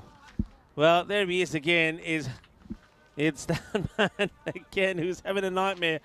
Harmeet Singh, well, he might be wearing Sandhu's shirt, but I can tell you that's not Sandhu. It's Harmeet Singh, and it's a shocker. It really is. And not only does he make no contact with the ball, it then goes past him and goes for 4 runs. So Singh not having the best of times at the moment. That's just criminal, isn't it? It's just criminal. Yeah, I got a feel for Asadullah Safi. He really should have got his first wicket of this series right there. He really just set it up perfectly, and he surprised the bowler with the bouncer. The trap had been laid, and it was just the case of the bowler executing the catch. He's gotten better and better as the day has progressed, Safi, of course. In that first game against Snazi, taken apart with figures of 0 for 43, then bowled a solid over against Vienna Danube. Gave up just 7 runs in it, and he's been bowling really well so far this over as well. I mean, keep in mind, should have been a dot ball on the wicket, and instead, ball went for 4. Oh, that one is taken off. And this is going to be interesting. The square leg umpire is saying wide. They don't like it. Arslan Arif was appealing here. Let's have a look at the height on this. It's, let's see, hard to. I just think if he's getting bad onto that, that's going to sail over everybody. I don't think there's any bad on it. And I think the batter, he's come down the wicket and that ball is still rising. So in his normal upright position in the crease, I think that's a fair call from the umpires. Wide ball. Up in the air, that's hit pretty well, and that is going to be 6 runs. Delightful shot. Well, that's one way to quieten the opposition as Akbarjan continues in his quest to get a big score. He now moves to 22, and the score after 7, 130. Here's a look at the fixtures coming up tomorrow. So we're going to see the defending champs, Donnerstadt, in the opening match of the day, going up against the Indian Crate Club of Vienna. Of course, this is a rematch of the second semi-final from last year when Indian CC Vienna lost by over 100 runs to Donnerstadt. So they'll be keen to get their revenge in that game. And then, of course, you see Sher Punjab. They've got a big day ahead as well. It's a triple header, so 6 matches in the space of 2 days for them. That's really going to test their fitness. And we'll also see Lord CC come back for a couple of games right at the end of the day. Yeah, it'd be good to see them again. Of course, they excited us with some good players, and they did pick up a win as well in their 3rd match. And, that one gets in through that offside field. It's going to be 4 runs to Iqbal Singh, who is looking to cash in after being dropped by what you can only describe a bit of a sitter by Harmeet Singh. Sadiq does get brought back into the attack, and he only went for 12, but question is, who bowls the last 2? High in the air, and that's going to clear the fielder quite easily. It's going to be 6 more. Boom. Shakalagya. Says Mass. And, well, a little bit too short, and he's onto it straight away. Yeah, just gets underneath that one and elevates it over the boundary rope. Of course, another player to look out for tomorrow is Lark. Can't wait to see him again. One of the most exciting fielders you're going to see. Of course, took maybe the catch of the year yesterday and also produced some other very exciting moments in the field. So that's going to be very exciting when Lord CC are out there. This one's gone high up in the air. Is this going to carry? Is this going to carry? Oh, well, it would have carried. I think he just stopped and jittered a little bit as he was going towards the ball. I think he's lost this in the sun. Let's have a look at this. Oh, yeah. I mean, if you knew where his starting position was, he looked like he was going to get to the ball quite comfortably, but then he just kind of pulled the parachute, slowed down a little bit, and the ball landed in front of him. So slightly misjudges the trajectory over there. Could be costly, could be really costly. Good delivery. Yorker length. Well, where's these kind of deliveries been? We saw them bowled a few times in the earlier matches. Of course, you saw Cricketer CC use them very well. And especially Bilal Zalmai, it was productive for him. We also saw Karambir Singh of Indian CC Vienna get them in as well. But I think these 2 teams could certainly get that Yorker length delivery going as well. Sadiq, nice one from him. Once again, well bowled. So you can see when that length is bowled to you, it's very difficult to play those away with any real aggression. So I'll put a random question to start things off there in the chat. What do you collect? And I'll come back to some of the responses from some of the people on the chat. And, well, we'll give our views as well. I don't know if you... Yeah, I know you collect some things, Nish. Nish is saying no. And, all right. I'm actually quite the opposite. I'm the sort of person who's generally wants to discard things because I don't like having too much clutter. Yeah, usually I'm the first person who's like, you know what, I don't need that anymore. It can go in the bin or we can donate it. Yeah, I tend to donate things quite a bit, I think. Yeah, earlier this summer, I think we just went through our library back at home. Yeah. And we've just found so many textbooks. I think we ended up donating something like 60 or 70 books. You know, my dad had so many manuals on Windows 2000. We're like, what are we still doing with these? We're just collecting dust on our shelves.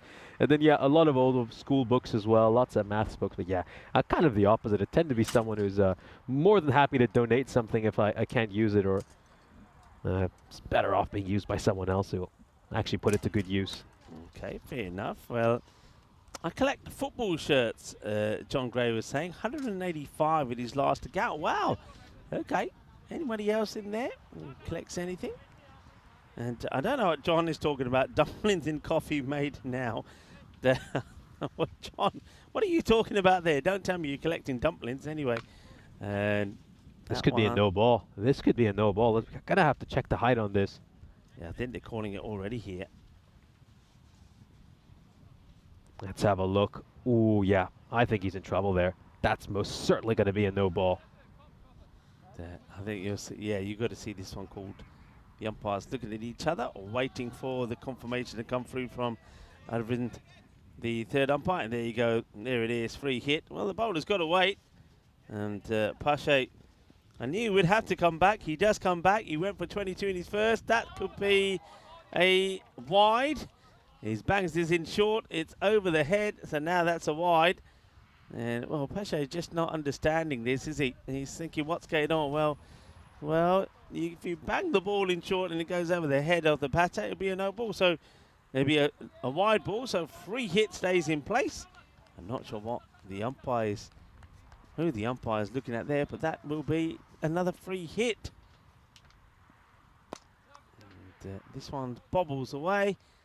It's nicely dealt with by the fielder, very close to the boundary line there.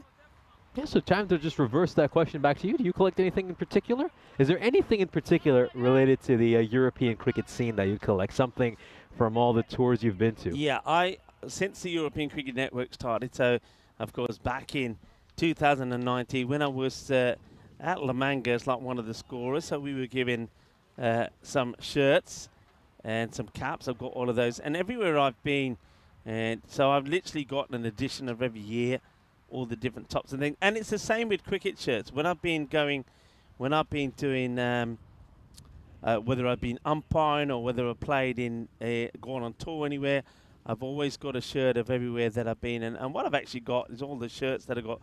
So shirts and caps, that's down the leg side.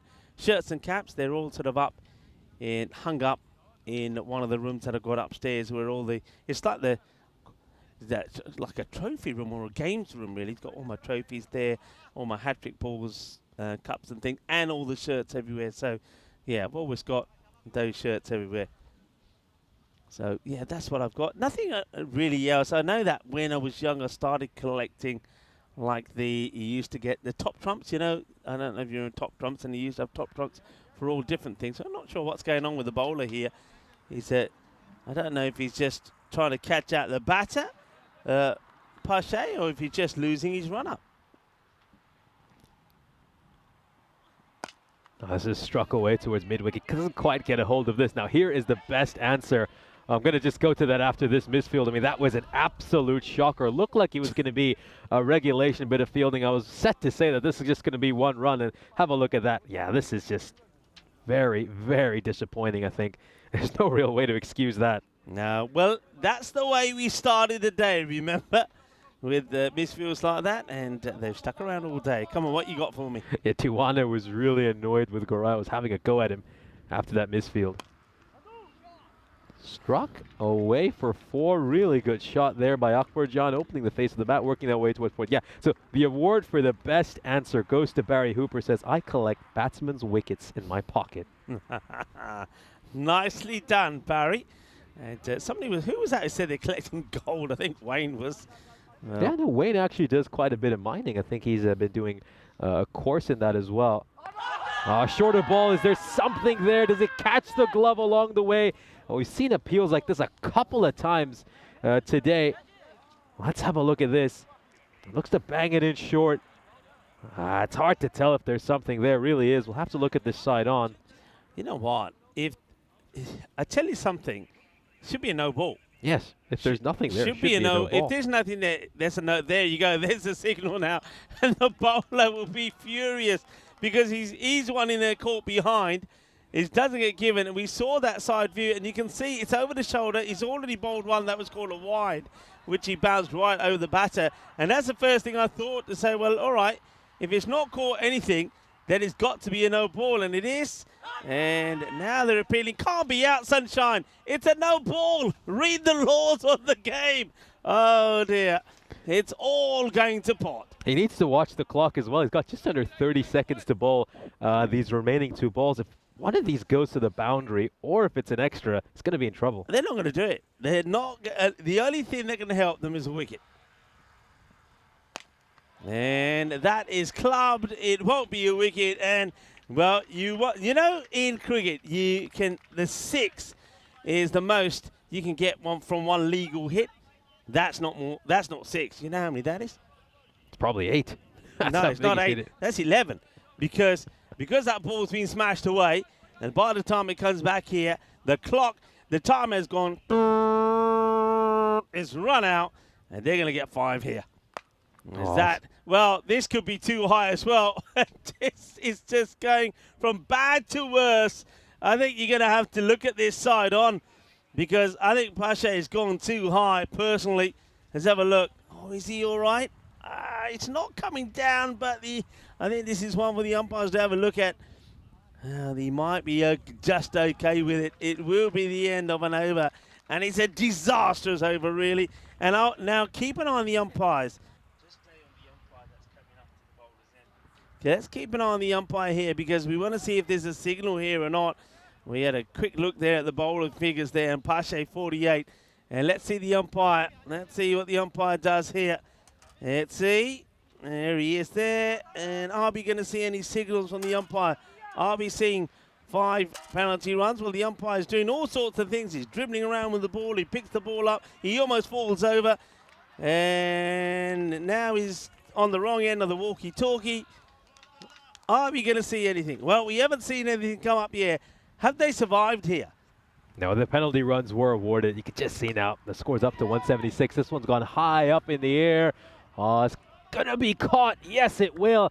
I mean, this isn't the perfect technique. He's actually kind of snatched this one out of the air.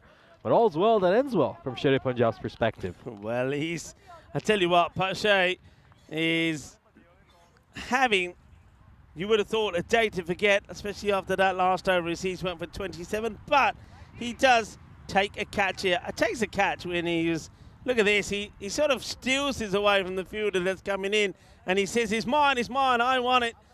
Pache does need something good to go his way. Well, he holds on to the catch, and that is the end of the innings.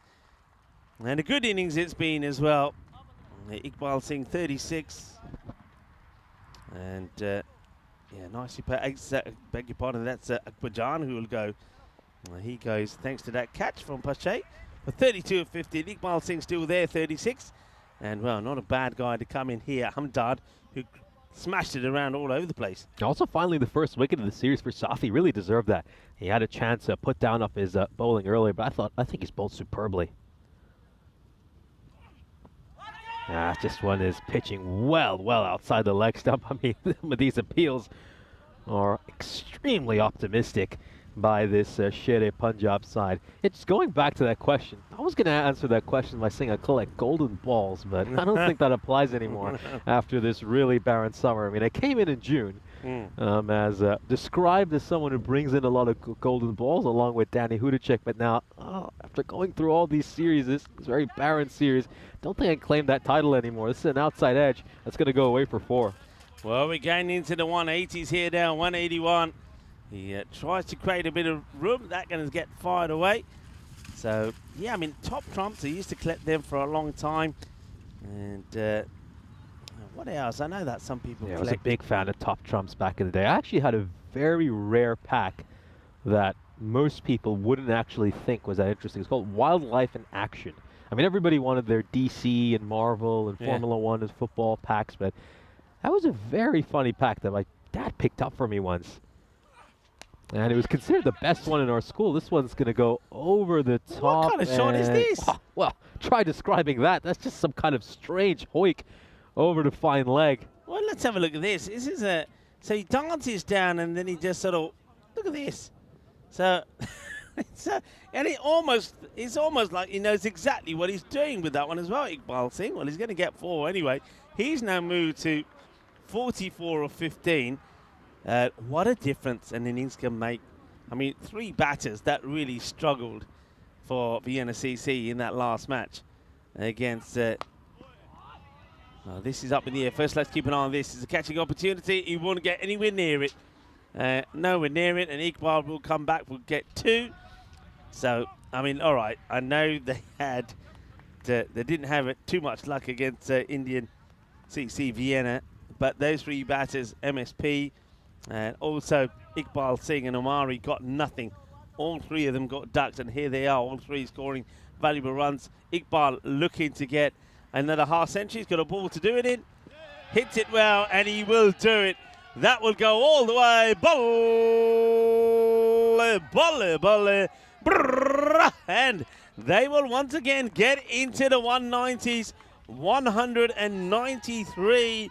This time is not quite as high as the score they posted on the very first day on match number 1, 196 against Cricketer CC. But they have bounced back with a bang, haven't they? 193 for 3. But you got to say that the bowling and also the fielding from Sher Punjab Vienna was not very good, and they certainly got to rethink their strategies when they come back here. And also, they've got to find some bowlers from somewhere, because bowlers who were being carted for big runs were having to come back and bowl again, and that is just not going to help you. I mean, Safi there, that last over goes for 17. Not the worst. He's not the worst of the bowlers by far, Safi. 1 for 31, but some of the bowling here was not good. That was a good catch to take MSB, good bit of bowling, but then as soon as they get 1 wicket, they then start to bowl some bad stuff again, and that was Omari bringing up his half century. Got his half century, and a good catch to remove him down the ground from Sadiq, but every time a new batter came in, they just went to that short delivery. It just wasn't working, and that from Harmeet Singh, I don't know how to describe that. Yeah, really, there was just a few too many mishaps in the field from Sher Punjab. A number of errors. I feel for Safi in particular, had 2 catches dropped off his bowling throughout this innings. He honestly could have left this day with a lot more than just 1 wicket in the 3 matches he played. We'll continue to see some of the highlights of this innings. This one went high up in the air, and, well, this was taken really well by Bashe in that final over.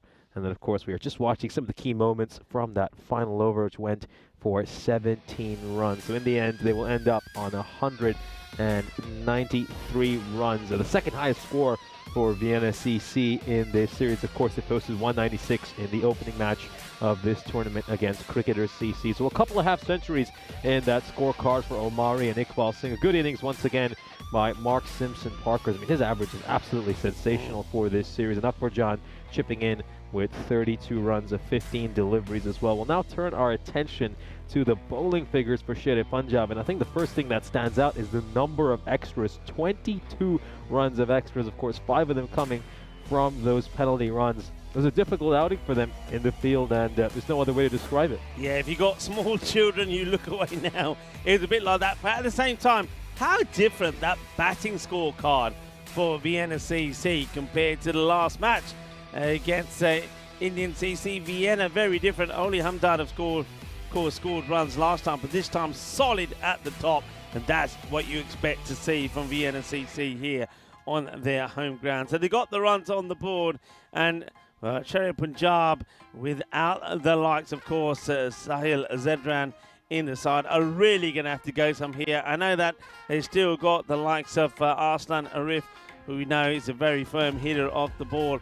But who else is going to be able to stand up and strike the ball at the rate they're going to have to go at? It was not a good performance from them in the field. And that they're going to be very disappointed, really, because after the way that they played the last 2 matches, all right, match number 1, we forgave them a little bit because it was the first time that we would see them in the field when they conceded 136. But they came back well in that second match and a very good performance. But they're going to be bitterly disappointed, I think, with the way that they went about things in that one.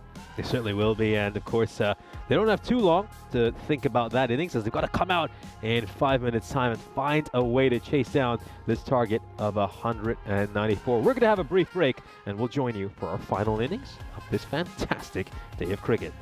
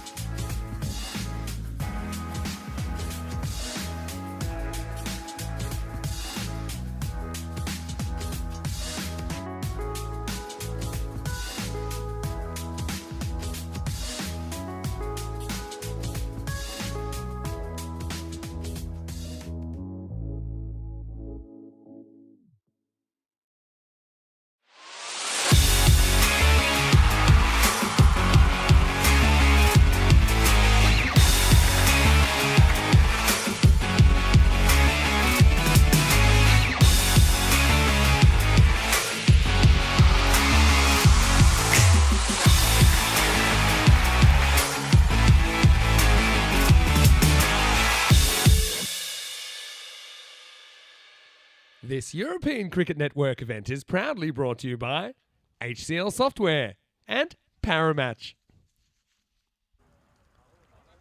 Welcome back for the final innings of this match, day 3, and it's going to have to be something extraordinary if Shari Punjab Vienna are to maintain their winning start on their first day playing on the European Cricket Network. Earlier in the day, we saw them get a win against Snazi where they chased 137, and they got that win with 10 balls to go. We also saw them get another win against Vienna Danube when they chased 125. They did that with 23 balls to go. What that does tell us is they are a team that can score runs quickly and they can chase. But this is a mammoth chase. This is 194 required for a victory.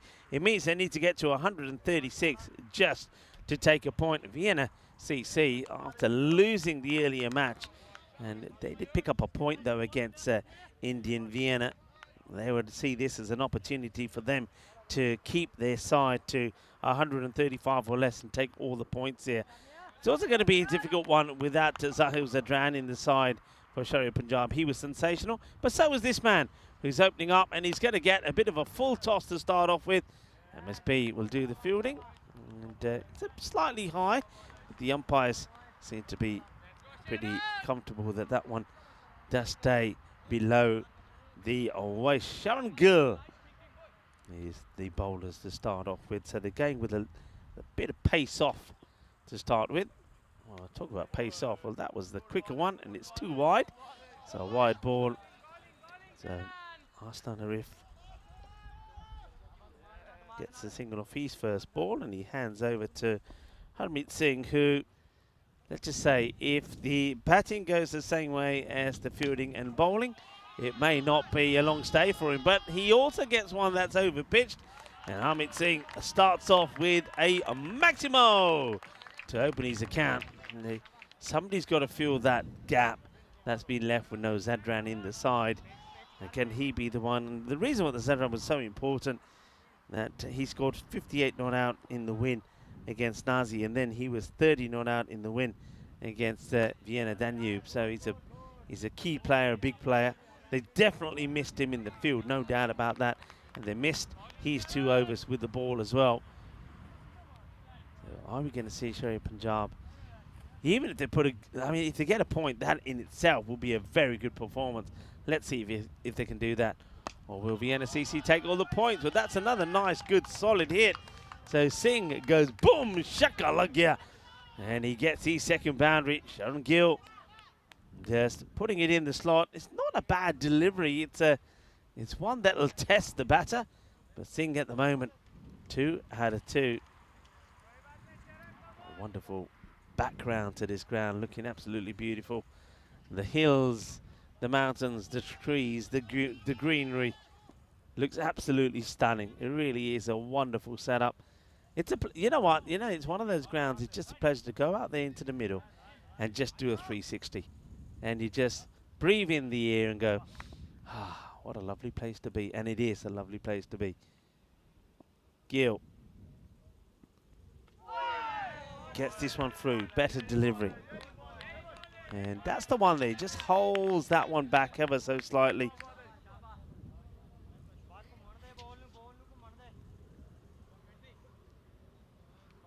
(14 of the over). Yeah, you can see what they need to be going at. They need to be going one less than magical every one. So it's a tremendous ask. And well, that's going to be a dot ball. Let's see this one again. Does he? I think this goes just over the line. I think we get a chance to see it one more time. And so he does move a long way. Yeah, that's perfectly fine. And even if that, yeah, even if it was another couple of centimetres wider, it still would have been fine. Now, a lot of pit chat was about the higher score, and a few people may not have believed what they were hearing. Well, we know that this team score is 193. Well, Salim Dar scored it by himself. That's the highest score we've ever seen on the European Cricket Network. And yes, people, in 10 overs. You can see some big ones there. Aslan Amjad scored 183 there in Estonia.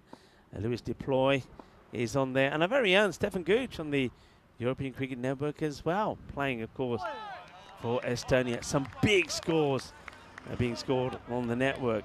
And, welcome back to Nishay. But, yeah, I mean, we could see scores like that here. It's very possible. We certainly could. I mean, this is a flat wicket. It's a quick outfield. I expect to see some really big scores here in Hungary as well. I don't think it's going to be too long before we see our first century of this series. Oh, full toss. That was a terrible ball by Omari, who served on a silver platter for Singh, for Arif, beg your pardon, who has bashed that one away.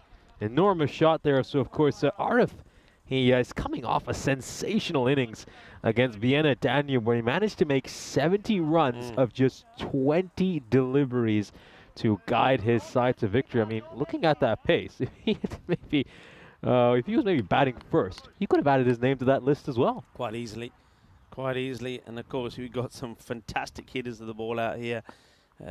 You know, you can mention MSP, who's, when he's striking the ball, is so difficult to get away. You can talk about Karanbir Singh there as well, and one or two others that will be coming into the frame as well. I mean, Bilal Zalmai, look at the way he's hitting the ball at the moment. Seems to be getting himself set for maybe going for the 3 figures and then finds a way of getting himself out. A lot of good players, you know. Struck well, but to the fielder does well. Good pick up, very good throw as well. Making sure that Aslan Arif is going to have to rush to get home. Nice pick up and throw.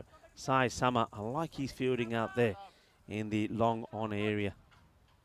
He does a great job out there, doesn't he? I think both long off and long on are absolutely powerhouses for this Vienna CC side.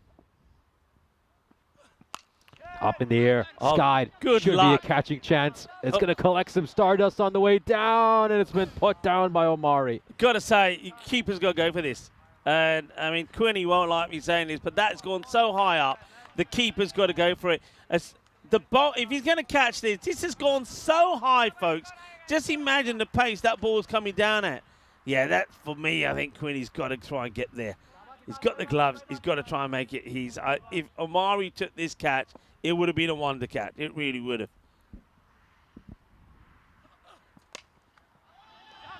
Getting it, trying to get it in the gap. They'll just take the single.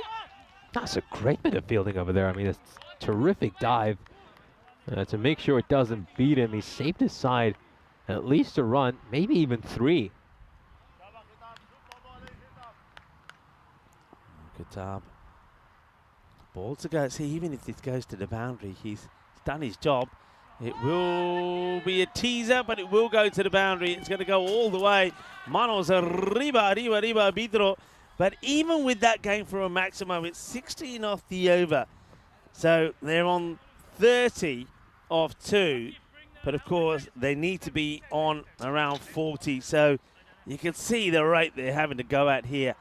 They really need those big overs, and they need to come from somewhere. And, Singh's got to get a few more out of the middle. It's going to be Aslan Arif who will be on strike for the next over. And you can see that MSP just having a chat with the bowler there. Yeah, I think it's been a bit of a difficult start to the tournament for Omari with the ball in hand. He's actually gone to about 16 and over throughout this series and hasn't picked up a wicket just yet. I think one bit of hope for this Sher-e Punjab side. Shot. That's a beauty. It's in the slot. And Arslan, this is when he's at his best, hitting these sort of balls. He hits it so cleanly. Look at the body. Look at the shape of the body. Nice and straight. And then at the last moment, gets that little bit of acceleration in when he sort of releases the spring and the arms come quickly through the ball and crunches it for a big hit. Yeah, I was just about to say before that ball that I think something that does give this Sher-e Punjab side some hope is that a lot of the key bowlers for Vienna CC are not playing this game. As we mentioned, they made 4 changes prior to this match, and all 4 of them are bowlers. I mean, you take someone like Gill. He hasn't bowled that much on the network over these last couple of years. He hasn't really been a key bowler for his team since 2020. All right, now miscue This is a big moment. It should be taken. It will be taken. That's the catch they needed to take. Nicely done. And he wants to enjoy his moment, does Himanshu Jha, and he will. Takes the catch and gets the wicket of Arslan Arif. And Sharon Gill will take a very, very important wicket because we know how dangerous Arslan can be. As she said, he was sensational in that earlier win when he scored 70 of just 20 balls. Yeah, Himanshu Jha is one of the 4 additions into this team, and that's why he was so delighted. His first match of this European Cricket Series, and he holds on to a catch. So, well, that certainly makes this trip up to this beautiful hamlet of Seabarn well worth it for him. He gets his big moment on the network, holds on to that catch, and it was an important one as well of Arif. Yeah, it certainly was. Hassan Siddique now comes out. Of course, he batted very well the first time we saw him and made a fine 40. And supported the likes of Zadran really well. So it's another good batter to come in. And he gets beaten by Gill outside the off. Looking to play this shot on the leg side. Looks pretty composed, Gill, doesn't he? Doesn't look too flustered as he munches away at his gum. Yeah, he's got a little bit of leg spin on that previous ball. Well, there's no spin on this. The only spin this is going to do is into those sunflower fields. It's going to be another boundary, good pickup. So that's what they've got to do here. Everybody that comes out has got to really try and take on the bowling. So Hassan Siddique, after missing out the first, he gets the second one out of the middle. That will go all the way. A nice shot, good clean strike of the ball. Starts to get a little bit cooler now as the sun starting to come down then to the right of us. Local time now just gone 5 minutes past 6 in the afternoon. Yeah, Hassan Siddique played a brilliant innings this morning against Snazzy when he made 41 of just 15 deliveries, but could only muster 5 runs against Vienna Danube.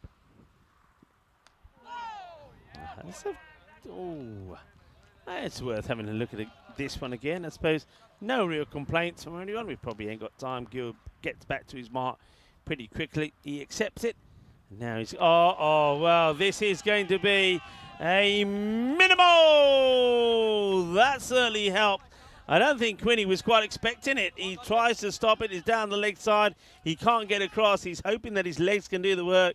But really, I think there's Quinny there. He needs to really take a big step across and try and get something on that. It's not a good delivery from Gill. And well, that 5 certainly helps. And that takes it to 18 off the over. A boundary of this last ball would certainly keep things interesting. And there is that boundary.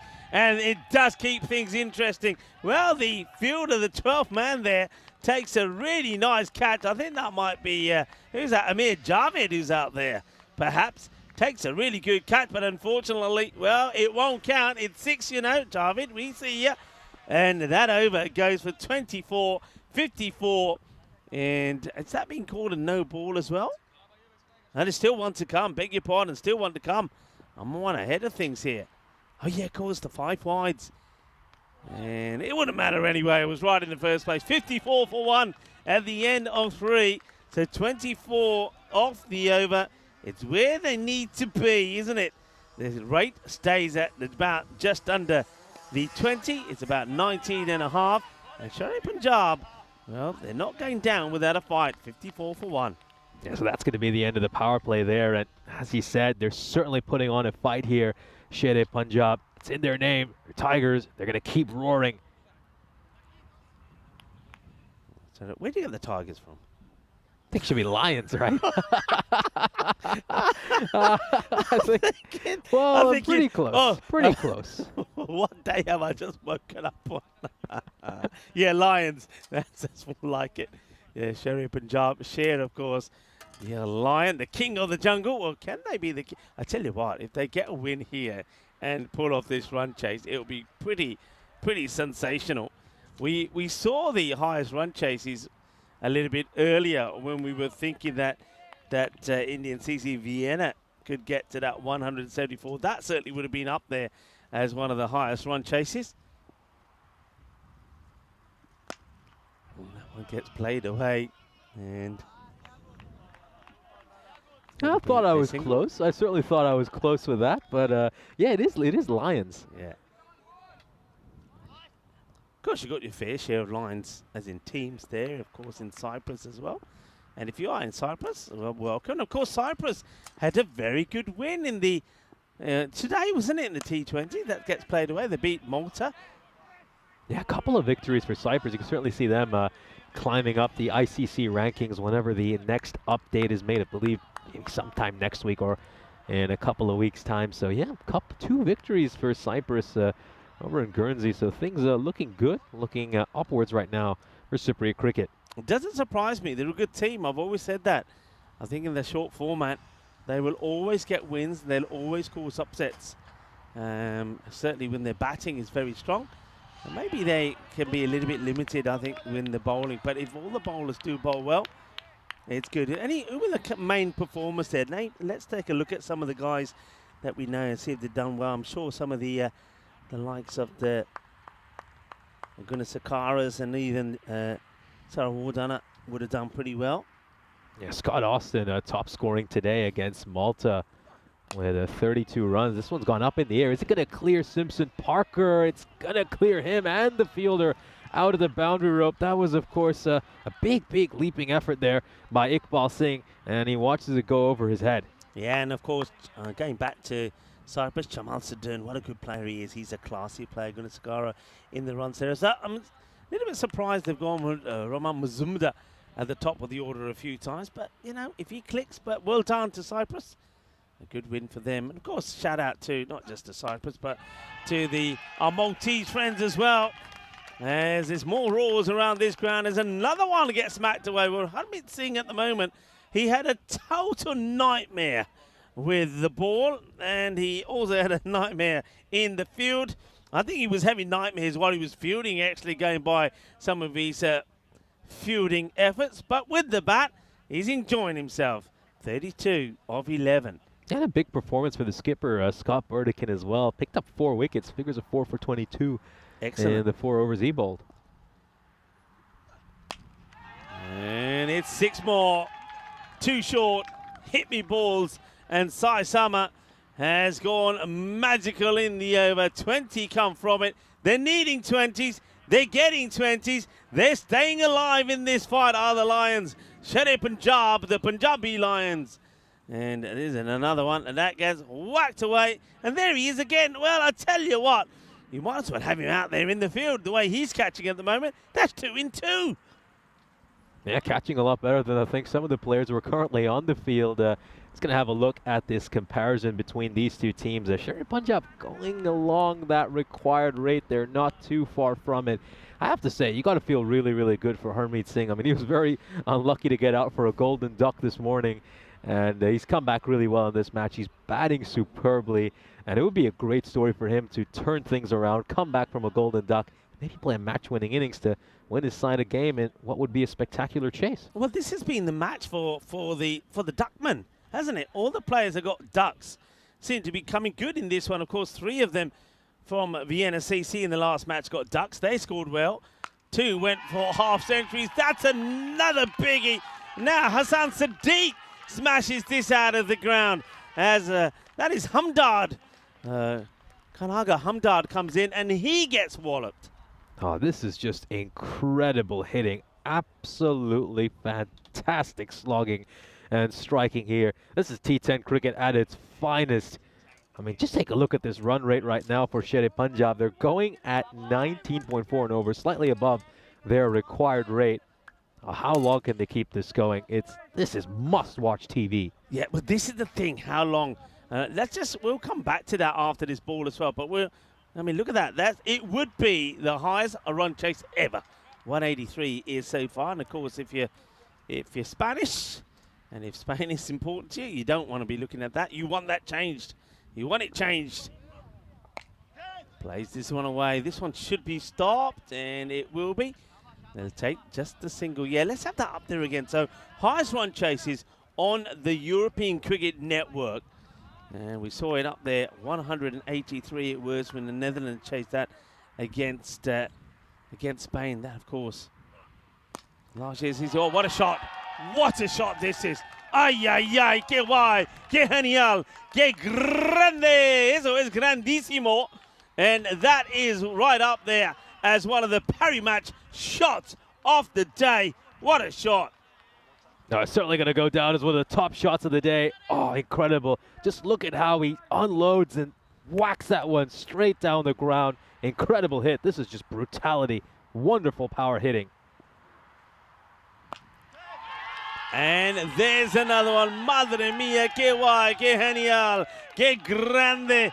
Well, that is sweeter than a bowl of rasmalai as that flies off the bat. It's 6 more.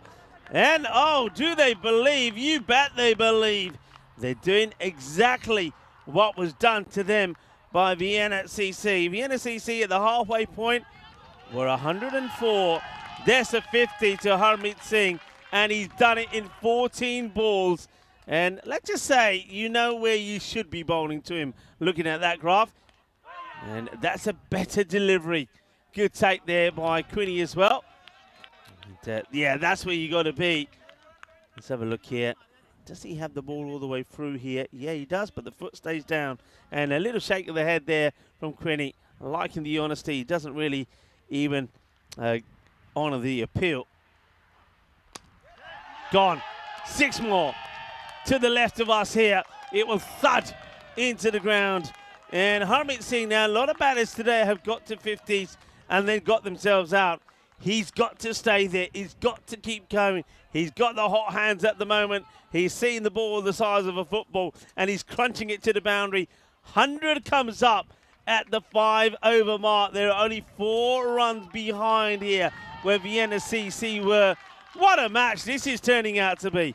What an incredible match, and this is the most runs Hamdard has given up in an over so far this series by quite a bit. He's been so economical throughout this tournament, going at 9.5 and over, and he's just given up 25 there. Well, that was a clinic in power hitting. We're just going to see the comparison of these two sides right there at the bottom of your screen. They're only 4 runs behind what this Vienna CC side are at this stage. Well, looks like we're bringing up the golden ball graphic here. I mean, could this go down to a golden ball? That'd be quite a golden ball. Elsa really is feeling it. Elsa is feeling it. Elsa, of course, in the engine room as part of the spring production crew at the ground. Elsa is feeling it. Right, who's changing the bat here?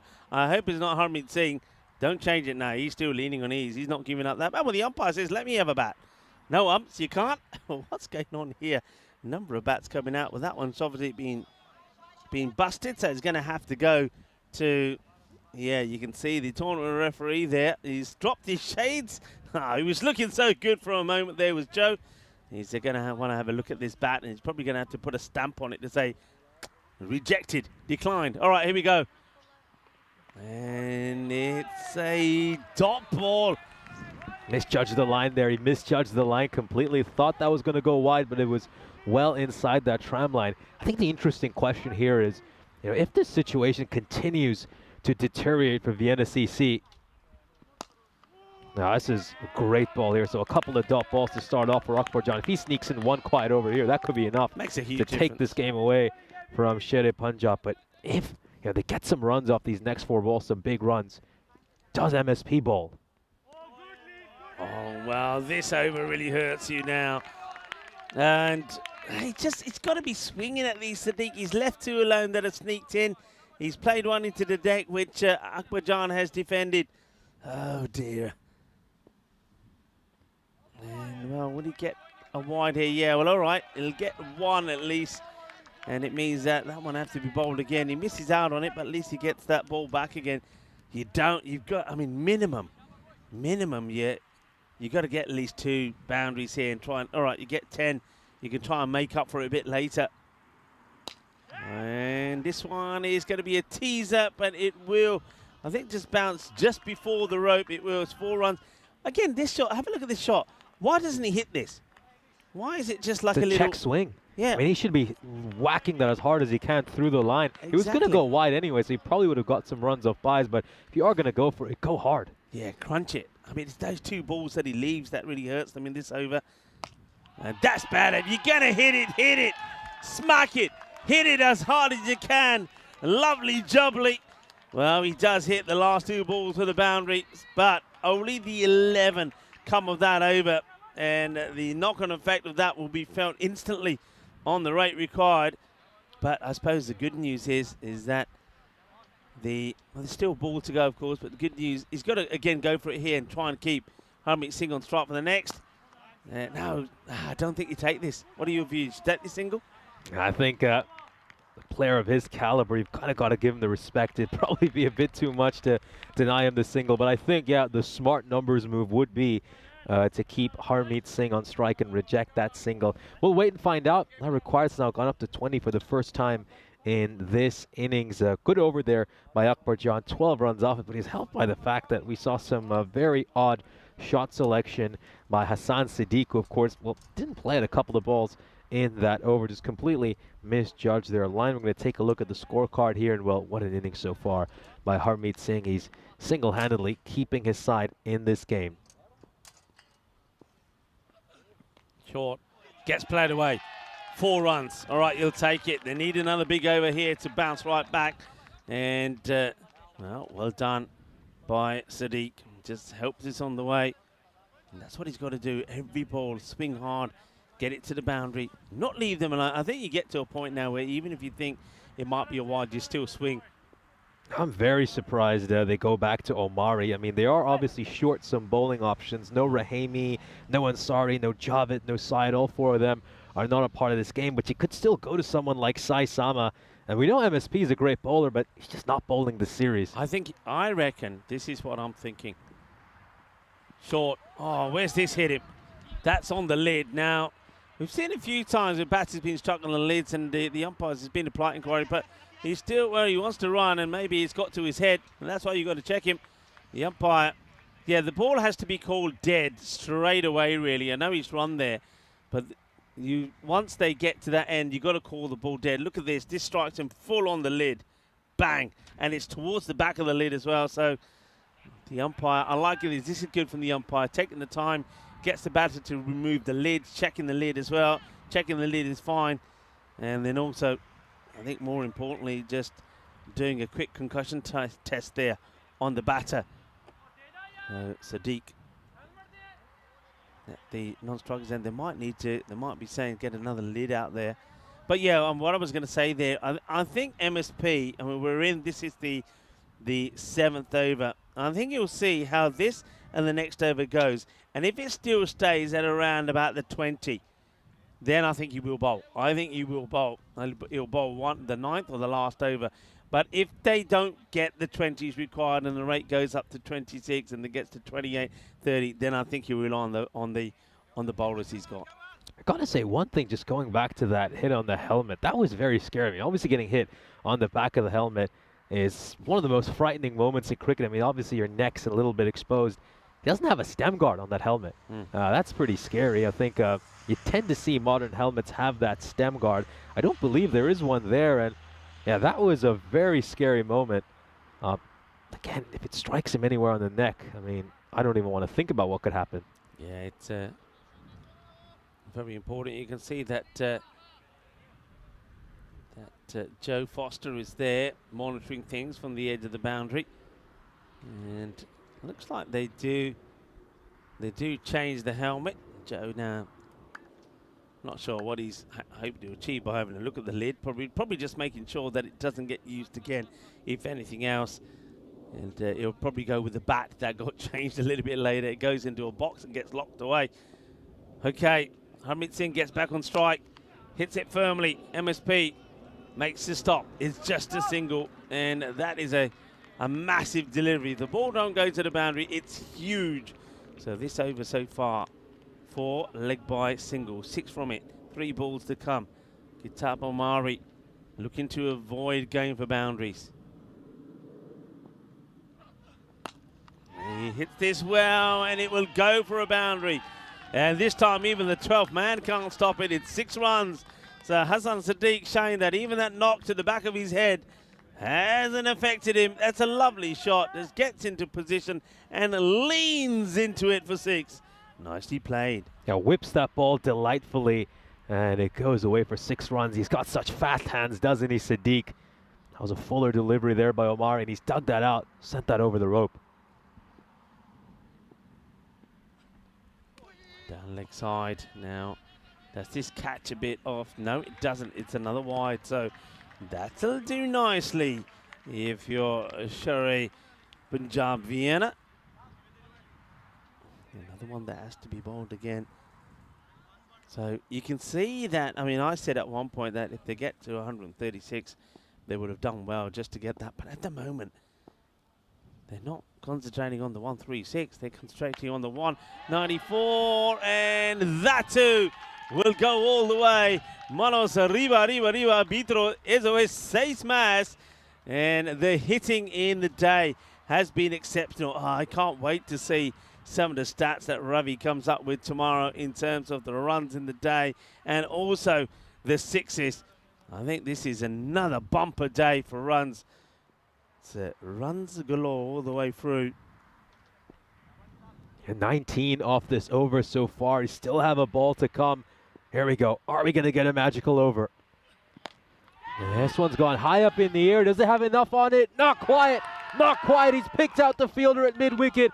And this partnership has been broken on 95.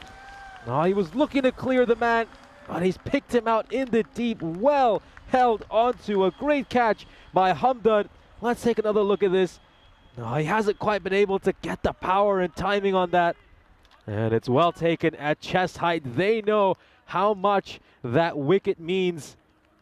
It's one of those again. I mean, we said that he's played some shots in that area where he's given it everything, and me and you were both saying that's what I want to see. I want to see him play those big shots. But again, there he's gone for the time, he's gone for the whip without the power in it, and that's why that leads to that wicket. So second wicket goes down, 131 for 2. The big thing about that ball is that it ended up being a dot, so no more than the 19 come from it. So the rate now at 21 required per over. This means that this is a huge over. Full toss, whacked, high, 6. Thank you very much. Harmeet Singh is still there. How important is him being there and him facing all 6 of these deliveries here? The first one, not a good one here from Akbar Jan. It gets blasted away for 6. Akbar Jan going for the wide Yorker. He ends up missing it. That just gives Singh the leverage to pump it away for a 6. Huge full toss. Huge full toss. This is going to get punished. Back-to-back 6s. Akbar Jan is getting it all wrong to start the 8th. अरे वाह, छक्का लग गया किदा अज दा स्वाद आ गया कि नहीं अपनी क्रिकेट इत्थे देख के ऑस्ट्रेलिया दे विच किन्ना सोना छक्का लग गया and Harmeet Singh is going big here now. 63 of 18. Akbar Jan under the pump. Oh, and by the way, the batter that's come out to join him is Jagdeep Tiwana. And of course, Tiwana, I think at the moment, his role is no dot balls, and as long as Harmeet Singh is out there, just keep giving him the strike. Okay, miscue. Now, will they try and come back for 2 here? They could do. And Harmeet had the right idea, but it looks like Tiwana, even though he wasn't prepared to sacrifice his wicket, they take just a single. So, all right, here we go. This is a huge delivery. New batter to face his first ball, Jagdeep Tiwana. Okay, well, maybe that's smart. Doesn't go for the big shot. Just takes a single. I don't mind that because there's still 2 balls to go in the over. If these 2 go to the boundary, you win the over. Absolutely. Interesting to go with Tiwana and not someone like Safatul Pashe. This one's down the leg side. It's going to be a wide, of course. Pashe made 20 runs of just 6 deliveries this morning. Very good point. Very good point. I wonder if they've overlooked that because he came out and remember, it was just, I think it was 2 6s and a 4. Just bludgeoned it everywhere. Tossed up, it's down the leg side again. Has he got anything on this? No, it's right there. It lands. It gone through? It's a perfect it's Yorker. Gone through. It's gone through. Through the batter and the stumps. Dot ball. Harmeet Singh got to get after this one now. And this time it will be a wide. That's what I saw the ball before. All right, you'll take those. You can see what he's trying to do. He's trying to just try and get something on those pads, trying to hide it there. I think Singh is far better off just stepping inside of those so he doesn't spoil them. Yeah, that's exactly what the plan needs to be for Singh. Change of angle. It's a low full toss. This one's going to go all the way. A massive 6 to end the over. And now they need 41 runs of the last 2 overs. Are we going to see Mark Simpson Parker take the ball here, as his side could be the victims of what might be the greatest ever chase on the European Cricket Network? Well, last year when we were here, we saw a biggie. And then since then, a lot more have happened. But have a look at this. This is what's on the cards here. We could be seeing the highest run chase ever on the European Cricket Network. Currently stands on 183. And if Harmeet Singh can stay out there, who knows? Now, look, I reckon here, if MSP is thinking straight, bring a few bodies in. Surely Jagdeep will try and push a single here. Let's see. Will he try and just push this for a single? Oh, they've got to go here. They don't go. They should have gone. They had to go. Dot ball, massive. Well, he should be looking for a single. Tries for the shot himself. Hamdard gets the dot ball in. I'm very surprised they go back to Hamdard after he went for 25 runs, but maybe this will work out a treat, and he can sneak some dot balls into Tijuana. Yeah, they just bring mid-wicket up. Good. I like that. That's a good move from MSP. Why didn't they run there? Oh, it's another dot. Oh, they lost the opportunity to take the run at the beginning of the over. And yeah, look, retire him. I'm telling you, retire him. Get to Pushpay out there. Retire him and get Pushpay out there. Oh, this is hurting them. Right, plays it. MSP, great catch. Oh, my word. Take a bow, MSP. What a catch. Catches win your matches. And that is the one that I think seals this one. It's absolutely thumped. MSP diving in the air, and he takes an absolute humdinger. What a catch this is. Absolutely sensational. Superb. MSP takes the catch, and with that, surely seals his match in favour of Vienna CC. He's a champion cricketer, an absolute champion cricketer. Simpson Parker holds on to an absolute blinder of a catch. He's as clutch as it gets. That could be the match-winning moment, as you said. Oh, it's so hard to see Shere Punjab winning it from here. Pache, has he just come out 4 or 5 balls too late? Oh, let's see what he does with this first one. And he's going to go first ball. First ball, and there's the celebrations. Well, Hamdard was the man who did the job for them with the bat when they needed him to perform. And he got them a point when they were on a losing course. And now he's the man who looks on course to get them the 3 points. And that one, probably the first one that stays just a little bit lower. Pashpay comes out there. You can't blame him, really. He'll go first baller. It's going to be a golden duck for him. A little bit of the old... So 41 required here, and they need to do it in 8 deliveries. Pashpay goes for a first baller. Yeah, didn't quite get to the pitch of the ball there, and it stayed a little bit low, so he gets cleaned up. Oh, this could be a double wicket maiden, or maybe even a triple wicket maiden if he can pick up a hat trick over here. It goes back to that ball where they don't run. The very first ball when they don't run. Single is on. Harmeet Singh goes on strike. They don't take it. After that is all gone pear-shaped. Hat-trick ball in the air. Hat-trick ball now. And he's put it down. He's put it down. Oh, my, oh, my. That's the hat-trick ball put down, and that's Paramjit Singh, I believe, who puts it down. Oh, yaar, hat-trick Singh, Parlinda. Oh, Parlinda. Phir baat hai na. Shaba karke bhangra pona singa. Down it goes, and will Hamdard get a better chance than that? Oh, he had a chance to add his name to the Hall of Fame. Yeah, just noticed there, Harmeet Singh also sent him back saying, I don't want to take the single. He says, all right then, I'll blast this out of the ground. That is a biggie. That has gone a long way. Well, that's 6 runs. There's joy. There's celebrations in that hit from Salid. But it means that we go into the last with it probably being what? If every ball goes for 6, I guess there's a possibility. 159 it will be for 4 at the end of the over. So that big 6 keeps it real, I suppose. Yeah, it just gives them a mathematical chance. And of course, keep in mind, I mean, we saw Elza bring up the golden ball graphic earlier. 5, 6, and a 4 take us to a golden ball. Do you believe? Do you believe? Are we going to snap this barren streak? I wonder if they go with Sai Sama for the final over, but no, it's going to be Mark Simpson Parker, so we haven't seen him bowl at any point in this series. He's taking no risks here. Captain's coming on to bowl. I told you, without looking, how many runs was that last over? About 8? 6. Just that 6. Just that 6. What a great over it was. 2 wickets and just that 6. And changes the concept of this match. But if they took that single, they'll be looking back at that and saying, why didn't we run that single? Anyway, here we go. Every ball has to go for 6.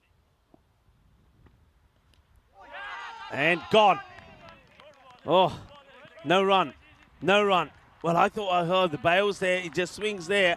No run. So it can't be done. It just can't be done. If he bowls unless he bowls a no ball that gets smashed for 7. And MSP, I just told you MSP wouldn't bowl unless he had to. He wants to bring it home. He's not taking a chance. And yeah, that's the difference. That's the difference. And most people will say, well, why isn't he bowling? Well, maybe he's banking on the players he's got to get him the win, saving himself for the big matches. That makes sense as well.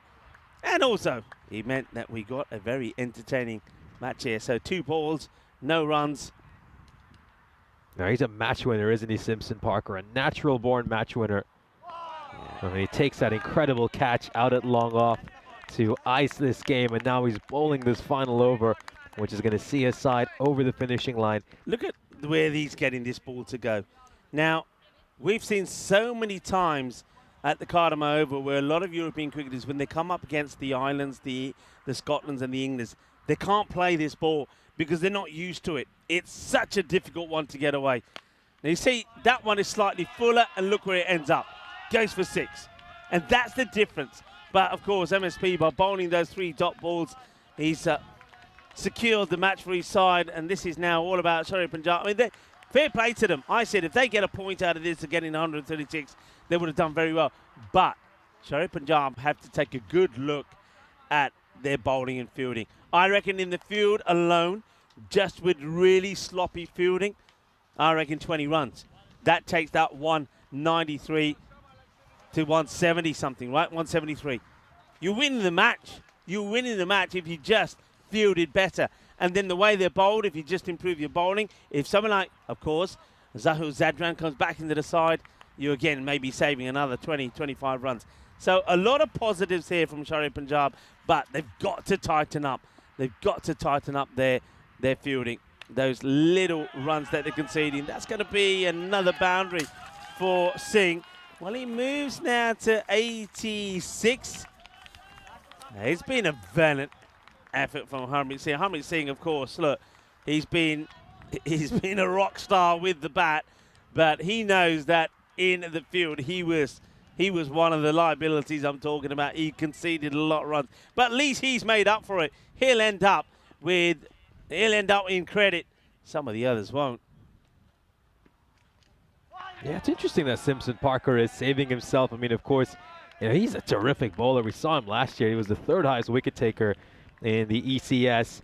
As, of course, he'll now just get his side this victory. A great moment for that entire Vienna CC team. Well, boy, were they given a fright thanks to an incredible, heroic innings by Harmeet Singh, who was going to end up on 86 not out.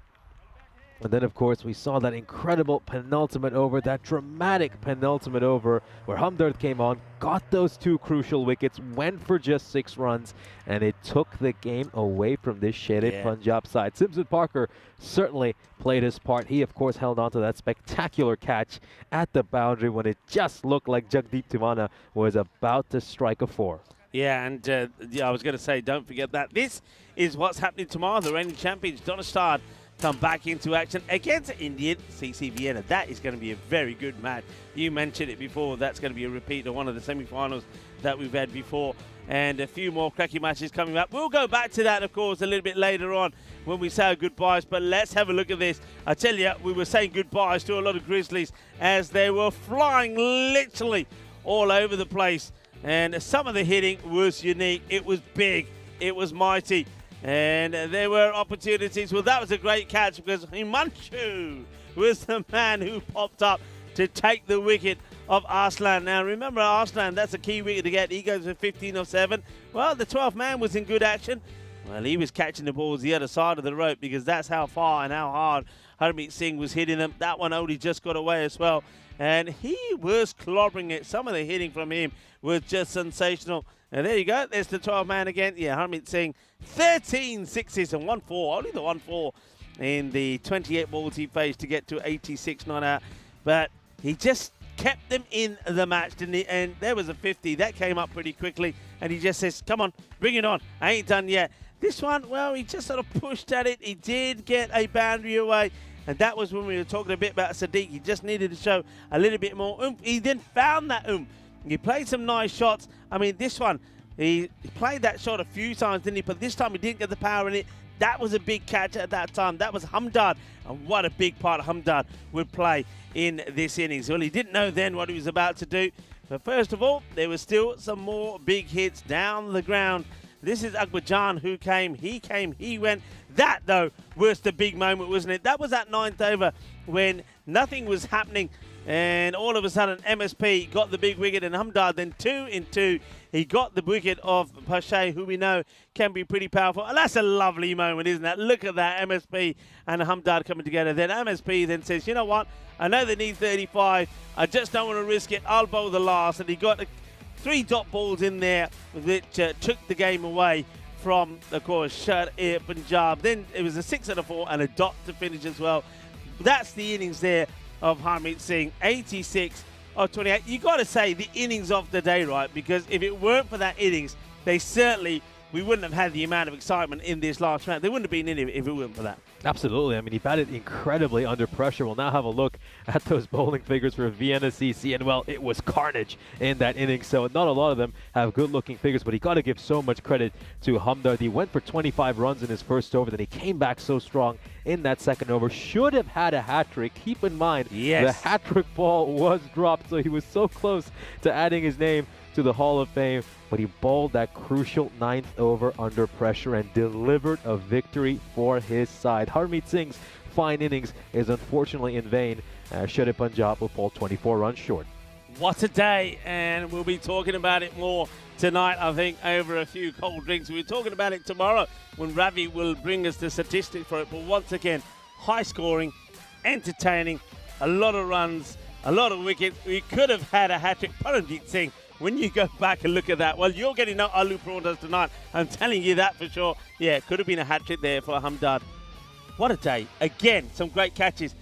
Moments to think about. It's all happening so fast. The forward roll catch, which was quite incredible earlier on in the day. The catch that we saw there under pressure from MSP right in front of us when that ball is going for the boundary. If that went for 6, who knows what could have happened. And, of course, that innings from Harmeet Singh, who had a nightmare in the field, but he came good when it came to the bat. He gets his team a point, and that in itself is an achievement. That certainly is an achievement, and Austria just continues to produce incredible highlights for us, and we can't wait to bring you some more cricket from this beautiful country. Let's have a look at the fixtures coming up tomorrow. So here's a look at some of the action. We're going to see the defending champs in that first match against Indian CC Vienna. Of course, that is a rematch of the second semi-final from last year's ECS when Donnerstadt managed to beat the Indian Cricket Club by more than 100 runs. That was a humbling defeat for Indian CC, and they'll be keen to get some revenge in that opening match. Shere Punjab, well, they got a busy couple of days, 6 matches over the space of 2 days. And then we get to see Lord CC, a side who, well, produced plenty of highlight reel plays. Yeah, look, I think the reigning champions, Donnerstadt, they're going to get well tested tomorrow. They've got 2 matches, and I think Indian CC Vienna are going to test them really well. But I think the Shere Punjab Vienna side are also going to test them. So Donnerstadt, if we want to know if they are real contenders to make it 4 wins on a spin, I think we're going to learn that here tomorrow. Plenty of matches coming up tomorrow, 5 of them. We hope you can join us. Thank you very much for your company here today. Your support and your interaction has been absolutely fantastic. You are simply the best. Also the best here. The Federation have looked after us very well. Again, thank you very much indeed. A big shout out to the umpires, did a great job here. Well done also to Joe Foster standing in for Tyrone Peters. I think he did a fantastic job as well. And of course, the ECN crew. And not to forget, Spring Media, simply the best. Remember, if it weren't for them, you wouldn't be getting any of the action that you're seeing here on the European Cricket Network. You certainly wouldn't be. And of course, last but not least, a big thank you to all of you. The chat has been amazing throughout this series. I've loved all the conversation and can't wait to keep it going for the next couple of weeks. Yeah, so time for us to say goodbye, but plenty of action coming up. And as I always say, be good, be kind, look after yourself, stay healthy. See you tomorrow. Thank you for watching. Shukriya. Hasta mañana, mi familia.